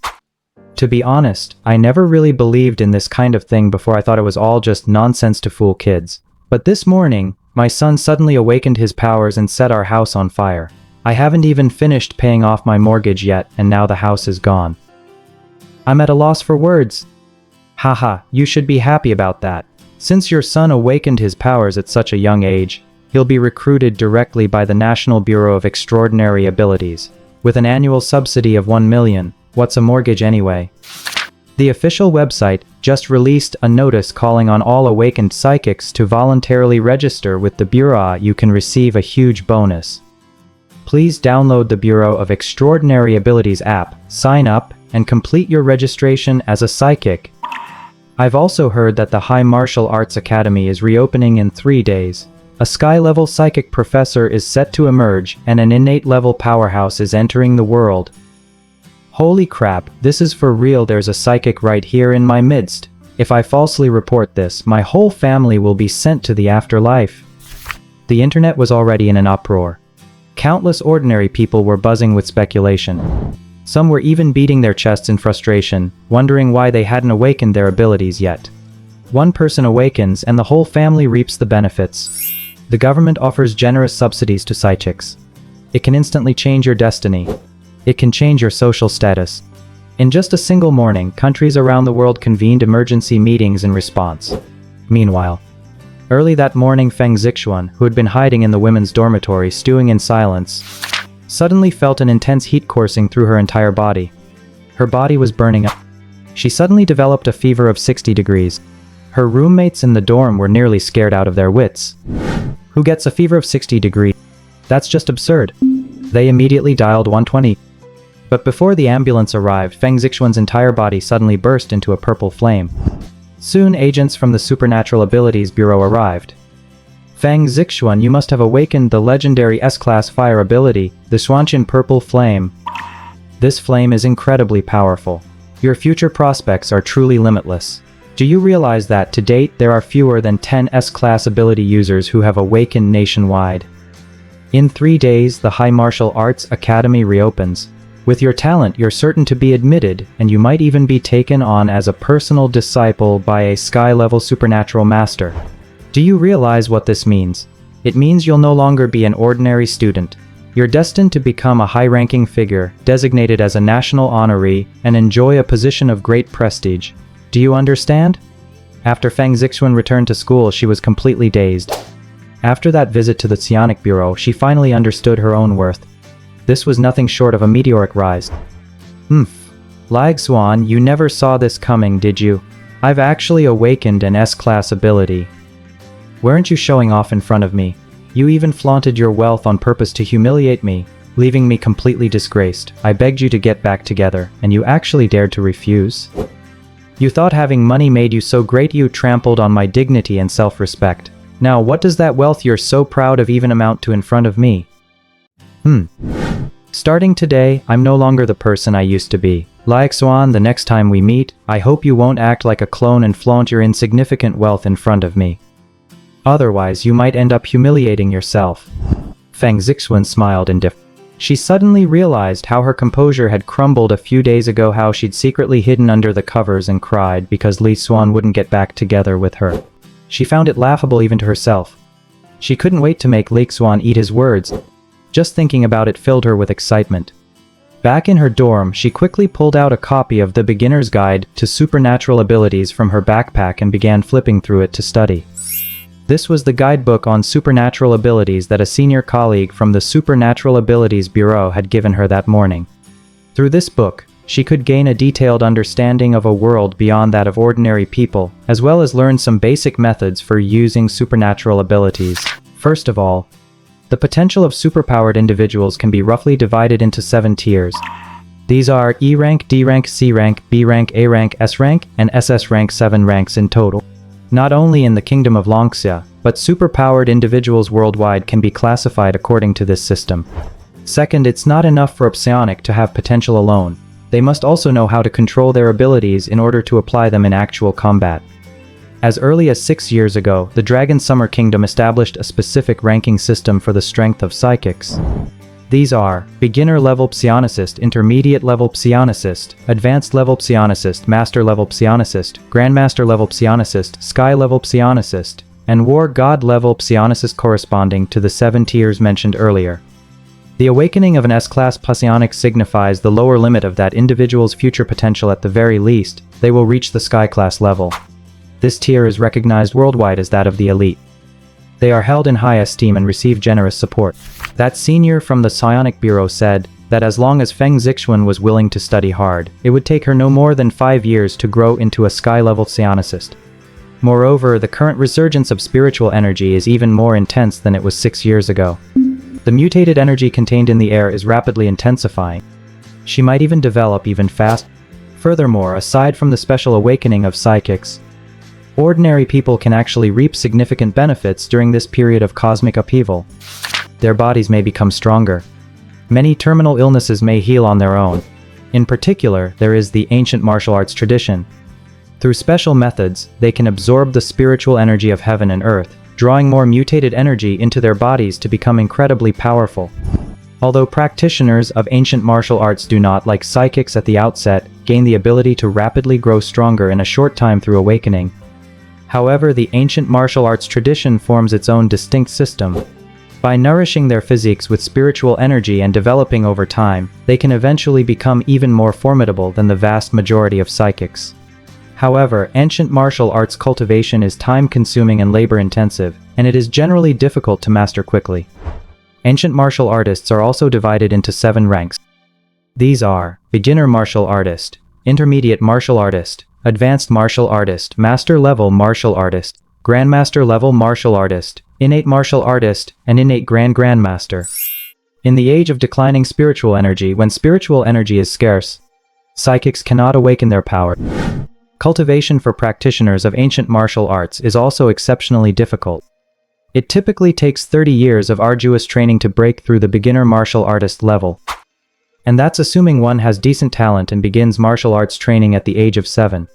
However, even if you do break through the rank of novice martial artist, you still stand no chance against guns and cannons. That is a truly tragic reality. 30 years of grueling training can't hold a candle to a good-for-nothing wielding a submachine gun. A few bursts of fire and you're done for. Under these circumstances, do you think young people will still be willing to practice martial arts? Like hell they would. As a result, for a very long time, the tradition of ancient martial arts was nearly lost. People didn't even believe such people exist. But after the spiritual energy of heaven and earth revives, this situation will change dramatically. Those with exceptional martial talent may be able to advance beyond the beginner level in just 1 year, reach the intermediate level in 2, the advanced level in 5, the master level in 10, the grandmaster level in 20, and attain the innate level within 50 years. Becoming an innate martial artist not only extends one's lifespan potentially up to 200 years, it also allows one to project true Ki to kill from a distance. They can fly by manipulating Ki for short periods. Every gesture and movement is imbued with immense power. A single person can match an army of thousands. Such beings have in fact transcended the realm of humanity. As for innate grandmasters, there don't seem to be many records of them. It appears that even thousands of years ago, in an era when the spiritual energy of heaven and earth had not yet been depleted, figures of this caliber simply did not exist. Of course, it is said that there are cases where individuals with supernatural abilities and practitioners of ancient martial arts train together, and their power is even more astonishing. Their cultivation progress is extremely rapid. In some cases, more than 10 times that. However, psychics typically possess a single element, so they are particularly attuned to a specific type of energy in the cosmos. This is also why they are able to awaken suddenly. But in the process of practicing ancient martial arts, absorbing too much of a single type of energy, even allowing that energy to flow into one's 8 extraordinary meridians and pass through the internal organs, can easily place a severe strain on the body. Generally speaking, they'll be dead within half a year of training. Those with better natural talent might die after just 3 months of training. Therefore, it is a major taboo for psychics to practice ancient martial arts. It's powerful, alright, but they'll be gone just as fast. This beginner's guide to psionic abilities explains in detail the dangers of psionics practitioners training in ancient martial arts. These are lessons that many predecessors learned the hard way with their lives. After studying it thoroughly, she finally realized that even psychics have many taboos. You cannot practice both superpowers and martial arts at the same time. Following the instructions in the manual, she quickly managed to conjure a purple fireball in her hand. Is this how you use supernatural abilities? It's pretty simple, isn't it? If you can freely control your own psychic ability and use it properly, following the instructions in the manual, that means you've already met the standard of a beginner psychic. Does that mean I'm already at the beginner level? It's only been an hour. That's way too fast, isn't it? I've heard that even ordinary C-class ability users need a whole month just to master this step. Feng Zixuan said confidently. Just then, Lin Shaoxiao returned to the dorm. She immediately spotted the purple fireball Feng Zixuan was holding in her hand. She was immediately startled. Oh my gosh, Xuan, you've awakened your ability. That's so amazing. Jiao Xiao, you're just in time. Help me record a video, I'm going to post it on Douyin. I, Feng Zixuan, have awakened an S-class ability, the Mystic Purple Fire. I've now mastered the basics of this ability and become a beginner-level ability user. Feng Zixuan boasted right away. A fleeting hint of jealousy flashed in Lin Shaoxiao's eyes, but she quickly broke into a sweet smile. Okay, I'll film it for you right away. Xuan, now that you've become a psionic, you're about to rise to great heights. Don't forget your best friend. Of course, Xiaoxiao, you're my best friend. How could I ever forget you? After Feng Zixuan posted a video of herself controlling a fireball on Douyin, she instantly attracted a huge following. Views and followers began skyrocketing at a visible rate. Meanwhile, Xuan was also scrolling through videos online. Suddenly, he came across an account selling secret manuals. Fellow villagers, brothers and sisters, my name is Wang Yaming. I am the 56th generation great-grandson of Wang Chongyang, the greatest martial artist under heaven, and founder of the foremost ancient martial arts sect during the Northern Song dynasty. I have an ancient martial arts manual here called the Innate Single Ki Cultivation. This technique is divided into 9 levels in total. Once you reach the first level, you'll transcend the rank of a beginner martial artist. Reach the second level and you'll transcend the intermediate rank. Reach the third level and you'll transcend the advanced rank, and so on.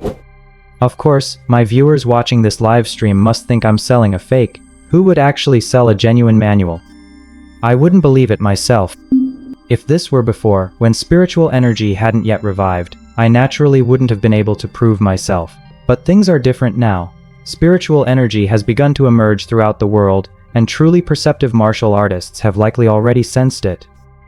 So let's cut to the chase and get straight to the good stuff. All you have to do is give me a quick follow and send me a private message, and I'll take a photo of the first level of the Innate One Ki cultivation and send it to you for free. If you want the subsequent levels of the technique, that'll cost extra. In any case, the complete set of Innate One Ki cultivation is just 9 million. For 9 million, you won't lose out or get ripped off. Host, if you say this manual is real, which level have you reached in your own practice? A comment floated across the live stream chat. Well, I'm still a college student. To be honest, I've never practiced martial arts before. Then, the spiritual energy of heaven, earth hadn't yet revived, so the path to martial arts was too arduous. Without 30 to 50 years of rigorous training, you'd probably see no results at all. I'm young, I barely managed to get into college, and I still need to buy a house, a car, and get married. Where would I find the time to practice martial arts? But things are different now. As long as you can master the Xianchen Yiku Gong, you'll become a powerful ancient martial artist, powerful enough to change your social standing. And once you've practiced the first level, you'll know for sure whether this manual is genuine or not. Wang Yaming explained. That's hilarious. You haven't even practiced it yourself. How can you say it's real? 9 million? 9 cents, not a penny more. This streamer is a total clown. Don't you know that the National Supernatural Abilities Bureau's official website just released the Martial Artist Key Sensing chapter? It's free to read. As long as you have spiritual energy sensitivity, you can apply to join the National Martial Arts Hall, where they provide free martial arts manuals. A host, are you so desperate to make money that you've lost your mind? The topic of spiritual energy revival is all the rage right now. and every kind of scammer is trying to cash in. Even the damn descendants of Wang Chongyang have popped up. Can the free manuals released by the Supernatural Abilities Bureau really compare to my innate single key cultivation? This is a family secret technique that's been passed down for over 1,000 years. Wang Yiming art. The streamer's hype is getting more and more ridiculous. You claim to be Wang Chongyang's great-great-grandson, but Wang Chongyang didn't even have a son, okay? Do you believe him, or do you believe me that I'm Qin Shi Huang? Bro, you're Qin Shi Huang. Aha, what a clown. The live chat was filled with mocking comments. But there were also people who followed this streamer. Among them was Xuan, who was scrolling through his phone. Streamer, post the first level of the Xianqin Yikugong for us to see. Xuan sent Wang Yiming a private message. The other person replied just a minute later. They immediately sent a few pictures. A diagram of the human meridians. A diagram of circulation. The last one was the essence of the Xianqin Yikugong practice, a photo of an ancient-looking book detailing the cultivation methods for the first level. Actually, this first level is quite simple. It mainly focuses on a breathing technique. The key is that you need to sense the presence of spiritual energy. Only by developing this sense of qi will you be able to breathe in and out the spiritual energy with ease. You must also transform the absorbed spiritual energy into an internal force to open the Chong Meridian, Dai Meridian, Yin Wei Meridian, Yang Wei Meridian, Yin Qiao Meridian, Yang Qiao Meridian, and finally the Ren Meridian and Du Meridian. However, this first level only covers the method for opening the Chong Meridian. Xuan decided to give it a try. He closed his eyes. He began practicing according to the methods outlined in the primordial one-key cultivation. He soon discovered that his level 3 mental power was practically like cheating. First, his mental power could very precisely capture the stray, mutated energy floating in the heavens and earth, and he could even directly channel this energy into his own body. Second, his mental power allowed him to look inward at his own body. An ordinary ancient martial artist might need to spend a long time familiarizing themselves with the human meridian system, and then matching it to the key circulation paths described in secret manuals. Even the slightest misstep could lead to serious consequences. Therefore, guidance from a master was essential. Knowledge is passed down from one generation to the next. But Xuan didn't need that. By looking inward, he can precisely control the flow of his internal energy. It was as if he had a cheat code. After pondering it for about an hour, Xuan had mastered the first level of the primordial key cultivation technique. This technique seems to be the real deal. Now that I've mastered the first level, my whole body feels warm and toasty, and I feel completely refreshed. Absorbing the spiritual energy of heaven and earth and circulating it within my body seems to have a strengthening effect as well.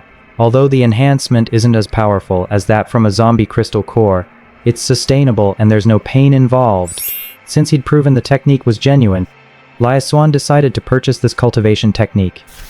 Hello, please send me the remaining chapters of the cultivation technique. I'll transfer the payment right away.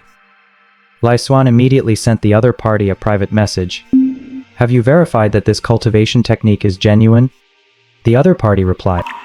It's already been verified. I'm a practitioner of ancient martial arts. Xuan typed. Alright, cash on delivery. I'll send you the second level of the martial art right away, but you have to transfer 1 million to me immediately. Okay.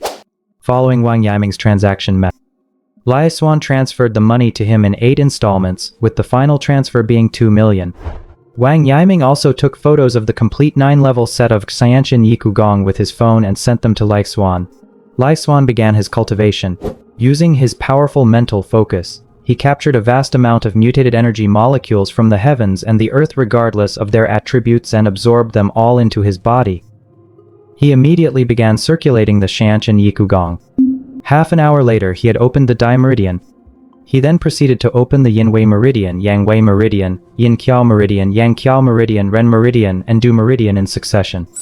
The moment he opened the Ren and Du Meridians, the internal energy circulating within his body actually formed a grand cycle, beginning to circulate automatically, endlessly and ceaselessly. Endless, ever-changing energy molecules from the heavens and earth began surging madly into his. It simply wouldn't stop. What's going on? My cultivation technique has gone out of control, oh my god. There's too much spiritual energy, it's putting immense pressure on my meridians. Even the physical body of a level 3 evolver can barely withstand it. Could it be that I broke through too quickly, reaching the 6th level in one go and suffered a spiritual backlash? Oh my god, you idiot. Just then, a sudden flash of insight struck Xuan's mind. His storage space still held a large quantity of level 1 and level 2 crystal nuclei, which could be used to strengthen his body. And the process of strengthening himself would consume a large portion of his body's energy. Although the crystal cores were of a relatively low grade, there were plenty of them. Perhaps they could suppress the runaway energy within his body. With a thought, Xuan opened his storage space. He pulled out a large bag of zombie crystal core. He grabbed a handful at random and popped them into his mouth. As the crystals entered his stomach, they transformed into a unique form of energy that surged through his entire body. In that instant, Xuan keenly observed that the energy carried by the zombie crystal nuclei was a special catalyst capable of stimulating the self-evolution of genetic cells. To enable genetic cells to continuously evolve, they often need to consume large amounts of external energy to sustain themselves. This is why all evolvers need to eat copiously every time they consume a crystal core. Because the energy consumed during cellular upgrading and evolution must be replenished through eating. But Xuan didn't need to replenish his energy at all right now. The innate primordial key cultivation technique operates automatically, absorbing vast amounts of celestial and terrestrial spiritual energy, which automatically replenishes the energy expended during cellular upgrades. Moreover, this energy is purer, free of impurities, and yields even better evolutionary results. Not enough. It's not nearly enough. More. Feeling the pressure building along his meridians, Xuan grabbed the zombie crystal nuclei from the bag, whether they were level 1 or level 2, and shoved them straight into his mouth. Handful after hand, he swallowed more than a dozen at a time.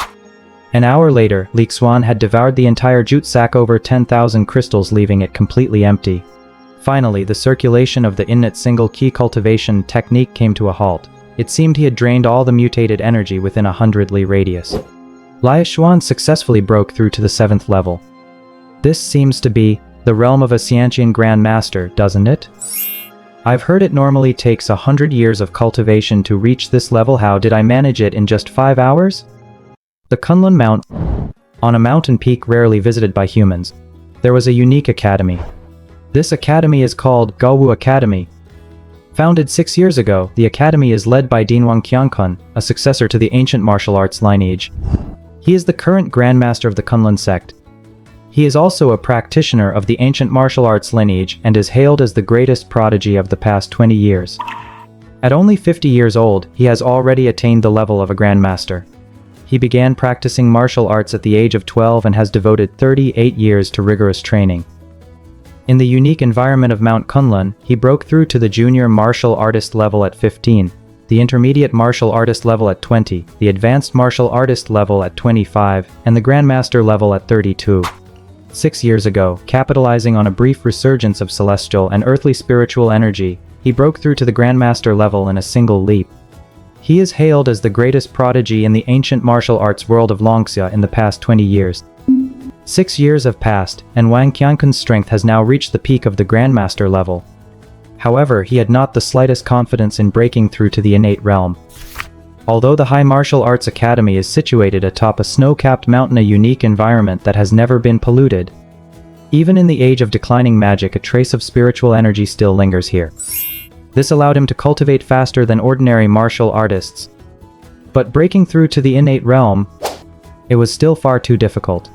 Even with his extraordinary talent, he simply couldn't work miracles without the necessary resources. And early this morning, the spiritual energy suddenly revived, and Wang Qiankun, who was already perched atop Mount Kunlun, felt it particularly strongly. His cultivation realm, which had previously shown not the slightest sign of shifting, his cultivation realm began to shift. Wang Qiankun sensed an opportunity to break through. This opportunity was truly once in a lifetime. For martial artists, breaking through to the pre-heaven realm is a fleeting opportunity. It's not something that can be achieved at any time. Once one enters the innate realm, it signifies a sublimation of one's life realm. From then on, one rises above ordinary One's lifespan can reach 200 years. A Xiantian martial artist represents the ultimate experience on the path of martial arts. Wang Qiankun is finally about to reach it. Boom. As Wang Qiankun broke through to the innate realm, the entire High Martial Arts Academy was shaken to its core. Originally 50 years old, he suddenly looked much younger. He now looked to be in his early 30s. His movements were as swift as lightning, and he could even leap through the air. Traveling through the Wanjiang Mountains was as easy as walking on flat ground. He projected his inner energy outward. His incredibly powerful Xiantiangang Qi made him virtually impervious to blades and spears and resistant to fire and water.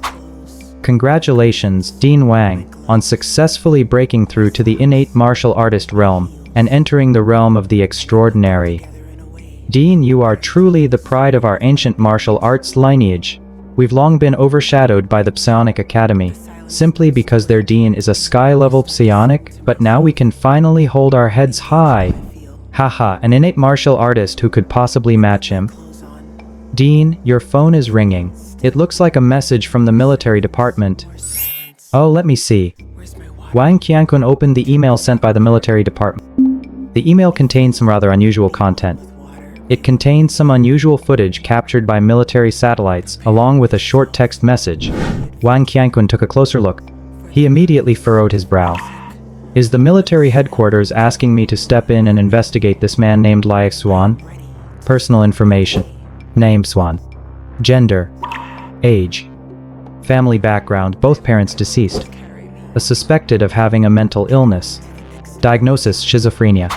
Currently a junior majoring in finance at Jiangcheng University, he suddenly came into possession of a massive fortune of unknown origin, owns 128 properties, and is currently co-running a jewelry company that sells jewelry and gold of unknown origin. He is suspected of large-scale money laundering. A few days ago, the bodies of 5 armed robbers were discovered in the middle and lower reaches of the Yangtze River. This case is suspected to be linked to Xuan. Investigations revealed that the 5 kidnappers had planned to abduct Xuan in order to extort a massive fortune from him. Police speculate that Xuan may have killed the 5 armed robbers in self-defense. 2 days ago, Xuan was spotted on the border between the Kingdom of Longxia and the Kingdom of White Bear. He is suspected of smuggling large quantities of military weapons. However, there is currently no evidence to support this. However, Longxia's military satellites captured a series of strange images. The footage shows a man dressed in black flying through the air, from the Longxia border to the White Bear border. This man is none other than Xuan. The military suspects that Xuan may be a sky-level psionic, an innate martial artist, or a psionic who has awakened a special talent for flight. It is possible that he had already awakened his abilities before the revival of spiritual energy. His innate potential is truly astonishing. Xuan's behavior was highly suspicious. He might be colluding with foreign forces. Dean Wang must thoroughly investigate this matter. If Xuan has indeed colluded with foreign forces, he must be executed without mercy.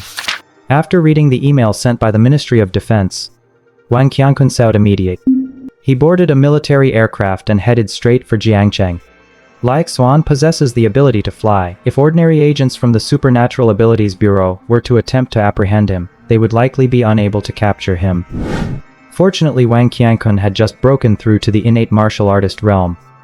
Capturing Xuan would be a piece of cake. I haven't left the mountain in 10 years. This time the ancient martial arts world will surely tremble at the emergence of Wang Qiankun. Xuan, a 20-year-old youth, how could he possibly be a martial artist, let alone a sky-level sonic? There's a 99% chance he's nothing more than a guy who's awakened the flight ability. Wang Qiankun shook his head and chuckled softly. As an innate martial artist himself, he understood all too well that breaking through to the innate realm at 20 was utter nonsense. It was completely impossible. Not to mention that spiritual energy hadn't even revived yet. How could you possibly cultivate and break through in the filthy, corrupt secular world? A sky-level ability user, that's even more ridiculous. In the entire Dragon Summer Kingdom you could count sky-level psychics on one hand. He knew all of these big shots personally. No matter how prodigiously talented Xuan might be, there's no way he could be sky-level. The military aircraft was very fast. From noon until the afternoon, in less than 5 hours, Wang Qiankun had already arrived in Jiangcheng. As evening fell, the sun was setting. Xuan had just broken through to the 7th level of the Xiantian Yitigong and was in high spirits. He went for a walk along the riverbank at the foot of his apartment complex. He watched the shimmering river water flow endlessly.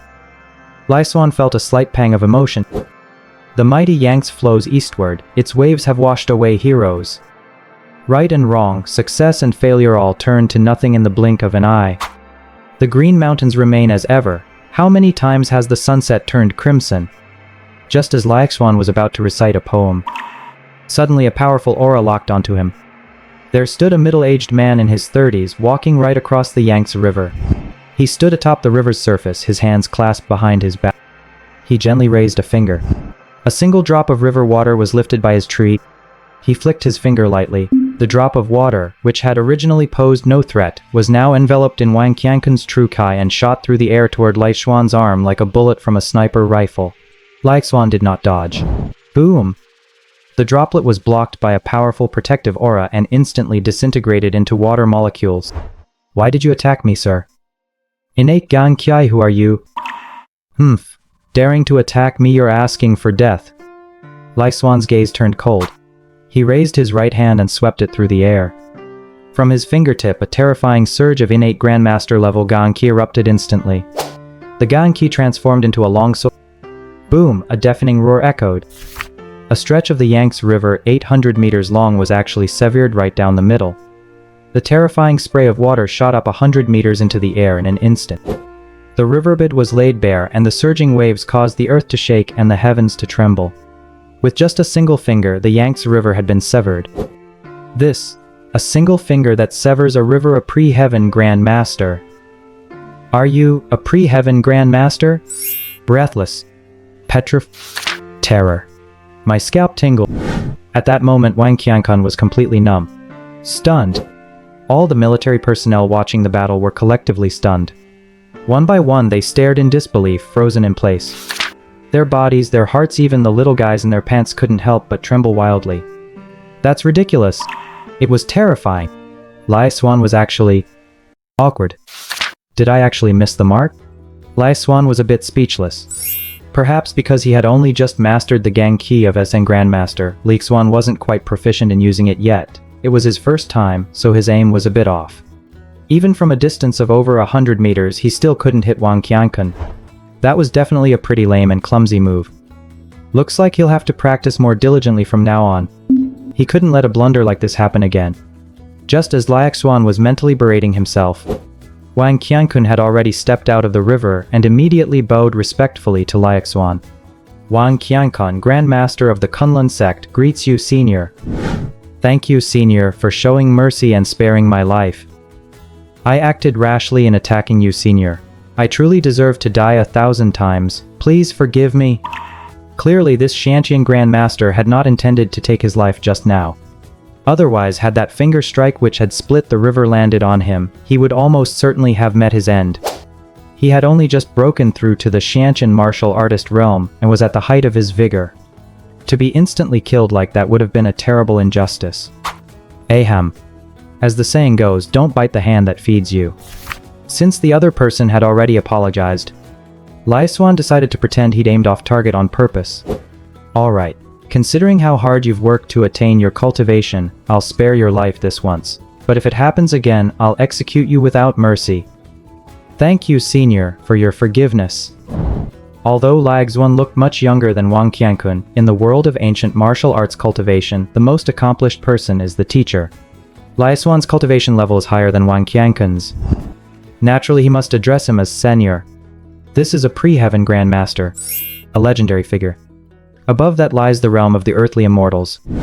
Now that the spiritual energy of heaven and earth has just begun to revive, the strongest martial artists are likely only at the innate realm.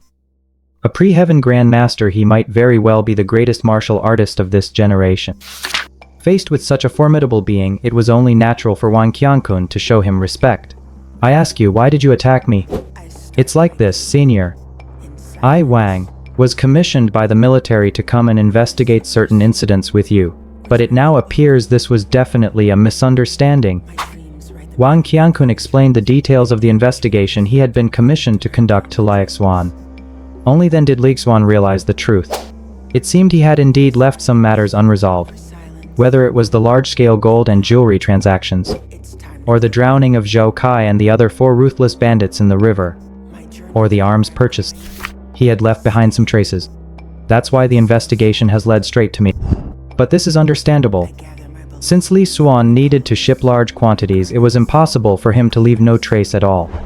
It was only a matter of time before he came under investigation. I see. Could it be that the military is planning to arrest me because of these matters? Xuan asked. It's a misunderstanding. This is definitely a misunderstanding. Senior, as a distinguished innate Grand Master, what kind of stature do you hold? How could you possibly collude with foreign forces? Who dares to arrest you? I, Wang Qiankun, would be the first to object. Actually, the military just wanted to test your capabilities this time. Now that I understand the truth, there's no need for further explanation. Wang Qiankun said with absolute Xuan was speechless. He didn't even get a chance to explain, did he? Had he really explained anything? Are you hallucinating? Wang Qiankun had already started cursing that guy's ancestors going back 18 generations. Damn it. The guy's an innate grandmaster. What the hell are you investigating? Is this even something you're allowed to investigate? Can't you just turn a blind eye? For God's sake. Whether it's massive fortunes of unknown origin or arms smuggling. As far as the great master of the heavenly realm is concerned, none of this is a big deal. If Xuan wants them, they can even provide them for free. Do you have any idea what it means that a grandmaster must not be disgraced? Not to mention that he's a pre-heaven grandmaster. It seems all these matters were just misunderstandings. In fact, I should have reported this to the government long ago, Xuan said. Senior, with your level of power, you shouldn't be confined to a small city like Jiangcheng. If you were to hold an official position, it would actually make your future activities much more convenient, and we could provide you with support as well. The situation is this. With the revival of the spiritual energy of heaven and earth, the global landscape is shifting. Nations around the world are racing to cultivate individuals with supernatural abilities. This is undoubtedly an era of great strife. In 3 days, the High Martial Arts Academy will reopen. I, Wang, would like to invite you to serve as a visiting professor at the High Martial Arts Academy, and concurrently as its honorary chancellor. I know this is a bold request, but for the sake of the next generation of ancient martial artists and psychics in the Dragon Summer Kingdom, I humbly ask you, Senior, to grace us with your presence and accept my invitation. Wang Qiankun said with a look of sincere earnestness. If their ancient martial arts lineage could welcome a pre-heaven grandmaster into its ranks, wouldn't that be the perfect opportunity to take off? Besides, Wang Qiankun himself wanted to seek Xuan's guidance on how to break through to the level of a Xianqing grandmaster. If Xuan was willing to teach him, he could become his disciple right then and there. He just feared that Senior Li might refuse to take him on as a disciple. Me? Become a professor, or rather, a professor at the High Martial Arts Academy and serve as its honorary president? Is that appropriate? Xuan hesitated a bit. Actually, he was also curious to see what this so-called High Martial Arts Academy was really like. He'd heard that this academy was extremely mysterious, and that getting accepted there was 100 times more impressive than getting into Peking University or Tsinghua University. Family members could also receive a substantial subsidy. Graduates of the High Martial Arts Academy could go on to hold leadership positions at the Supernatural Abilities Bureau. Their status is esteemed and their standing is exalted. Xuan was hired on the spot to serve as the principal. This truly came as a bit of a surprise to him. Although the title of honorary principal might not carry any actual authority, its status and rank are equivalent to that of a principal. He'd heard that the president of the High Martial Arts Academy, along with the 2 deans, all held the military rank of general. As an honorary principal, he was likely at roughly the same level. Perfect. It couldn't be more fitting. For a Stang Grandmaster like you to join the High Martial Arts Academy would be an immense honor for our entire institution. Seeing that Xuan was hesitating and seemed on the verge of being persuaded, he immediately stepped up his efforts. If he could persuade a Sang Grandmaster to join, Wang Qiankun would earn a major achievement. Alright, since you put it that way, I'll tentatively agree. By the way, what's your name? Do you hold any influence at the High Martial Arts Academy? Xuan asked. This junior is Wang Qiankun, currently serving as Dean of the Ancient Martial Arts Division at the High Martial Arts Academy. Rest assured, Senior, my words do carry some weight. Wang Qiankun patted his chest in assurance. Even if it weren't Wang Qiankun who invited them, any innate Grand Master wishing to join any faction in the world would receive the highest level of hospitality. There was no doubt about that. For any faction, having a pre-heaven Grand Master as an honored guest carries the same strategic weight as possessing nuclear weapons. After all, a powerhouse of this caliber could kill anyone they pleased. No one could possibly stop them. Alright then. Xuan nodded. In 3 days, he would officially take up his post at the High Martial Arts Academy. He never expected that just taking a casual stroll downstairs would land him the position of professor and principal. But I wonder if Xuan in the post-apocalyptic world will be able to practice and master this innate single-key cultivation. If he can, does that mean he won't have to eat so much every day anymore? Although enjoying delicious food was certainly nice, eating too much was a bit unsightly. After all, the more you eat, the more you have to go. I feel that my current combat prowess is on par with Yuan Tianyi's in the post-apocalyptic world, but since the rating standards and combat tier classifications differ between the two worlds, it's impossible to make a concrete comparison. The post-apocalyptic world. Naiman. Xuan's team began their communal meal. Meng Haoyu was gnawing on a large pork knuckle, looking absolutely ecstatic. After a night of leveling up and evolving, Meng Haoyu's improvement was immense. Now, my internal space has expanded tenfold, reaching 500 cubic meters, which means I can store even more food. Plus, my maximum number of instant teleports within a short period has increased to 15, with each teleport covering a distance of up to 500 meters. 15 times 500 meters? Just think about it, that means I have at least 15 chances to save my life. Who could possibly take me down? I, Meng Haoyu, am truly the chosen one. Although I wasn't able to successfully break through to level 4 this time, I've already reached the peak of level 3. I'm just one step away from becoming a level 4 evolver. I figure with another 2 days or so, I'll be ready to break through.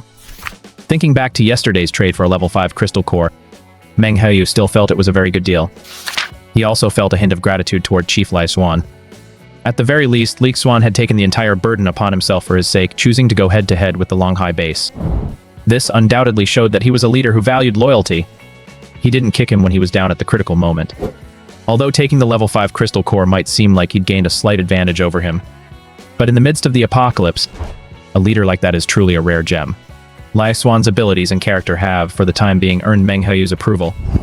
Then I'll hold off on turning against you for now. It's just as well that there's a tall guy in the team to take the brunt of it that way. I won't have to work so hard. Managing a team really does seem like quite a hassle. Last night, a bunch of people came running over to ask Meng Haoyu to store their junk luggage. This really annoyed Meng Haoyu, who was eager to break through. He didn't have a moment to himself until 2 a.m. I'm speechless. It turns out that as the head of logistics, he also has to handle so many trivial matters. Some people even came to him in the middle of the night, asking for snacks because they were hungry. Did they really have to come to him for such trivial matters? Managing a team is so exhausting. If even he, as the logistics director, is this exhausted, what about the team leader? Isn't that person even more exhausted? He also has to oversee the overall planning, worrying about supplies for the entire team. He has to be able to support the entire team. Just thinking about made Meng Haoyu's scalp tingle. Hundreds of people are depending on you for their meals. How could he possibly afford that? Only Xuan could take on the role of leader. He certainly wasn't going to do it. And there was absolutely no way he'd share the supplies he'd acquired with anyone else. If Xuan is willing to be the one to take the fall, then let him be the leader. Later, after a night of leveling up, our entire team, 321 people in total, has now been upgraded to evolved ones. Currently, there are 165 level 1 evolvers, 139 level 2 evolvers, 17 level 3 evolvers, and only you, leader, are a level 4 evolver. Among the level 3 evolvers, aside from Red Hair, Eagle Shadow, Sun Yuhan, and Meng Haoyu, there are Yang Jian, Huang Chao, Ni Xiaofeng, Zhang Hao, Wang Xin, Li Hao, Kan, Chen Jinlong, Wu Bingti, Zhao Hongxi, Liu Jian, and Wei Yiself, Guo Fugi. That makes a total of 17 people who have now broken through to level 3. Also, Gu Sizi, the one you've been paying special attention to, has also broken through to level 2. Guo Fugi reported to Xuan in person. In just one night, the entire team has once again undergone a qualitative transformation. Not only had the team's numbers grown, but every single member was now an evolver, even the children were no exception. Not bad. Although our team's strength is still far from being able to rival the Longhai base, we're developing rapidly nonetheless. If I'm not mistaken, the Longhai base may already view us as a thorn in their side. For the sake of our team's safety, I've decided not to clash head-on with them for the time being. So from now on, we need to be ready to relocate at a moment's notice. We'll wage guerrilla warfare within the city. With Eagle's eagle eye scans, we can easily avoid clashes with Longhai base. Over the next few days, I'll lead the entire team in full-scale operations first, to continue hunting zombies and collecting crystal cores, and second, to rescue survivors and expand our team's strength. Xuan issued the mission objectives. After everyone had eaten and drunk their fill, the entire team set out to hunt zombies. Eagle's eagle eye scan proved extremely useful. This allowed the entire team to predict in advance which streets had zombie clusters, the approximate level of the highest tier zombies, and whether there were any mission risks. Although the predictions weren't 100% accurate, it was generally 8 or 9 out of 10. In most neighborhoods or streets, there are generally only a few hundred to a few thousand zombies. This posed no significant challenge for Xuan's entire team. In just one morning, Xuan led his team to clear 6 residential complexes and 12 streets. They eliminated 19 or 3 zombies and seized 8,000 level 1 crystal cores, 100 level 2 crystal cores, 23 level 3 crystal cores, and 1 level 4 crystal core. They also rescued 126 survivors. It was clear that ordinary, unranked zombies were now on the verge of extinction. The vast majority of zombies have already completed their level 1 evolution. The numbers of level 2 and level 3 zombies have also increased. However, level 4 zombies remain rare. After searching all morning, they found only 1 level 4 fire-type zombie, which they successfully killed. Xuan led the entire team in building a fire to cook, and they rested for 2.5 hours. 2 p.m. Xuan led the entire team to continue clearing out the zombies. They continued until 7 p.m. They cleared 8 residential complexes and 13 streets, once again slaying 15,000 zombies, rescuing 133 survivors, and collecting 13,900 crystal cores. Among them were 35 level 3 crystal cores and 2 level 4 crystal cores. 3 p.m. Xuan led the entire team to rest on the spot. They chose a nearby residential complex and moved right in. After all, the entire city was now full of empty houses. Wherever they went, they could move in for free, as long as they were capable of facing the dangers of the night. That evening, after Xuan distributed the supplies and rewards, everyone happily built a fire and cooked dinner. Finally, they could enjoy a hearty meal again. That sly fox Meng Haoyu didn't kill many zombies today. Instead, relying on his spatial abilities, he started raiding gold shops, jewelry stores, and jade shops all over the place. He'd finally figured out. Instead of struggling to collect all that junk, he might as well just gather gold and jewels to trade with Xuan. The supplies Xuan had stockpiled were all fresh. I wonder where Chief Lei gets all those supplies from. It seemed like an endless supply. Meng Haoyu had his suspicions, but he didn't dare ask too many questions. As long as Xuan was willing to trade, he'd come out way ahead. He planned to stockpile enough food to last 100 years. That way, even if danger struck in the future, he could take Sun Yuhan with him and live happily ever after. That's what they call preparing for the future. At that moment, Xuan, living in the post-apocalyptic world, wasn't eating with everyone else. Instead, he began studying the secret manual of the primordial key cultivation technique. He wanted to test whether he could actually cultivate and absorb a certain kind of dark, mutated energy present in this world. Just as he began his study, across the entire city of Heicheng, on the Huangpu Bund, a terrifying level 6 zombie emperor let out a deafening roar. In an instant, countless zombies swarmed together as if responding to some invisible call. They began to converge like a surging river. They surged forward in droves. In less than 2 hours, a massive army of 1 million zombies had formed. They were so densely packed they blocked out the sky, a truly terrifying sight. At the zombie emperor's command, the million-strong army began surging toward the Longhai survivors' base. This was Xuan's second time practicing the innate key cultivation technique, so he already had experience and was well-versed in the process. Once again, he breathed in spiritual energy, absorbed it into his body, completed the transformation, unblocked his meridians, and established a circulation. Moreover, on his second attempt, Xuan moved even faster. It was as if he were taking over a body and starting over. It was simply a matter of recultivating a technique he already knew in another world, nothing more. Although the spiritual energy in this world seems slightly different, but the Great Tao is simple, different paths lead to the same destination. All cultivation techniques are, at their core, simply methods of absorbing the energy of heaven and earth to strengthen oneself and become more powerful. Xuan could clearly sense it. This world does possess celestial and terrestrial spiritual energy. Moreover, the concentration of spiritual energy here far exceeds that of the urban plane. However, the spiritual energy here leans toward darkness, and the air carries an energy virus that forcibly catalyzes the evolution of living beings. If left unchecked, this virus can cause plants and animals to undergo peculiar mutations. That's how zombies came to be. During the evolutionary process, the body struggles to cope, leading to genetic mutations, brain death, and uncontrolled cellular replication and division, resulting in uncontrollable factors that transform them into zombies.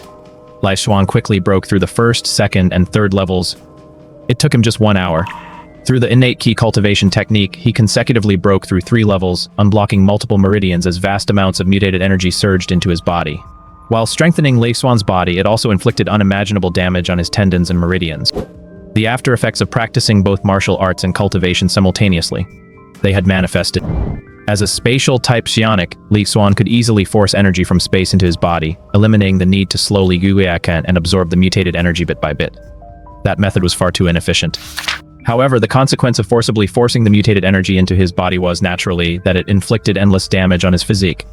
The 5 elements of the human body, heart, liver, spleen, lungs, and kidneys, each have their own distinct nature. If you use the mutated energy to recklessly assault them without gradually sorting it out, you pay no attention to whether your body can withstand it. This is a surefire path to losing control and falling into madness. Practicing both martial arts and cultivation simultaneously. Under normal circumstances, you'd be dead within 3 months. If Xuan keeps acting so recklessly, he probably won't last even 3 days. His meridians throughout his body will be completely destroyed.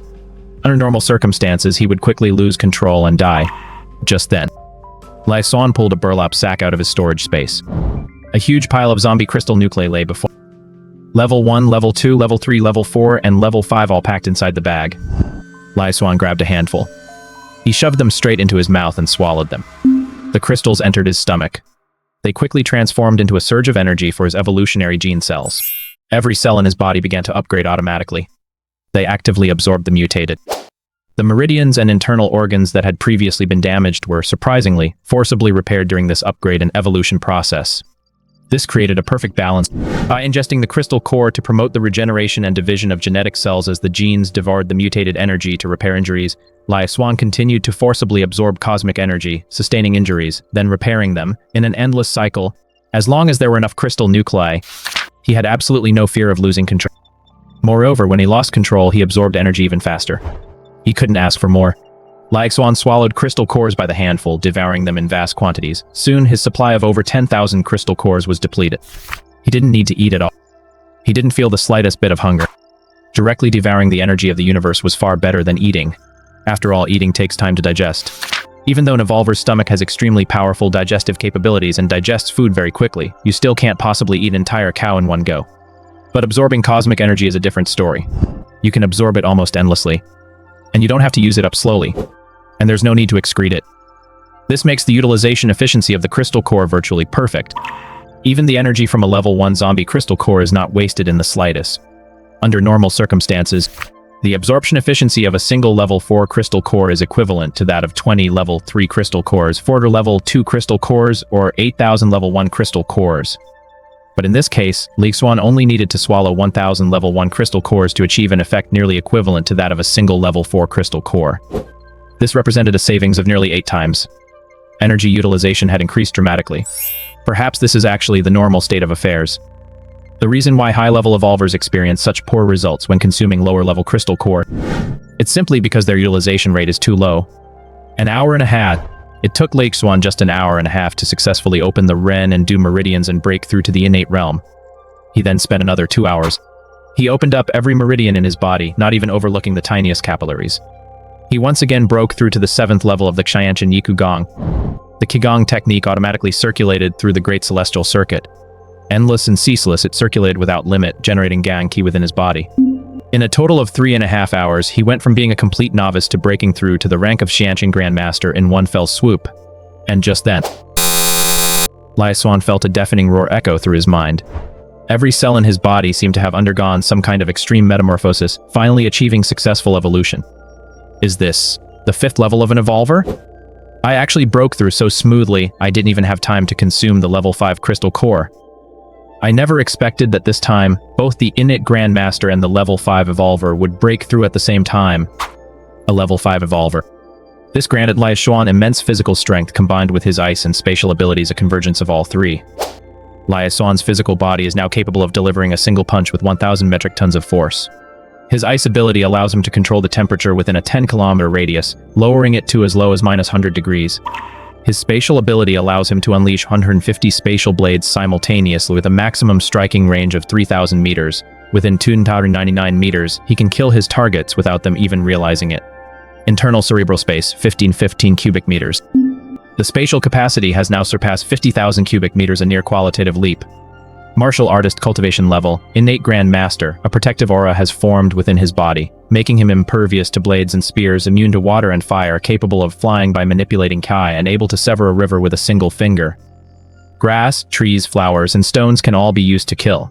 When his innate aura is infused into a weapon, it generates unimaginable power. His offense and defense are seamlessly integrated, leaving no weaknesses, and he possesses an automatic healing ability.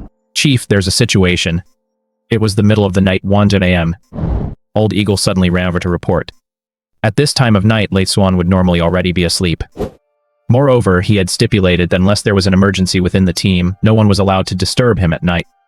But today, Eagle had clearly discovered an emergency. What's going on? Chief, the zombie horde has gathered. It seems all the zombies in High City have been summoned by some high-ranking zombie. They've all assembled and are currently charging toward Longhai Base. I took a zombie crystal core tonight and just successfully broke through to level 4. My Eagle Eye scan range has expanded to a 150-kilometer radius, and Longhai Base just happened to fall within my field of view.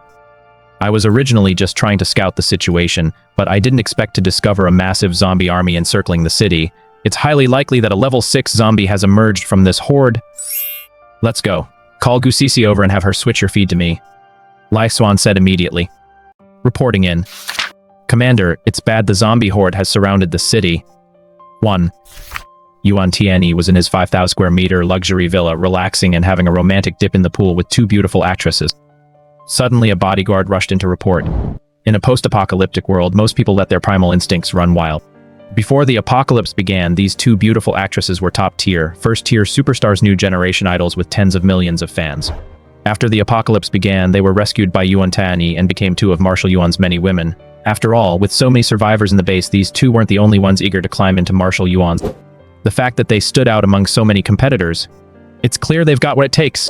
Not only are these 2 actresses exceptionally beautiful, but under Yuan Tianyi's guidance, one has awakened a healing type ability, while the other has awakened a transformation type ability. The healing ability speaks for itself. The shape-shifting ability, however, allows them to transform into the likeness of anyone. The immersion is off the charts. Just as Marshal Yuan was having a great time, he was suddenly interrupted, and his expression immediately darkened. What's going on? Reporting to the Marshal, a comrade at the monitoring station has observed a massive gathering of zombies. The numbers are staggering, they may have reached as many as 1 million. The situation is extremely critical. This horde of zombies is clearly heading straight for our Longhai base. They're now less than 10 kilometers away. Upon hearing this, Yuan Tianyi immediately got dressed. Issue the order. The entire army is to be on high alert. Sound the highest level red alert. Wake up every evolver and survivor inside the base. Issue them firearms and ammunition. Everyone must defend the base together. Personal guard, prepare. Open the armory and activate level 1 combat readiness. This time, our Longhai base may face immense danger. If these were just ordinary level 5 zombies, they'd be able to command no more than 100,000 zombies at most. But with a zombie horde numbering in the millions, it's possible that a level 6 zombie has emerged, and that's going to be a tough fight. Yuan Tianyi analyzed the situation immediately. He himself had only reached level 5 so far. He still had some confidence in dealing with level 5 zombies. After all, his lightning-based abilities were incredibly powerful and his damage output was off the charts. Generally, zombies of the same level couldn't beat him. But when it came to level 6 zombies, the situation became much more complicated. Not to mention the million-strong zombie horde. Their only advantage might be that Longhai Base has a robust defense system, with high walls and thick fortifications, as well as ample supplies of military equipment and weapons. Best of all, the base also houses 5 fighter jets, 1 transport plane, 1 B-2 bomber, dozens of anti-aircraft missiles, and ground-to-ground tactical missiles. Combined, there are roughly 20,000 to 30,000 firearms. However, ammunition is running a bit low. After all, military weapons production has come to a halt, so every use of weapons and ammunition means 1 less. Woof woof woof woof woof woof woof. As Yuan Tianyi issued his order, alarms blared throughout the entire base. The deafening sirens jolted all the survivors from their sleep. One by one, they rubbed their sleepy eyes. They looked completely drained. They'd already worked hard all day. They'd finally managed to get some sleep at night, only be woken up the moment they'd just fallen asleep. This is just unbearable. What's going on? Why did the air raid siren go off? Zombies are besieging the city. The commander-in-chief orders all of you to head to the city walls to defend the city. Those who participate in the defense will not only receive guns and ammunition, but also a free steamed bun, a soldier immediately shouted through a megaphone. As soon as he said that, an uproar erupted instantly. Zombies are besieging the city? Oh my god. But aren't the Imperial Guard and the evolved ones supposed to be defending the city? We're just ordinary people, we're not strong enough to lift a finger. Even if we get guns and ammo, we won't stand a chance. Exactly. We don't even have enough to eat, where would we get the strength to fight zombies? With the zombies besieging the city and attacking Longhai Base this time, there must be an enormous number of them. Otherwise, how could the commander-in-chief possibly be handing out guns to us ordinary survivors? Among the crowd, there were still quite a few smart people who saw the crux of the matter. Defend the city with ordinary survivors. This clearly meant the situation was extremely critical. The base was at a make-or-break moment for its very survival. Going up on the ramparts at a time like this would almost certainly mean becoming cannon fodder. Even quite a few survivors who'd only joined a few days ago were already starting to regret it. Damn it, we just got to Longhai Base and we're already under siege by zombies? If I'd known, I never would have come. Longhai Base isn't safe at all. Didn't we come here just to live in peace, and you're actually making us go to war? Screw that. The survivors were a disorganized, scattered bunch completely lacking in organization or discipline. Bang. A gunshot rang out. The entire crowd fell silent. A survivor who had just been leading the opposition was shot in the head by a member of the personal guard. He was killed on the spot. The marshal's orders must be carried out. This is not a matter for discussion. Anyone who dares to undermine morale will be shot on the spot. Everyone, get up on the ramparts. Hurry up. The personal guard ordered immediately. The survivors cowered, each seething with anger but too afraid to speak out. In the end, they obeyed the order. If they truly had the courage to resist, they wouldn't still be here now, still just ordinary survivors. At the very least, they would have fought the zombies and collected a crystal core. As for the evolvers, the personal guard's attitude toward them was much better. At the very least, they didn't constantly threaten them with death. They'd at least explain the current situation to some extent. This is the situation we're in right now. The commander-in-chief, all of us evolvers, to work together to fight off the zombie horde. Our Longhai Base is well equipped with weapons and gear, and our defense systems are no slouch either. If we can successfully repel this zombie siege, we'll reap a massive haul of evolution crystals. The commander also said that all evolvers participating in the defense will be able to claim all the zombie crystals from the zombies they personally slay. As long as we hold the line, there will be 1 million zombie crystals. You'll all at least be able to break through to level 3 evolvers, and reaching level 4 or even level 5 isn't out of the question. Besides, given the current situation, we have no choice but to hold our ground. The zombies have already surrounded the city. There's no way out. We have no choice but to fight to the bitter end. These words from the personal guard left all the evolvers speechless. There was no choice but to fight now. Fighting to the bitter end was their only option. Zhou Xiaoxian, Lin Longhui, and Mu Ziyan all instantly wore expressions as if they'd just swallowed a mouthful of shit. This was unbearable. Ever since they'd arrived at Longhai Base, they hadn't had a single decent meal. And now they're surrounded by a horde of zombies. At that moment, they truly regretted it. If we'd known it'd be like this, why did we even come to this godforsaken place? Commander Lin, yesterday the commander-in-chief promised me a reward. I'm not sure what that reward is exactly. Here's the thing, Zhu Xiaosen. The situation is critical right now, and there's a lot to handle at the base. The commander doesn't have time for this at the moment. Once we've defended the base, your reward will be given to you. For now, get out there and help defend the base immediately. It seems your water-based abilities might actually come in handy. Lino brushed her off with a dismissive reply. In fact, Longhai Base had an underground escape tunnel leading directly to a location 10 kilometers away, but Yuan Tianyi hadn't revealed this escape route to the ordinary survivors or to them the outsider evolvers. Unless absolutely necessary, Yuan Tianyi didn't want to take that route either. Boom! Boom. Boom. The battle erupted immediately. The million-strong zombie horde gave Longhai Base absolutely no time to think or prepare. They launched their assault on the city immediately. They showed no fear of sacrifice whatsoever.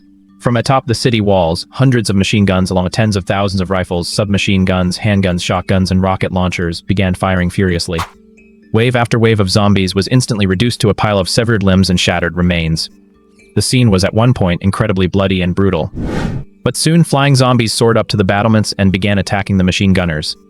Many machine gunners were killed outright in the surprise attack. They died at the hands of the zombies' sharp claws. Only evolved ones could step in to fend off these flying zombies.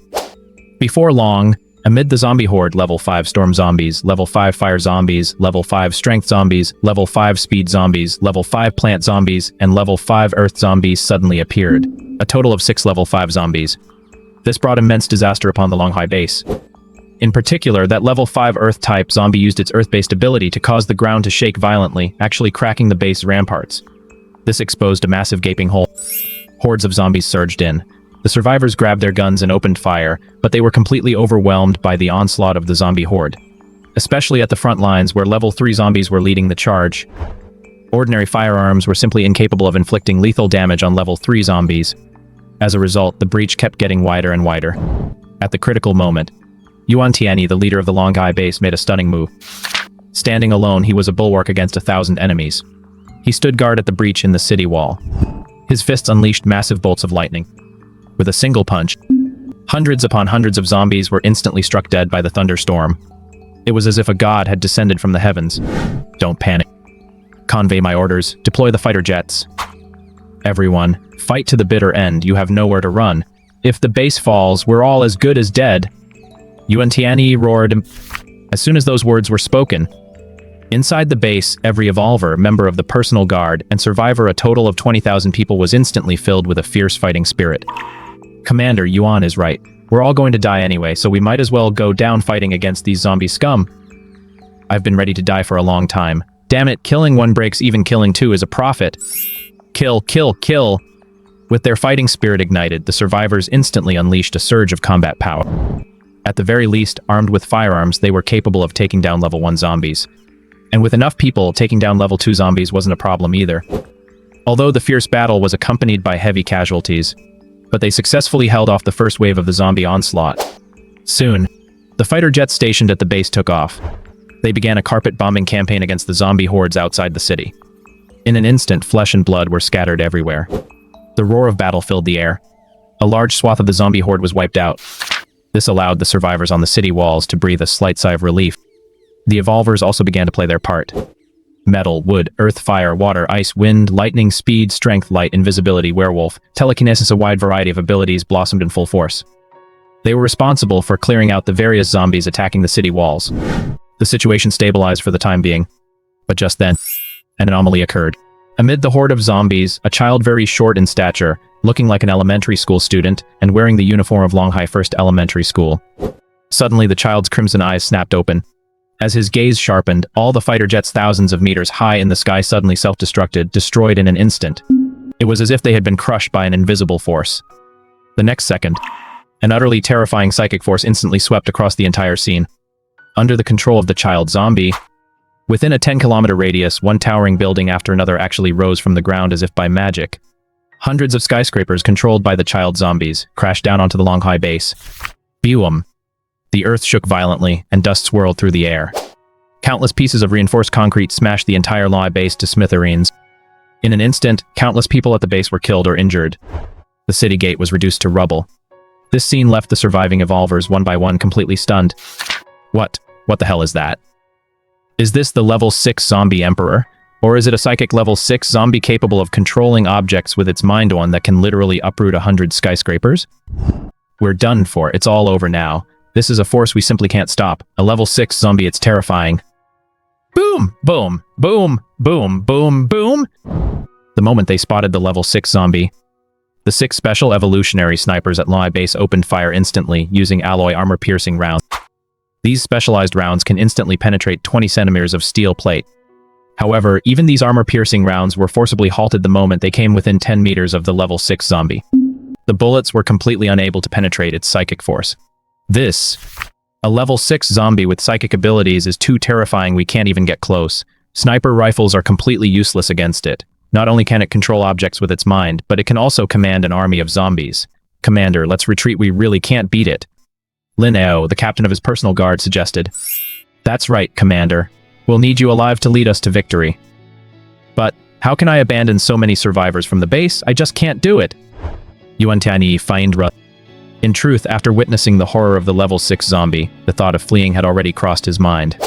He feared he wouldn't be able to get close to this psychic level 6 zombie. He might not be a match for it, and with his forces vastly outnumbered, he had absolutely no advantage. If he didn't run, what else could he do? Wait to die. As a level 5 evolver with a bright future ahead of him, even if he couldn't defeat a level 6 zombie, surely he could take on other zombies? Why should he wait to die alongside this bunch of beggars? But with so many people watching, General Yuan Tianyi couldn't very well be the first to suggest running. Otherwise, where would his authority be? Commander, this is no time for sentimental mercy. You've done your best, but the tide has turned. There's simply no turning this around. Please make a decision quickly. All right. Personal guard, heed my command. Everyone, follow me out through the underground passage. We'll evacuate Longhai base for now. General Yuan gave the order. He immediately made his escape with a dozen or so bodyguards. He even took those 2 actresses with him. As for the others, he simply didn't have time to worry about them right now. Huh, where's General Yuan? Oh no, Yuan Tianyi has escaped. He got away through a secret underground passage. The Longhai base actually has a secret underground passage. Why didn't he say so sooner? Oh my god. Yuan Tianyi, how dare you betray us? You piece of trash, may you die a horrible death. Ah, I'm so furious. At that very moment, the teeming horde of zombies had completely overrun Longhai base. The 8,000 survivors and evolved looked on in utter despair. The atmosphere was suffocatingly oppressive. Just as the situation reached a critical juncture, a terrifying cold swept and instantly engulfing a 10-kilometer radius. Hundreds of thousands of level 1 and level 2 zombies were instantly frozen into ice sculptures. 123 level 4 zombies and 6 level 5 zombies within a 2,999-meter radius had their heads instantly severed. Xuan and his team made a stunning entrance. With the assistance of Old Eagle and Goosissy, he was able to push the precision of the spatial blade to its absolute limit. Taking down level 5 zombies within 3,000 meters was no longer a problem at all. Moreover, although his frost ability didn't deal much damage, and couldn't inflict much damage on high-level zombies, it is a wide area of effect skill. By harnessing the power of the weather, can have a massive impact on hordes of zombies. Otherwise, Xuan wouldn't have dared to head to the Longhai base on his own to get a piece of the action. Take the spatial blade, for example. It is extremely lethal, incredibly unpredictable, and impossible to defend against. It can instantly kill zombies of the same level without a trace. However, the spatial blade consumes an enormous amount of energy. Under extreme conditions, Xuan could release a maximum of 150 at once, and he could only use it 3 times. In total, he can unleash roughly 500 spatial blades. But once he's done, he's completely drained. It takes at least a day to recover. Therefore, the spatial blades could kill more than 500 zombies. Xuan generally doesn't use this skill lightly. This skill is specifically designed to instantly kill opponents of the same level. Xuan's instant kill. It completely stunned that level 6 zombie. It had just sensed a full 21 spatial blades rushing toward it. Fortunately, thanks to its keen mental senses, it had detected the spatial fluctuations in advance and narrowly managed to dodge them. It seemed the zombie hadn't expected that such a powerful psionic would emerge from among human evolvers. Someone capable of instantly eliminating so many level 5 and level 4 zombies and attacking it simultaneously was most likely a level 6 human evolver. Something's wrong. Retreat immediately. Level 6 zombies have already begun to develop a high level of intelligence. Faced with an uncertain situation, it did not choose to fight head-on. Roar. The level 6 zombie let out a deafening roar. All remaining zombies were immediately summoned and began covering the level 6 zombies' retreat. The zombies were besieging the city, and halfway through the battle, they actually began to retreat. But Xuan had already arrived. How could he let it escape so easily? Xuan was very familiar with psychic abilities because the Xuan from the other world had mastered them. Therefore, he knew the weakness of this ability. Psychic powers are incredibly powerful. Among all classifications of superpowers, it is undoubtedly one of the most formidable. It can be used for long-range attacks, close combat, defense, flight, and killing from a distance. It strikes without mercy even from 1,000 li away. Whether in one-on-one combat or group battles, it is incredibly formidable. It could be described as a truly versatile ability. However, this ability has one fatal flaw. That is, psychic power cannot directly control living beings, it can only control inanimate objects. For example, if a person is standing in front of you, you can use psychic power to manipulate their clothes, shoes, pants, or necklaces and other jewelry. This allows you to kill your opponent in a way that's both unexpected and difficult to defend against. Or you could directly manipulate sharp objects such as throwing knives or swords which, with their inherent sharpness, can kill incredibly quickly. But what if the opponent is completely unarmed, and they have nothing on them? In that case, your psychic power won't be able to stop them in the slightest. Once psychic energy enters a living being's body, it automatically vanishes, sinking deep inside without causing the slightest reaction. Unless, of course, you intend to take over their body. But this level of power isn't sufficient for soul possession. Moreover, the psychic power used to manipulate souls and that used to manipulate objects are, in essence, two distinct abilities. They cannot be compared. It's like the spatial blade mastered by Xuan and the teleportation mastered by Meng Haoyu. Though both belong to the spatial school, they are actually two distinct abilities. Their paths of evolution are quite different. Eagle, keep a close eye on that level 6 zombie, don't let it get away. Xuan hovered in midair. A powerful surge of innate gang ki suddenly erupted from every part of his body. This gong ki instantly shattered all his clothes and shoes into pieces. The next second, Xuan soared through the air in the pitch-black night. He was heading straight for the level 6 zombie to eliminate it. Fortunately, it wasn't broad daylight. Otherwise, with so many people watching, a team leader like him chasing a zombie while completely naked, people might even think he had some kind of kink. How embarrassing. Dudley, what is the captain doing? How did he blow up his own clothes? Gusisi's cheeks flushed red on the spot. Psychic zombies can manipulate their opponent's clothing. The captain probably didn't want to be restricted in any way. Sun Yuhan speculated, let's work together to take down the zombies. Since Yuan Tianyi has already fled with his men, our future Evolvers squad is perfectly positioned to take over the Longhai base. Everything here is ours now, Eagle exclaimed with great enthusiasm. Let's go, take them down! Red Hair immediately unleashed a fire dragon, charging toward a level 3 zombie.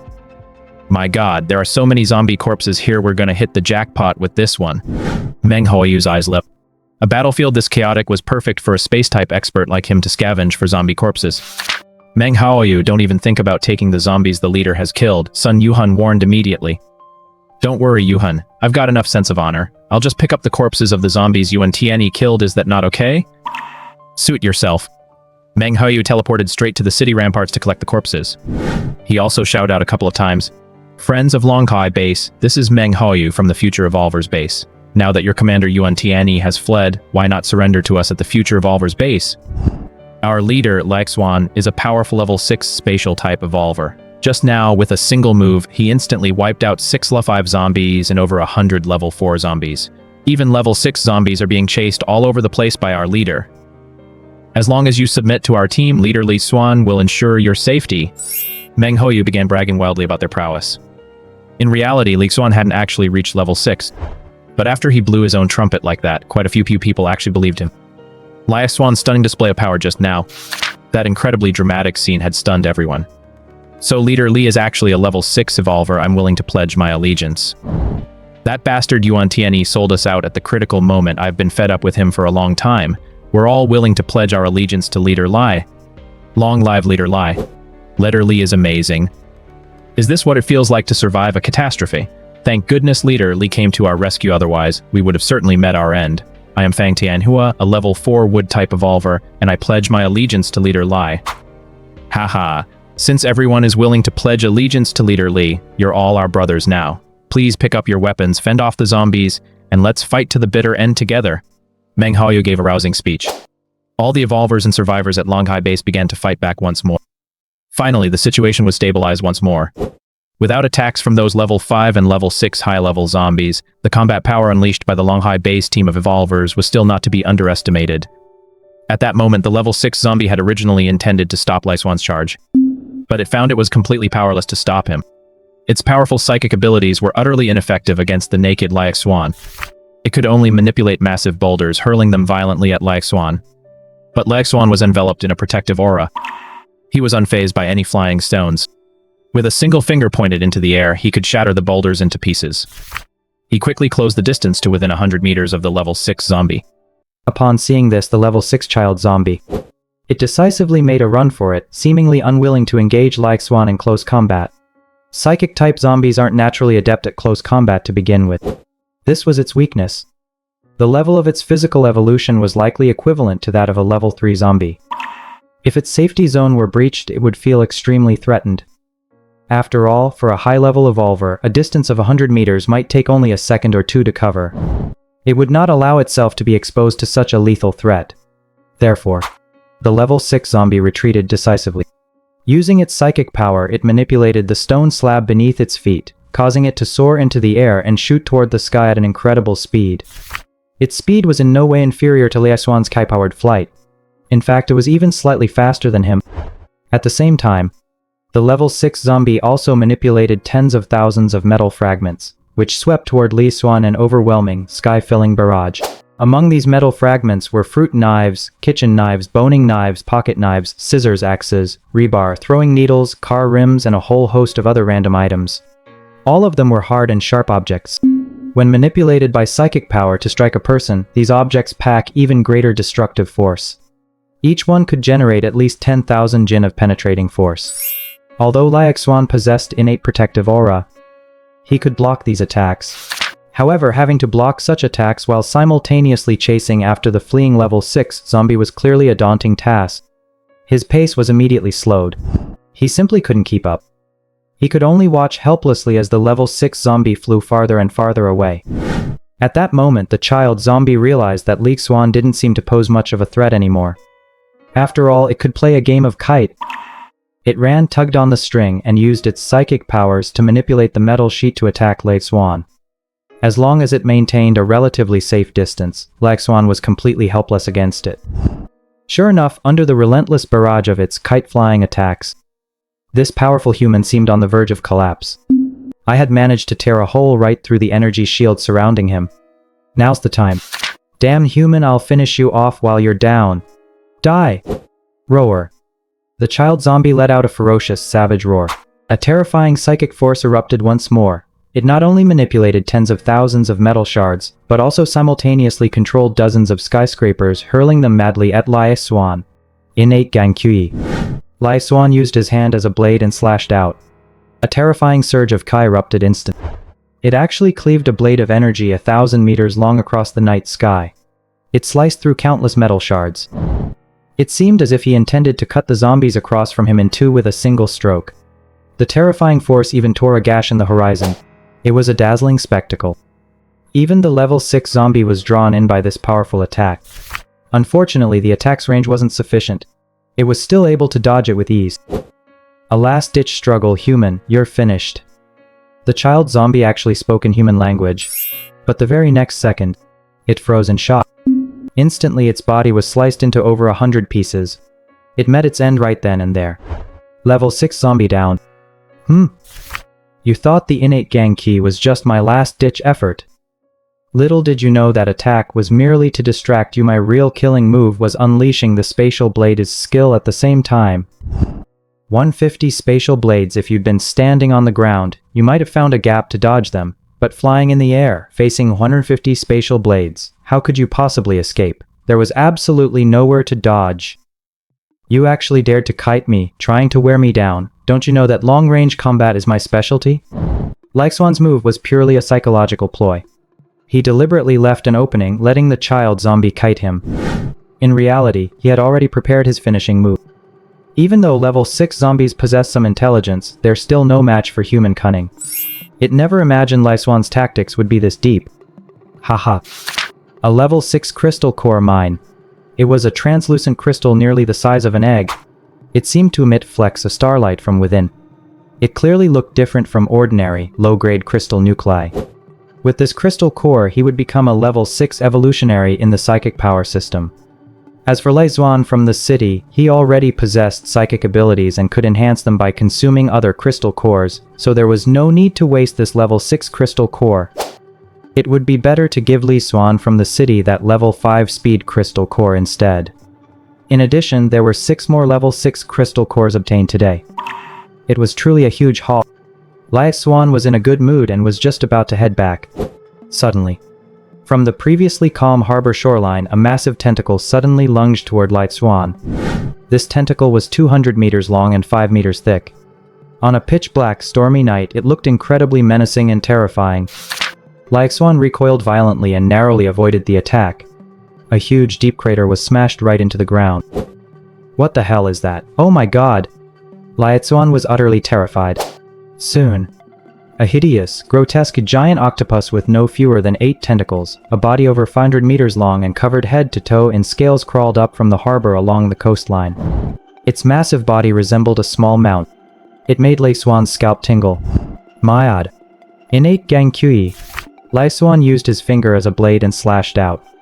The powerful Ganki struck the giant octopus' scaly tentacles, yet it managed to shatter only 1 or 2 scales, and that was all. Instantly, the giant octopus was enraged, and its 8 tentacles swept violently toward Xuan. Xuan soared through the air, using his ki to make a quick getaway. His movements were incredibly agile. The giant octopus chased him 10 kilometers across land, but ultimately unable to adapt to the terrestrial environment, it retreated back to the shoreline. Xuan wiped the cold sweat from his forehead. Damn it, is this even a monster?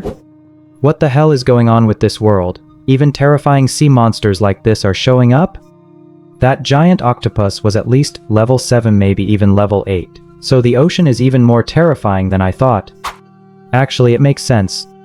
There are naturally more marine creatures than land-based ones. Land-based creatures have already started mutating in all sorts of ways. When marine life mutates, it's bound to be even more terrifying. In these times, it seems the environment for human survival is growing increasingly harsh. I thought the zombie siege was already enough to drive anyone to despair, but now there are mutated beasts and sea monsters too? Xuan returned to the Longhai base. It was already 5:30 in the morning. The million-strong zombie horde, now deprived of the level 6 zombies command, had fallen into disarray. Moreover, the threat from level 5 zombies was gone. Yuan Tianyi had already eliminated several 100,000 of them while defending the city. Xuan eliminated another 200,000. The final wave of zombies was eliminated by the evolved squad and all the survivors of Longhai base working together. This battle, it was nothing short of a resounding victory. As soon as Xuan returned to the base, everyone immediately threw a victory banquet. "Leader, didn't you just successfully take down a level 6 zombie? Why don't you seem very happy?" "I did indeed kill it. I chased it all the way to the port near the coastline and finally took down that level 6 zombie. But who would have thought that, right after that, I'd be attacked by a giant sea monster? That thing was like a monster, its 2 tentacles stretched out to 500 meters long. I almost didn't make it. The seas are where the real danger lies now. Level 7 and level 8 sea monsters have already appeared.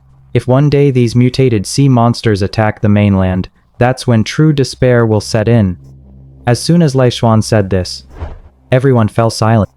It was as if a massive cloud of gloom had descended upon them all. It forced them to feel a profound sense of crisis and uncertainty about the future. Even though they were already evolvers, surviving in such a world was still a matter of clinging to life by a thread no one could guarantee they wouldn't be wiped out tomorrow. This time, after Xuan captured the Longhai base, he immediately issued 3 orders. First, open the granaries. Open the Longhai base's grain warehouses and distribute all supplies equally among everyone at the base. In reality, there wasn't much grain in the warehouses to begin with. At most, it would be enough to feed each survivor at the Longhai base for half a month.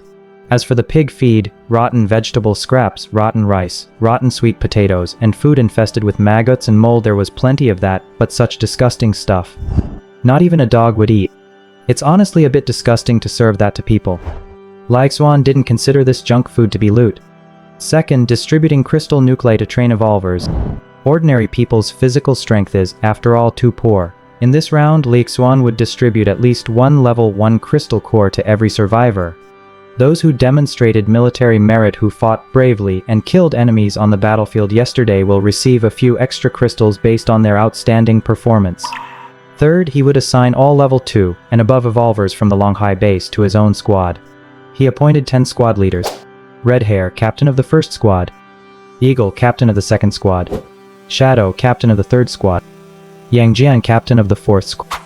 Huang Shao, captain of the fifth squad. Sun Yuhan, captain of the sixth. Guo Fugi, captain of the seventh squad. Meng Haoyu, captain of the eighth squad. Gu Sisi, captain of the ninth squad. Fang Tianhua, captain of the 10th squad. Each of the 10 squad leaders is responsible for managing between 50 and 300 evolved individuals, listed in no particular order. They all hold the same rank, with the exception of Fang Tianhua, level 4 evolver, who was originally from Longhai base. The other 9 squad leaders were all trained by Xuan himself. It's a case of when one person succeeds, everyone around them benefits. Now that the ranks have swelled and the team has grown, it's only natural to prioritize promoting those closest to him. That's only natural. He also retrieved exquisite food and supplies from his spatial pocket. He rewarded the 10 squad leaders. With this move, almost everyone benefited, instantly winning over their hearts. Oh my gosh, have you guys heard? Chief Xuan has decided to open the granary for us. Everyone can get at least 3 jin of rice, plus good potatoes and vegetables. Is that for real? Is Chief Xuan really that generous? It's true. Chief Xuan has already started distributing the rations. Everyone hurry up and get in line to claim your share. My goodness, it really is all white rice plus vegetables and frozen beef. Is this Marshal Yuan's personal cold storage? He actually kept all the good stuff hidden in his own home. How selfish. That scoundrel Yuan Tianyi really deserves to die. He lives in a 5,000 ping mansion, hooks up with female celebrities, makes us live in dog kennels, and feeds us rotten food and pig slop every day. Meanwhile, he eats steak, oyster sauce, and cod, a different dish, every day. He sure knows how to enjoy himself. Damn it, the more I think about it, the angrier I get. That scoundrel Yuan Tianyi is literally sucking the blood right out of us. It wouldn't be so bad if he were just sucking our blood. At least we'd be willing to let him do it, because he provides shelter and protects the lives of us survivors. But what did he do when it really mattered? He took off with that actress, leaving us to be cannon fodder and sacrificial lambs. It makes my blood boil. I'd love nothing more than to eat his flesh and drink his blood just to vent my hatred. Yuan Tianyi, may you die a horrible death. The group collected supplies inside Yuan Tianyi's villa. At first they were stunned by the villa's opulence. Then, one by one, they began to grind their teeth in fury, growing angrier the more they thought about it. Look at the life he was living, and what kind of life were they living? They were all in the same post-apocalyptic world. How could the difference be so vast? Without seeing it with their own eyes, the impact wouldn't have been so intense. It's the contrast that makes it so painful. Thinking about it this way, leader Xuan was practically a beacon of hope for humanity. He's a million times better than Yuan. Not only did he proactively open the granaries to distribute food, but he also provided evolution crystals to train the survivors. Now that's a truly great leader. They'd even heard that even unwanted gold, silver, and jewels could be traded with leader like Xuan for food. A mere kilogram of gold could be exchanged for a kilogram of rice. Isn't gold just lying around, ready to be picked up at any jewelry store on the street? No one wants it anyway. And you can trade that for food? Chief Lei really is a great man. Only Chief Lai Xuan is worthy of being the Grand Marshal. Chief, the data has been tallied. Following the battle to defend the base, we have currently collected a total of 586,356 level 1 crystal cores, level 2 crystal cores, 68 con 933, level 3 crystal cores 3.8, level 4 crystal cores 1 and A7, level 5 crystal cores, level 6 crystal cores 1. Of course, the battlefield situation during this siege was far too complex, so it's likely that someone stashed away some crystal cores. But the chaos made it difficult to investigate. Guo Fuge. I know some people have stashed away crystal cores, but this time we came here to pick up the scraps anyway. I won't pursue those who've hidden a few, but Meng Haoyu has definitely stashed quite a few. Go get that kid over here, I want to have a word with him. Meng Haoyu possessed a spatial type ability. He also possesses a personal spatial pocket. With such an ability, it's far too easy to pick up scraps on a chaotic battlefield. Soon Meng Haoyu was... He seemed a bit nervous. His gaze kept darting around. Chief, you were looking for me. Meng Haoyu, I hear you've been hoarding quite a few crystal nuclei? Slander. This is absolutely slander, Chief. I, Meng Haoyu, am utterly loyal to you and would never hoard anything. Someone must be jealous of my talent and good looks, especially since I was just appointed captain of the 8th squad. They're clearly jealous of me, which is why they're slandering me like this. Meng Haoyu flatly denied the accusation on the spot. But I've heard that quite a few people saw you looting corpses on the battlefield, and not just a few, but quite a number of level 3 and level 4 zombie corpses. So many people saw it, how do you explain that? Enough. You don't need to try to fool me with such ignorant lies. Do you or don't you have them? I'm not sure yet. I didn't call you here to have you hand over the crystal nuclei. I have a mission for you. Ah, Chief, what's the mission? As soon as you leave here, I'll make a public announcement. Meng Haoyu hoarded crystal nuclei and refused to hand them over, so he's been expelled from the team. You'll teleport away, then go seek refuge with Yuan Tianyi. Find out everything you can about his movements. Yuan Tianyi lost the Longhai base. He certainly won't let this go. Since you possess the teleportation skill, he won't be able to kill you, he'll have to ally with you instead. I want you to keep track of his every move at all times.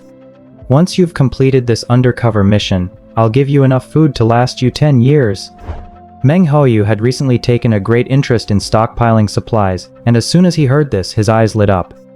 Through Eagle's eagle eye scan, it was revealed that after leaving the Longhai base with his personal guard, Yuan Tianyi had actually boarded a military aircraft and flown directly to the Jiangnan base in the neighboring province.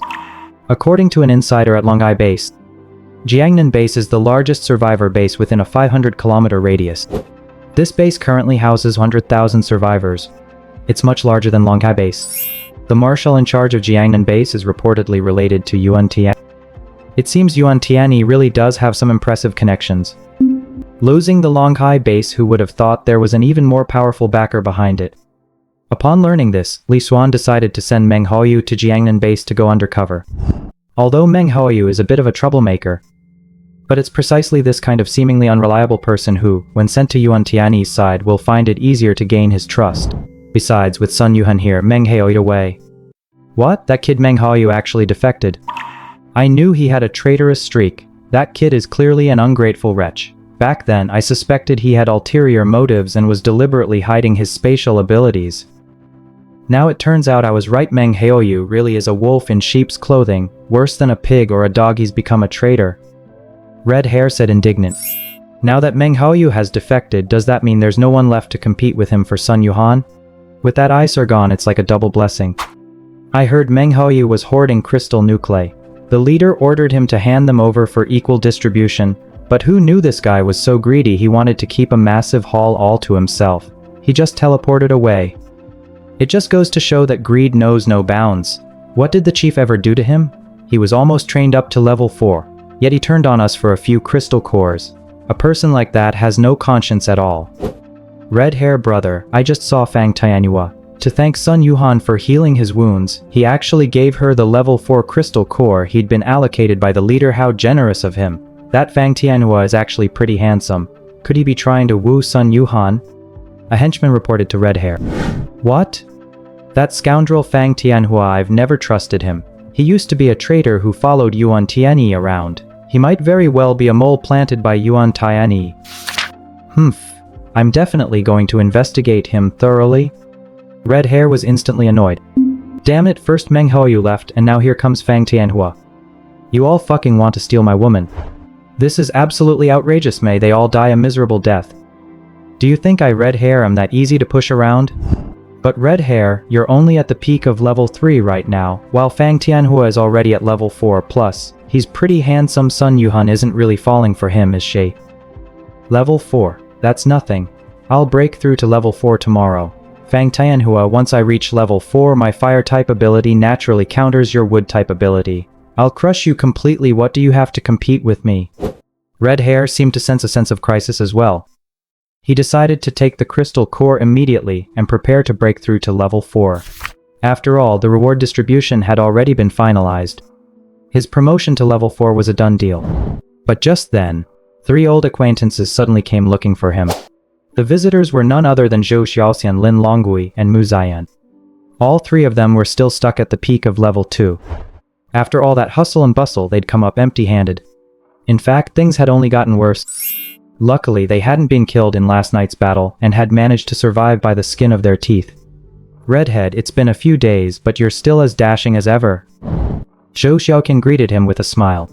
She acted as if they were old friends. Red Hair immediately rolled his eyes. Zhao Xiaoxian, do you really think you can just call me Red Hair? You don't seem to realize your place. I'm the captain of the base first squad now. You need to address me as Brother Red Hair or Captain Red, got it? Okay, red-haired brother. We're old friends after all. Actually, lately the rest of us have been regretting the wrong decision we made back then. So, I'd like to meet Captain Li to apologize to him in person. We just hope he'll forgive us. I was wondering if you could put us in touch with him? Zhou Xiaoxian asked, putting on a bold face. Get lost. Zhou Xiaoxian, do you have any fucking dignity left? Back then the chief went out of his way to keep you around, but what did you do? You betrayed him without a second thought and ran off to Longhai Base to work as a water delivery girl. Now that you've ended up in such a pathetic state at Longhai Base, how dare you even think of facing the chief? If I were you, I'd just find a block of tofu and smash my head against it. Where do you get the nerve to show your face like this? Do you even realize how ridiculous you look in front of me, like a fucking clown? And you too, Lin Longhui and Mu Ziyan, weren't you acting all high and mighty before? The chief saved your lives back then, took you in, and provided for you. Yet the moment you saw a leaflet dropped from a plane, you turned around and defected to Longhai Base. Ask yourselves, aren't you just like weeds swaying in the wind, spineless cowards without a shred of backbone? They say a good horse doesn't eat the grass it's already past. You might as well just get the hell out of here, leave Longhai Base. Otherwise, I'll truly look down on you. And let me tell you, you're not even as good as a horse, you're worse than that. Red Hair launched right into his tirade. He didn't care about saving anyone's face at all. He said whatever was on his mind. He showed absolutely no consideration and wasn't the least bit polite. Every word cut straight to the heart. Zhou Xiaoxian, Lin Longui, and Mu Ziyan were left with nowhere to hide their embarrassment, and their anger boiled over. Redhead, your words are way too harsh. After all, we used to be good friends. How could you say something so insulting? Zhao Xiaoxian's chest heaved violently. She was clearly furious.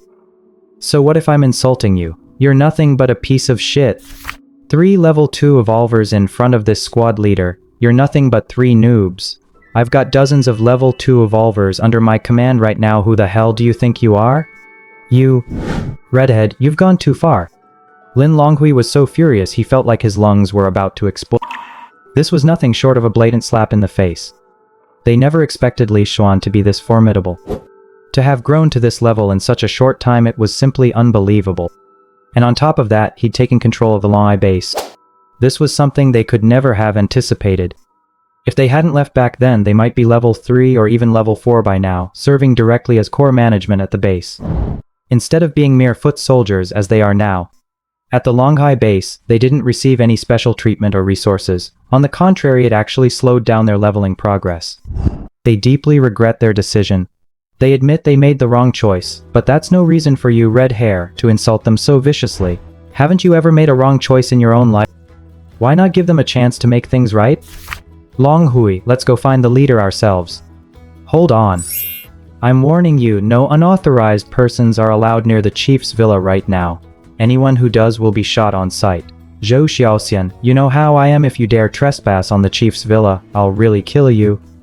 Red hair, you're so heartless. Zhou Xiaoqian ran off with tears welling up in her eyes.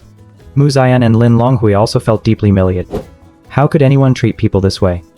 It's one thing for Yuan Tianyi to ignore them, but how could a former teammate treat them this way? This isn't fair. Red hair, you weren't even as strong as us back then. Now you're just a small-time upstart who's gotten a little power. Let's go.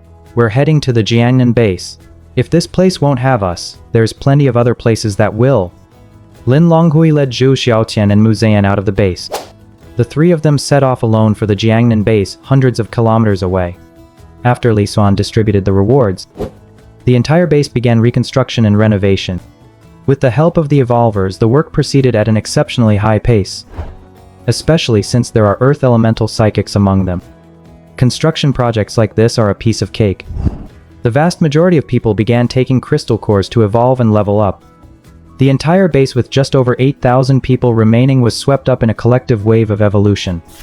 Those who hadn't awakened yet began taking level 1 crystal cores to trigger their awakening. Those who had already awakened were preparing to break through to level 2, while those at level 2 were preparing to break through to level 3. Once this process is complete, the future base will be 10 times stronger than ever before. Wanjiang. 6:30 a.m.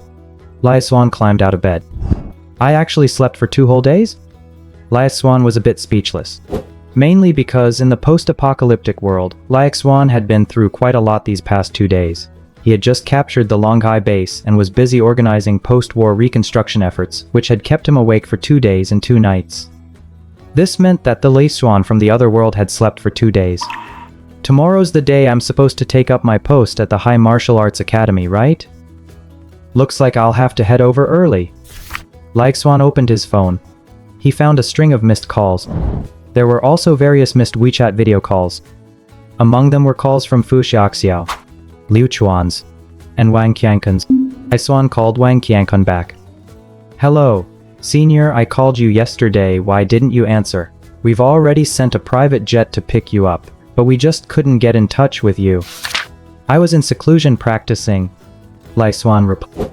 You're working so hard, Senior. You're already a pre-heaven grandmaster. I never expected you'd still be training so diligently. By the way, I was wondering, at the High Martial Arts Academy, will I be able to consult some martial arts manuals?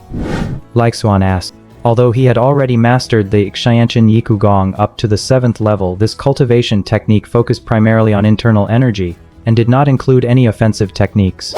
Relying solely on his powerful innate Gang Qi and improvising on his own, without any set techniques, Li Xuan's style was admittedly a bit clumsy.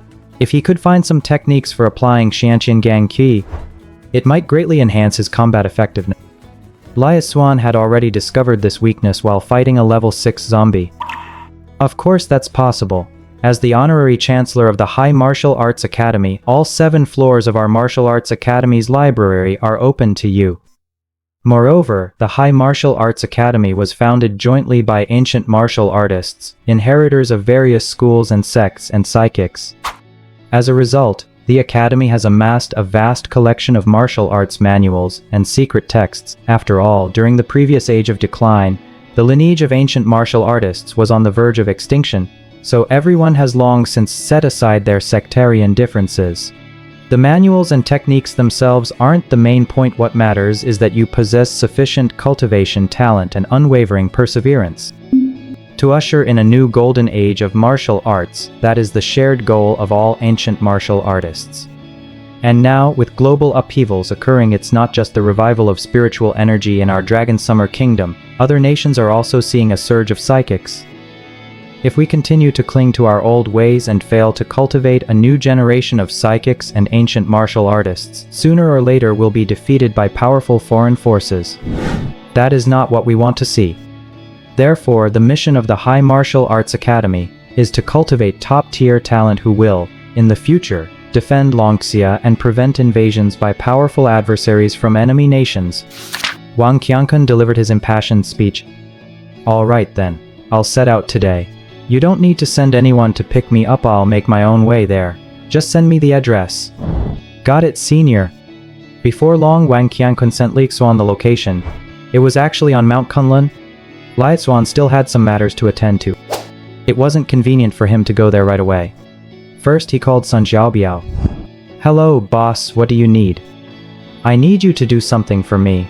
I want you to go to the warehouse and stockpile 1,000 metric tons of fresh ingredients. Stick to the same standards as last time. Once you're done with that, come see me at room 28-2, Wanjiang Yipin. Got it, boss. I'll get right on it. Ever since Li Xuan became his boss, he's been ordering him to stockpile all kinds of supplies almost every time, and the quantities keep getting larger. He'd long since gotten used to it. He contacted the logistics providers for 10 supermarkets directly and had them deliver the goods immediately. As a major client like President Sun, who consistently purchases large quantities of supplies, they naturally had to provide excellent service. Those suppliers were practically raking in a fortune thanks to Sun Xiaobiao. A single order from Mr. Sun was worth a year's worth of profit for their companies. What's more, Mr. Sun's orders came in a steady stream. He placed a purchase every few days, paid cash on delivery, and never delayed final payments. A buyer like this is truly a dream come true. Agricultural products are hard to sell these days anyway. Not only are there too many similar products, but the prices keep getting lower and lower, and the livestock industry is also facing severe competition. Farmers can't make much money year-round, and livestock farm owners are also suffering heavy losses. No one has any money to spare. One by one, they have no choice but to keep competing in this cutthroat market. But with the arrival of Sun Xiaobiao, this miracle buyer, their lives suddenly became much easier. Agricultural products, fruits, vegetables, and the like were sold off in an instant, rather than rotting in the fields, and everyone received payment. Although the middlemen took the lion's share of the profits, at least they were able to earn a small cut. Thanks to a few orders from Sun Xiaobiao, livestock farm owners went from being on the brink of bankruptcy to a full recovery and were able to get back on their feet. With this wave of frenzied purchasing, Sun Xiaobiao had provided a livelihood for at least 10,000 people. Li Xuan hung up the phone. He retrieved a level 5 zombie crystal core from his storage space. This was precisely the speed type level 5 zombie crystal core. His current level of evolution had reached the peak of level 4. He was just a hair's breadth away from breaking through to level 5. Consuming a level 5 crystal core directly would complete his evolution. He swallowed the crystal core.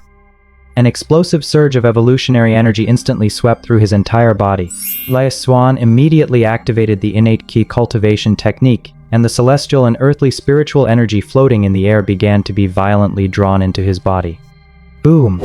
Just then, Li Xuan felt a thunderous roar echoing in his mind. It was as if he had broken free from some mysterious shackles.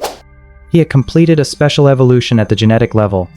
A unique, translucent energy gradually coalesced on Li Xuan's back, and before long it actually formed a pair of transparent wings. Li Xuan moved. In an instant he flew out of the balcony. In just 5 seconds, he appeared high in the sky 500 meters away from the residential complex. His speed was literally lightning fast. Is this what a level 5 speed ability feels like? And now I've even grown wings that let me move at 100 meters per second. What if I accelerate at full speed? Li Xuan dove from the sky. He headed toward the Yangtze River. As he accelerated over the Yangtze River, he channeled his psychic energy onto his transparent wings, and his speed surged even further. These transparent wings can actually stack with the enhancement of mental energy. At that moment, Xuan kept accelerating faster and faster, faster and faster. He soon broke the 200 meter per second mark. But this still didn't seem to be his limit. Infused with innate Gangqi.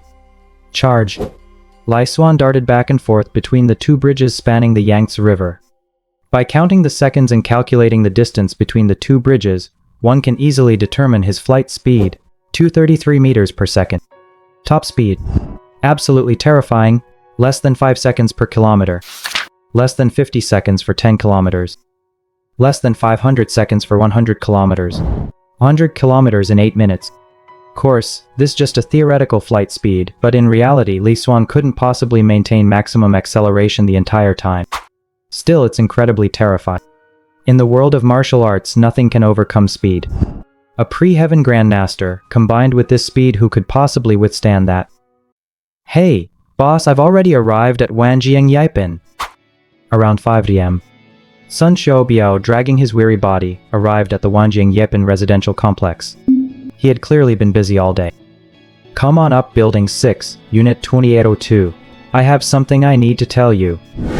Sun Xiaobiao went to Building 6, got on the elevator, walked to the door of Unit 2002, and rang the doorbell. The door opened. Boss, is there something you need to tell me in person? You could have just sent me a message on WeChat. Come on in, old son. Xuan looked completely unfazed. I didn't call you here today to talk about work. I want to chat with you about something else. Old son, you've been following the news lately, right? Tell me what you think about it. Xuan picked up a cup of Boang tea princess, took 2 calm sips, and asked casually. The news? Are you referring to the recent incidents of superpowered individuals awakening all over the country? Over the past couple of days, incidents of superpowered individuals awakening have been on the rise. It's said that, as of now, over 10,000 people have awakened their superpowers, and 100 million have downloaded and registered for the Superpower Bureau app. But most of them are just ordinary onlookers looking for a spectacle. They hope that one day they too will awaken and rise above their social class. Among them, the biggest sensation on the internet is an S-class female psionic named Feng Zixuan, and a super SS-class psionic named Shangguan Wanru. This Feng Zixuan is said to have awakened an S-class ability called Mystic Purple Flame. This flame is extremely powerful, capable of reaching temperatures of over 10,000 degrees. Even as a beginner-level ability user, she is already incredibly formidable.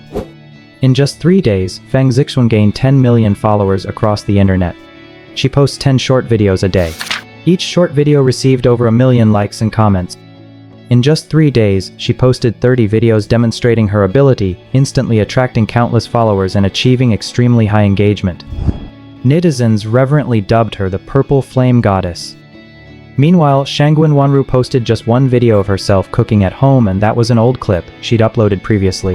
This was simply because Shangguan Wanru was listed on the Supernatural Abilities Bureau's official website as the nation's only supernatural awakener currently rated with SS level potential.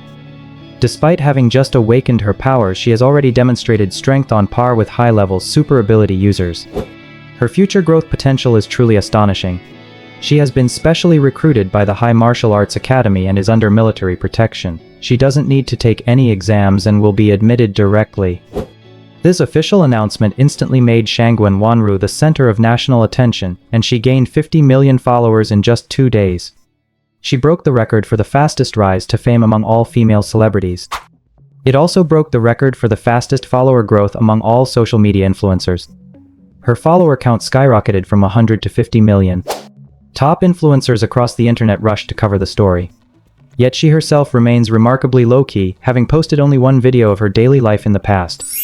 Yet this single video has now garnered over 100 million likes and more than 10 million comments. It's gone viral in a way that's downright mind-blowing. Of course, aside from these two, there are quite a few other people with special abilities who post videos online, they just haven't gone this viral. Sun Xiaobiao naturally kept up with this kind of news as well. It's just that he feels all this is a world away from him. Most of those who've awakened superpowers are young people. Now in middle age, with elderly parents and young children to care for, he just wants to work hard to earn a living, support his family, and provide his wife and children with a more comfortable life, that's all. He's now very satisfied with his job. The salary and bonuses Xuan gave him were enough to bring in 100,000 a month. At that moment, Sun Xiaobiao suddenly had a bold thought. Boss, could it be that you've awakened a superpower too? You could say that. In fact, I'm currently a visiting professor at the High Martial Arts Academy and its honorary president. Xuan made no attempt to hide anything and spoke frankly. Upon hearing this, Sun Xiaobiao's eyes widened in disbelief. It wasn't that he wanted to question his boss. It was just that this was too outlandish. It's one thing to say you've awakened a superpower, but to be named honorary chancellor of the High Martial Arts Academy right off the bat, isn't that a fairy tale? Boss, we're on the same side here. But even when bragging, you've got to keep it low-key. Sun Xiaobiao thought to himself. As a subordinate, he naturally wouldn't dare to question him to his face, but deep down he certainly didn't believe it. Boss, so you're actually the president of the High Martial Arts Academy? That's absolutely mind-blowing. Sun Xiaobiao deliberately put on an expression of utter astonishment. But his acting was a bit off. It was over the top. He didn't look at all like he was genuinely shocked. It was clearly just to please his boss. Is it easy to make a living these days? I'm just a damn cook, not an actor, and for me to pull this off, that's already pretty good, okay? Xuan shook his head and chuckled softly, offering no explanation. I didn't call you here today to prove my identity, I have something to give you. Xuan took a level 1 zombie crystal core from his spatial pocket and placed it on the tea table. Eat it. If you eat this crystal core, there's a high chance you'll awaken a superpower. Boss, what is this? Sun Xiaobiao asked. Just think of it as some kind of rare treasure from heaven and earth. I awakened my abilities after eating one of these. Xuan pointed into thin air. Suddenly the chairs, benches, sofas, and coffee tables in the room all began to float in midair. It was as if they were being supported by an invisible force. At that moment, Sun Xiaobiao was truly stunned. Could the boss really be the real deal? Was he the president of the High Martial Arts Academy? Sun Xiaobiao didn't know. This was the supernatural ability Xuan was displaying right before his eyes, and it was undeniably real. Telekinesis was the legendary Boss, I'll eat it. With a heart full of excitement, Sun Xiaobiao swallowed the zombie crystal core in one gulp. Almost immediately. In less than 5 seconds he began to scream in agony. Xuan immediately threw him into a guest room and locked him inside. 2.5 hours later, old Sun's agonized screams finally ceased. I've awakened a superpower. I've awakened a fire-based superpower. Damn, I've even lost dozens of jin. I've regained some of the good looks I had in my youth. My wife is definitely going to love me even more. My god, this is just amazing. Sun Xiaobiao stared at the red flames bursting from his hands, suddenly overcome with delight. Soon he felt an overwhelming. Xuan had already ordered 10 takeout meals. Go ahead and eat. It's perfectly normal to feel a little hungry right after awakening. With more and more awakened people these days, it's bound to get harder and harder for ordinary people to run a business. Once you've successfully awakened your superpower, help me manage the business, it'll make things a lot easier for us. If you do your best to help me out, there will be more crystal cores like this in the future. Xuan said with a calm expression. Boss, from now on, my life belongs to you. I'll do whatever you ask of me. I know that such rare and precious treasures must be extremely valuable.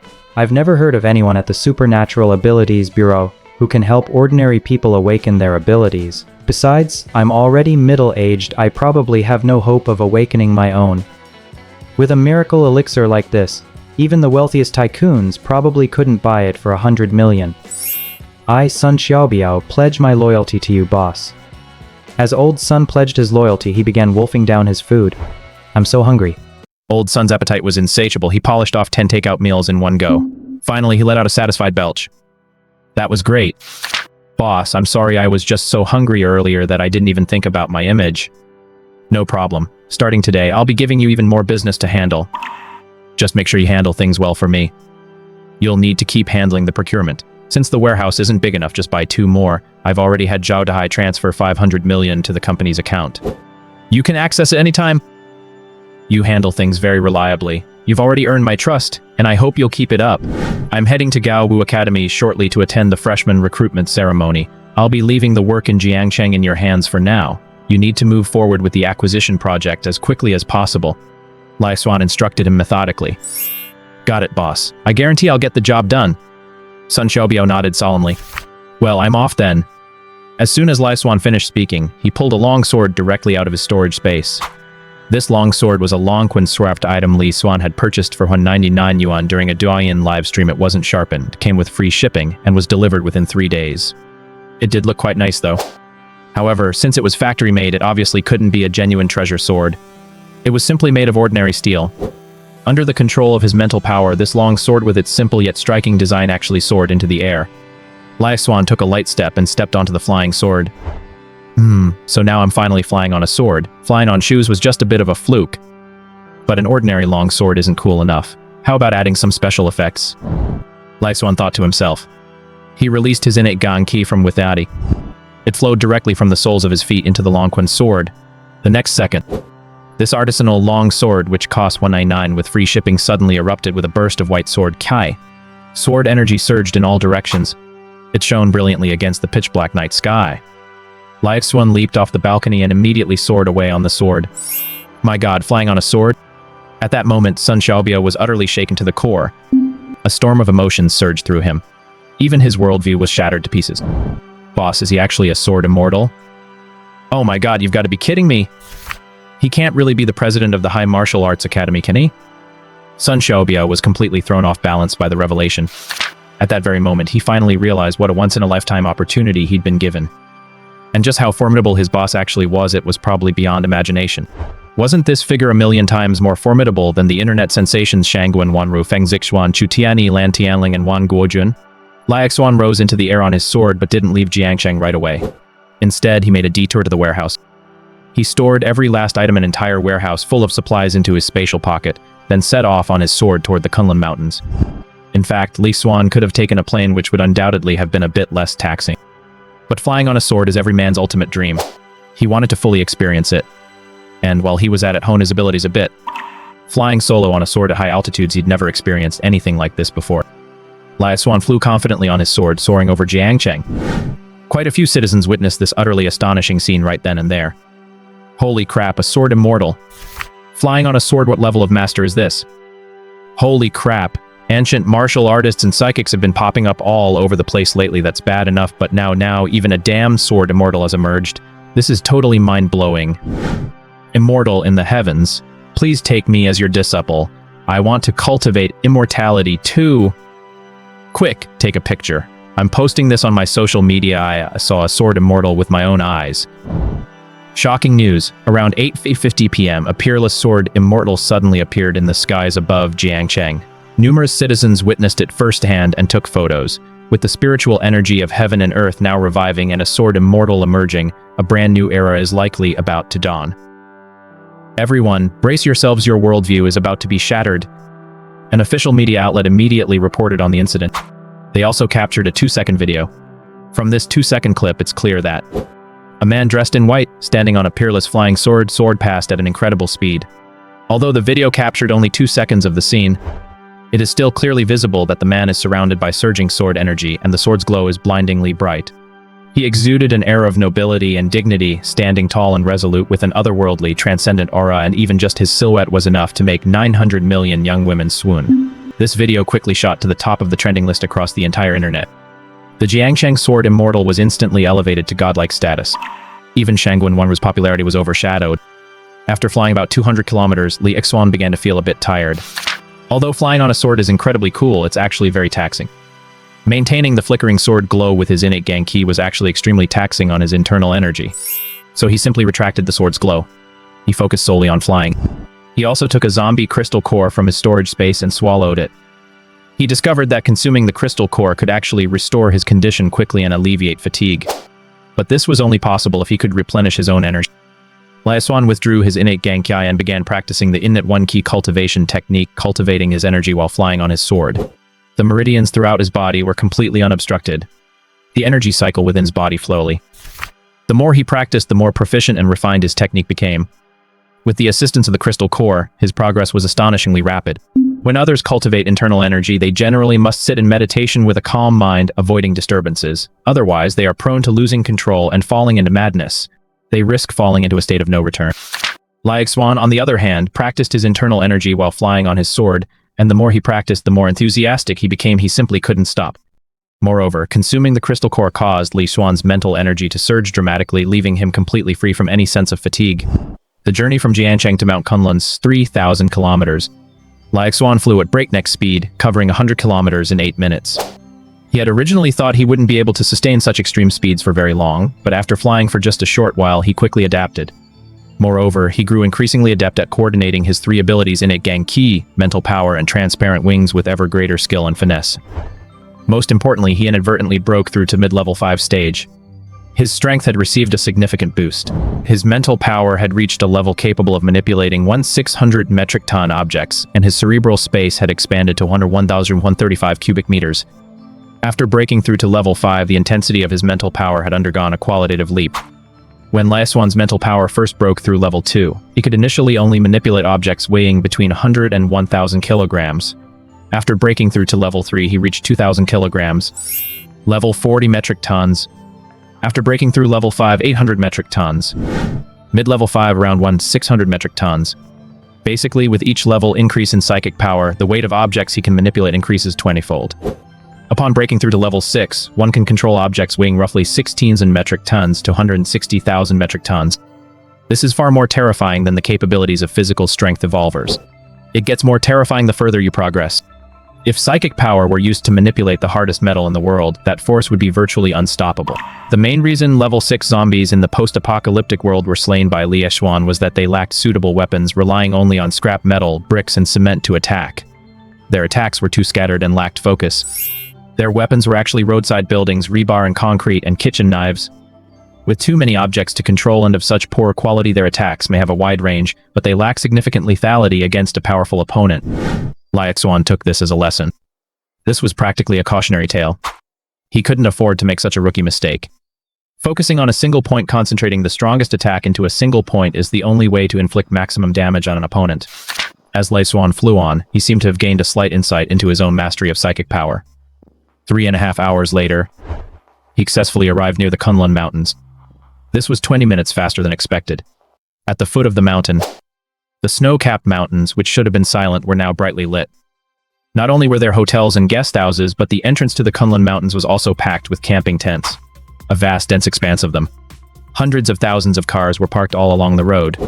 You see, the Kunlun Mountains are situated at the junction of 3 regions: Western Xinjiang, Qing, and Tibet. The average elevation ranges from 500 to 6,000 meters. Altitude sickness is extremely severe here. Moreover, temperatures remain low year-round. With the cold and thin air, people who aren't in good physical condition may not even be able to visit this area. One wrong move could lead to fatal altitude sickness. Therefore, although the Kunlun Mountains boast breathtaking scenery, a vast and awe-inspiring landscape, they are not particularly suitable for tourism. It's even less suitable for camping. This place should normally be sparsely populated year-round. Yet now an astonishing number of people have gathered here. At a glance, there are at least 100,000 camping tents alone. It seems they've all come to participate in the High Martial Arts Academy's tryouts. Many awakened psychics, ancient martial artists, onlookers, and even some social media influencers had already set up camp here in advance. Li Xuan spotted quite a few influencers shivering from the cold, yet still live streaming at midnight. They really are people working hard to make a living. They're going all out just to get some traffic. Impressed. Good evening, viewers. I'm your host, Xuan.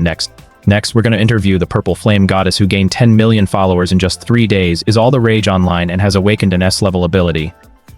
As you all know, she's not only incredibly talented, but also stunningly beautiful. Are you all excited to see how she performs in tomorrow's assessment at the High Martial Arts Academy? Camera, follow me. Before long, the live stream camera captured the Purple Flame Goddess herself, Feng Zixuan. Hello everyone, I'm Feng Zixuan. It's great to see you all. Tomorrow is the day of the official assessment. I'm so nervous. I didn't expect so many people to show up tonight. Wow, the Purple Flame Goddess is so beautiful, she's stunning even without beauty filters. Go for it, Purple Flame Goddess. Tomorrow's assessment, she's sure to make a splash. There are only a handful of S-rank psychics nationwide, and the Purple Flame Goddess is the most approachable of them all. She doesn't act like a diva at all. I heard the Purple Flame Goddess got dumped by some rich kid jerk. I wonder if that jerk regrets it now? Ahem, what a trashy rich kid. I've already tracked him down. His name is Li Xuan. He's just a stinking beggar who happens to own over 100 houses. Big deal.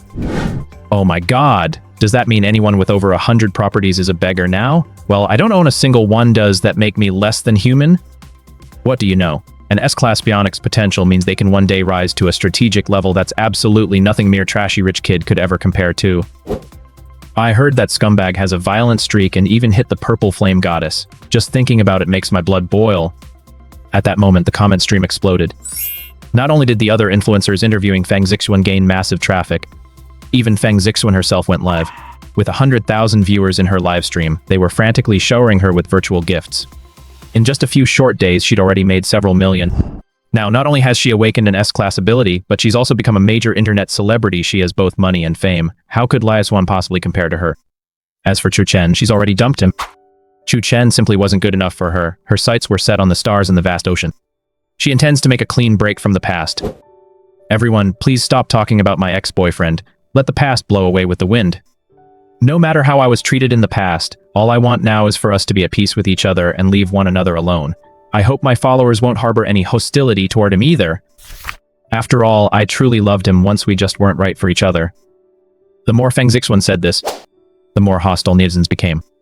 Such an understanding woman, beautiful, talented, and the school's most popular girl, are you, Xuan, really such a villain? How could you bring yourself to commit domestic violence against her? Now she's even forgiven you for what you did. Xuan, doesn't your conscience bother you? You're not just a beast, you're worse than a fucking beast. It's a good thing Xuan didn't livestream this online. Otherwise, he'd probably have been torn to shreds by netizens. Although Feng Zixuan acts magnanimous on the surface, she's actually very petty and holds grudges. She's as petty as the tip of a needle. The whole thing about Xuan and her dating in college was actually a topic she deliberately brought up. Then she'd establish a persona as a devoted wife and mother, someone who's understanding and considerate. And she was even abused and cheated on by her ex-boyfriend. It's absolutely unbelievable. It's precisely because she's wrapped herself in this tragic narrative that her popularity has continued to soar, generating massive buzz and attracting ever-increasing attention. Gossip-loving netizens all want to see exactly how Feng Zixuan pulled off her comeback and got her revenge on that scumbag rich second-generation guy. Just thinking about it is incredibly satisfying. Especially for readers who love women's fiction, they can't help but imagine themselves in her shoes. I heard this assessment, the psychic potential test, is divided into 7 levels: E, D, C, B, A, S, and SS. SS level psychics can skip all the assessments and enroll immediately. But psychics who awaken at E, D, or C levels might be eliminated. Only those with talent rated B class or higher can enter the High Martial Arts Academy. The admission requirements for traditional martial artists are roughly the same. They must break through to the advanced martial artist realm before the age of 25 to be selected. This requirement is, relatively speaking, even more stringent than that for psychics. Among the campers, many psychics and ancient martial artists had already begun chatting among themselves. Among the ancient martial arts faction, however, the conversation centered on a single young man. Have you heard of Lan Tianling? The young master of the Lan family, who hasn't heard of him? A prodigy of our time with peerless talent. 6 years ago, at just 15 years old, he capitalized on a surge in the revival of heaven and earth spiritual energy to break through the master-level martial artist realm. He was hailed as the youngest master-level martial artist in the Dragon Summer Kingdom in 300 years. 6 years later, when the heaven and earth spiritual energy revived once more, he leaped straight into the Grandmaster realm. A Grandmaster-level martial artist at 21, his potential and destiny even surpassed those of Shangguan Wanru. As long as the celestial and earthly Kai remains at this level, Lan Tianling will definitely break through to the innate realm before he turns 30. Plus, the Lan family is the wealthiest in Sichuan, with a net worth of 100 billion. He's absolutely stacked with buffs. Others are born at a level I could never reach no matter how hard I worked my entire life. What more is there to say? At that moment, Lan Tianling was sitting inside a luxurious tent, resting with his eyes closed. On his phone, a short video of someone flying on a sword was playing. The shock he felt lingered long after. Who on earth is this person? He looks about my age. How could his cultivation have reached such a terrifying level? Never mind my own cultivation as a Grandmaster-level martial artist, I doubt I could achieve such supernatural feats even if I broke through to the innate realm. Could it be that his cultivation is so high he's already reached the realm of returning to simplicity and rejuvenation? Is he perhaps an immortal walking the earth? No way, I absolutely must ask him to be my master. Xuan took a tent out of his spatial storage. He found a random open spot and set up camp. He circulated his innate Genki throughout his body. Even while fast asleep, this energy would automatically shield his body, capable of withstanding sniper rifle fire. Ordinary people would likely find it difficult to break through his defenses. The post-apocalypse. Around 1 p.m. Xuan slowly woke up.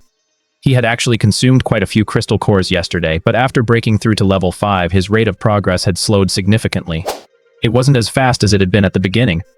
It was probably no longer realistic to expect to break through to level 6 in a single day. It would take at least 3 days. He had only just reached the mid-stage of level 5, and to break through to level 6 and consume level 6 crystal cores, he would need to wait until he reached the peak of level 5 before doing so. At this moment, Xuan cultivating the 8th level of the innate one-key cultivation technique while consuming the crystal cores. The innate single-key cultivation technique is divided into 9 levels in total, each corresponding to one of the 9 different cultivation realms of martial artists. However, it is said that over 1,000 years ago, during the Northern Song dynasty, even Patriarch Wang Chongyang who cultivated this technique was unable to reach the 8th level of the Xiantian Yiku Gong. In fact, Wang Chongyang only reached the 7th level. He never managed to break through to the 8th level before his death. Yet even at the 7th level as a primordial Grand Master, he was still considered the greatest martial artist under heaven.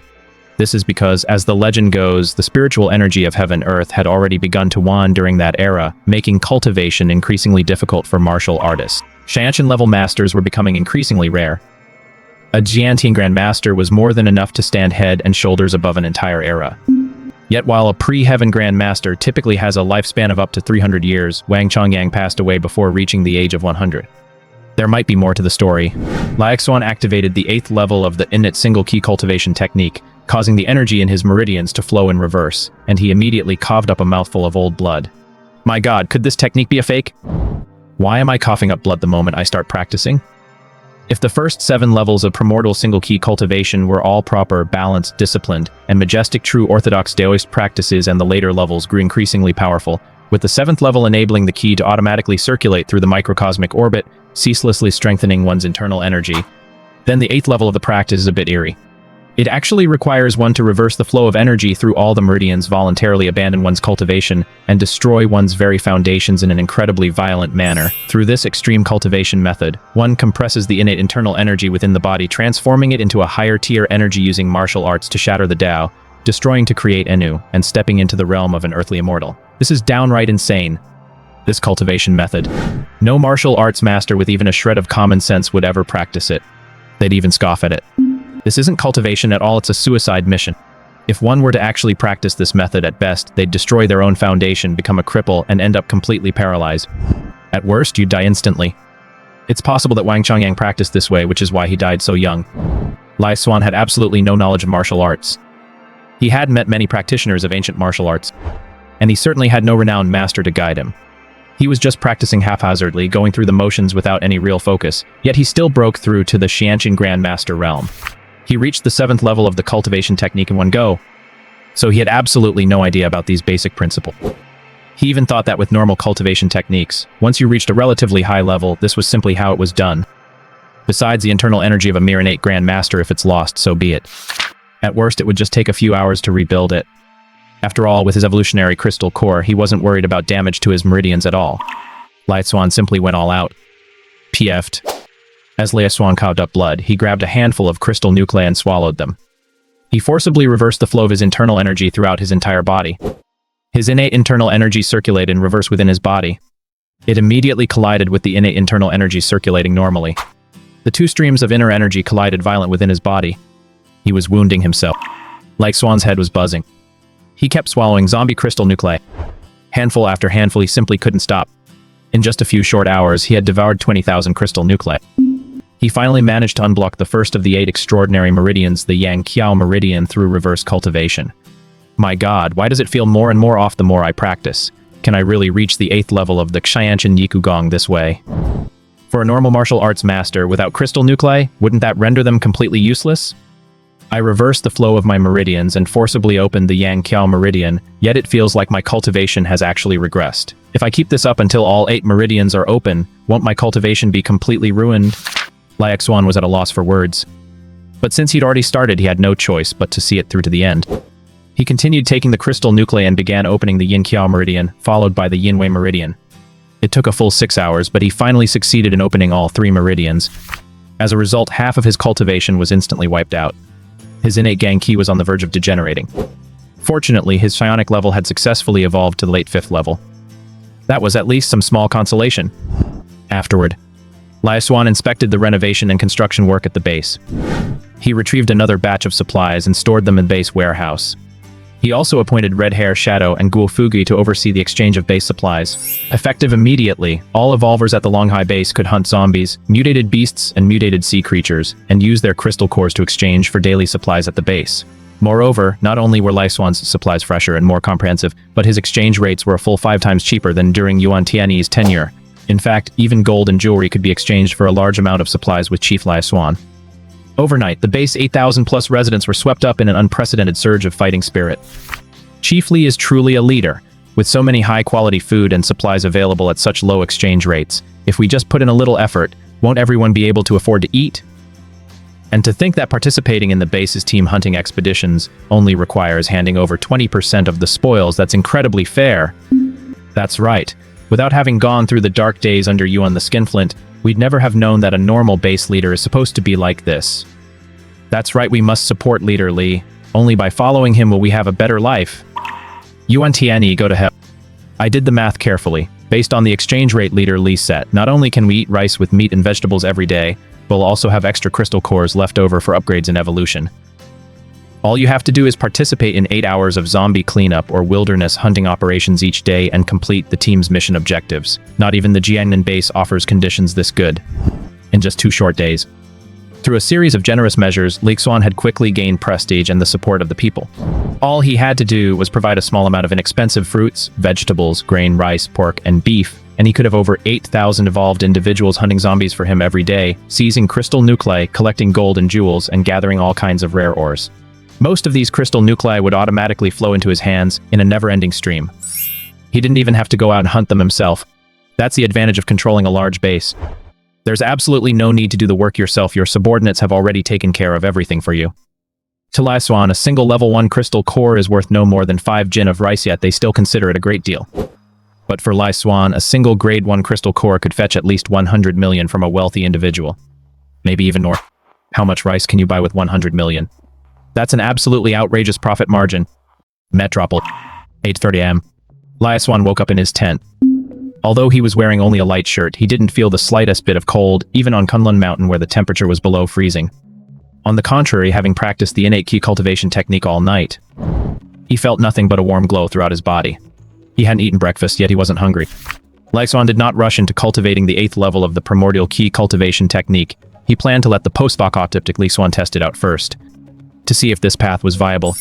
If he successfully broke through the 8th level, then it wouldn't be too late for him to begin cultivation. If he failed to break through, his cultivation would be ruined. In that case, he would abandon the 8th level and conclude that the Qigong manual was a fraud. He would then go to the library at the High Martial Arts Academy to search for other ancient martial arts manuals. For something this uncertain, it's enough to just send Xuan to handle it. According to the High Martial Arts Academy's examination rules, it's supposed to start around 9 o'clock this morning. It is said that today, countless influential elders will descend upon the entire academy. These include the heads of various schools and sects who are the deans of their respective departments, the heads of major ancient marts, clans, and instructors from the supernatural abilities department who awakened their powers 6 years ago. At the foot of the mountain, countless people have already begun to buzz with speculation. Do you guys know who the 3 strongest big shots are at this High Martial Arts Academy? An ancient martial artist with a pointed nose and sunken cheeks asked the onlookers beside him with a smile. No, we haven't heard of them. You guys are really out of the loop. You haven't even bothered to look into the High Martial Arts Academy's background. I looked it up online, but I couldn't find a thing. Do you really think secrets like that are just lying around online for anyone to find? Never mind. I'm in a good mood today, so I'll spill some secrets about the High Martial Arts Academy for free. High Martial Arts Academy is divided into 2 departments, the Ancient Martial Arts Department and the Supernatural Abilities Department. The strongest person in the Ancient Martial Arts College is undoubtedly its dean, the Grand Master of the Kunlun sect, and a Xiantian-level powerhouse, Wang Qiankun. As for the dean of the Supernatural Abilities College, she is a Sky-tier ability user Chu Mengjiao. 6 years ago, she was the only SS-tier potential ability user to awaken nationwide. In just 6 short years, she has already reached the Sky tier, and this is despite the fact that the spiritual energy of heaven and earth has only been revived for 2 months. As for the strongest figure at the High Martial Arts Academy, it is Zhao Yunfeng, the war god-level psionic with dual SS-level abilities and the guardian general of the Longxia Kingdom. He is the lead founder and first principal of the High Martial Arts Academy, the first director of the Psionic Bureau, and the war god Grand Marshal of the Longxia Kingdom, the strongest individual in all of Longxia. The name Zhao Yunfeng is legendary among global leaders. He once single-handedly swept through the psionic elites of dozens of nations and subdued the North American alliance. Dozens of powerful psionic experts from major nations dared not set foot in the East because of him. Zhao Yunfeng's legendary exploits could likely be recounted for 3 days and 3 nights without end, yet ordinary people rarely know much about a top-tier figure. The man with the sharp, monkey-like face stopped speaking at this point. He seemed to have something more to say but held back. I see. So the High Martial Arts Academy actually has such a history and such legendary figures. Classmate, keep going. I'm really into this. Why did you stop? That's right, classmate. I'd like to know, as a water-type psionic like me, which instructor at the High Martial Arts Academy should I seek out as my mentor? Speaking of which, classmate, do you think I could become a disciple of Dean Chu Mengjiao? Instantly, a group of fresh-faced newcomers rushed to ask. Well, that's a tough one. If you want to know which mentor is the best fit for your studies, I have a High Martial Arts Academy guidebook here. For just 19.99 yuan, it'll save you a lot of detours. How about it? Pretty cheap, right? The man with the pointed nose pulled out a stack of pamphlets and began his sales pitch. Oh my god, he's actually a salesman. What a letdown. Why are there scammers like this at the entrance to the High Martial Arts Academy? I'm totally fed up with this. Classmate, I'll take one. Sure, scan my QR code. I've got the payment code right here. Although quite a few people scoffed at the whole thing, there were still a few wealthy fools who bought his pamphlets. This guy with the pointed nose and sunken cheeks seemed to know the High Martial Arts Academy quite well. He was mostly a senior student who had awakened his supernatural abilities 6 years ago. And he'd successfully enrolled at the High Martial Arts Academy. Who knows, maybe his guidebook might actually be somewhat useful. The rich don't care. Those without money naturally ignored him. Before long, the kid actually handed guidebook he was selling right to Xuan. Classmate, would you like to buy a copy too? It's 19.99 yuan. You've got nothing to lose, you won't be disappointed. Who knows, if you buy my guidebook, you might just have a better chance of passing the admission exam. Changing the course of your life might just come down to that tiny bit of information. The guy with the pointed nose and monkey-like cheeks immediately tried to entice him. What's your name? Which department are you in? Who gave you permission to sell these booklets here? As the honorary president of the High Martial Arts Academy, he felt that the young man in front of him was somewhat detrimental to the school's reputation. He had unconsciously slipped into that role. My name is Haojing Tian, Class 3 of the Supernatural Abilities College. There's no rule against selling strategy guides here. What's the matter? Why are you asking all this, classmate? Are you gonna buy one or not? I'm not here to apply for admission. Why would I buy this stuff? Xuan shrugged. At that moment, the looks people cast his way suddenly took on a hint of contempt. You're just a regular person. What the hell are you trying to pull? And you're talking in that kind of tone too. If you didn't know any better, you'd think you were a school administrator. All the applicants present, whether low level or high level, were at least psychics or ancient martial artists. They all had at least some skills. Even if they don't get into the High Martial Arts Academy, they'll still do just fine elsewhere.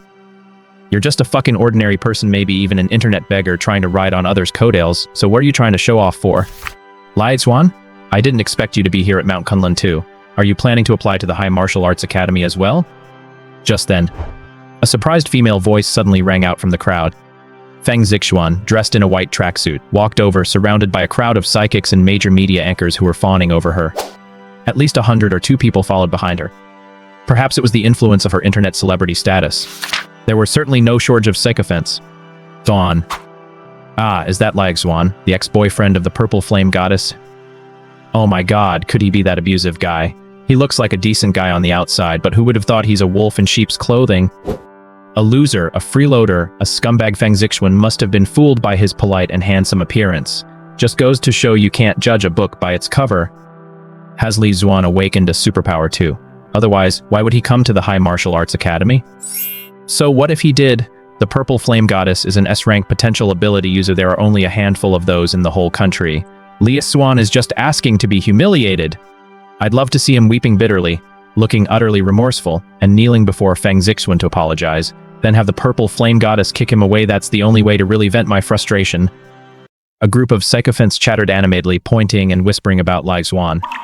They were even filled with righteous indignation, glaring at him with fury.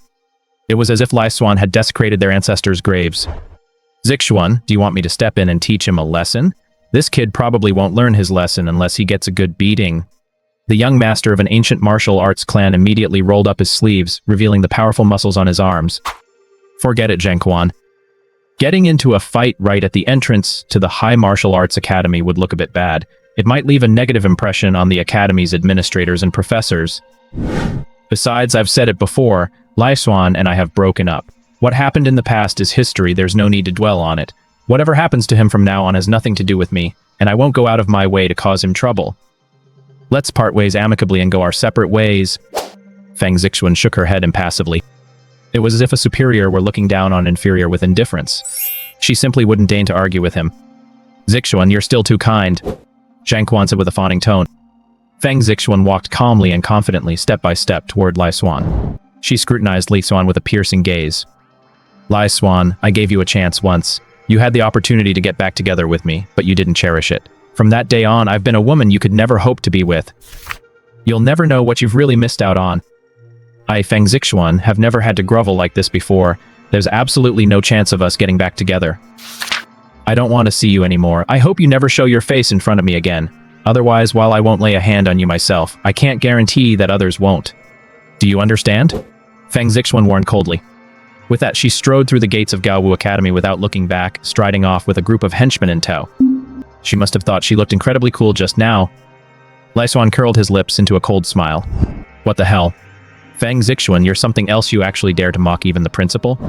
An S-rank ability awakener, is that really so impressive? Xuan really hadn't expected that she too had awakened a superpower. And she was the center of attention among all the freshmen. But it doesn't matter. Once you get into the High Martial Arts Academy, you'll see who's really the king of the hill.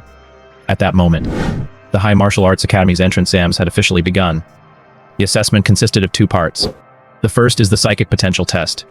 Psychics of different levels have varying degrees of affinity for specific elements within the spiritual energy of the heavens and earth. For example, with fire-based abilities, an S-rank potential which exhibits exceptionally high affinity can unleash powerful flame attacks immediately upon awakening. The flames reach terrifying temperatures and possess astonishing destructive power. In contrast, the weakest E-rank fire ability might, upon awakening, produce at most a tiny flame the size of a matchstick. Its temperature is mediocre, and aside from lighting a cigarette, it has absolutely no destructive power. Potential at this level is practically useless even if cultivated in the future, and doing so is both time-consuming and labor-intensive. Aside from the fire element, the assessment criteria for the other 7 elemental systems, metal, wood, water, earth, wind, and lightning, are essentially the same. E-rank, D-rank, and C-rank candidates are almost always eliminated.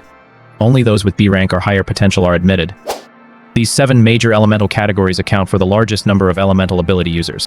In addition, there are rarer elemental types such as space, time healing, devouring, light, darkness, and psionic. For these less common abilities, candidates may still be admitted even if their assessment falls short of grade B.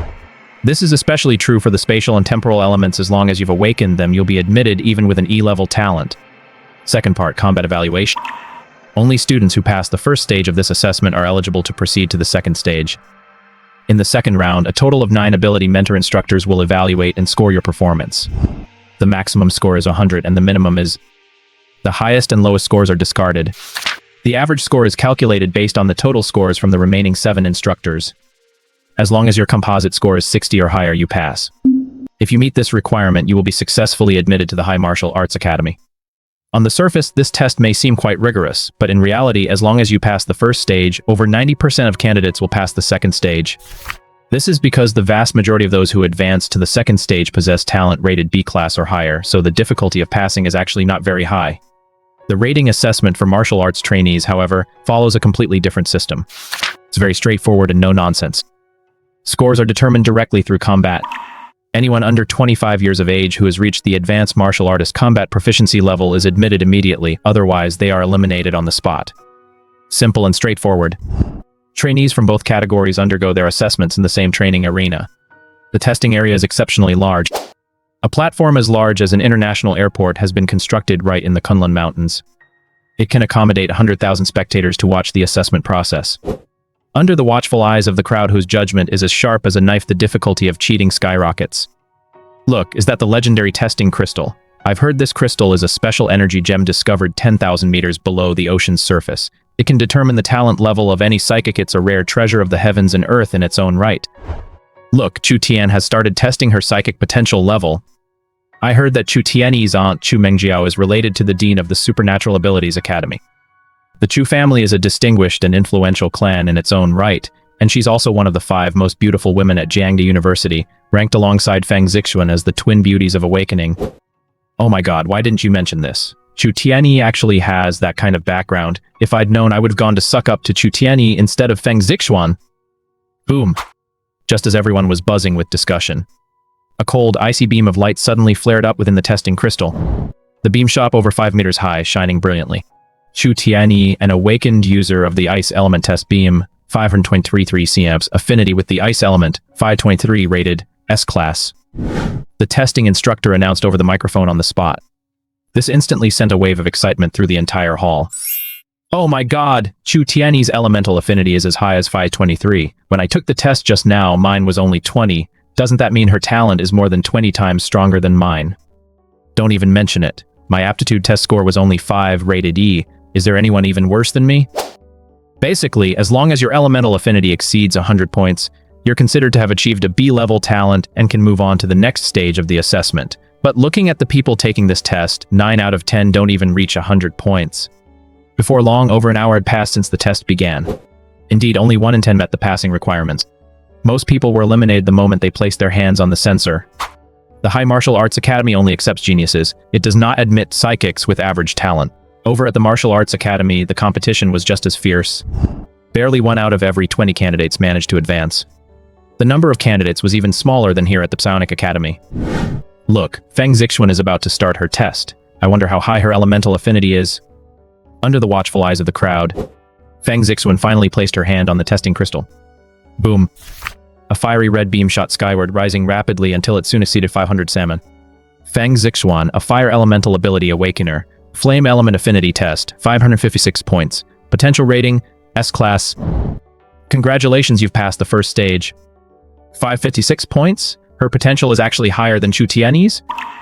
What about Shangguan Wanru as an SS-class ability user? Just how high must her potential be? An SS-class ability user at least over 1,000 points. At that moment, Feng Zixuan was brimming with confidence and looked down on everyone else. Among all those tested so far, her potential score was nearly the highest.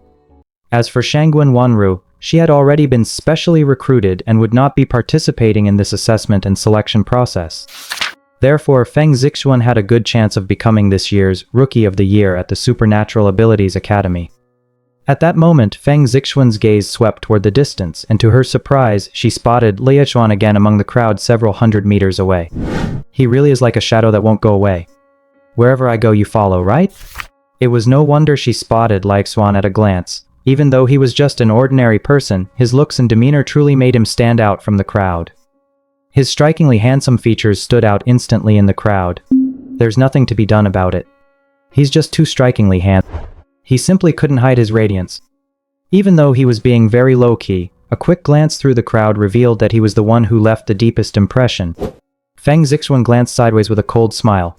Her vanity had been thoroughly satisfied. Lei Xuan, you've been thoroughly humiliated, haven't you? Do you feel any heartache or regret now? Back then, when I asked you to get back together, you barely gave me the time of day. Now, I'm way out of your league. You're like a pile of rotten mud, wallowing in the dust and decaying, while I'm like a great peng soaring with the wind, rising straight up to 90,000 li. From now on, there's a world of difference between us. A wave of boundless emotion welled up in Feng Zixuan's heart. She suddenly realized it was pointless to get worked up over an ant like Lei Xuan. What was her status now? What was Lei Xuan's status? Was it really worth stooping to the level of such a petty, worldly ant? It only dragged her down to his level. Lei Xuan, when you were showing off back then, did you ever imagine you'd end up like this? The assessment continued. After waiting for a long time, not a single person with a talent rating higher than Feng Zixuan's had a piece. She began to feel increasingly proud. At the Academy of Supernatural Abilities, she would at least rank in the top 3 this year. Meanwhile, on the competition grounds of the Ancient Martial Arts Academy, Lan Tianling finally made his move. To everyone's surprise, he mercilessly trounced the proctor right in the middle of the combat assessment, instantly capturing the attention of the entire audience. That proctor, a Grandmaster-level martial artist and the Grandmaster of the Bagua sect, was actually knocked off the stage by Lan Tianling with a single move. It truly sent a shockwave through the entire crowd. Soon the academic director of the Ancient Martial Arts Academy stepped in. 5 minutes later, the director of academic affairs was left black and blue, and had even sustained internal injuries. How is this possible? Director Hu is the strongest practitioner in the Shaolin ancient martial arts lineage, possessing fierce internal energy that has reached the level of a grandmaster in the realm of transformation. With 50 years of cultivation, how could he possibly be defeated by a junior like Lan Tianling? It's said that Lan Tianling had a miraculous encounter as a child and accidentally mastered the 9 Yang divine art. Despite his young age, his martial prowess is astonishing. Even the older generation of masters might not necessarily be able to defeat him. He is the most prodigious martial arts prodigy in 300 years, and that reputation is by no means undeserved. Damn it, at 21 he's already crushing a Transcendence Realm Grandmaster. In a few more years, won't he be among the innate realm masters? With the celestial and terrestrial upheavals, and the revival of spiritual energy, the next generation is bound to far surpass those of the past. The onlookers buzzed with excitement. Over at the competition arena of the Supernatural Abilities Academy, quite a few people were drawn to the scene as well. Feng Zixuan's gaze was also drawn to Lan Tianling's exceptionally heroic and commanding presence. Is that Lan Tianling? The young master of the Lan family, the wealthiest man in Sichuan with a fortune of 100 billion, the greatest prodigy of the ancient martial arts lineage, a 21-year-old master of the transformation realm. He's definitely the rookie king of this year's class at the Ancient Martial Arts Academy. Only a prodigy like him is worthy of being my boyfriend, Feng Zixuan. Feng Zixuan suddenly found Lan Tianling quite impressive. His status, personal talents, and family background were more than a match for her. Now that's what you call a perfect match. That's what she believed deep down. The dean is here.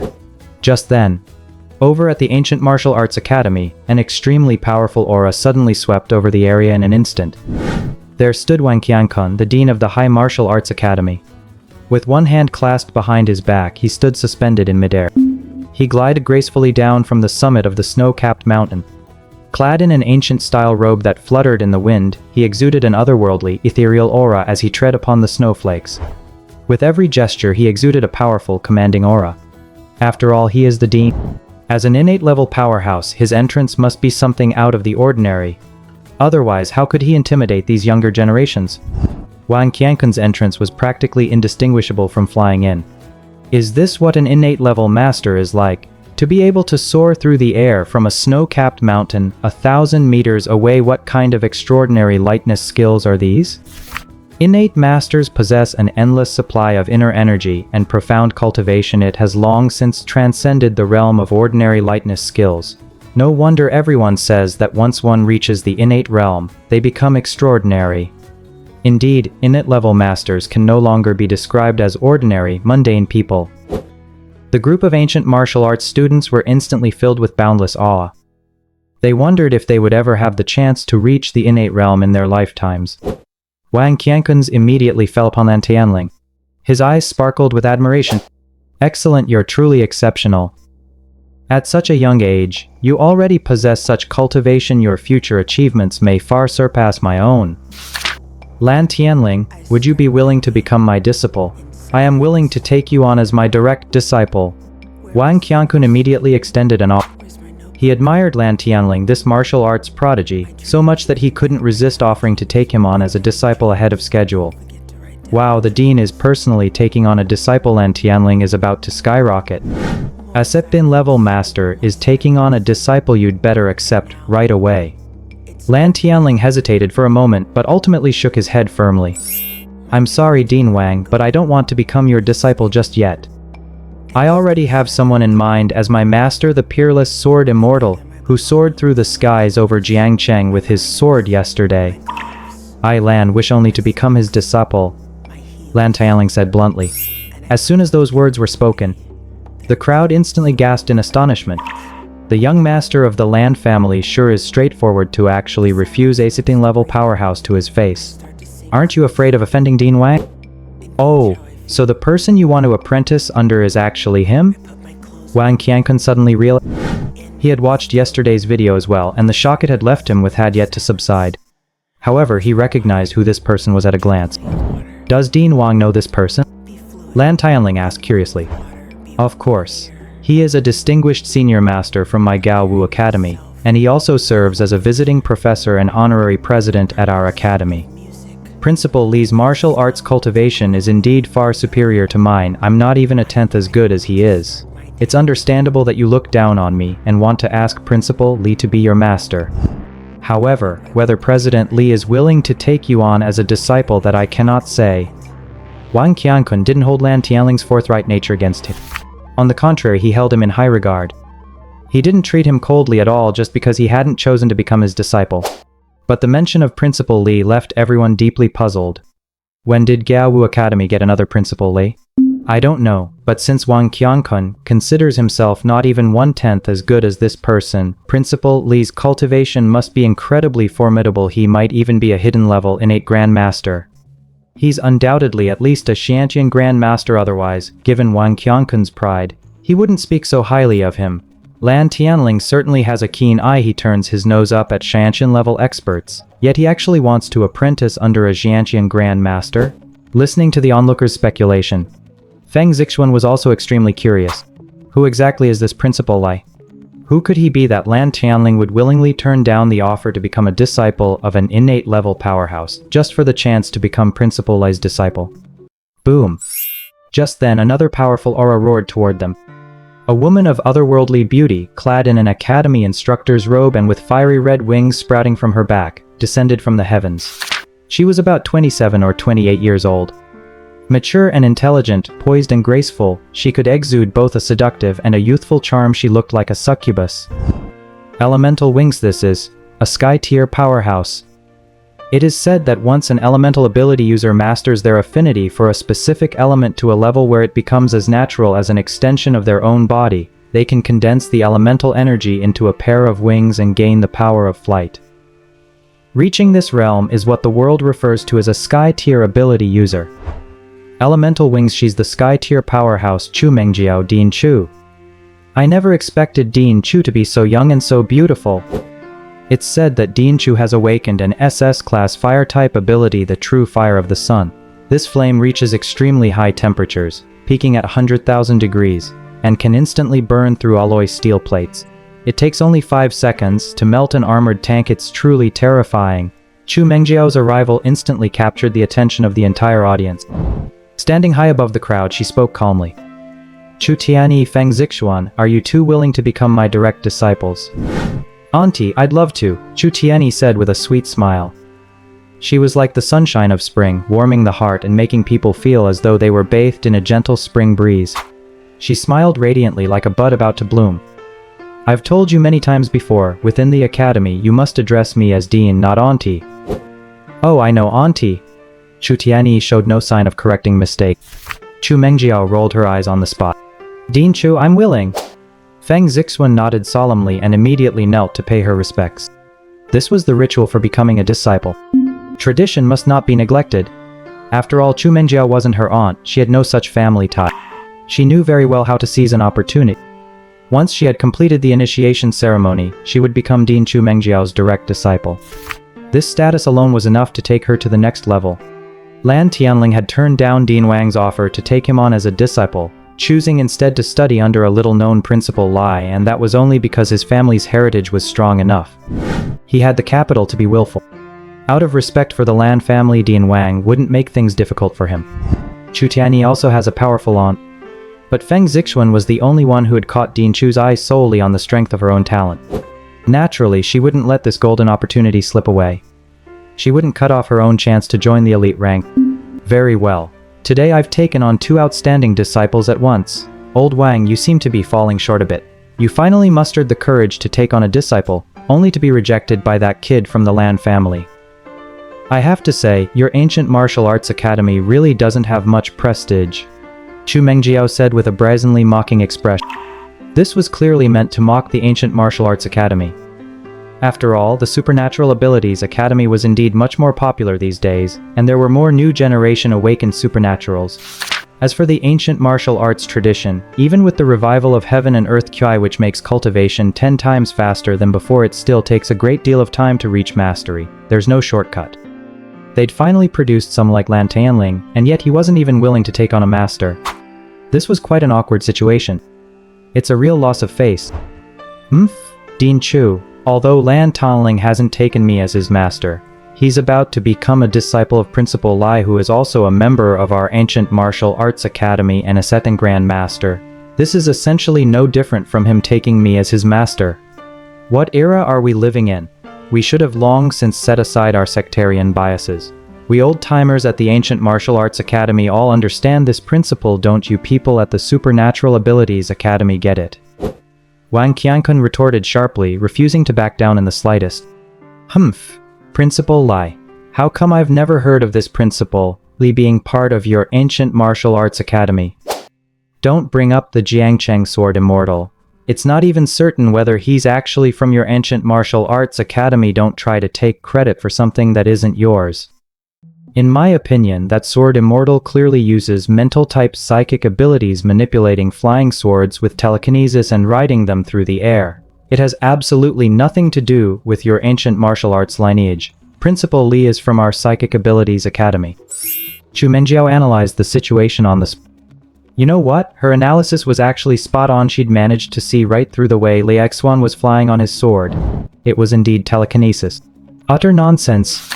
When Principal Li flies on his sword energy surges all around him. That's clearly the result of powerful innate gang energy. What on earth does that have to do with psychic power?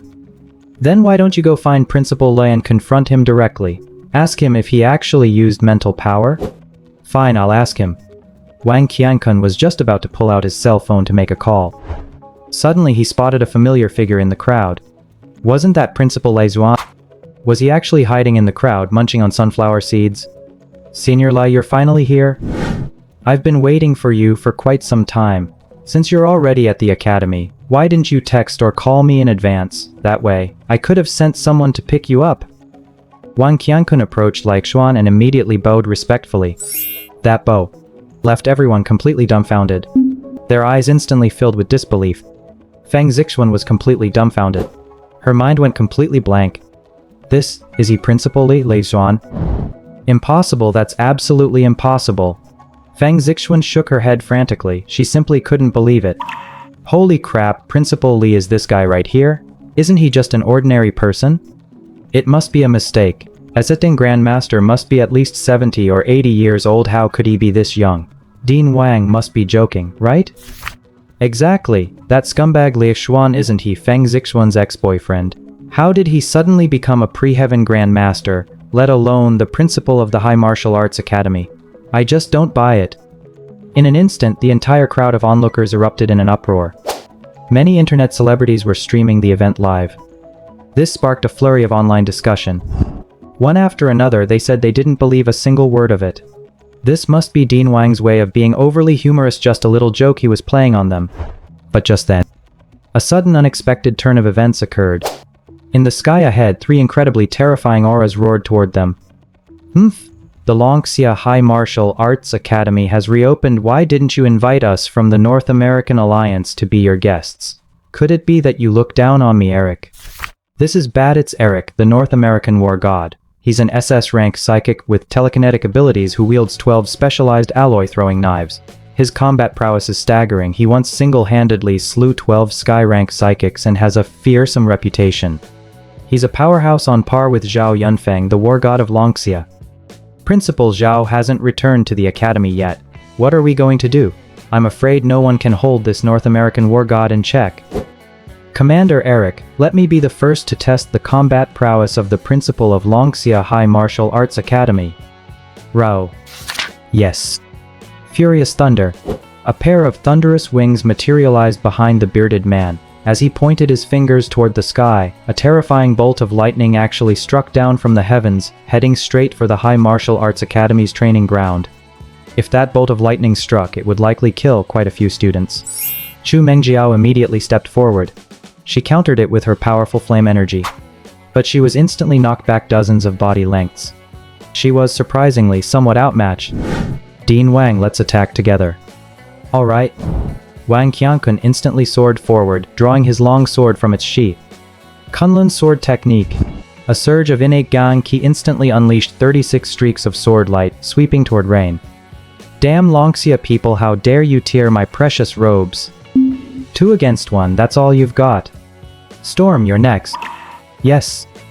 Suddenly, another storm user managed to conjure a terrifying tornado right there on the snow-capped mountain. The scale of this tornado was likely greater than that of a Category 8 hurricane. Countless plants, trees, and boulders were swept straight into the sky. If this tornado were to strike, it would likely kill tens of thousands of people. The onlookers at the scene immediately began to panic. This is absolutely terrifying. We've actually run into a powerful fighter from the North American Alliance coming here to cause trouble. If I'd known, I wouldn't have gotten involved in this. The atmosphere was suffocatingly oppressive. The entire room fell deathly silent. Just at that critical moment, Xuan made his move. Within Longxi's borders, the god of war must stop here. You North American brat, how dare you be so insolent? Xuan drew his sword. The Longquan sword, purchased for 199 yuan, was infused with his powerful innate Gankai, and he immediately propelled it with his mental will, moving as fast as lightning. Before the innate Ganki had dissipated, this 199 yuan craft item instantly transformed into a peerless divine weapon, furiously slashing through Feng Bao and Lian two sky-tier powerhouses from North America.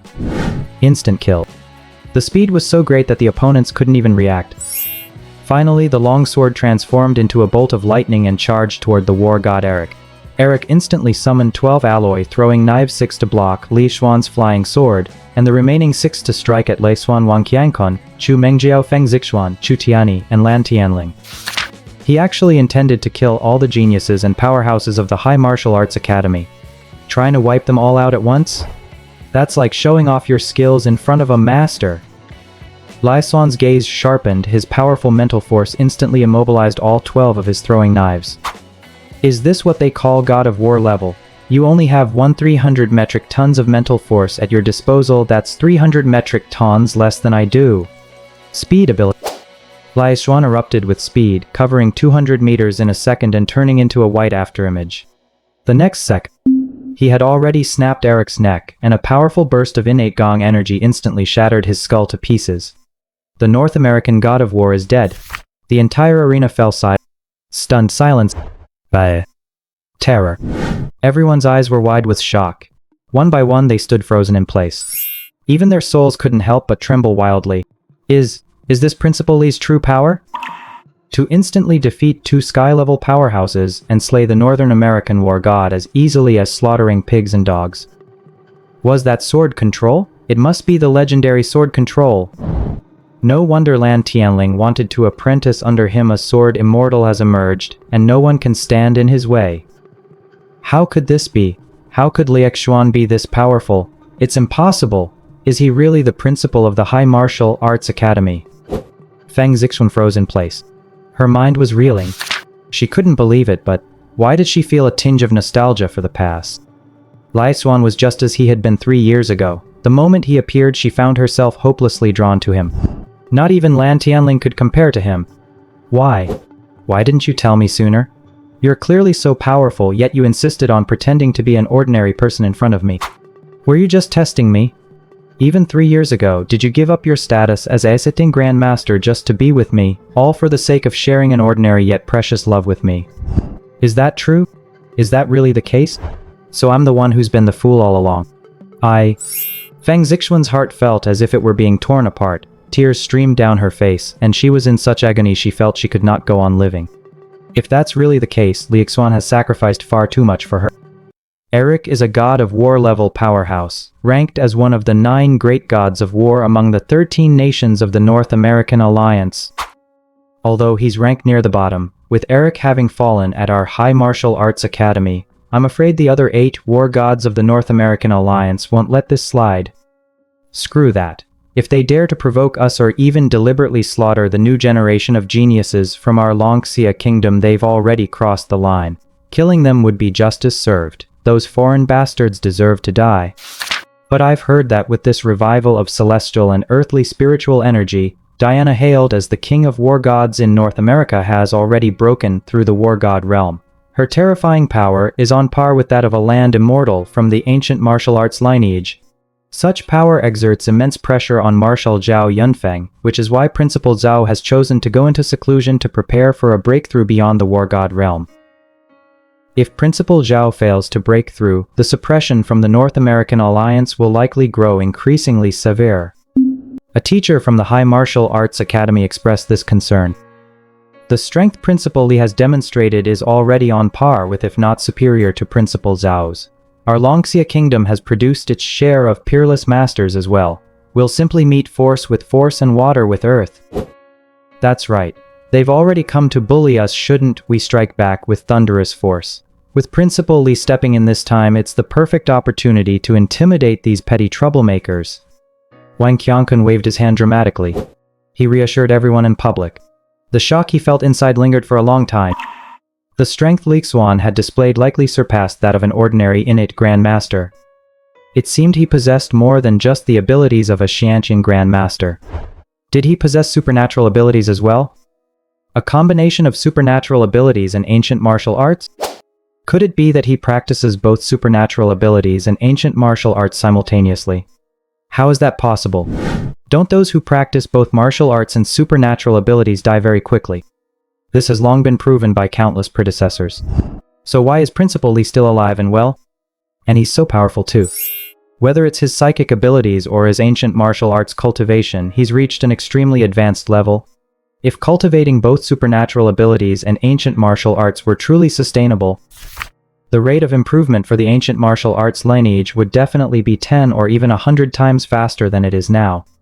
And if even psychics could practice ancient martial arts, wouldn't that make them even more powerful? This isn't as simple as 1 + 1 = 2. It's very likely to result in exponential growth. At that moment, Xuan stood suspended in midair. His hands were clasped behind his back. His gaze swept calmly across the entire arena. Every movement exuded an aura of unparalleled dominance. He seemed almost divine. A flicker of wonder flashed in Chutiani's eyes. Ripples of emotion stirred in her heart. Such peerless charisma had her captivated on the spot. Is this Feng Zixuan's ex-boyfriend? What was she thinking? How could she possibly bring herself to break up with such a remarkable man? And she's even spreading rumors about him behind his back. Has Feng Zixuan lost her mind? She's just an S-class psionic who's only recently awakened her powers.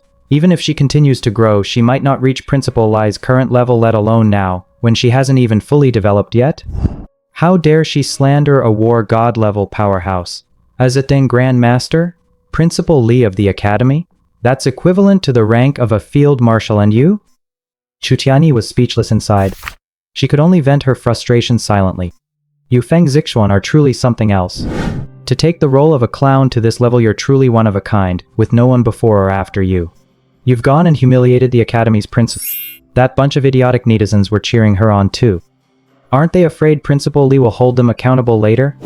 They really don't understand what kind of authority a god of war level big shot represents. Act first, report later with the state's special permission.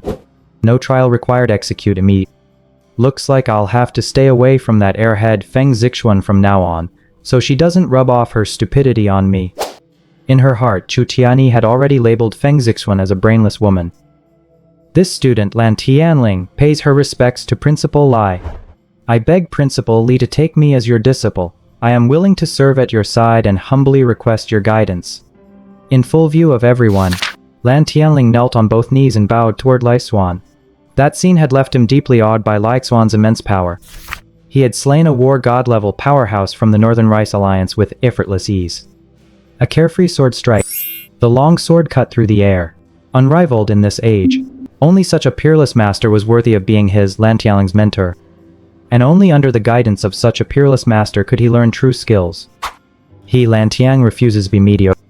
One day, he, Lan Tianling, would also be like Principal Li, swinging a sword that cuts through the sky, vanquishing the god of war in an instant, striking fear into the hearts of the wicked, and writing a legend for the ages.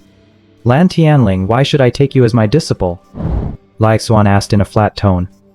Principal, my desire to become your disciple is sincere and wholehearted. If you are willing to take me as your apprentice, I am willing to give away my entire fortune and present you with the 20 billion shares of the land group that I hold. Please, master, teach me. Good heavens! Xuan truly hadn't expected Lan Tianling to be so sensible. Just to take on a disciple, and he's actually willing to part with 20 billion shares of the land group? Is this for real? Xuan was instantly moved by compassion. He was moved by Lan Tianling's sincere devotion. All he wanted was to learn some skills. He couldn't very well turn him away, could he? But Lei Xuan's approach to ancient martial arts cultivation was completely haphazard. This approach was definitely not suitable for teaching Lan Tianling. He was a prodigy of orthodox ancient martial arts. If he taught him haphazardly, he might end up misleading a promising young disciple. Never mind, I'll take him on for now. When the time comes, I'll just give him a few low-level zombie crystal nuclei, then pull off some mysterious-sounding nonsense to fool him. That way, I won't have to teach him from scratch, I'll just brush him off with a half-hearted effort. Lai Xuan immediately had a plan in mind. Very well. Since you're so sincere, I'll accept you as my final disciple. From now on, you'll stay by my side and study diligently. Lai Xuan waved his hand grandly. Right then and there, he accepted Lan Tianling as his disciple. Thank you, Master. This disciple bows before you, Master.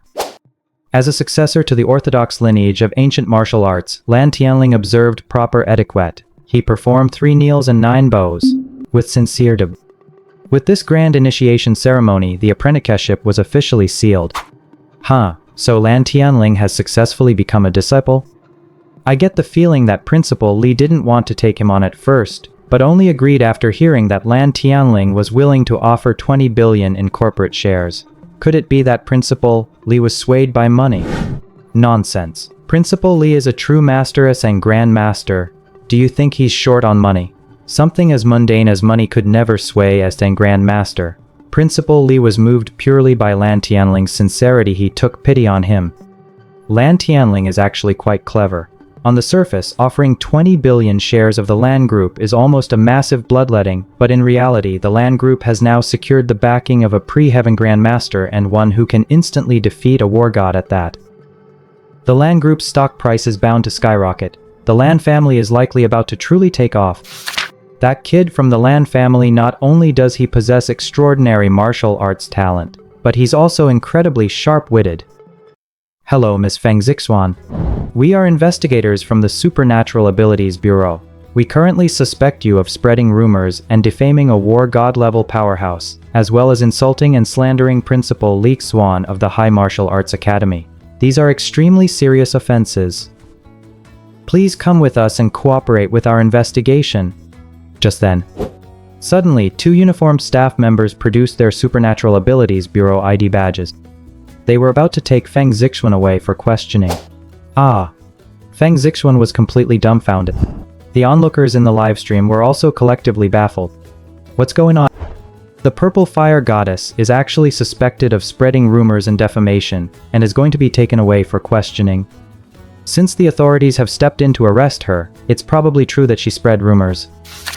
You thought you could stir the pot. Well, look at you now, you've gotten yourselves into trouble. Insulting and defaming a war god level powerhouse, that's a fucking serious crime. I'm baffled. Feng Zixuan's ex-boyfriend is Principal Li of the High Martial Arts Academy, an innate Grand Master, a supreme being who could wipe out the North American war god in an instant. Is this the loser you guys were talking about, the one you were making fun of? And Principal Li is a domestic abuser. With Feng Zixuan's tiny frame, wouldn't one slap from Principal Li wipe her out instantly? At that very moment, Feng Zix finally started to panic. The situation had completely spiraled out of her control. Master, please help me. Feng Zixuan turned her gaze toward Chu Mengjiao. She hoped Dean Chu would put in a good word for her and plead her case. Since the Supernatural Abilities Bureau is here, you should cooperate with their investigation. I trust that the official Supernatural Abilities Bureau won't wrongly accuse an innocent person, nor will it let a guilty one off the hook. If you've indeed spread rumors, defamed others, or incited online harassment, then be prepared to face the consequences. If you didn't do any of these things, the authorities will naturally clear your name. What are you afraid of? Chu Mengjiao challenged him on the spot. You're already panicking before the investigation has even begun. That means you have something to hide and know exactly what's going on. Chu Mengjiao also felt a twinge of regret for taking Feng Zixuan as her disciple without first thoroughly vetting her character. This put her in a difficult position. But she couldn't just sever their master-disciple relationship right there on the spot. That would make her seem heartless and ungrateful. It seems she can't take on apprentices so carelessly next time. She couldn't just look at talent, she had to consider character as well. Wah! I didn't start the rumors, Lin Shaoxiao did. She posted a long essay online, exposing evidence that my ex-boyfriend had abused me. But all of this was actually made up by her.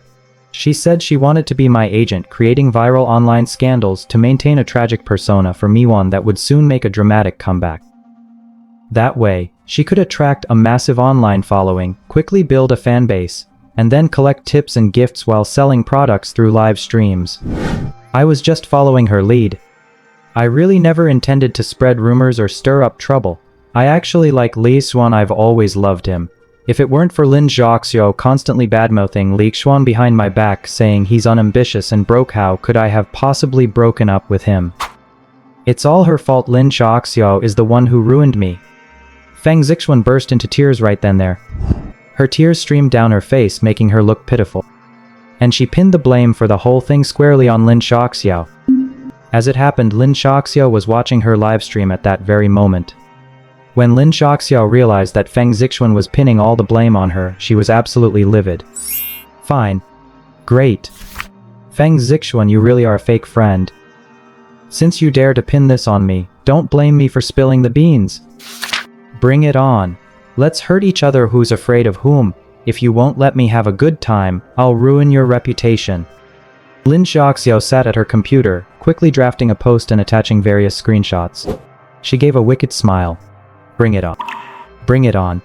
The online post Lin Zhaoxiao edited quickly gained traction alongside a trending online incident, instantly leading to a dramatic reversal of public opinion. Netizens were left completely stunned. Hello everyone, I'm Lin Zhaoxiao.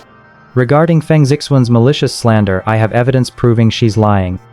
She's always been an utterly hypocritical woman, glitzy on the surface, but utterly despicable on the inside. I'll attach the screenshot evidence right below. This chat log starts 3 years ago. Xiao Xiao, I've totally snagged Li Xuan. What do you say, is our bet still on? Transfer me 500 yuan. Wow sis, you're amazing. You actually managed to snag the school's #1 heartthrob so easily. You should see what I'm capable of. Do you believe I can get him to buy me an iPhone next month? I don't believe it. iPhones are pretty expensive, we're just students. Buying one is way too extravagant. You just wait and see. The following month, Feng Zixuan posted on her moments to show off her new phone. The third month, she emptied her Singles Day shopping cart, buying over 20 beauty products. The fourth month, she bought a gold bracelet. In the fifth month, he sent her a red envelope of 5,200, plus a pair of Balenciaga shoes worth 8,000.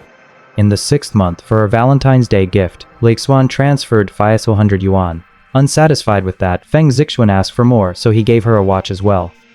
In the seventh month, to celebrate Feng Zixuan's birthday, he treated her entire class to a meal, took them to karaoke, and gave her a Louis Vuitton bag. In the eighth month, he bought Feng Zixuan a cat. In the ninth month, he bought her a Maltese worth 20,000 yuan. Basically every single month, Li Xuan's money transfers and red envelopes never stop. What's even more mind-blowing is that Li Xuan didn't get this money from his parents or because he was a rich kid. He earned it by playing video games. He played video games for 15 hours a day. He kept it up for 3 whole years. Thanks to his exceptional gaming skills, he earned 1,000 yuan a day. Li Xuan kept only 30 yuan a day to buy meals for himself at school. He transferred the rest to Feng Zixuan. He only took a day or 2 off every now and then. Can you even imagine that? Oh my. Isn't that just taking advantage of him? Even if you're just a tool, you'd at least give him a sip of water once in a while, right? You vampire, you're even more ruthless than a capitalist's exploitation? Of course, judging by the current situation, it's possible that Principal Li is deliberately keeping a low profile to temper his mind and body. I've heard that in the ancient martial arts tradition, once one reaches a very advanced level of cultivation, one must temper the mind in the secular world, experiencing the full spectrum of life to hone one's will. It's possible that Principal Li is dating Feng Zixuan precisely for this purpose. But he's practically treated himself as an ordinary person. He also experienced the ups and downs of love from the perspective of an ordinary person. Fortunately, Principal Li is no ordinary person. If you're really just an ordinary person, you give them everything you have, but they treat you like a tool or an ATM and even brag to their best friend about how they've got you wrapped around their finger. Who could put up with that? However, an even more shocking turn of events unfolded. Li Xuan had become obese from spending long periods at home playing video games and binge eating. This made Feng Zixuan consider breaking up with him. She had even lined up a replacement, Chu Chen, in advance. But Li Xuan had sacrificed so much for her. Afraid he'd become a nuisance if she broke up with him abruptly, she dragged him to a psychiatric hospital. She had bribed Dr. Zhang in advance to have him diagnose Li Xuan with a mental illness. During that time, Li Xuan was indeed acting a bit out of the ordinary. He hadn't even sent her any envelopes. In her chat screenshots, Feng Zixuan constantly complained that Li Xuan was a sleazy fat pig and discussed with Lin Zhaoxiao how to break up with him, to prove he was mentally ill, and then turn the tables on him. That way, no one could accuse her of being ungrateful. Even if they broke up, she could still maintain her reputation. After some discussion, the two women began spreading rumors and even posted Li Xuan's psychiatric diagnosis in the alumni group chat. They let their classmates slander him in every way possible. When netizens saw this, they were absolutely livid. This is outrageous, absolutely outrageous.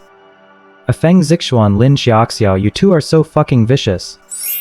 How can there be such disgusting people? It makes me want to throw up. Guys, you've got to protect yourselves. My worldview is completely shattered. Can we have Feng Zixuan executed by slow torture? I'm sorry, Principal Li. I've insulted you online and I apologize. I was an accomplice in this whole affair. I'm truly a piece of trash. Soon, Feng Zixuan's account was banned across the entire internet. Lin Zhaoxiao was also placed under investigation. Since this incident involved the reputation of a war god-level powerhouse, it was no trivial matter. The Supernatural Abilities Bureau acted with remarkable speed. Both of them were taken away immediately. 5M. The admissions assessments at the High Martial Arts Academy have temporarily come to a close. As of now, a total of 10,069 people had applied to the academy, but based on the assessment results, only 533 candidates successfully passed the admissions assessment. They have become official students of the High Martial Arts Academy.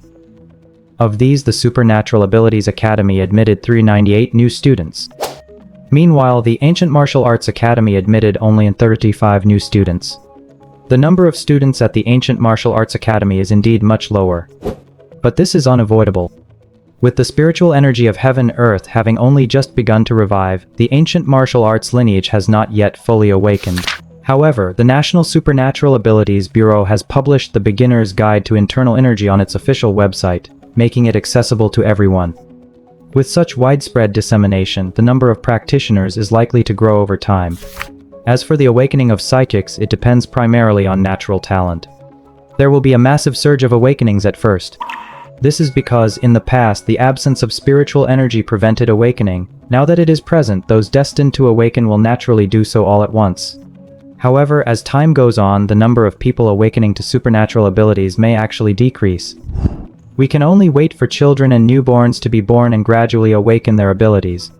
Therefore, the ancient martial arts tradition actually holds greater potential for future development. It's just lagging behind for the time being. Master, this is the share transfer agreement for the LAN group. All you need to do is sign this agreement, and the 20 billion shares of the group under my name will be successfully transferred to you. Inside the principal's office, Lan Tianling produced a share transfer agreement and asked Lake Xuan to sign it on the spot. Lai Xuan glanced at the agreement and confirmed that everything was in order. I didn't expect this disciple to be so efficient. That's exactly how I like it. Swish, swish, swish. Lai Xuan didn't hesitate. He signed it and accepted it right away. How could he possibly refuse a gift from his disciple? Tianling, now that we're master and disciple, I'll give you some proper guidance. What school or style of cultivation are you practicing? Show it to me first, and I'll offer some advice. Yes, master. Lan Tianling was instantly overjoyed. Money really does make things happen. As soon as he transferred his shares, his master was immediately willing to teach him. It really is all about connections and social graces in this world. Receiving guidance from a pre-heaven Grand Master would undoubtedly benefit him immensely. Master, this is the nine-yang divine art I've been cultivating. Originally, our Lan clan practiced our family's martial arts, the Bagua Wandering Dragon Staff technique, but during my youth, I had a serendipitous encounter and was fortunate enough to obtain this long-lost, supreme martial art. As a result, my progress has been rapid, and my internal energy has become profound. In just 10 short years, I've already broken through to the realm of transformation Grandmaster. However, the internal energy I've cultivated is far too fierce and overbearing. Moreover, since I've been practicing for such a short time and my progress has been so rapid, the true ki within my body has damaged my meridians. If I were to force my way into the innate realm, there's a risk that my meridians could rupture, leading to my death. I've already consulted a senior practitioner at the innate realm about this, but even he couldn't offer a very good solution. He simply advised me to slow down my cultivation pace, gradually nurture my meridians, and not rush things, otherwise I might suffer a fire running amok, and the consequences would be unimaginable. Lan Tianling's eagerness to become a disciple of a pre-heaven grandmaster. This may well be one of the reasons. Ordinary innate level masters simply couldn't resolve his problem. Damage to the meridians is indeed a very difficult problem to resolve. The 9 Yang Divine Art, let me take a look. Xuan took the ancient manual handed to him, opened it immediately, and began to study it carefully. He wasn't stealing the technique, mind. He was studying it openly and honestly. His disciple had run into trouble while practicing. How could he possibly help his disciple resolve the issue without carefully studying the 9 Yang Divine Art? As a master, he certainly had to take responsibility. An hour later, Xuan closed his eyes and reflected deeply. This 9 Yang Divine Art is truly extraordinary.